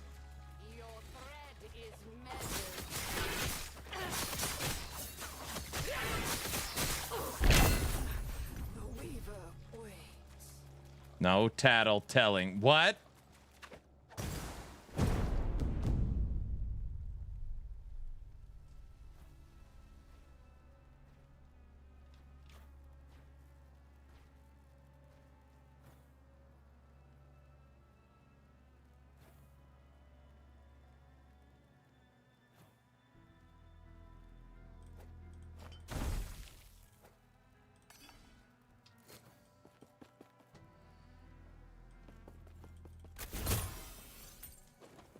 There's no way, bro. See, even the wife knows, dude.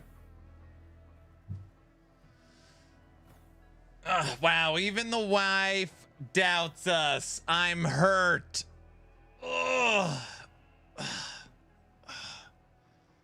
Don't be hurt. I think Aaron turned into sudden but inevitable betrayal. I think Aaron turned into Steve Austin with all the what? What?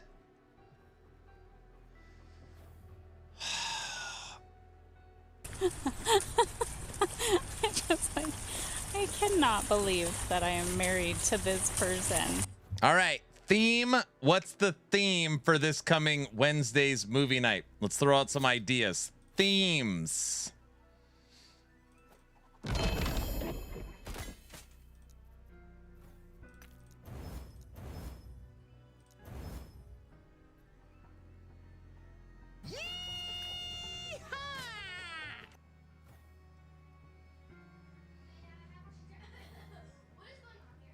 What?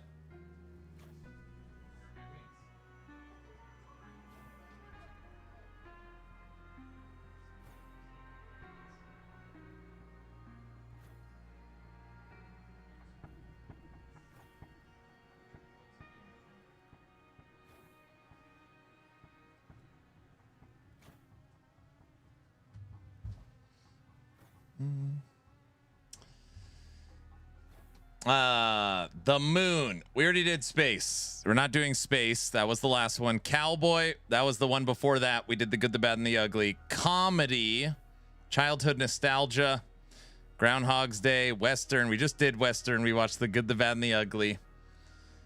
Hitchhiking. Expendables crew. Hot Fuzz. Bruce Willis movies. Theme. Not movie. Theme of movie. Not. You guys keep putting Hot Fuzz. Theme of movie. Cheesy sci-fi, six-headed shark, Bill Murray movies, scary movies, sci-fi movies, Office comedy. We watched The Office already. B-rated movies, action, movies with the best one-liners, 80s pop culture, B movies, martial arts, British comedy movies.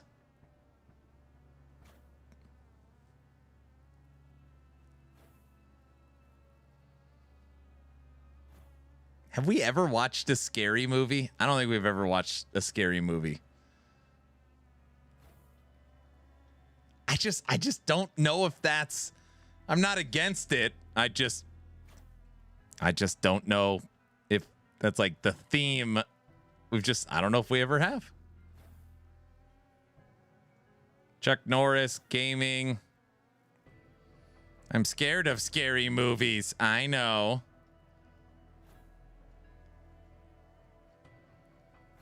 Chuck Norris is not a bad one. Oh, yeah. Chuck Norris movies. Can we just watch season 1 of Walker? John Candy, Bunny. I think it was season 2. We did every John Candy movie. Not everyone. We watched Plane, Trains, and Automobiles, The Great Outdoors, Uncle Buck. I don't know. One other one. We did like a John Candy marathon. That was the whole Subathon was it was dedicated to John Candy movies. Season 1 of Firefly.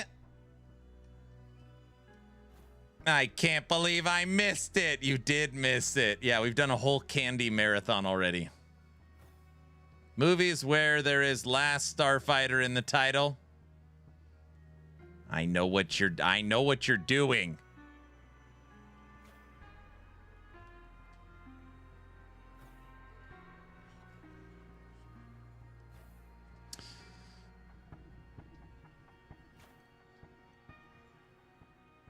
Mountain Man movies. What about the documentary? I mean, technically we haven't watched that. Granted, I have watched it. Time loop movies, Star Wars. Star Wars, I never saw the one with the end of the Rey trilogy. I never saw that one. Oh, that was the other John Candy. We watched Spaceballs. Yeah, we watched Spaceballs. He-Man. He-Man's not bad. Aaron, have you seen Army of Darkness? Yes. You're not missing anything, Aaron? Yeah, I never saw the end of the Rey trilogy for Star Wars. I just heard somehow Palpatine's alive, and I was like, I don't, whatever. Something like that. I was like, what? I feel like we've watched Groundhog's Day, I'm pretty sure. The last Star Wars movie was terrible. I truly didn't see it. The end of the Rey trilogy is the worst, is it? Yeah, I haven't seen it.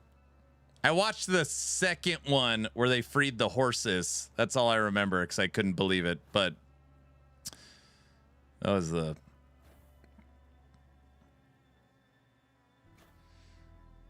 Oh, we talked about Oh Brother, Where Art Thou should be the next movie.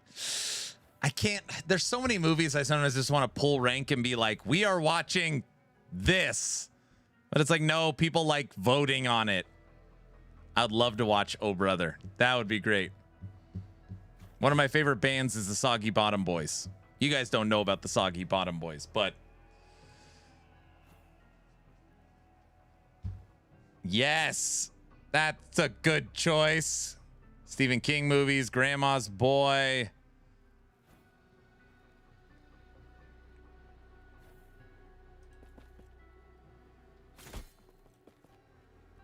I've heard we've talked about in the past doing all the rush hours. So like the next 3 movie nights, Rush Hour 1, then 2, then 3.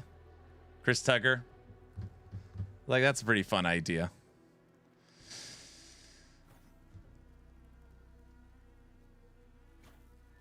We're not watching Hostel. In constant sorrow. Soggy Bottom Boys sound like a phrase. No. Ginger, you've never seen Oh Brother, Where Art Thou? It's really good. No, we're not watching Hostel. No thanks.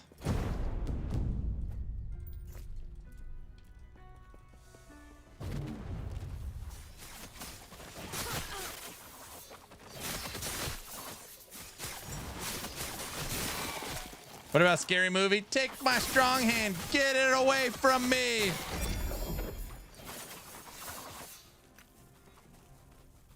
It's really old, right? Define really old. 20 years?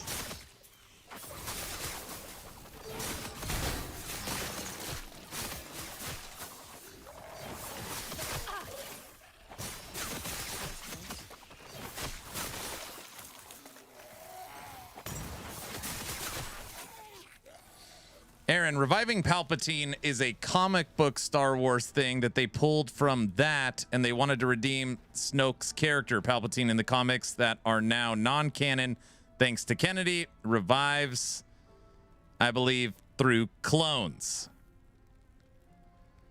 I don't know. I just remember reading that they didn't have Star Wars 1, 2, and 3 written. They made 1, then wrote 2, then made 2, then wrote 3. That's why the like stories are jumbled. I don't know. I never saw the third one.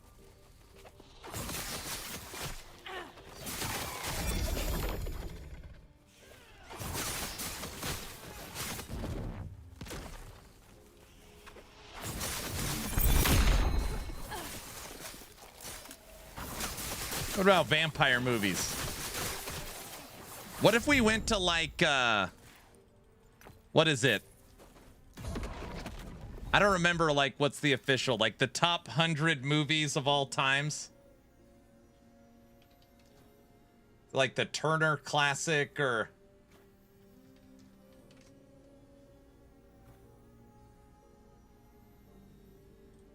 American Film Institute, top 100 movies.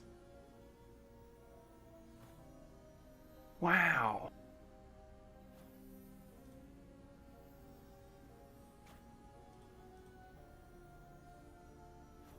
What if we said we had to pick one of the top 10? Citizen Kane, The Godfather, Casablanca, Raging Bull, Singing in the Rain, Gone with the Wind, Lawrence of Arabia, Schindler's List, Schindler's List.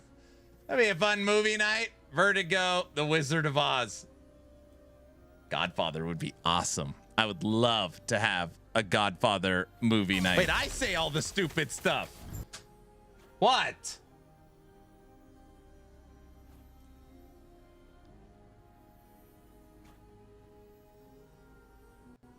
Godfather would be great. The problem is you can't possibly watch Godfather 1 with not watching Godfather 2. Everybody knows that.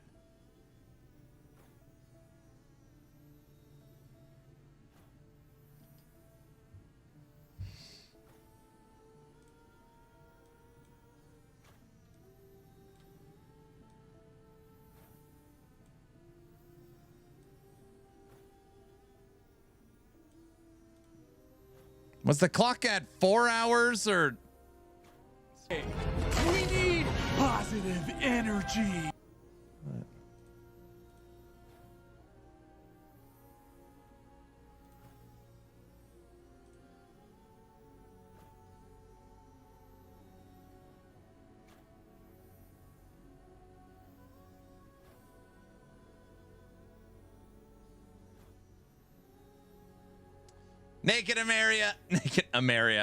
Naked America purchased 20 Blurp supporter packs. You can't do that when I'm not paying attention. He's so confused. You can't. You're trying to trick me. Naked's trying to make me go insane.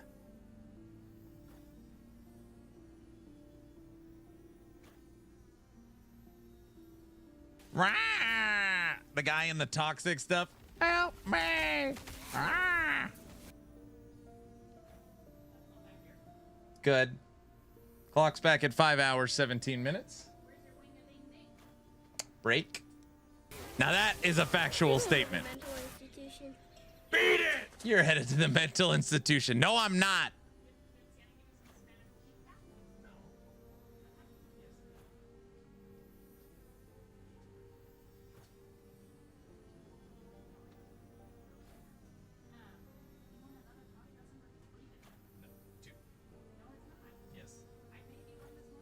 No.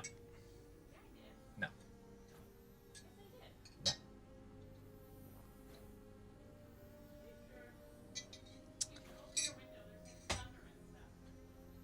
My wife said, open the window, there's thunder and stuff. Oh, brother.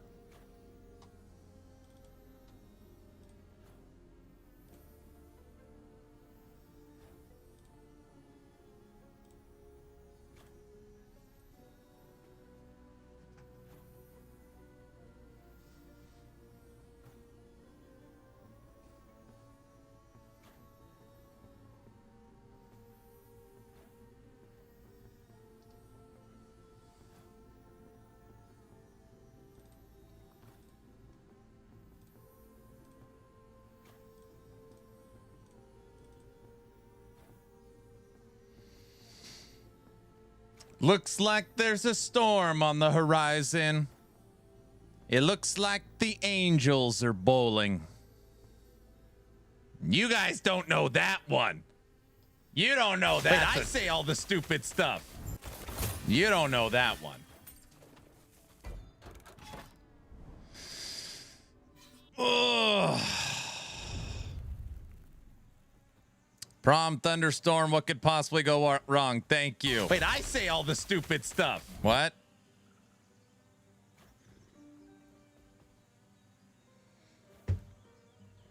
Please, build planner. Build planner for what? Wait, what do you need a build planner for?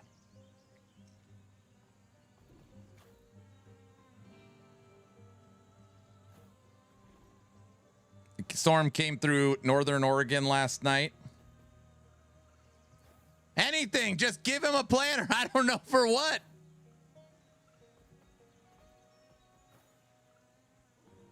Storm on the horizon. The angels must be bowling. That is from the movie Kingpin. You guys have probably never heard of it. All right.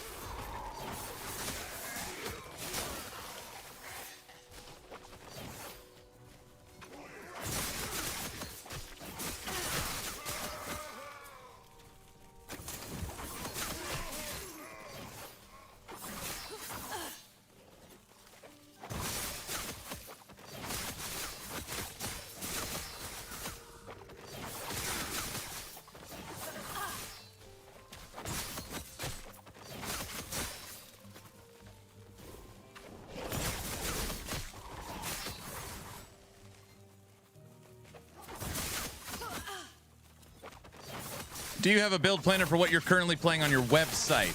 This is Dancing Strikes. So if you go to actionrpg.com, I'm messing around with Dancing Strikes.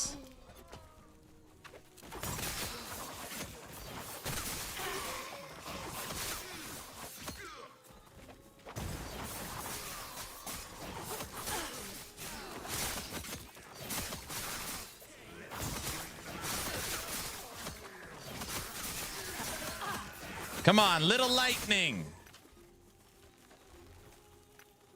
That would be cool.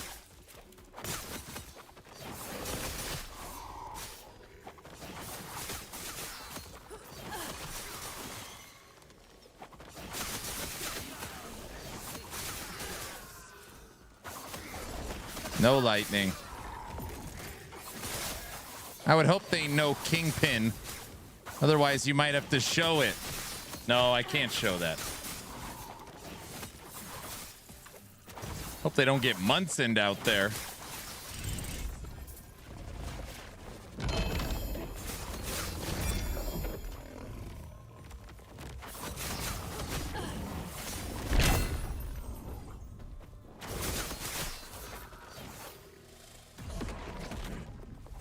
I love Kingpin. Dancing Strikes can automate Shadow Cascade, which can automate shurikens. Pretty fun. Dancing Strikes can automate shurikens. Dancing Strikes automates shurikens and Shadow Cascade.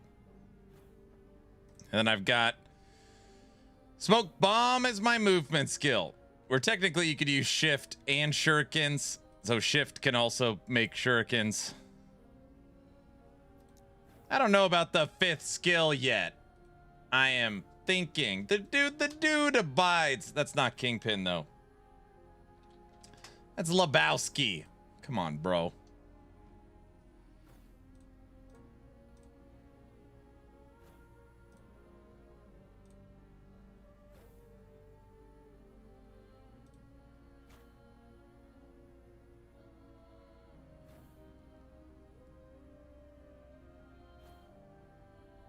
That's what I did. I updated Shadowrend, took Smoke Bomb.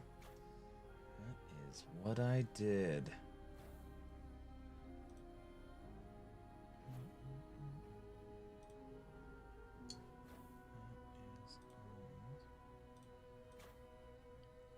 Yeah, this build definitely needs an update.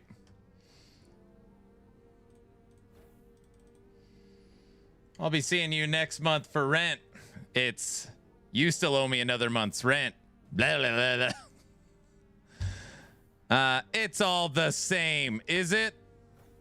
Are people saying COF got nerfed because of the imprint rework, or is there something else I didn't catch? I have not heard COF. Let's get back to the day. COF did not get changed in any way, so I don't know where you heard that.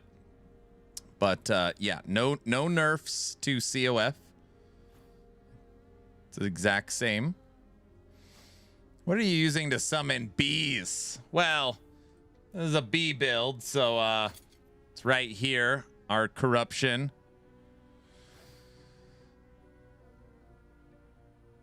Reddit, probably. Reddit's saying they nerf COF. I don't go to Reddit. I don't know.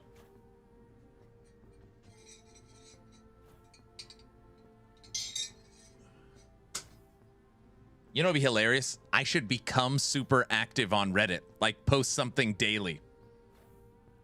But, like, overwhelmingly positive. Like, is it just me, or is Last Epoch the best action RPG ever made? Here's the top 3 reasons I love it. And just let everyone go nuts. And then the next day, and just, I'll probably get downvoted into oblivion.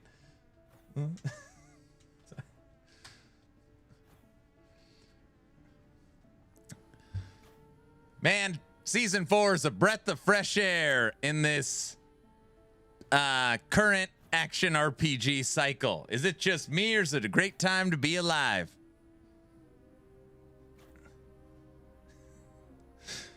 I wonder what would happen. I don't think it'd be good.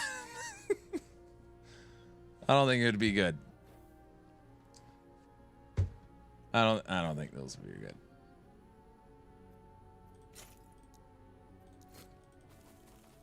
Especially since you're so popular over there, Aaron.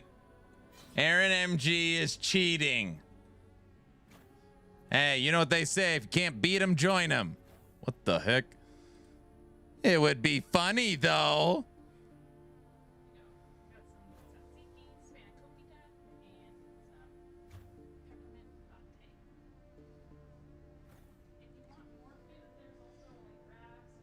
Wait, what is it again? Scana Poquita. What is it? And Tzatziki. What is it again? Scana Poquita. I don't know what it is.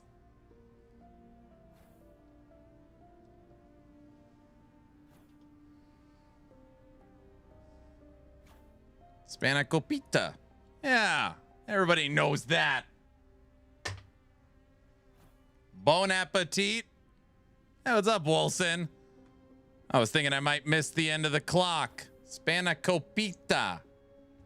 Wifey made it, so I'm sure it's delicious. You said it like a 5-year-old. Good. Good. I wanted to say it like a 5-year-old. What do you think of that? All right. And I'm going to sit here and eat it in silence. 5 hours is a little low. What? The clock was at 56 minutes 2 hours ago.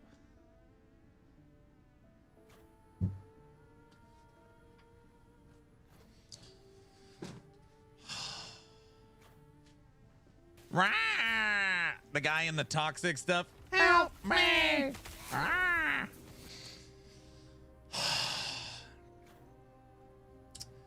Okay, if there was not one donation and I didn't pause the clock, it would end at 12:10 midnight. Yeah, there's no way. All right, the clock will make it to day 18 for sure. His days are over. What? Those days are over? You guys.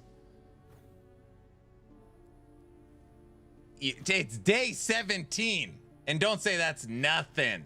Is it? Wait, is it nothing?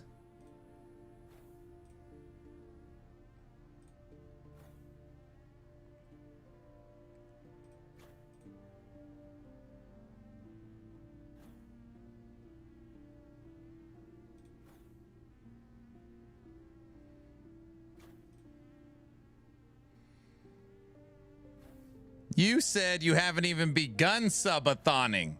17, those are rookie numbers. Well, when I said that, it was... I don't know why I said that.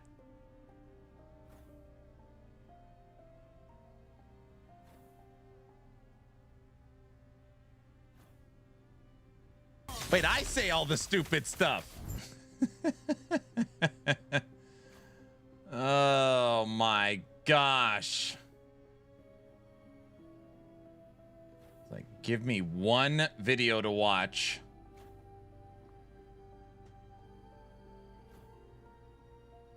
Nothing.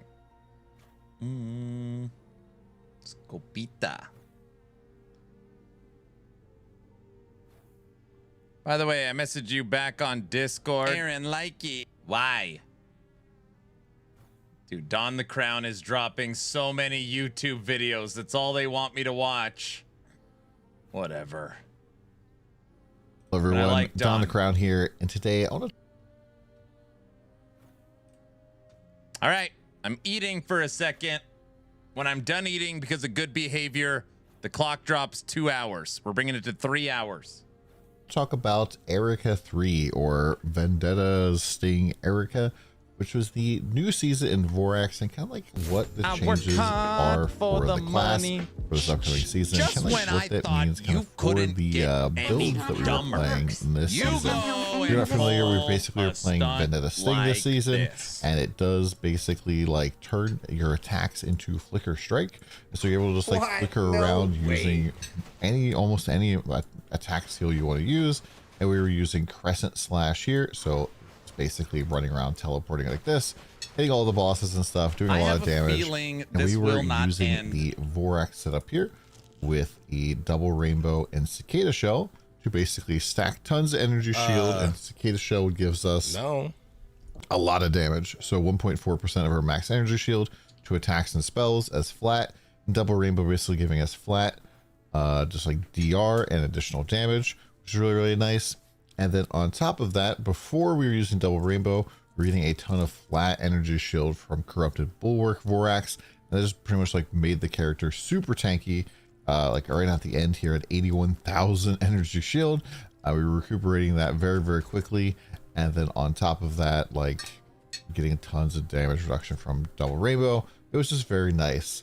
And this build has gotten quite a lot of nerfs. So let's go through it here.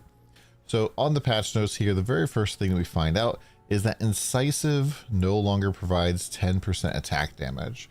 This is a buff that you received when you basically used your Vendetta skill, which teleports and uses your main skill. And Incisive basically would give us 10% additional damage. And then within 5 meters, damage dealt increases the closer you are to the enemy, up to 20%. So this, just being gone just kind of sucks. I'm guessing that this like makes it so that the bottom half here of her tree is even worse, because this has like incisive effect, which is going to be giving you more damage here. And this was like scaling more damage for incisive effect depending on how agility blessings you have.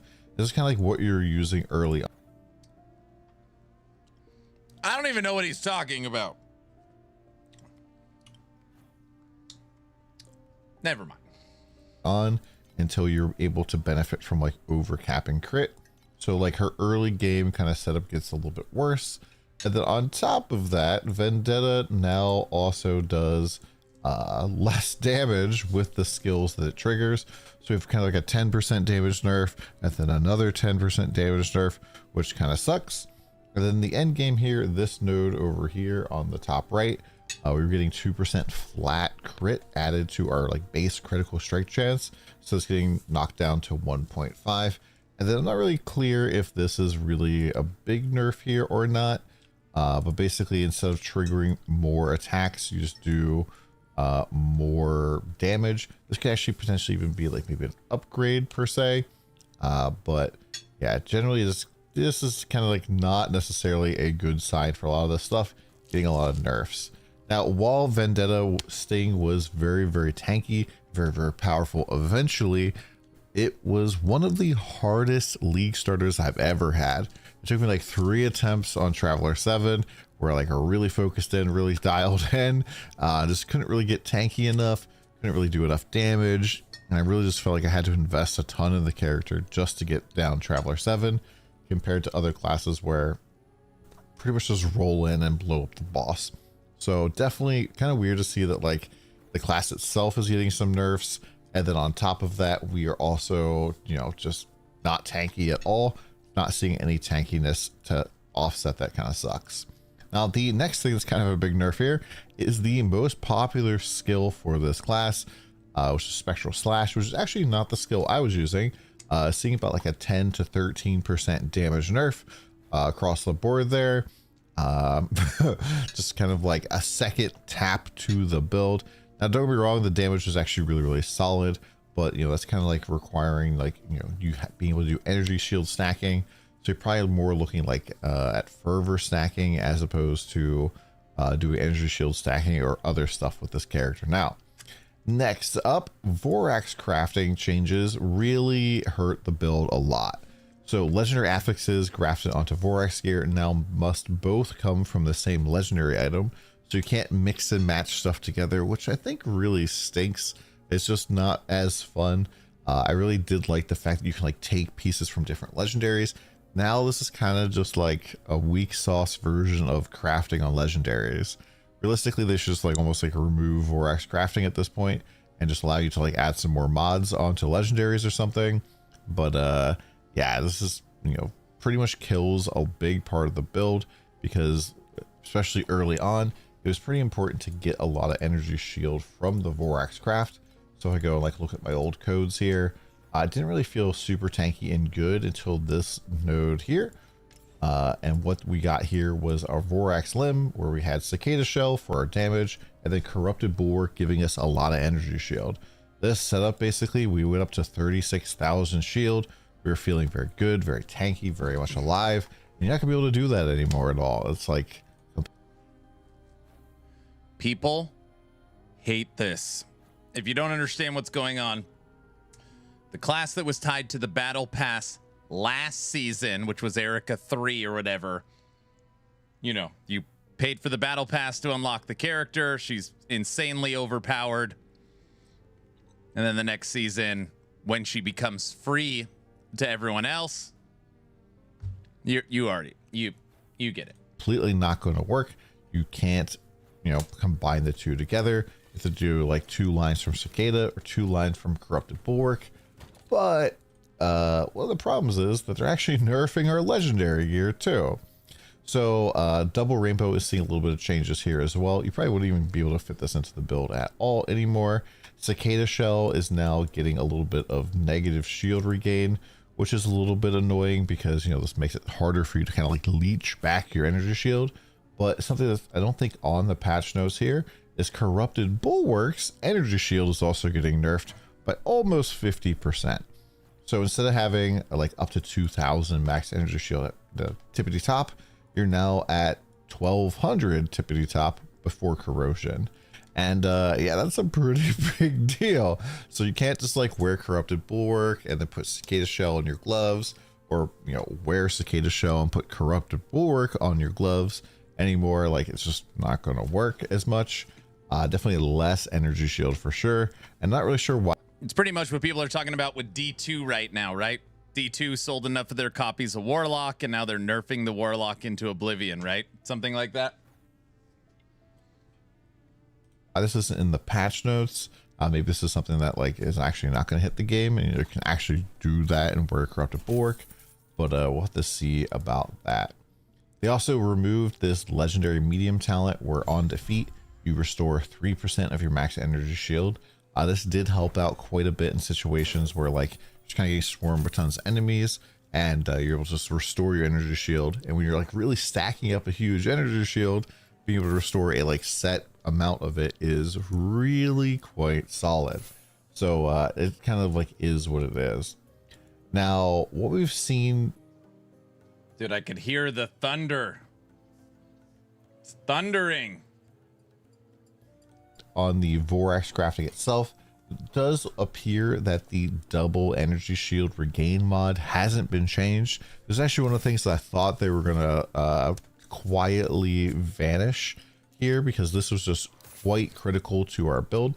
Basically, the way that regain works is that based on how much energy shield you're missing, or life if you're doing life regain, it restores a portion of the energy shield on hit. And this happens like every half a second. You can like make that faster.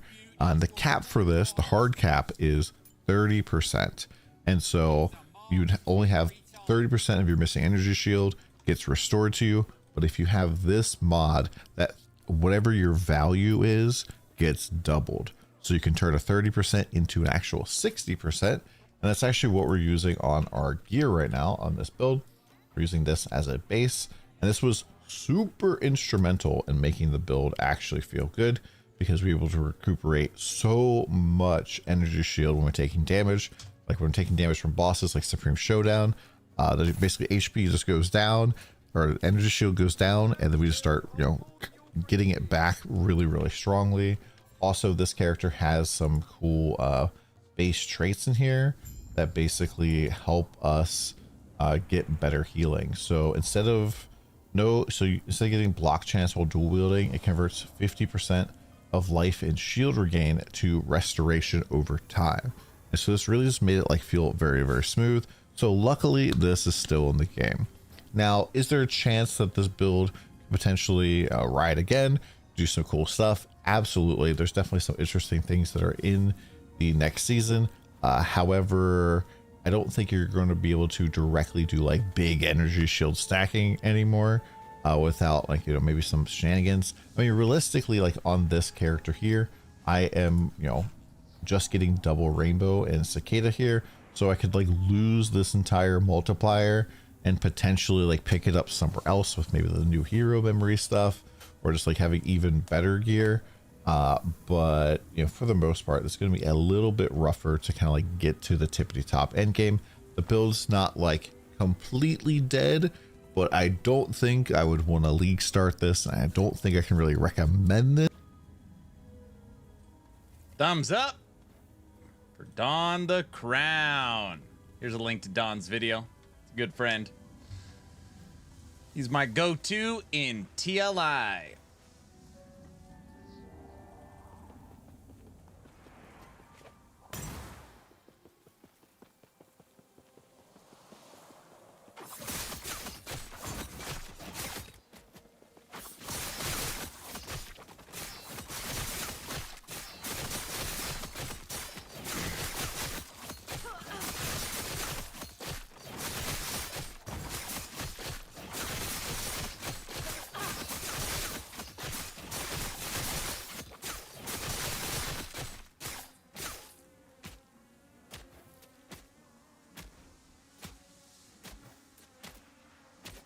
Still probably strong, but can't wield the two-handed with the shield's gonna sting. I'm unspecking imprints, tired of this system. Why? It's too good? Or what?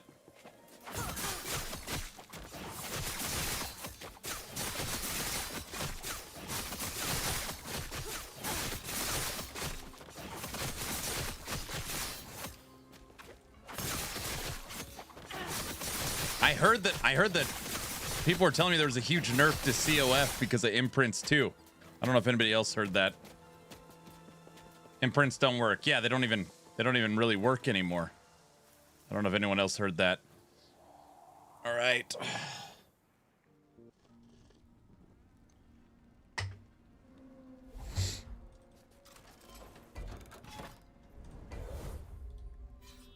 Oh, brother. What? Jaime, what? I didn't...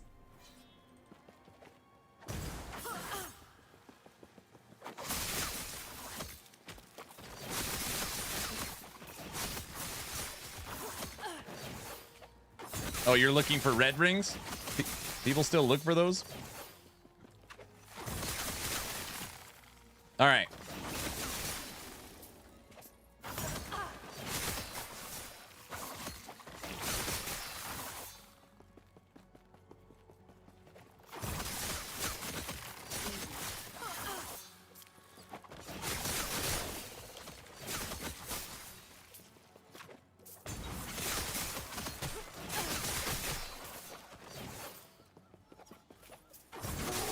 But if you imprinted it, Dubs, if you imprinted it, that means you've already found one, right? Which would mean you already have at least one of the rarest item in the game, right? I have 6.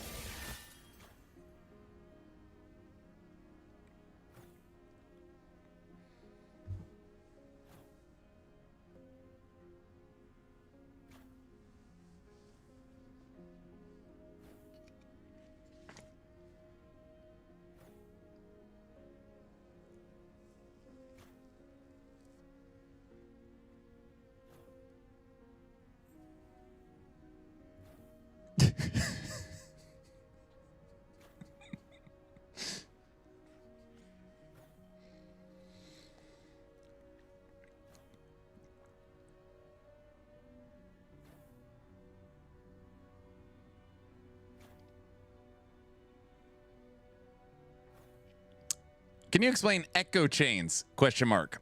I feel like I am doing them wrong, so I don't understand them. I feel like the rewards are not much from the final echo. Or do you have a video on them? No, there's not. Like, you just get a big reward at the final one. So depending on what you're looking at, if you're building stability, if you're trying to farm Rift Beast for your Primordial, if you're trying to farm Omen Windows and Altars, basically it's a further way to target farm your Monolith experience and build up tougher fights with better loot. Also, normally you could use Echo Chains to progress farther into the Monolith to produce Shades of Orbis.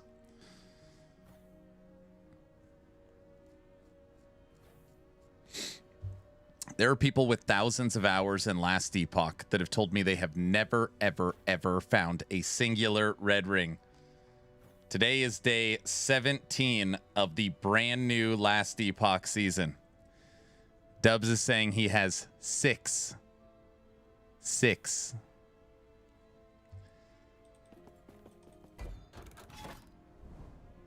Why you gotta make me feel bad? I'm not. I'm just saying, like, I think this is, and it's, you know, I apologize. I'm not trying to be disrespectful, but this is like a total typical kind of ARPG scenario. Like, imprints are terrible. They're not printing me red rings like they used to. Week 2 into the season, right now I only have 6 of the rarest item in the game. Like, a red ring in Last Epoch is like a Mage Blood in PoE. It'd be like I only have found 6 Mage Bloods within the first 2 weeks. I don't know why I'm not getting more. Like, it's, you know, then you got people with thousands of hours that are like, I've literally never gotten one. I can't find one to save my life. You know, it's just like a very, you know. No way, that's not the same. Red ring is way more common. Is it? Is it? It's the, I mean, it's the rarest. You could say it's the rarest item in the game. Red ring is the rarest item in Last Epoch.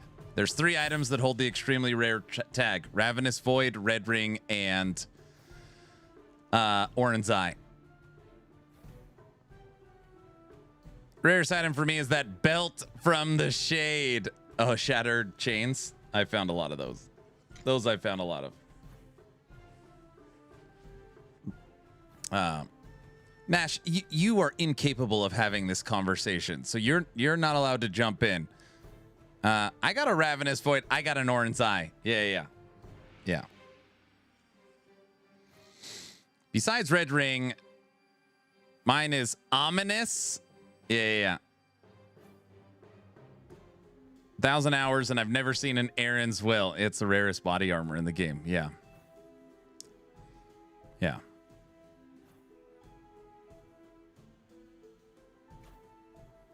The point I am trying to make is that, and again, this isn't you, Dubs, but there's been multiple people that have come to the stream today saying, hey, have you seen the post on Reddit? Which the answer is no, I have not. Saying that COF was nerfed because of imprints, and it's basically killing the game. Like, please give us back our loot printing mechanic. And yeah, I don't know. I don't know.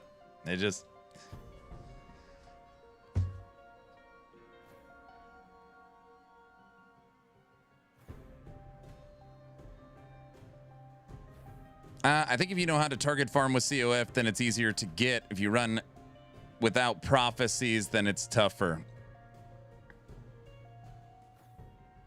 Only thing rarer than a red ring is Aaron's will. Mine's a world job. You can get that easily.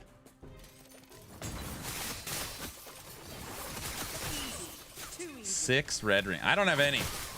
I've been playing 12 to 16 hours a day for 17 days. No red rings. Now I could get red rings. I was like, no, I don't care. Yeah, I bought one day 3. That's what a lot of people do. Just buy it and imprint it, and then you print them all season. Yeah.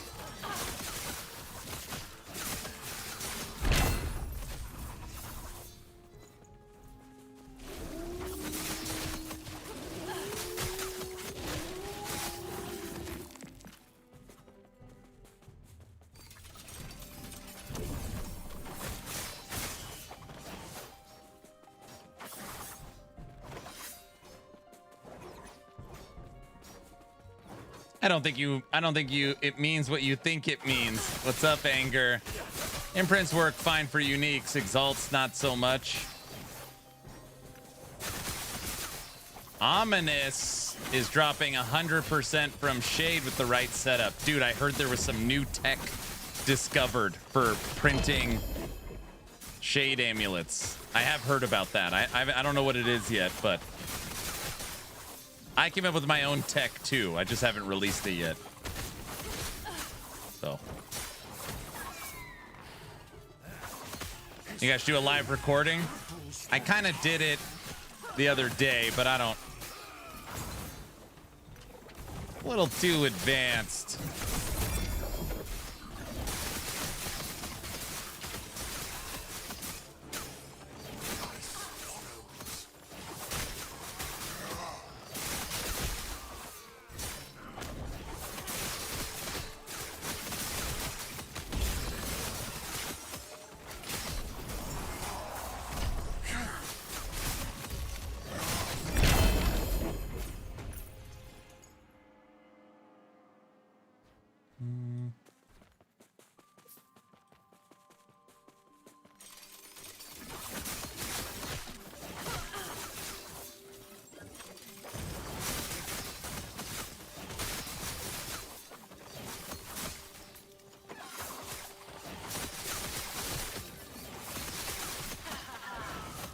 I have a 2 LP and a 1 LP Aaron's Will. I've done a zillion chess prophecies as a Beastmaster.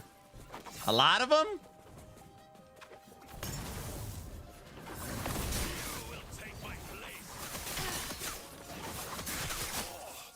They would cage us all.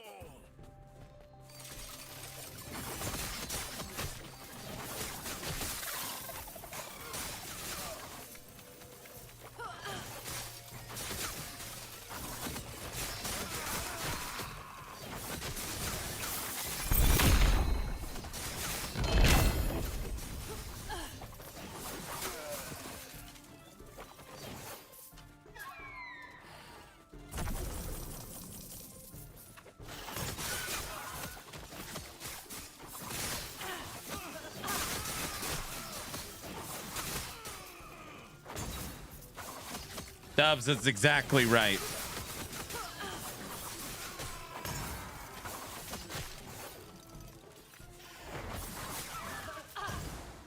So what would be the response of VHG's like, hey, we've heard you guys loud and clear. Basically, at this point, imprints are useless. Based upon the feedback from multiple social media platforms, we're going to be removing imprints from the game.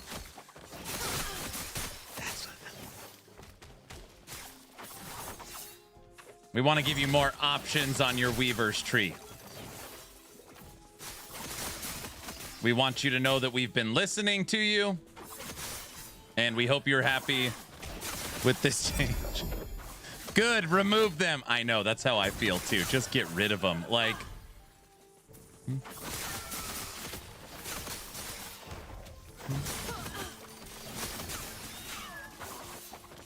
what? Are they really removing them? Has Aaron been drinking today? I like them. No, I know. They're just overwhelming feedback that they're useless now, and they don't do anything. So that's the joke, so that if EHG listened to the community, they could just remove them.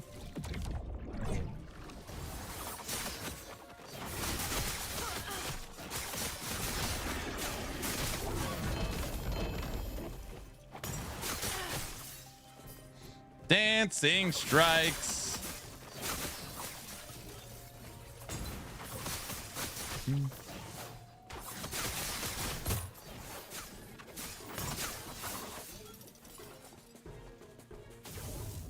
Certainly they're broken now. Wait, what do you mean?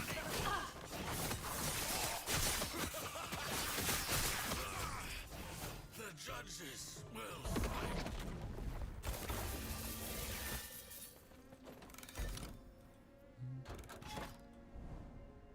They should make imprints only work on exalted items. I'll take that too. I haven't noticed an imprint nerf. I'm still getting all my drops.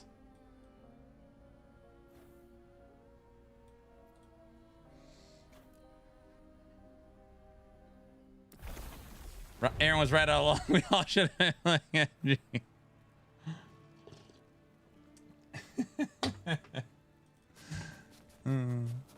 What?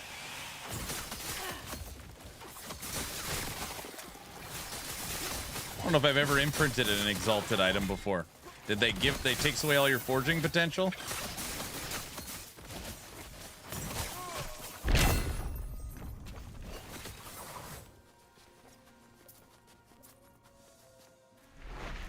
Yeah.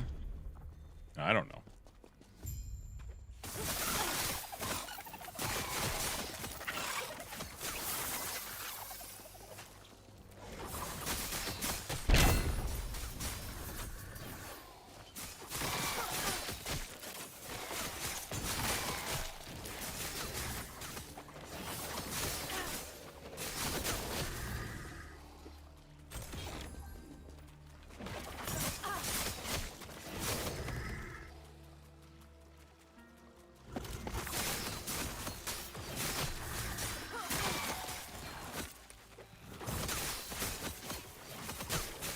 Just give imprints to COF and call it done. That's fine.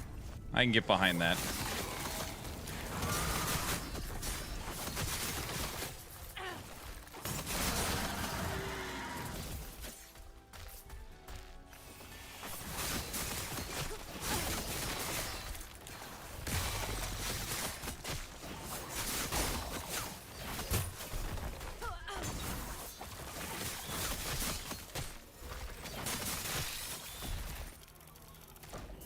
You're back? You made it?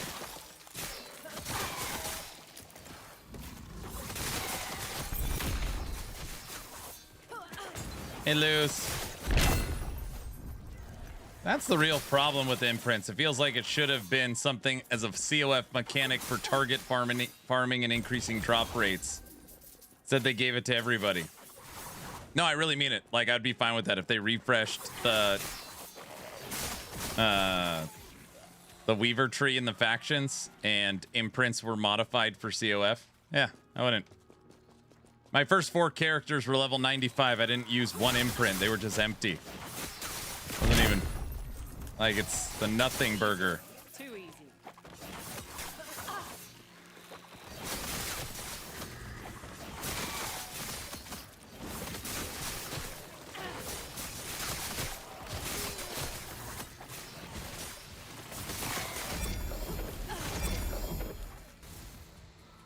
Why take Shamanistic Infusion? Well, there wasn't a lot else. And the attunement helps. And the totems are still physical.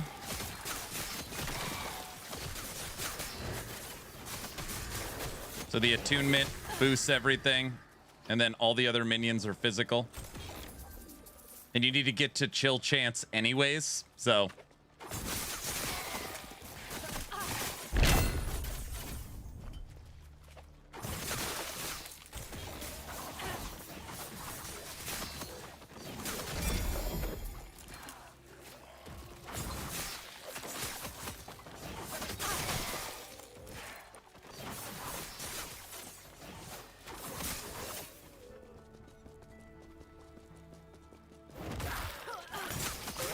I can't put my finger on it. Dancing Strikes has always felt just a little clunky. I don't know what it is. It's definitely better than it was.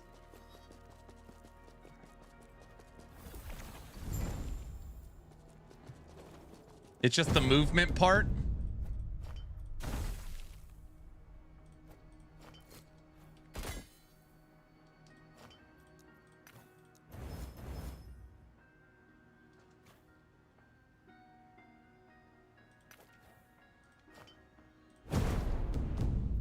This is a really good idol I found. A perfect 9% health, 18 to dodge, and a 1% off perfect increased armor shred duration. It's almost perfect. And we hit Glancing Blow with dodge rating on the enchantment. T6. Imprint it. Oh, wait. It's a 966. Oh, and poison. You had hit poison on it too. Chance to throw an acid flask on a bow hit. A really interesting idol. Please don't corrupt it. No, I ain't corrupting it. No. No. It is interesting because I have heard that corruption definitely leans towards the player, which means you will have more good outcomes than bad. I don't know how true that is. I mean, at least today we've gotten absolutely, it's most, if not all, are net negative. But I actually think moving forward, I will not corrupt anything until I have a backup. I mean, I missed 7 in a row. 7 in a row. It seems almost impossible, but I mean, just Aaron, that's just anecdotal info. Sure, I bricked 7 offhands in a row. That is brutal. It's brutal, dude. 7.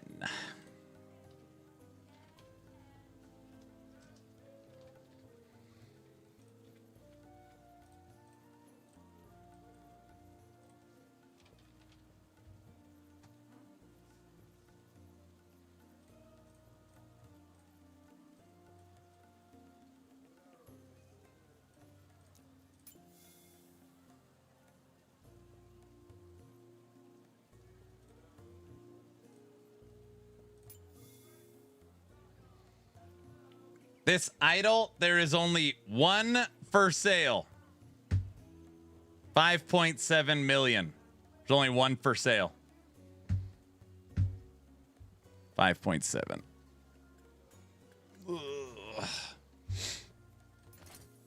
There's no way it's worth 5 million.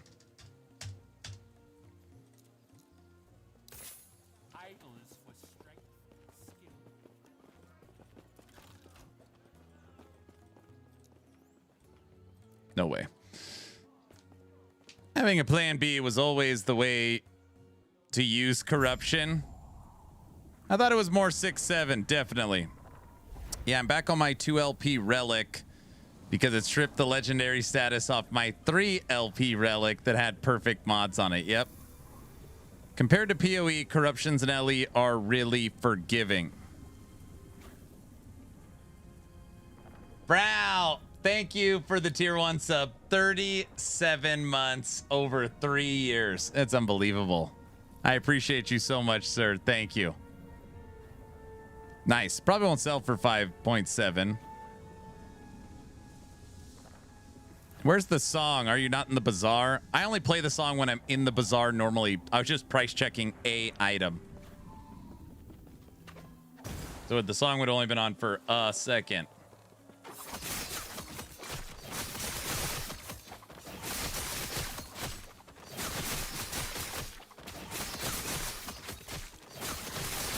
I can't get over it. The combat animations feel funky. Jaime, what do you think? Even the audio sounds like it's glitching a little bit. Aaron, I literally cannot complete the Omen fight because my computer locks up. Yeah, this one is it's a little head scratcher. It's a little bit of a head scratcher.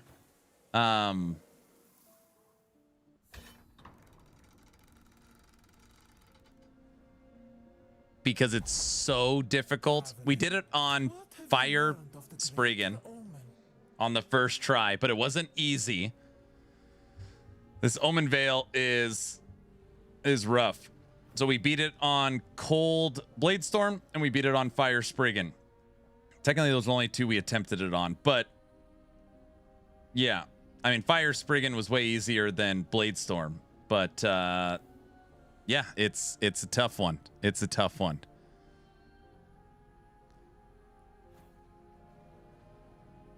It's a tough one. And again, it's like, should they make it easier or no, keep it ultra difficult? I'm not sure. I don't know. It is insane. Keep it ultra difficult. There's part you can run it at 100 corruption though. It's still, most people can't do it at 100 corruption. Yeah,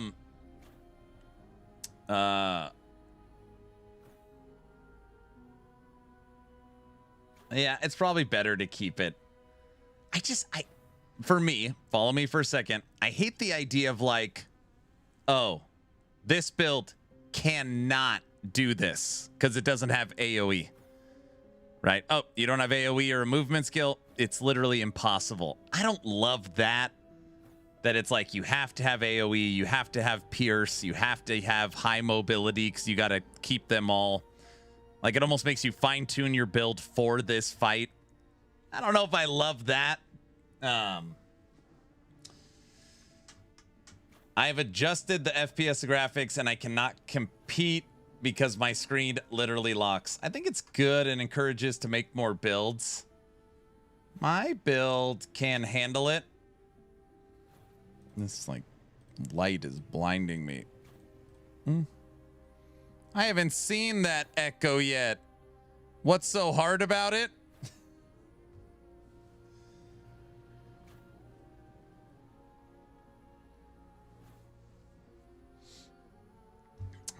It's show him.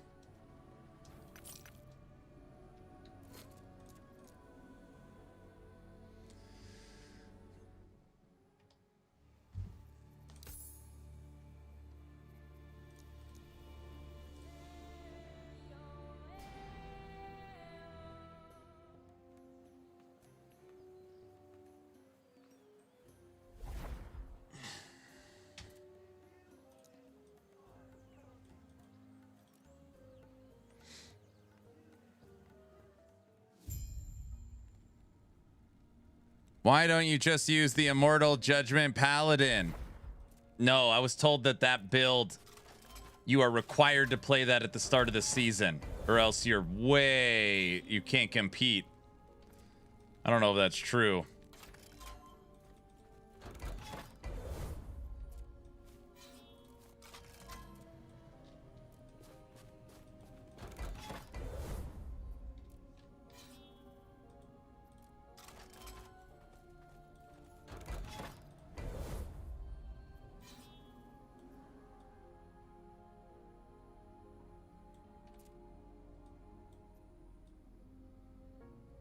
I don't have a damn... You're gonna have to wait.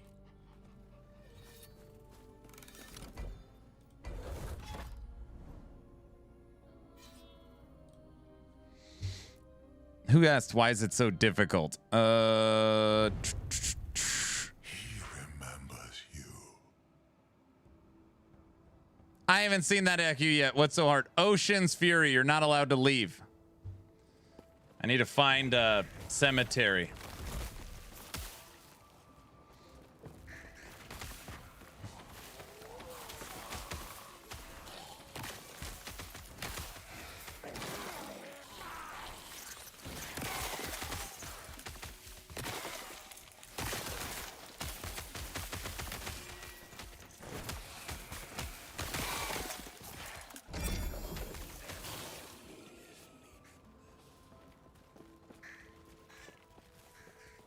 I shall stay and remain the hostage. Yeah, now you have to, because here at Action RPG, I want to be a support and help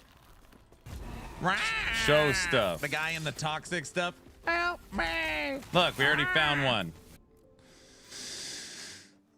The difficulty is just not that great kind of difficulty. You get body blocked by all the things and you can't even see all the AoEs and around effects and they end up killing you.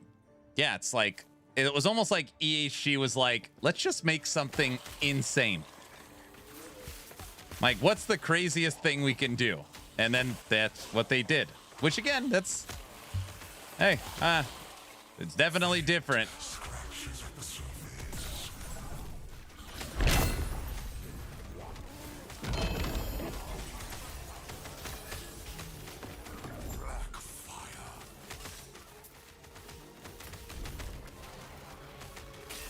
And they nailed it.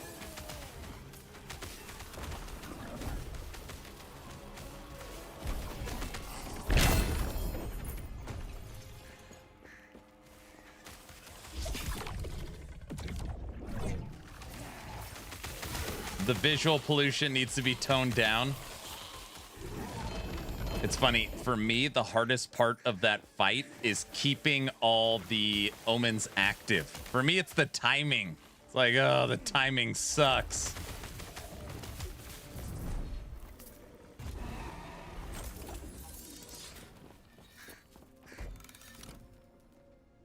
All right. After this one ocean, I can place it.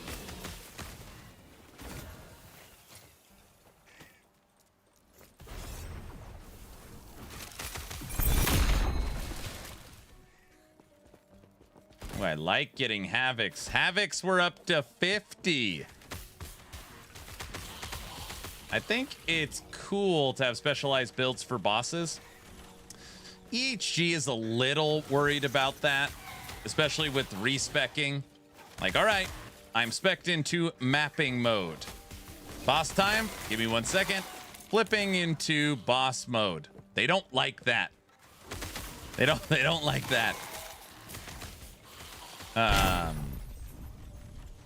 But I mean, technically they can't stop that either.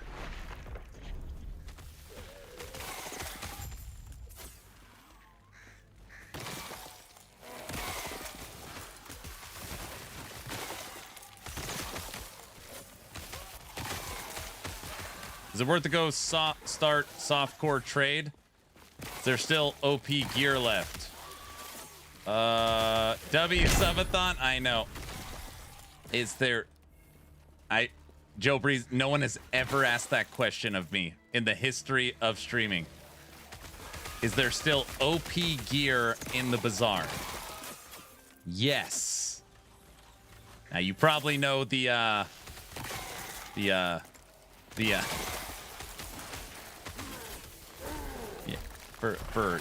is a cost associated with OP gear.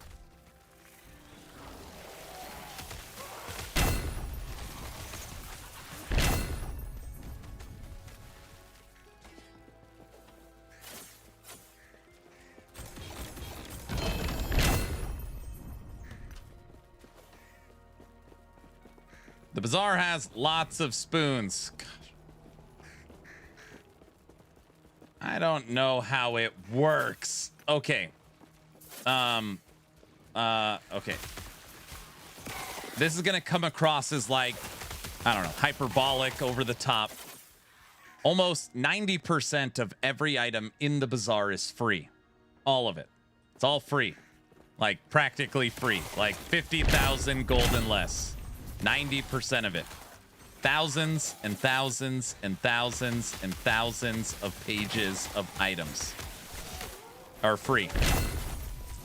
Now, if you are somebody that's like, I don't know what build I'm going to play, so I'm going to go to max roll, and I'm going to go to their tier list, and I'm only going to look at the S tier meta progression bugged broken builds. Well, now you're putting yourself in a different category. Now the items that you will be searching for are not free. And on the flip side of that, they are very expensive. So that's, you know, some people are like, nothing's free. I just tried to get a 2LP red ring. It's like, yes, that is not a free item. I only use actionrpg.com. Yeah, you're fine. You'd be fine then. Yeah, you'd be fine then. And I appreciate that. Unless Aaron has inflated it. The only time I've inflated the items is if it's from one of my builds. Like new videos. But still, it's not too bad. All right. Omen's Veil. Where the hell's Ocean? Ocean! Minion spell. Ugh. Minion spell. Minion spell. Finally got it. We got our second one. Okay. Don't turn into another one. Unbelievable. At least it's health. All right. 5 minion spell, 6 minion spell. Got one. Enough people watch your videos to cause significant inflation is what you're saying. Not significant, but every once in a while I'll drop a video and it'll move like 2LP Reach of the Grave. You could get them for 100,000. Now they're 220, 250, which is not like out of reach, but they, you know, they'll go up, go up a little bit. Get in, loser. We're going shopping. Yeah, sometimes they'll go up a little bit. All right. Out Reach of the Grave. Ocean, where the hell are you? All right, good. No, wait, I'm going to run an ad really quick. We'll do it in 60 seconds because the Twitch wants to run an ad. All right, sweet. One of these days, these boots are gonna walk to the fence.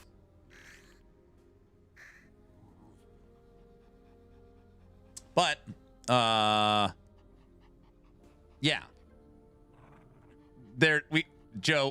We kind of joke, and it's, you know, most people are like, I don't get it. Because that question gets asked pretty often, like, oh, it's 3 weeks into the season, is the bazaar dead? And it's like, no, it's not dead. Almost every item in the game has 50 pages of listings, at least.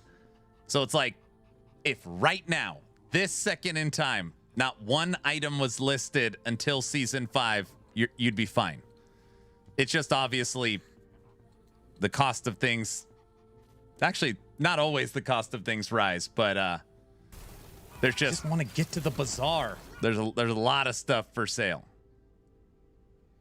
The problem with curse your sudden but inevitable betrayal.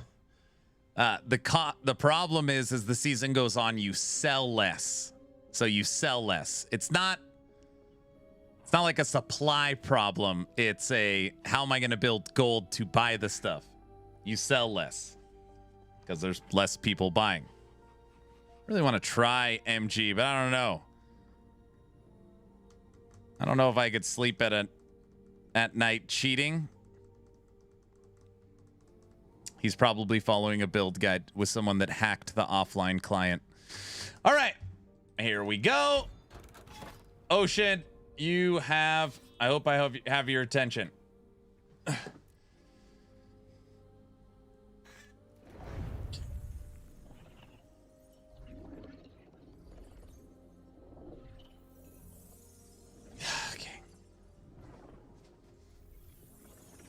So first thing, before I start, I'm going to explain it. All right? I have noticed a lot more hackers since you have mentioned it. I bet the guide you're following is hacked. I mean, because most of them are. So the way this works is pretty simple. You have Omen A, B, and C ocean, and you can see it on the mini map. You have to beat all three, and they have to be active at the same time. So I can't just go beat A, and then beat B, and then beat C. All right? So what I do is I activate A and B, and I start working on that. All right? And then once one of them is about to finish, I run over and I activate C. And then try and work through it. You'll just see. You'll see. You'll see what everyone's talking about. Also, look at my ping. Oh, this is going to be great. It's already... This is going to be terrible. All right. Good luck.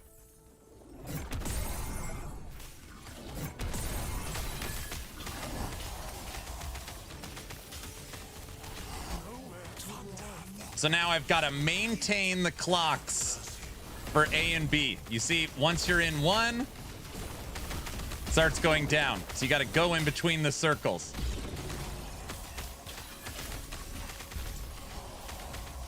I try to use the hot gate strategy where I keep all my minions together.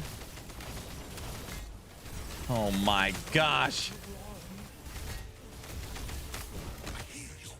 Okay, let's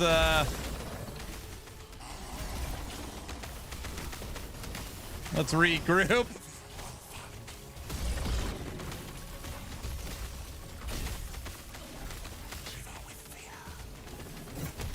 Oh, I accidentally activated C. I went into C. Okay, we're fine.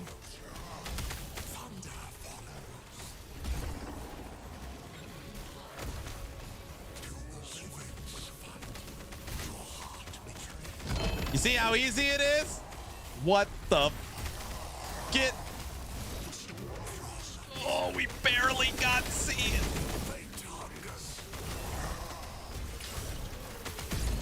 Oh my gosh. So...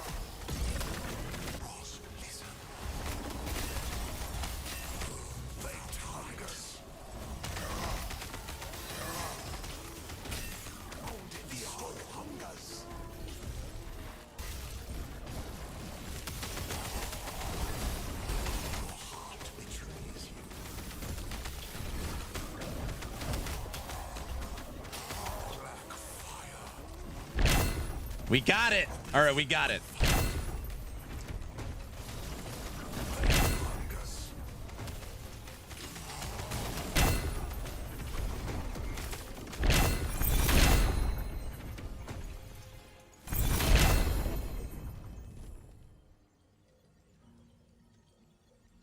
Piece of cake. See how easy that is? It's actually crazy. How are you alive? Every once in a while I have to flip the streamer client on, but no, it's very difficult. It's very difficult. My eyes. Yeah, it's very difficult. But if you could do this, it gives you this. The Fractured Prison Woven Echo. This is a 400 corruption static fight. That is the new Visions of the Observer fight. That was amazing. Yeah. This could melt consoles next year. Yeah, it's insanity. This is my Fire Spriggan. Don't die. That would be embarrassing. I'm really happy I didn't die. Aaron is a hacker. I'm using his guide. Oh, brother. The hot gate strategy sounds like something from talking. Well, hot gate strategy didn't work. He had his foot on the pedal under the desk. Next year, are you sure about that? Stop it. It's a DPS check with DPS too low. PC explodes. Good design. Yeah, it's a PC check first. First it checks your PC and then everything else.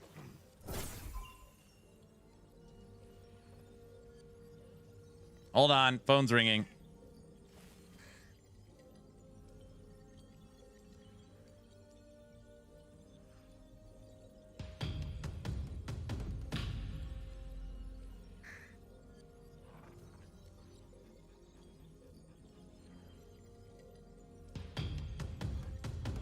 Wow.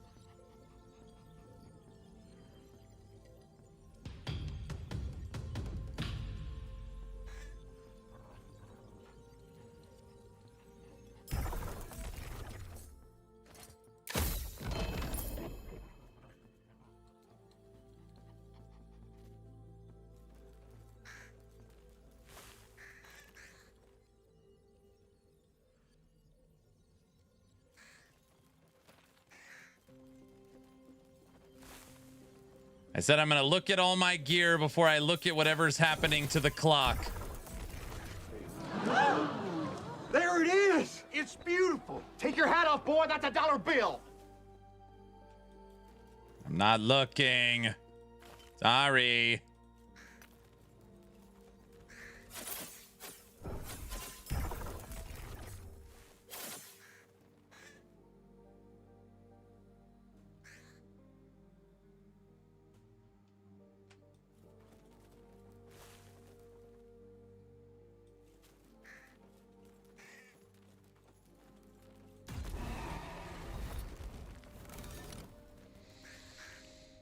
Okay, what did I miss? Ocean, thank you for the 5 gifted subs. I'm glad you liked it. Looks super easy. Haha. Thanks for the demo. You're very welcome. You're very welcome. N64 has added a $250 Blurp supporter pack. The clock has been rebroken and it is now at... So what I could do is I could hide this. By the way, West, I know how this completed gets fixed. On a huge donation, it says complete. And then once 1 sub is donated, it fixes it.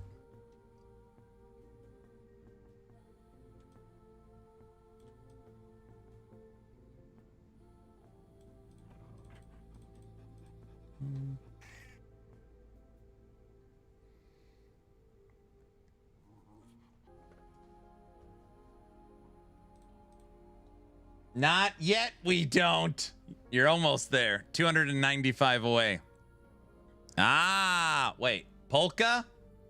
Okay, hold on. Ocean Fury, thanks for the 5 subs. Naked, thanks for the sub. N64, thanks for the sub. And N64, thank you for the $250 Blurp supporter pack. It's polka time. Are you ready now? From 5,000.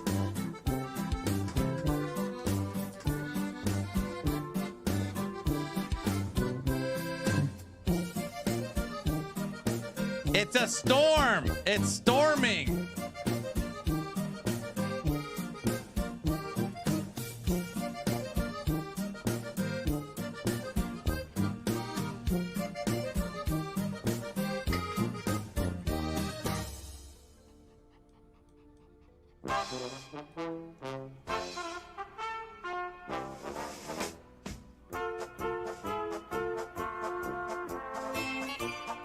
Dude, that is no filter on my webcam.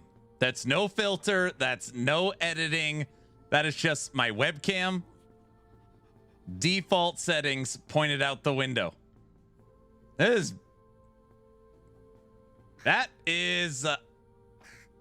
awesome. Yeah. That is pretty cool.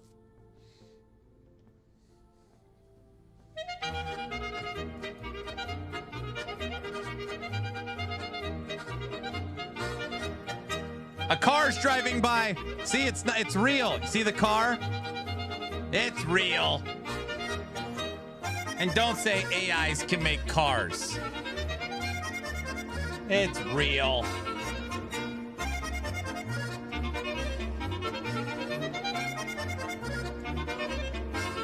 It's an AI car. No, it's not. Come on, I need another car. Not like I'm prompting a car. That's not what I meant.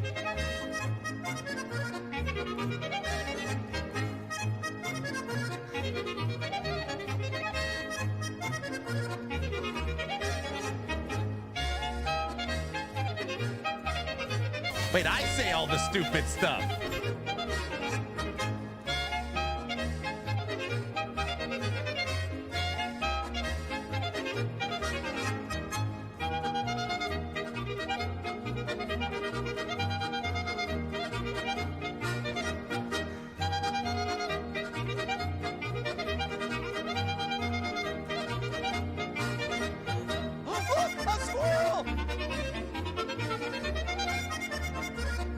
The squirrel was great.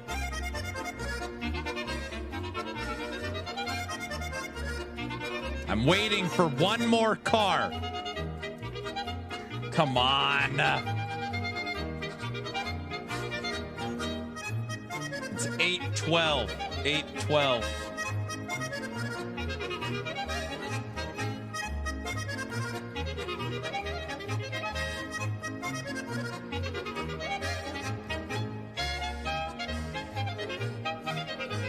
My viewers like the polka more than me.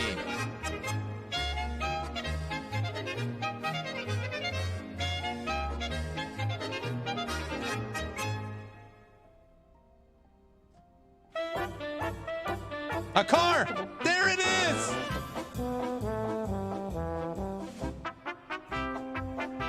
It kind of looks like a car. It counts.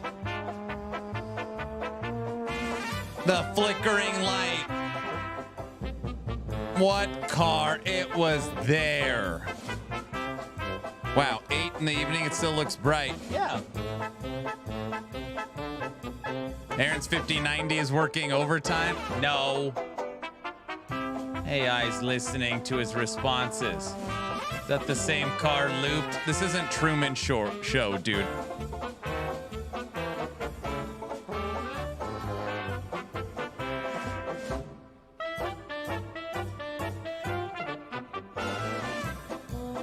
It's a clanker car. It works, dude. Idaho, we don't have many cars. Mainly tractors and horses. Everybody knows that.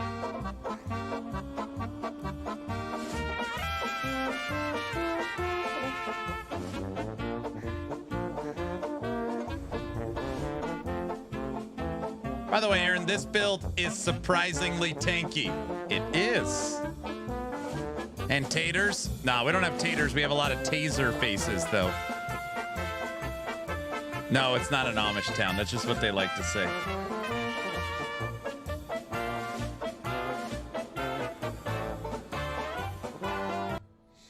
Okay, naked. Primordial T8 for the helmet. Dump Ancestral Pack for a 3LP Tolmat's History of Atera.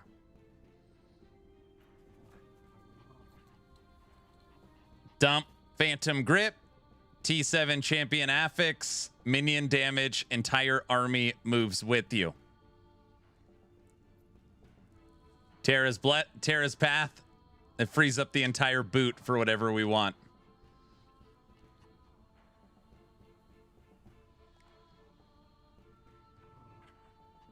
And then I would have to figure out how to get 100 combined dex and strength to get the 5th crow. If I did that, I would have 2 extra crows, which would in turn 20% multiplicative and 2 extra projectiles. I am your Utah neighbor. Hi. You need more crows. You need to get your attributes up. When I put it on actionrpg.com, it has exactly 100 strength and dex.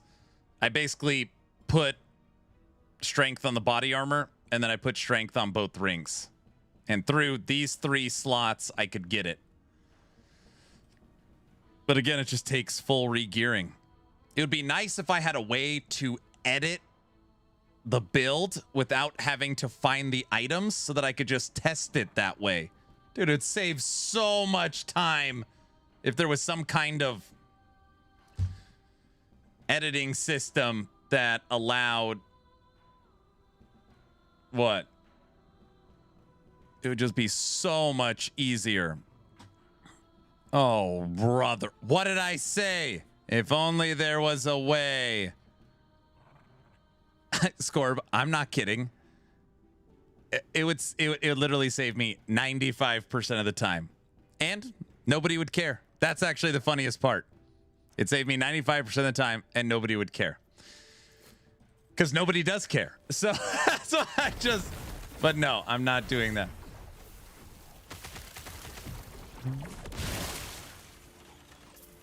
Nobody's like, I'm not going to go look at this because it was built this way. No, nobody gives a... Nobody cares.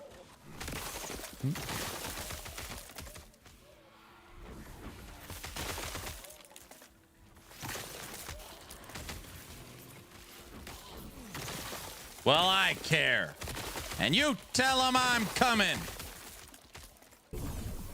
And never mind.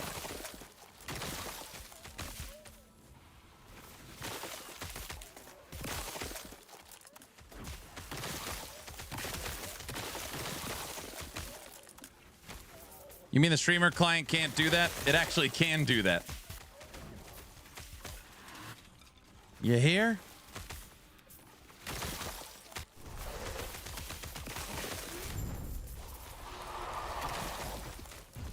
Hey, Ocean, are you still out there?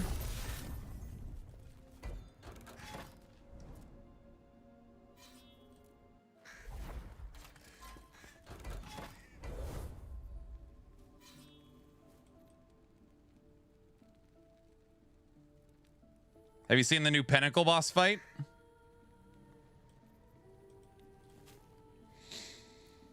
Mr. Aaron has a new bestie. Who? Ocean?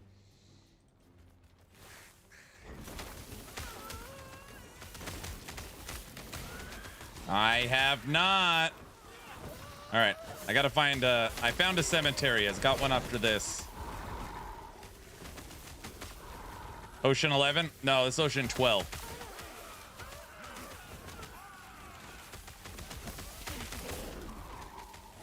Rah! The guy in the toxic stuff. Help me! Rah!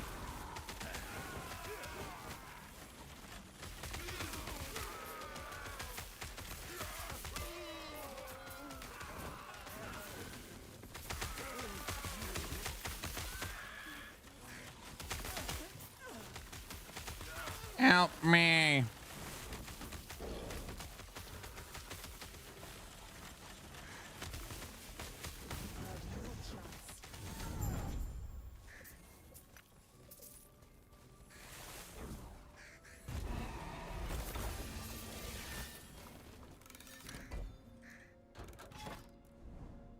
Man, it's pretty out right now.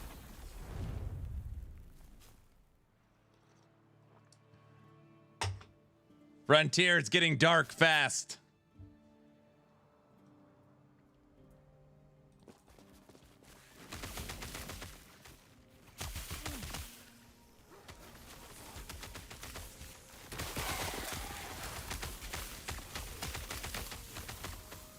Wait, the fence cam is back up. Yes, I went outside 3 times today to showcase my beautiful wings. Did you not see it? Uh-oh. Fox is about to get pissed off. I could feel it. I missed it. I mean, I didn't go outside 3 times. I knew it. Fox? Oh, I would miss that too. What? Wait. your sudden but inevitable betrayal. 22 months. Oh, God. What's up, Diesel? What are you doing tonight? Thank you, sir.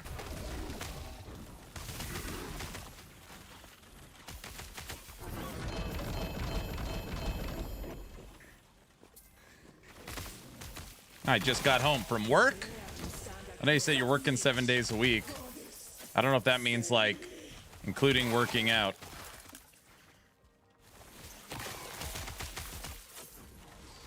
Damn, dude, how many times has the clock been down to an hour? So believe it or not, it's only been under an hour twice. It's only been under an hour twice. How many times has it been under 4 hours? I work hard a lot. for the money.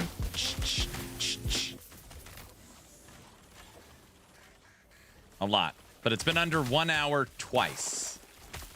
The clock, there's enough time to take us to tomorrow.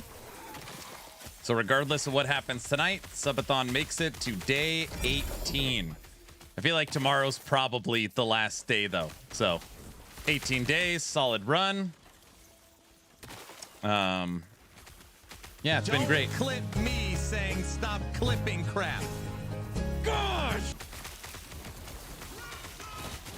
You shut up. You've been saying that every day. Not every day. You've been saying that for 5 days. This time I mean it.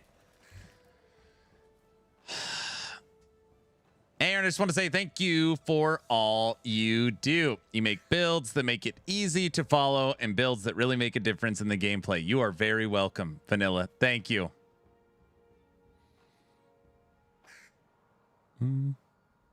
TLI starts on the 26th, 16th, 5 days. We need positive energy.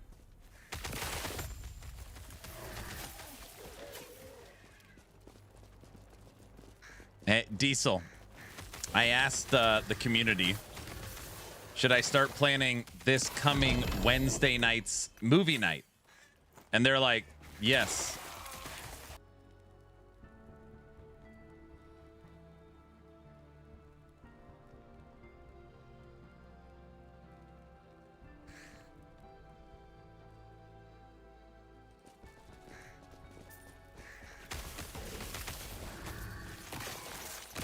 So bad. I know. Right when I said it. Maybe it's time to play Heroes. Oh no, no Hero Siege. Diesel, what I was saying is that I asked the community earlier, should I start planning? It's Saturday. There's 2 hours left on the clock. So Saturday, 2 hours left on the clock. I asked the community, should I start planning this coming week's movie night, which is on Wednesday? Unanimous. Yes. Yeah. Oh, yeah. 100%. Like, what?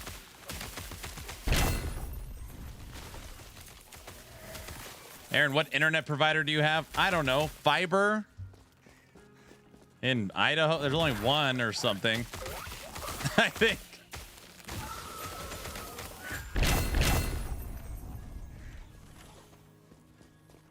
The one you shouldn't have because it sucks? I don't know what's wrong with it. I wonder what it would do to the stream if I did a speed check while I was live. Ugh. Probably not very good.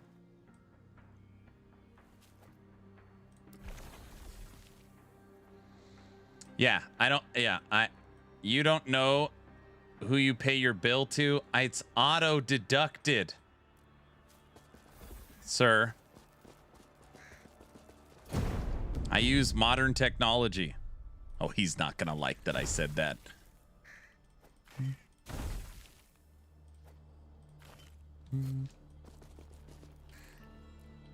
Oh, here we go, Richie Rich. Hold on a second. Me saying that my internet bill is set to auto pay means I'm Richie Rich? T7 armor? That's pretty cool. That's not bad. Either that, you're Scrooge McDuck. No, it comes out of my business account. He's rich, boys. He uses auto pay. Oh my gosh. Well, duh. That's even worse. What?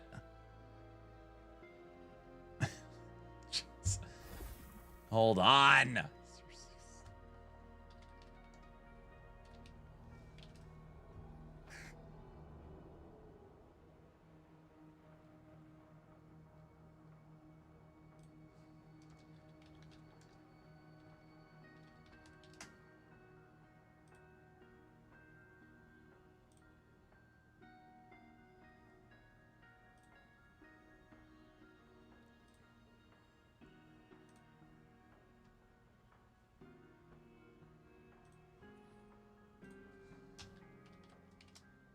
Finally, I'm a beautiful butterfly!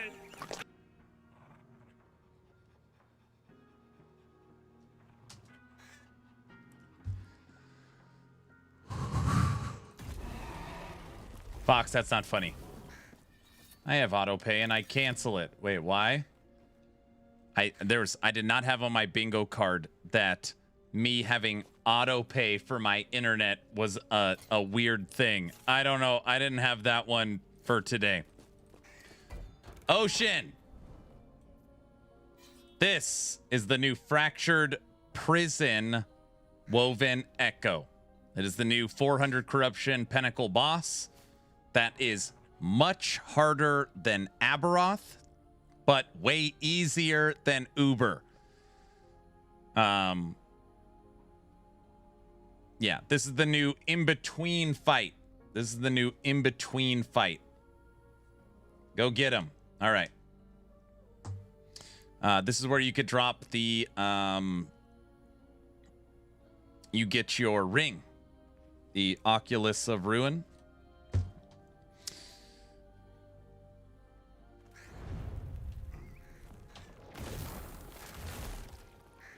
Let's rock. All right.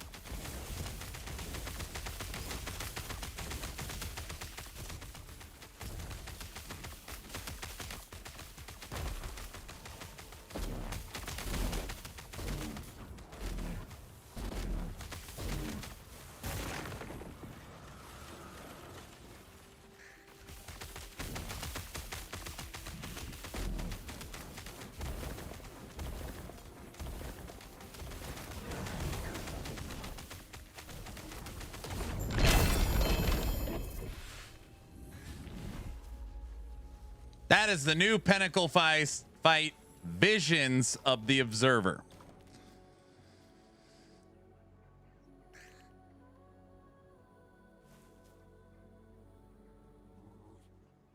Don't go ruining your ring this time around.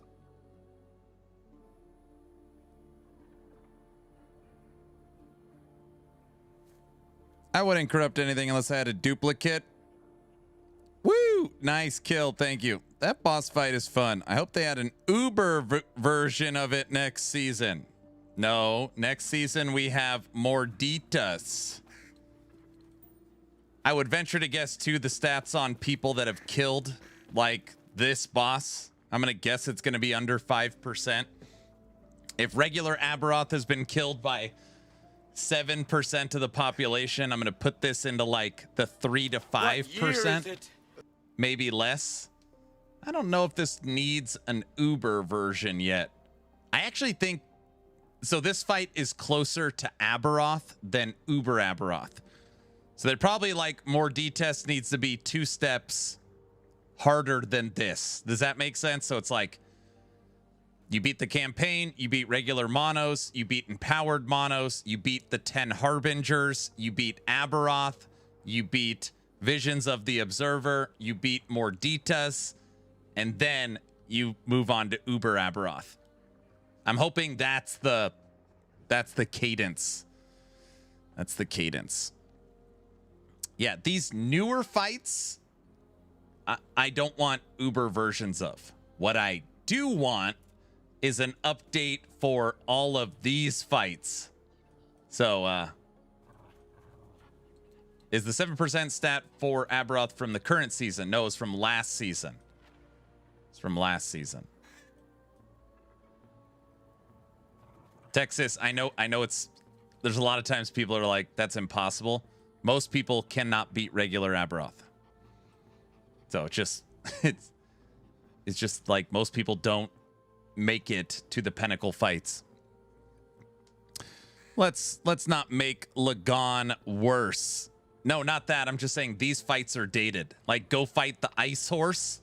It's like, oh man, like these older boss fights on the Monolith with 2 unskippable sequences. Yes. Oh, I didn't pick up my stuff. Oh, wait, did I? Oh, yeah, I got it. Holy moly!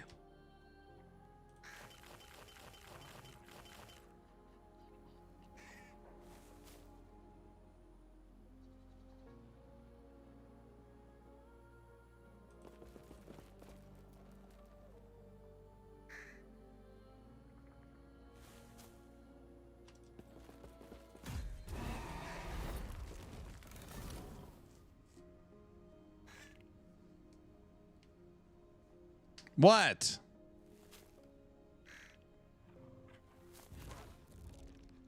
Fence is gone. All right, you guys ready to do some slams? Okay. Ocean, I would guess you have not seen this ring. This ring is a guaranteed drop if you can kill Visions of the Observer. This is the brand new Oculus of Ruin ring. What makes this ring special is you can corrupt it over and over and over again. This was the race item for my event. So we added a corrupted modifier, Dex and Dodge. Minions move.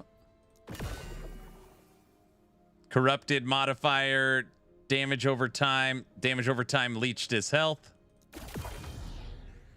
Item replaced with the rare.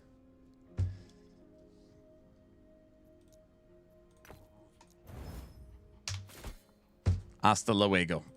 And it's gone. You could keep doing it over and over again. But yeah, that's the new Pinnacle boss fight. Rip.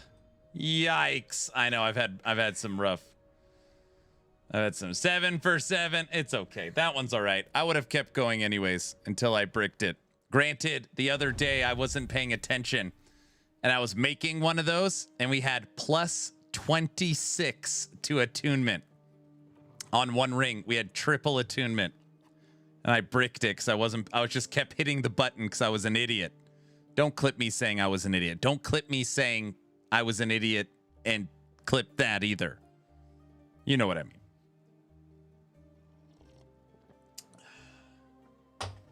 Don't clip me saying stop clipping crap. Gosh! Wait, I say all the stupid stuff.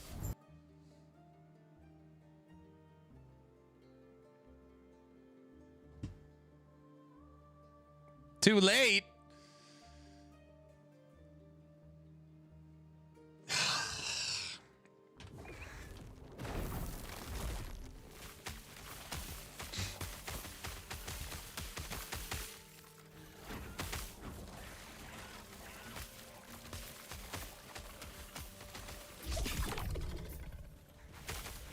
Clip it. I got it. No, that's not what I said. Ready to hunt, traveler.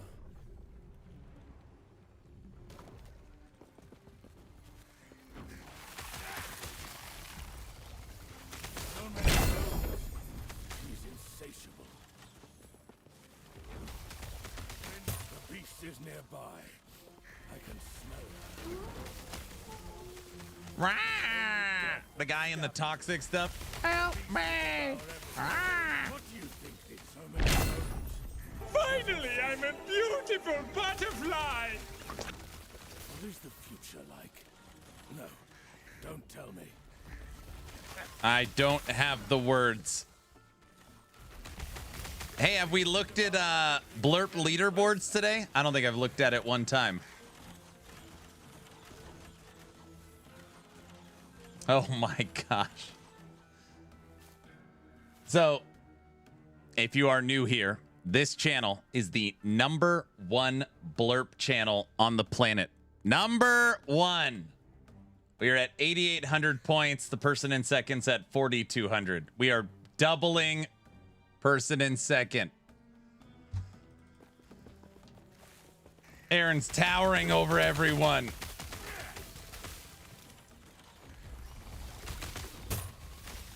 Oh man, I'm gonna be sad when the event ends tomorrow. Ugh. I feel like it's been so much fun, but gotta get back to regular life, you know.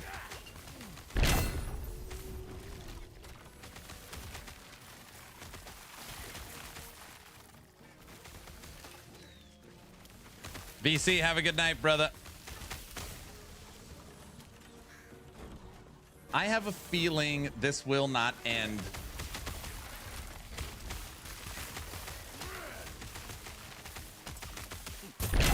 What? Is there something caught in my antlers?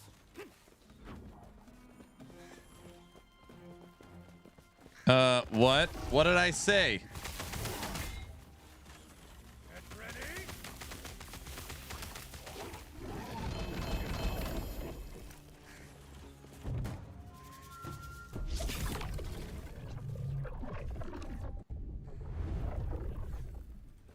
Diesel, this could end tomorrow. You know that, right?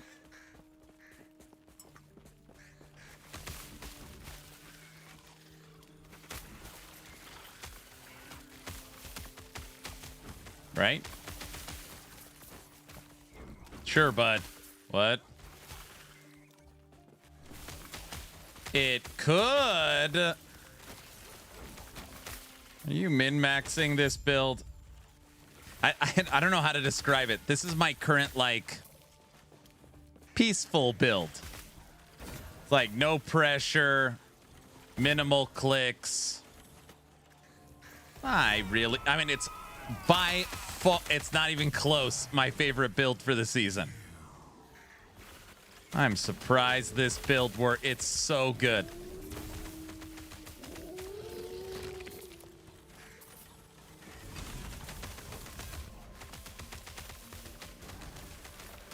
I really love Beastmaster if there doesn't... It basically is frogs. I really liked frogs too. It's a frog build.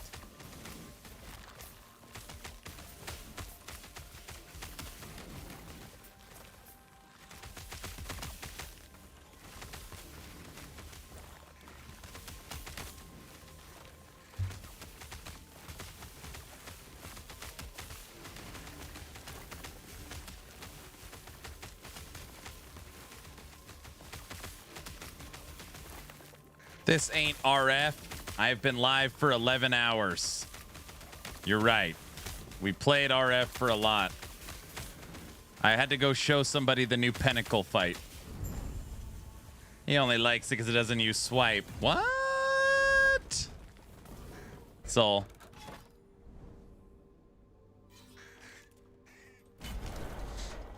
A frogless frog build, it's just like minions that don't require swipe as a Beastmaster that are ranged.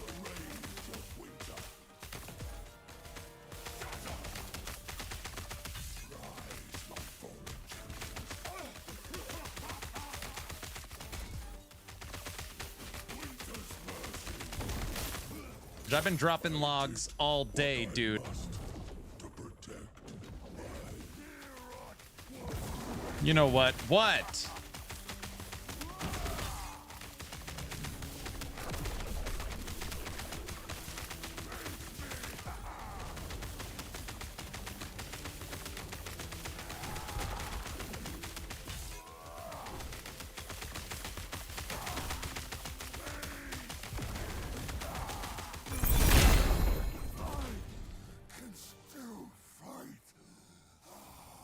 Oh, I don't know what you guys think.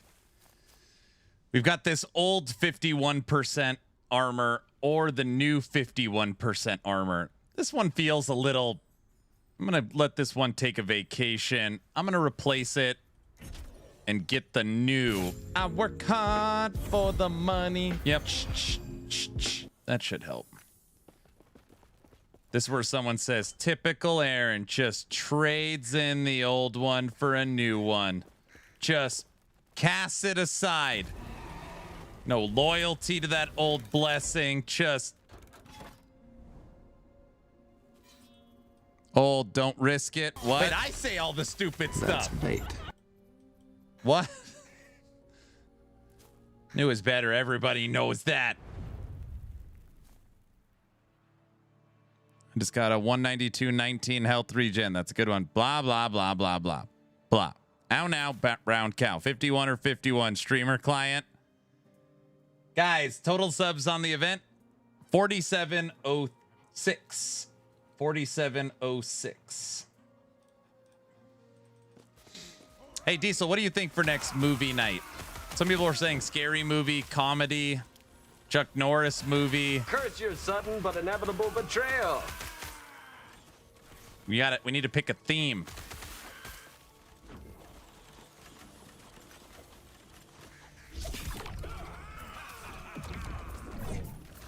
I love scary movies.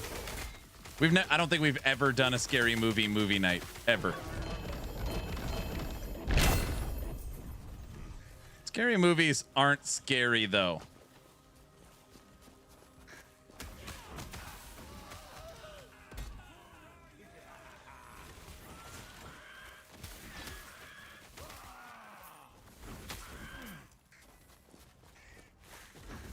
Let's do a Freddy. Just like, I could see doing a scary movie around Halloween, something fun like that. Just like, I could not imagine a scary movie that we would all agree on. It's just like, not like, I don't know. I'm not against it. If everybody wanted to do a scary movie, we could do that. I just don't know. Like, the last Subathon is lasting till the Subathon's lasting till Halloween. What are you talking about?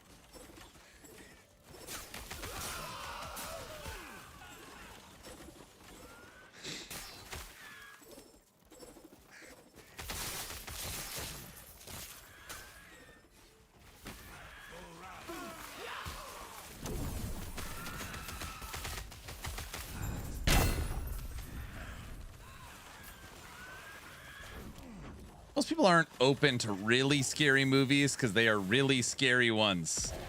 Or because the really scary ones are effed up. Like, I personally don't watch that kind of stuff. And I stay away from, like, all the demonic stuff. I don't watch any of that stuff. No thanks.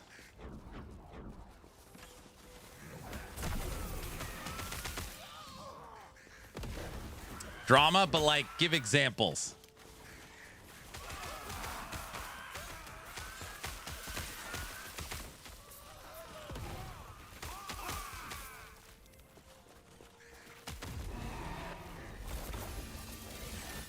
All the Lord of the Rings extended cuts. So, Naked, what if we did all the Lord of the Rings extended cuts back to back to back, and I ran the clock? Would the clock ever hit 0?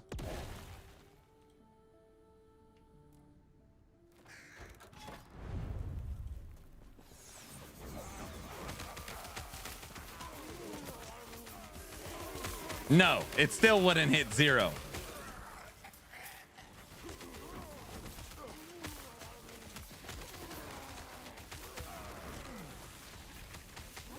We could do scary movie. Somebody said that. Like, Take My Strong Hand.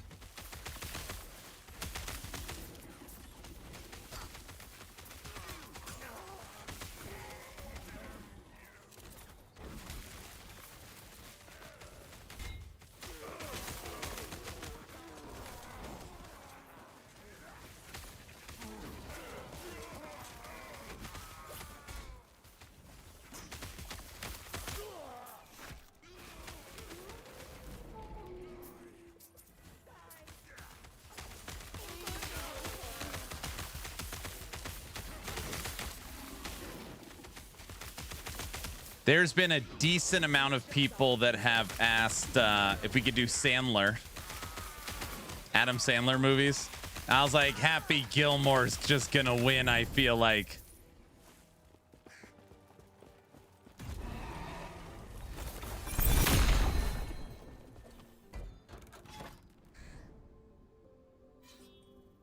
No, we can't do Fire in the Sky. That one's too scary. Everybody knows that. Oh. He remembers you. When did Twitch/YouTube confirm that streaming movies is okay? Doesn't it clash with movie distribution rights? Oh, brother, here we go. We do movie nights together over Discord. It's not live streamed over the net. Yeah. I switch over the scene to the movie night scene.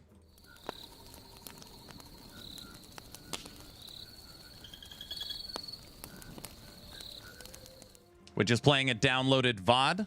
The last movie we watched is Serenity. And that was on Wednesday. We do a community voting of 25 movies in 7 different rounds to come up with what movie we want to watch.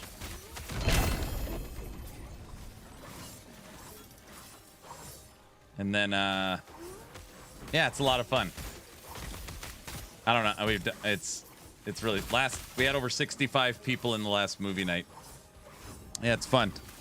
I wish we could live stream it. That would be awesome.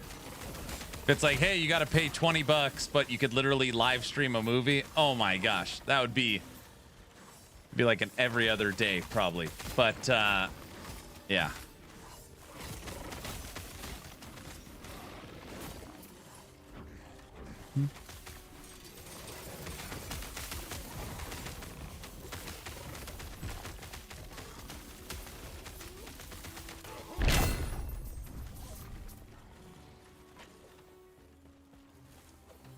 Killer Clowns from Outer Space. We just did space movies.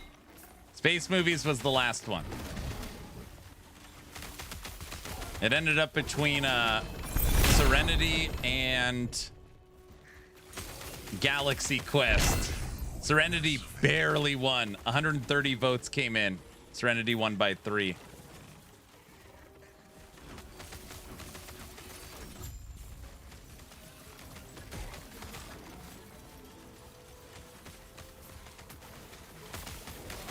What's needed to get this build going? You technically cannot unlock it until level 62. You only need this body armor. Rai's Embrace. Army of Darkness has been brought up a lot.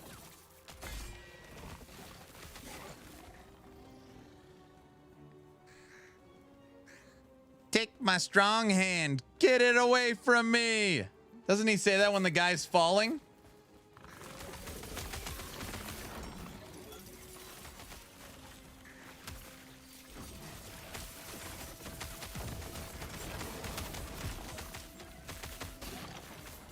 All right, Diesel needs. I think Diesel needs to maybe sit down or something. He might have had a rough day.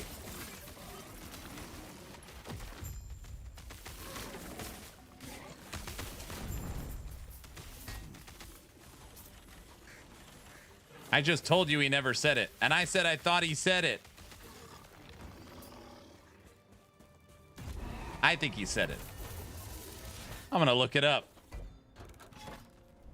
I can't look it up on stream. Oh my gosh, I'm gonna look it up tomorrow morning if I remember, and I just, please let me say that he says, "Take my strong hand," so I could play it 3 seconds on clip. That would be great.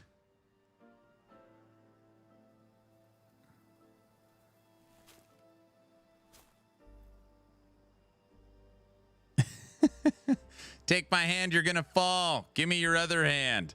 But my other hand isn't strong enough. That's pretty close.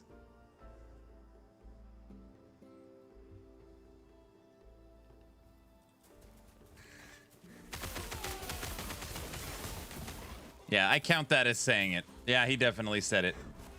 Oh, now he's gonna freak out.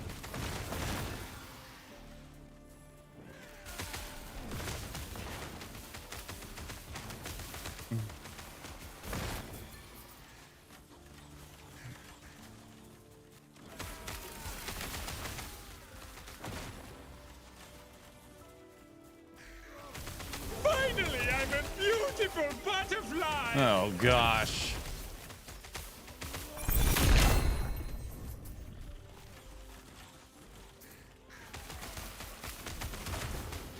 Finally, I'm a beautiful butterfly!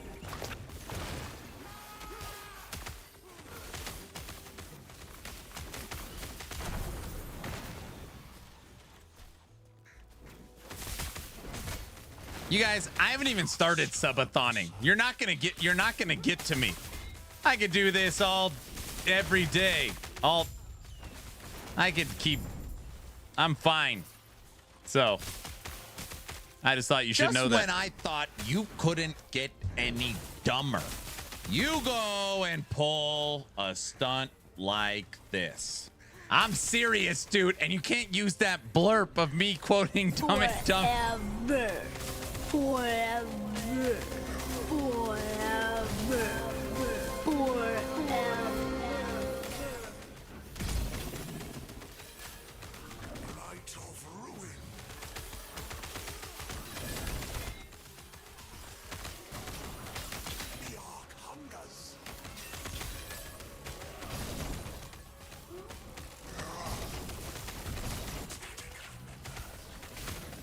Oh, sure.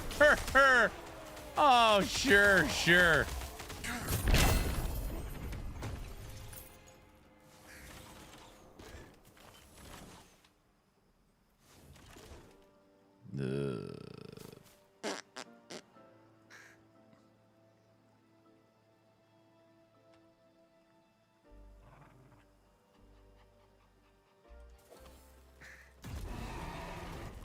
I swear, Naked's got that blurb like ready to go.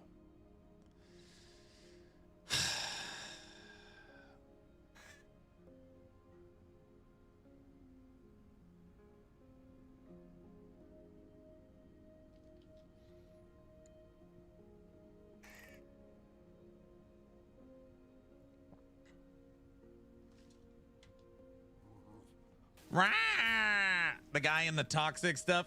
Help me! Ah!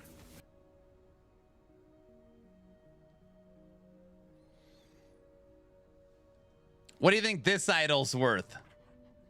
11% to health, 21 to endurance, 71% regen, and then it's got the corrupted mod. 3% of health regen also applies to ward, which works perfectly with the health regen suffix. 11%. I might keep that. Interesting. Okay, you guys are gonna have meltdowns when the government tells you what the aliens really are. Here we go. Let's start this conversation. All right. When are we gonna find out about the aliens? Diesel. Diesel. Whoa, whoa, whoa, whoa, whoa, What? whoa, whoa, whoa, whoa, whoa, whoa, whoa. What?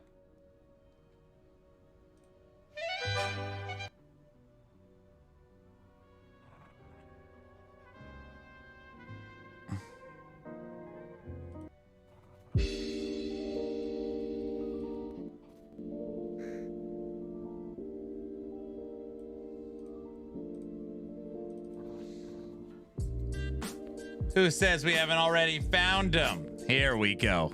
Excellent. I was hoping this conversation came up tonight.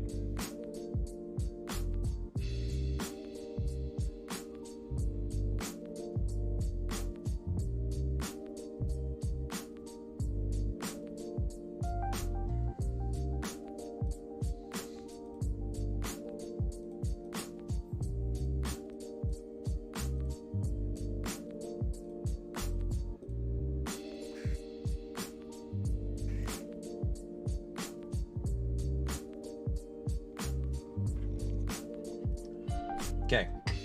Diesel, I'm not joking around. Okay? Do you believe that intelligent life from another planet, from another dimension, from another universe has flown to Earth and landed here?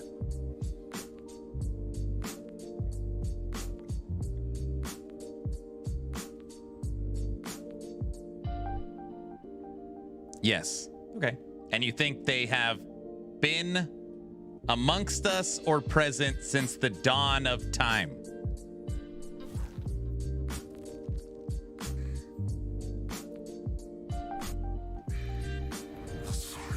Yes.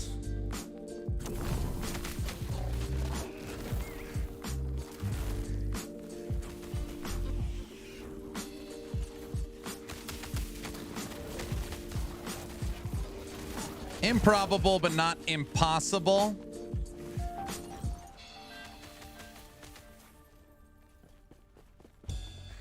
How else do you explain cats? Here we go.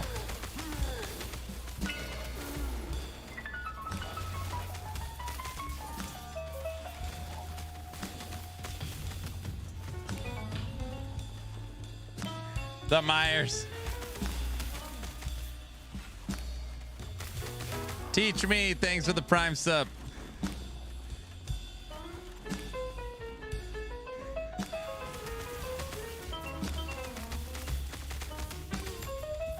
All right, Diesel, next question. Do you feel like the United States government has had contact with a live, living alien? Not a crash ship, not ancient remains. Been?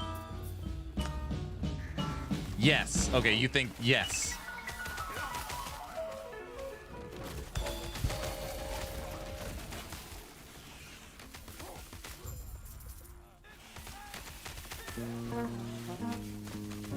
Okay.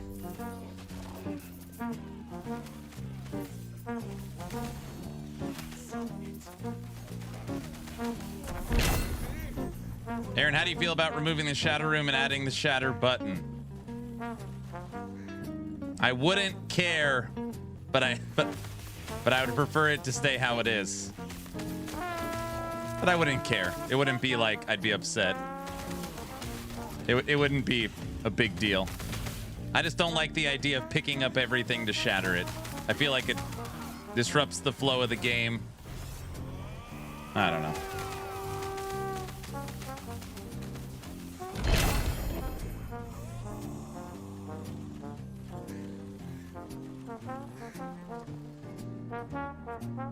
Teach me, thanks for the Prime sub. Teach me, thanks for the community sub. Wait.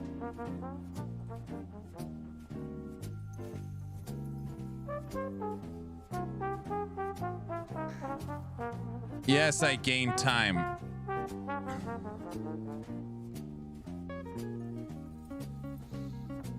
Aaron, I went to play legacy characters for the first time and I can't put any gear on. It's probably because you haven't picked a faction. Your legacy character can't use any of your faction merch until they pick a faction.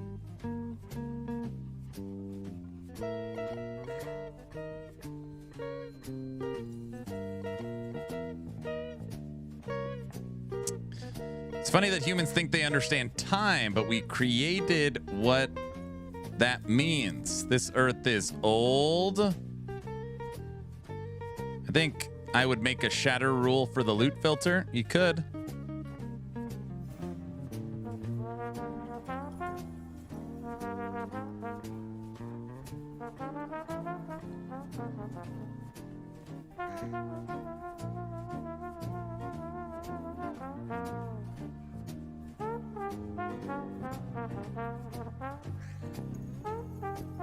Thrilled. How about you can only shatter an affix once? Beautiful butterfly.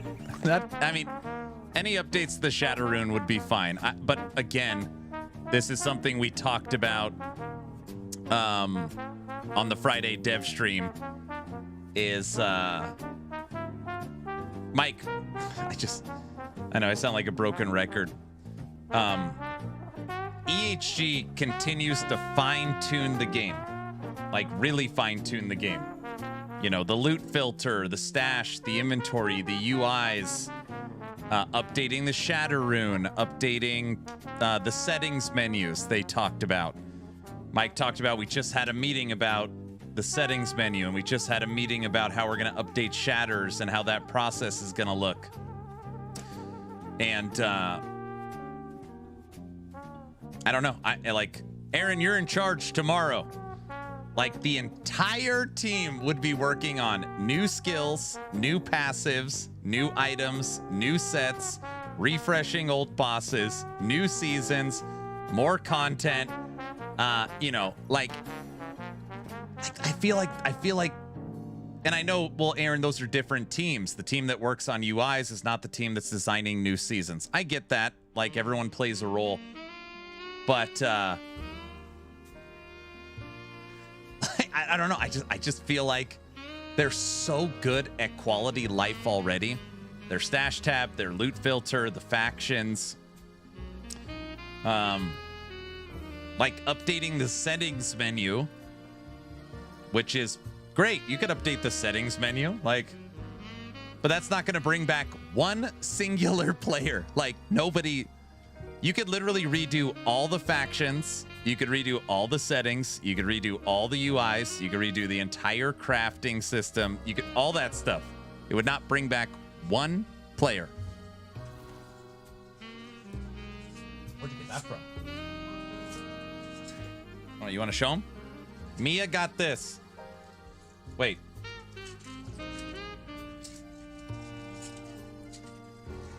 Kind of looks like an alien.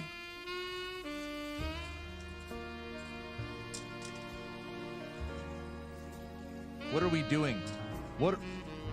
What's happening? That's pretty neat. Hmm?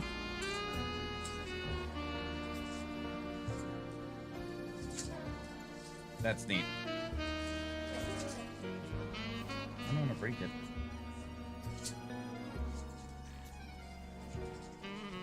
That's cool. You ready for your birthday? Why don't you go to the mall with? Yeah. Oh.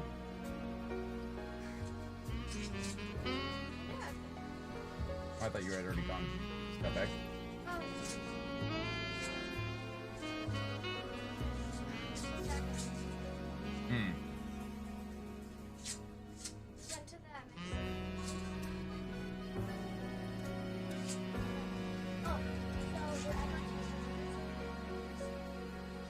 I'm gonna eat that tonight.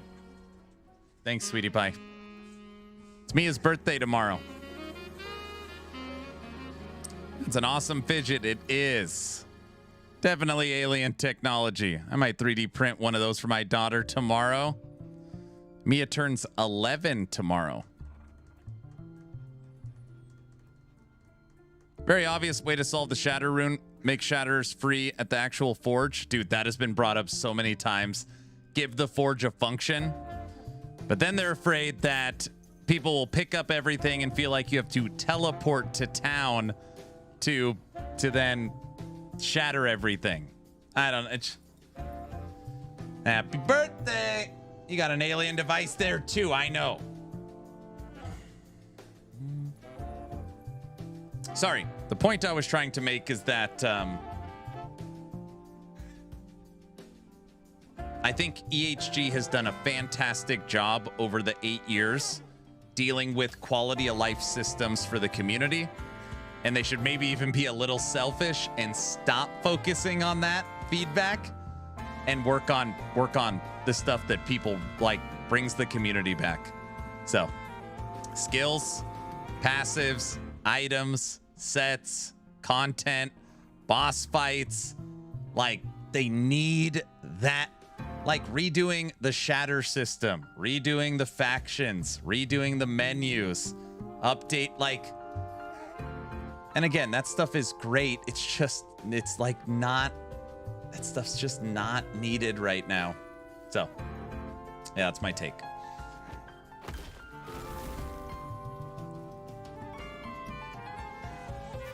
Who's the systems and enemy lead designer? I'm not sure. Carve is, I think Carve's skill design. I think he works on skill design.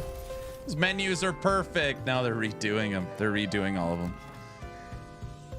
Yeah.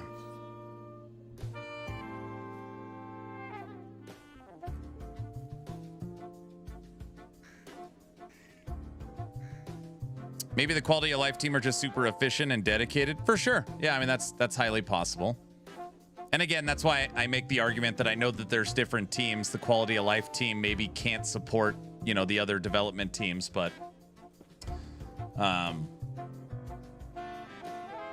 yeah, that's my take on it.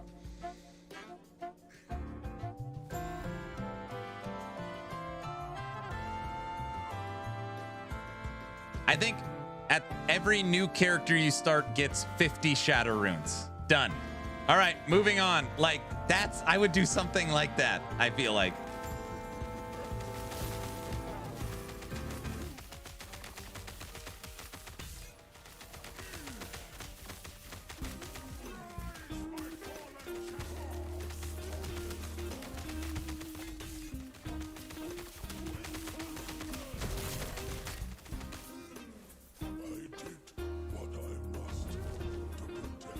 Man, Uber Abbey is so difficult for me. I got him to 80% before his slams. He's difficult for everybody.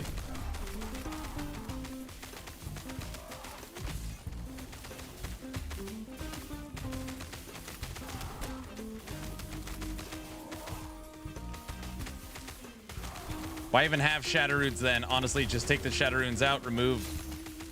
Runes of removal are already a thing. Because Autobot, EHG is afraid that if they give unlimited shatters, it will now turn into pick up everything and shatter everything. So now you have to pick up every item and shatter it. And that disrupts the flow and the new player experience. And they need better advertising and promotion more than stash changes. I already do that. Yeah.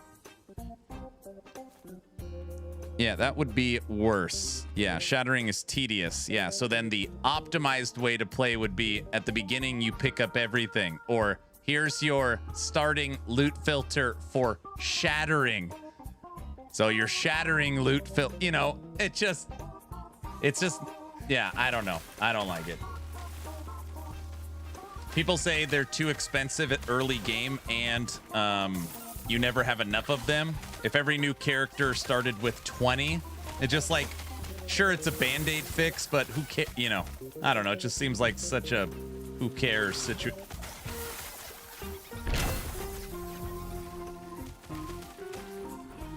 I already have a shattering loot filter. What? Are you serious?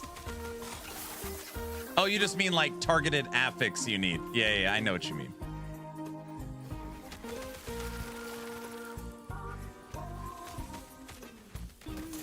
How relevant are shatters late game? They're not relevant. You use runes of removal, or at least you should. I guess that's not true. I use shatters to shatter corrupted sets to get shattered set shards. It's like my new little trick. People that don't have enough shatters are shattering way too often. That is probably true.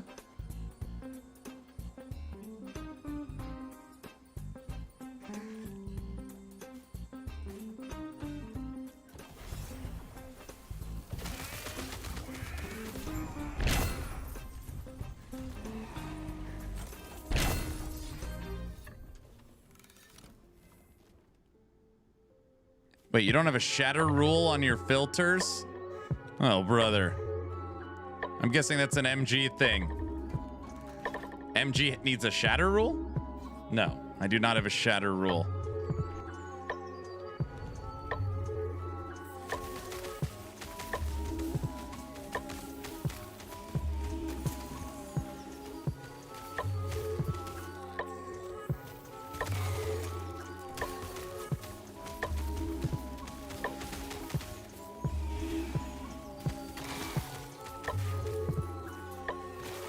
Shade of Oribus! The butcher has ambushed us.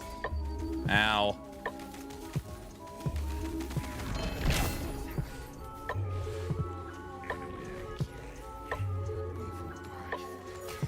How many days are you up to today? Today is the end of day 17.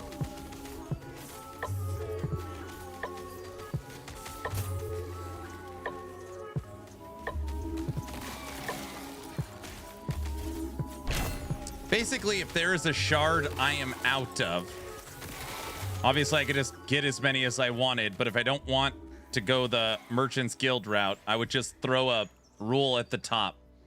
Show all items with this affix. But I don't have like an always running rule. That is way longer than 7 to 9 days. Yes.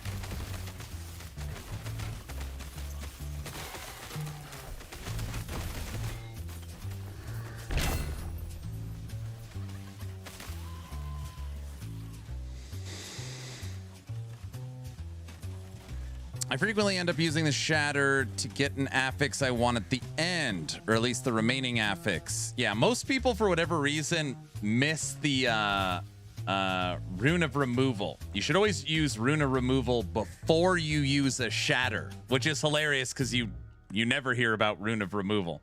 This gives you all the shards instead of just the random shatter shards. But I use the runes of shatter when it's not explained well. I know. I use the runes of shatter to shatter corrupted set items to give me set shards without having to use the bridge. That's my new trick. You corrupt the set, which turns it into an exalt. Shatter the exalt, gives you set shards. Yeah. You're so smart. I don't know about that. But it works. That's pretty nifty. It works. He's cheating. I'm not cheating. It'll be patched out. I was like, I don't want to go run the bridge.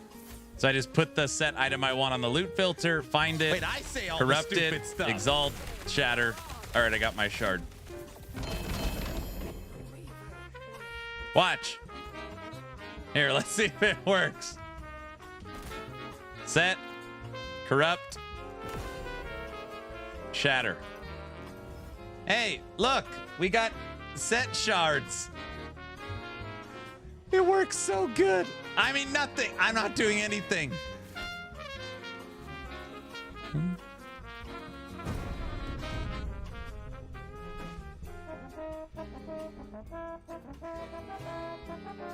I feel like that's a bug. What? It's not a bug.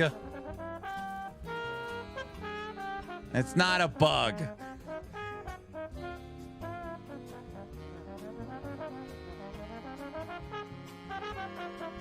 Ask him on Friday. It's not a bug, and it's not a tumor either. Everybody knows that. I'll put 5 subs on it.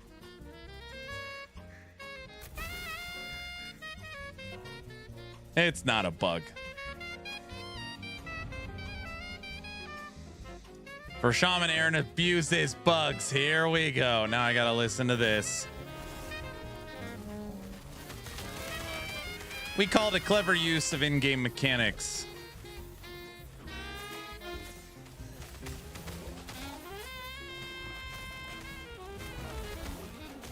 Next time Muffin is here, we'll ask him. Just when I thought you couldn't get any dumber, you go and pull a stunt like this. Look at this B body armor. T7 Bs, T6 armor, T6 poison, T5 elemental, T3 physical poison. What in the world? What is this?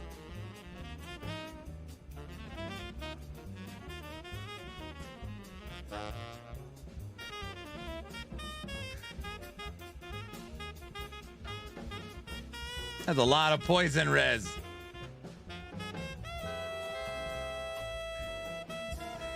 When you see triple purple, I was like, whoa. Just when I thought you couldn't.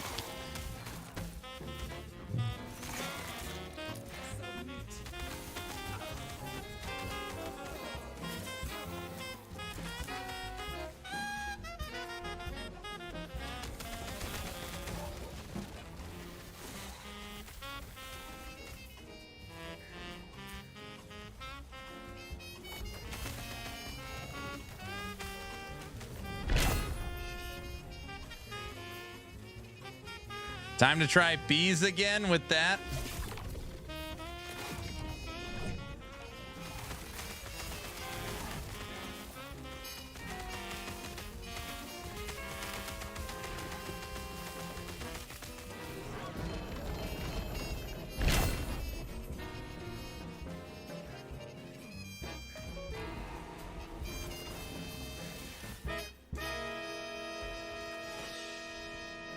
We're moving towards level 100.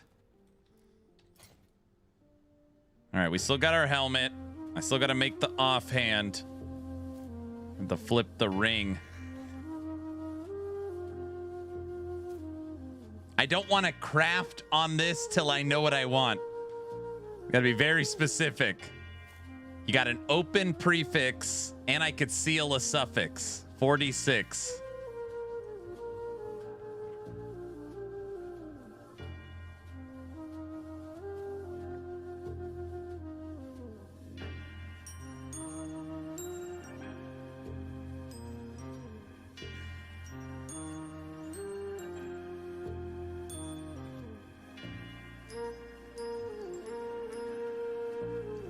Damn, that's a good helmet. Yeah, T7 minion critical strike on the best base with 200 to minion damage and 2 to max companions. I'm guessing I will likely put T5 summon Spriggan, seal the physical, and put health %. Any extra, re-roll the ranges of the base items, then re-roll the implicits. Elemental res will just be a dead stat.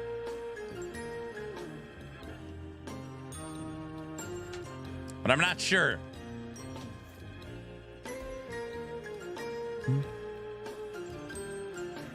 That sounds about right. Yeah. Then corrupt it. Don't say stupid stuff like that.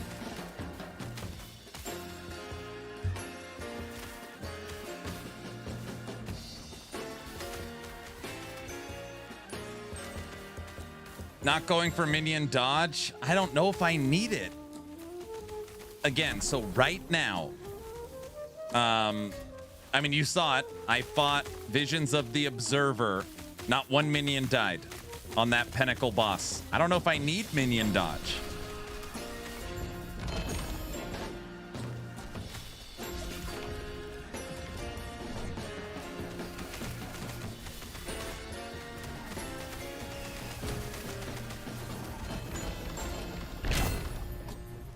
What was that?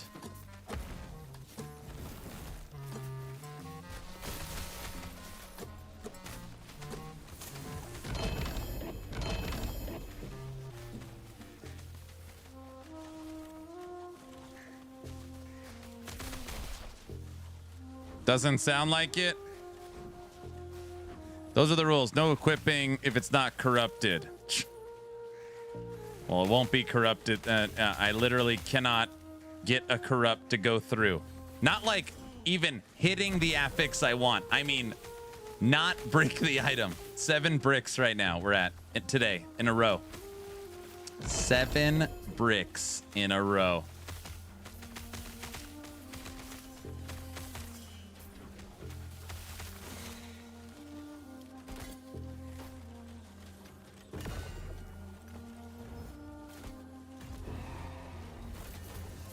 It is true, I'm on the streamer client. You could mirror it. In this situation, this helmet, because this helmet is also awesome. I mirrored it before I slammed it. 7 to, or T7 Spriggan, T5 shared armor, T5 void, T5 health, T3 champion affix, T5 dex with a perfect 12% implicit. It's pretty good. It's pretty good. So 24% to life, takes care of void res, double armor, Spriggan, with the max companion on it. It's pretty good. It's pretty. It's pretty good.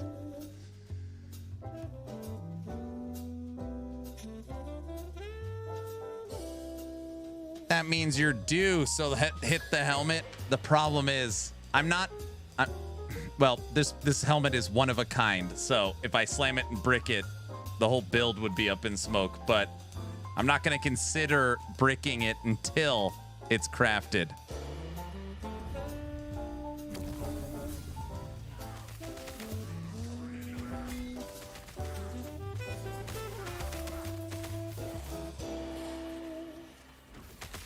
Man, it's already 9:30. Gosh.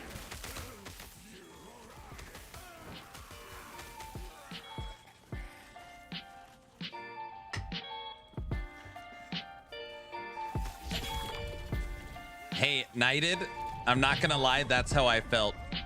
So I had basically 7 3LP histories of Atera. And I was like, okay, I missed 1. I missed 2. I missed 3. There's no way I'm gonna miss 4. No way I'm gonna miss 5. I missed 7 in a row. 7. It seems impossible. I missed 7. All 7 failed. Either ruined, rolled minimum, turned into rares, removed affixes. It was horrible. Like, wow. There's got to be some odds that is a really rough string. Jammin', what's up? Yeah, that's some crazy bad luck. Yep. And people are like, oh, this system is so favorable. You almost never brick it. Yeah, right.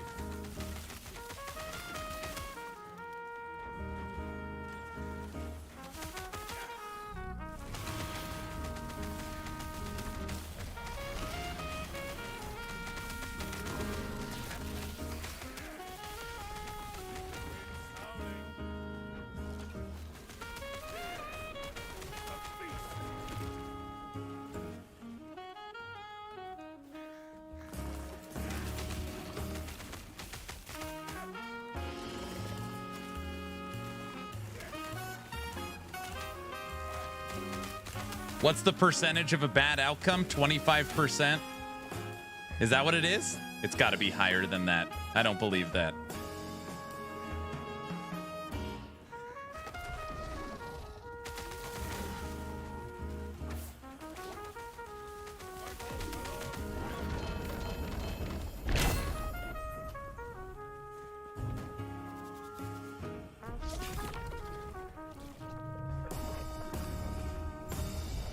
I think it is. Total bricks are supposed to be 1 out of 7, but my luck has been worse than that.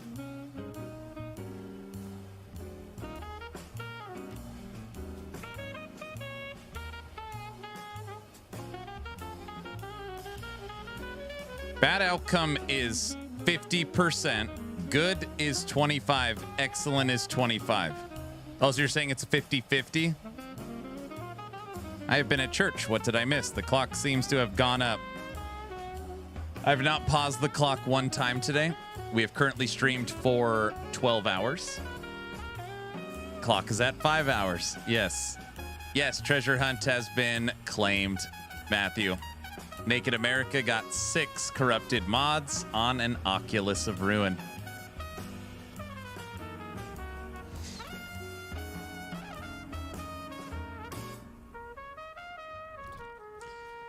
Is, you know, something that's interesting? Is there, when you corrupt it, is there no option that it does nothing?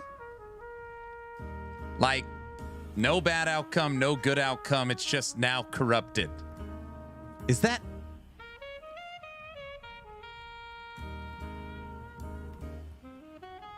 I think your clock does not know how to clock properly. It happens. That is an option. You can get nothing. I think it is. It has some like that. I've had it happen on an idol. Yes, that's happened to me a lot. Corrupted with no changes. Interesting. Okay. 22 weavers. Throwing? No. I'm on a double. Stun avoidance.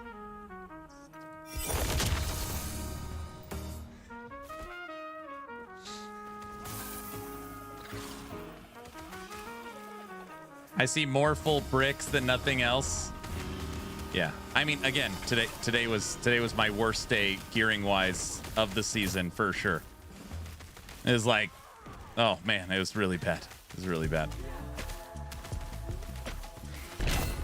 But Aaron, you're choosing the gamble. Yes, I know.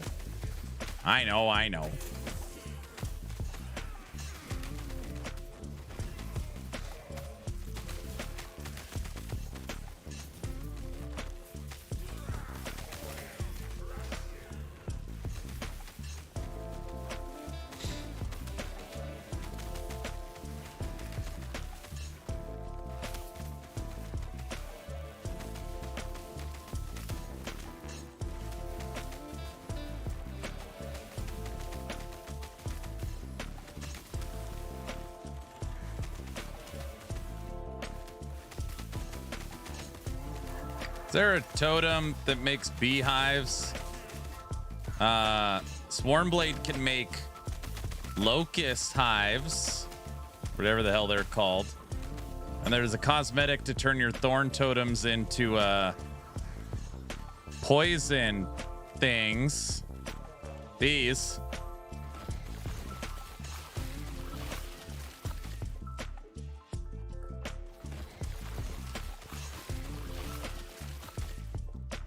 But the positive payoff needs to be strong enough.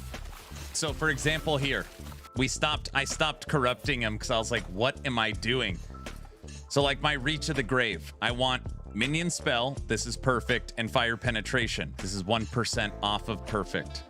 Now, I have probably crafted 20 of these, and the ones that did get a good slam bricked from corruption. There's only 2 possible outcomes of the positive outcomes that benefit this build. Item is rolled to max, and a corrupted modifier for minion cast speed. Everything else is useless, and obviously a 50% chance to ruin it. It's just like, what are the odds of hitting that modifier? A corrupted minion cast speed mod. I would guess it's probably pretty low. Is it even 2% chance of hitting that?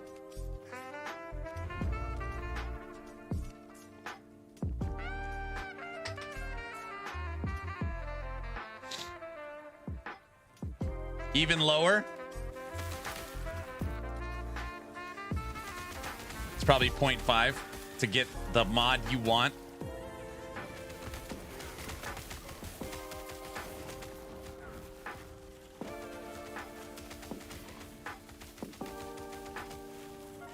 Best corruption I've seen so far is Nihilist max roll. Yeah, that'd be cool.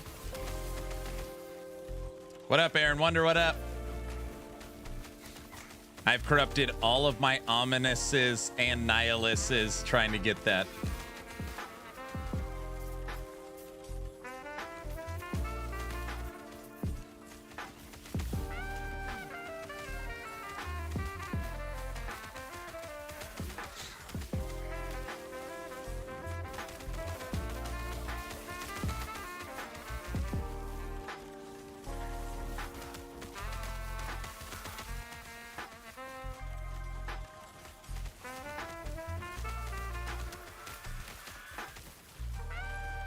Dude, there's some items with some crazy roll ranges. Like Herald of the Scurry, the helmet, Zizarin Squirrel helmet. Some of these items, if you got perfect roll ranges, that'd be really nice.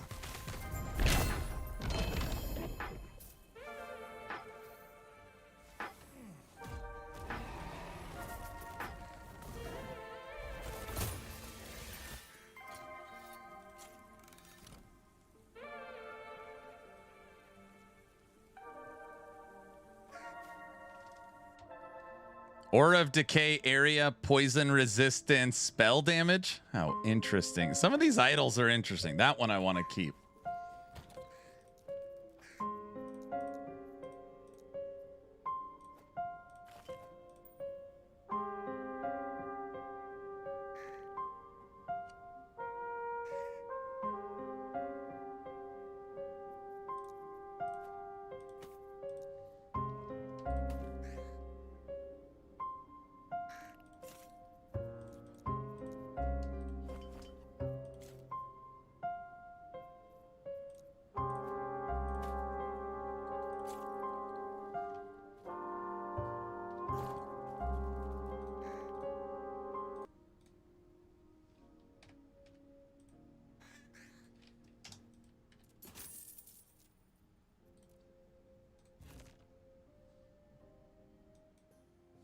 I click the stream, what do I see? I'm just putting stuff for sale. Scrolling tabs like it's your fate. New gloves drop, you hesitate. Compare it all, recheck your build. Still wear the same boots, pure coat, not scale.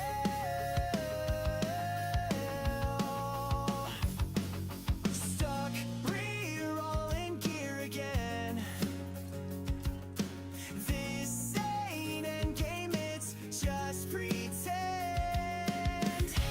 Every time I come in the stream, you're in the bazaar, chasing a dream.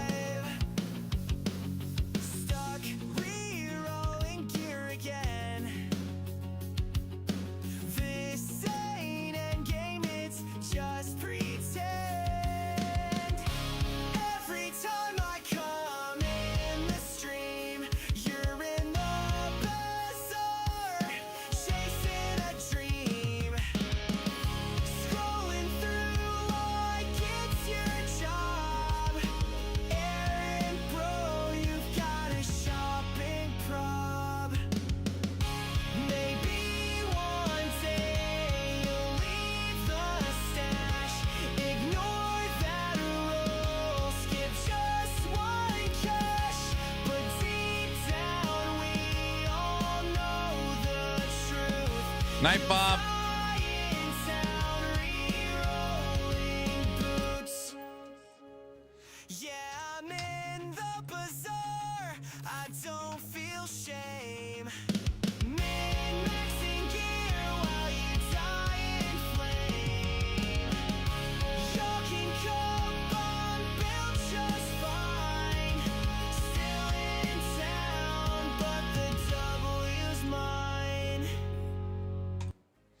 There's only one item I really need to price check. What does a one-handed sword, non-corrupted, double T7? How much forging potential? 43. We'll put in 35. That's it? Oh, I thought it was going to be way more. Double T7s have been rising in price like crazy. All right. I hate this game.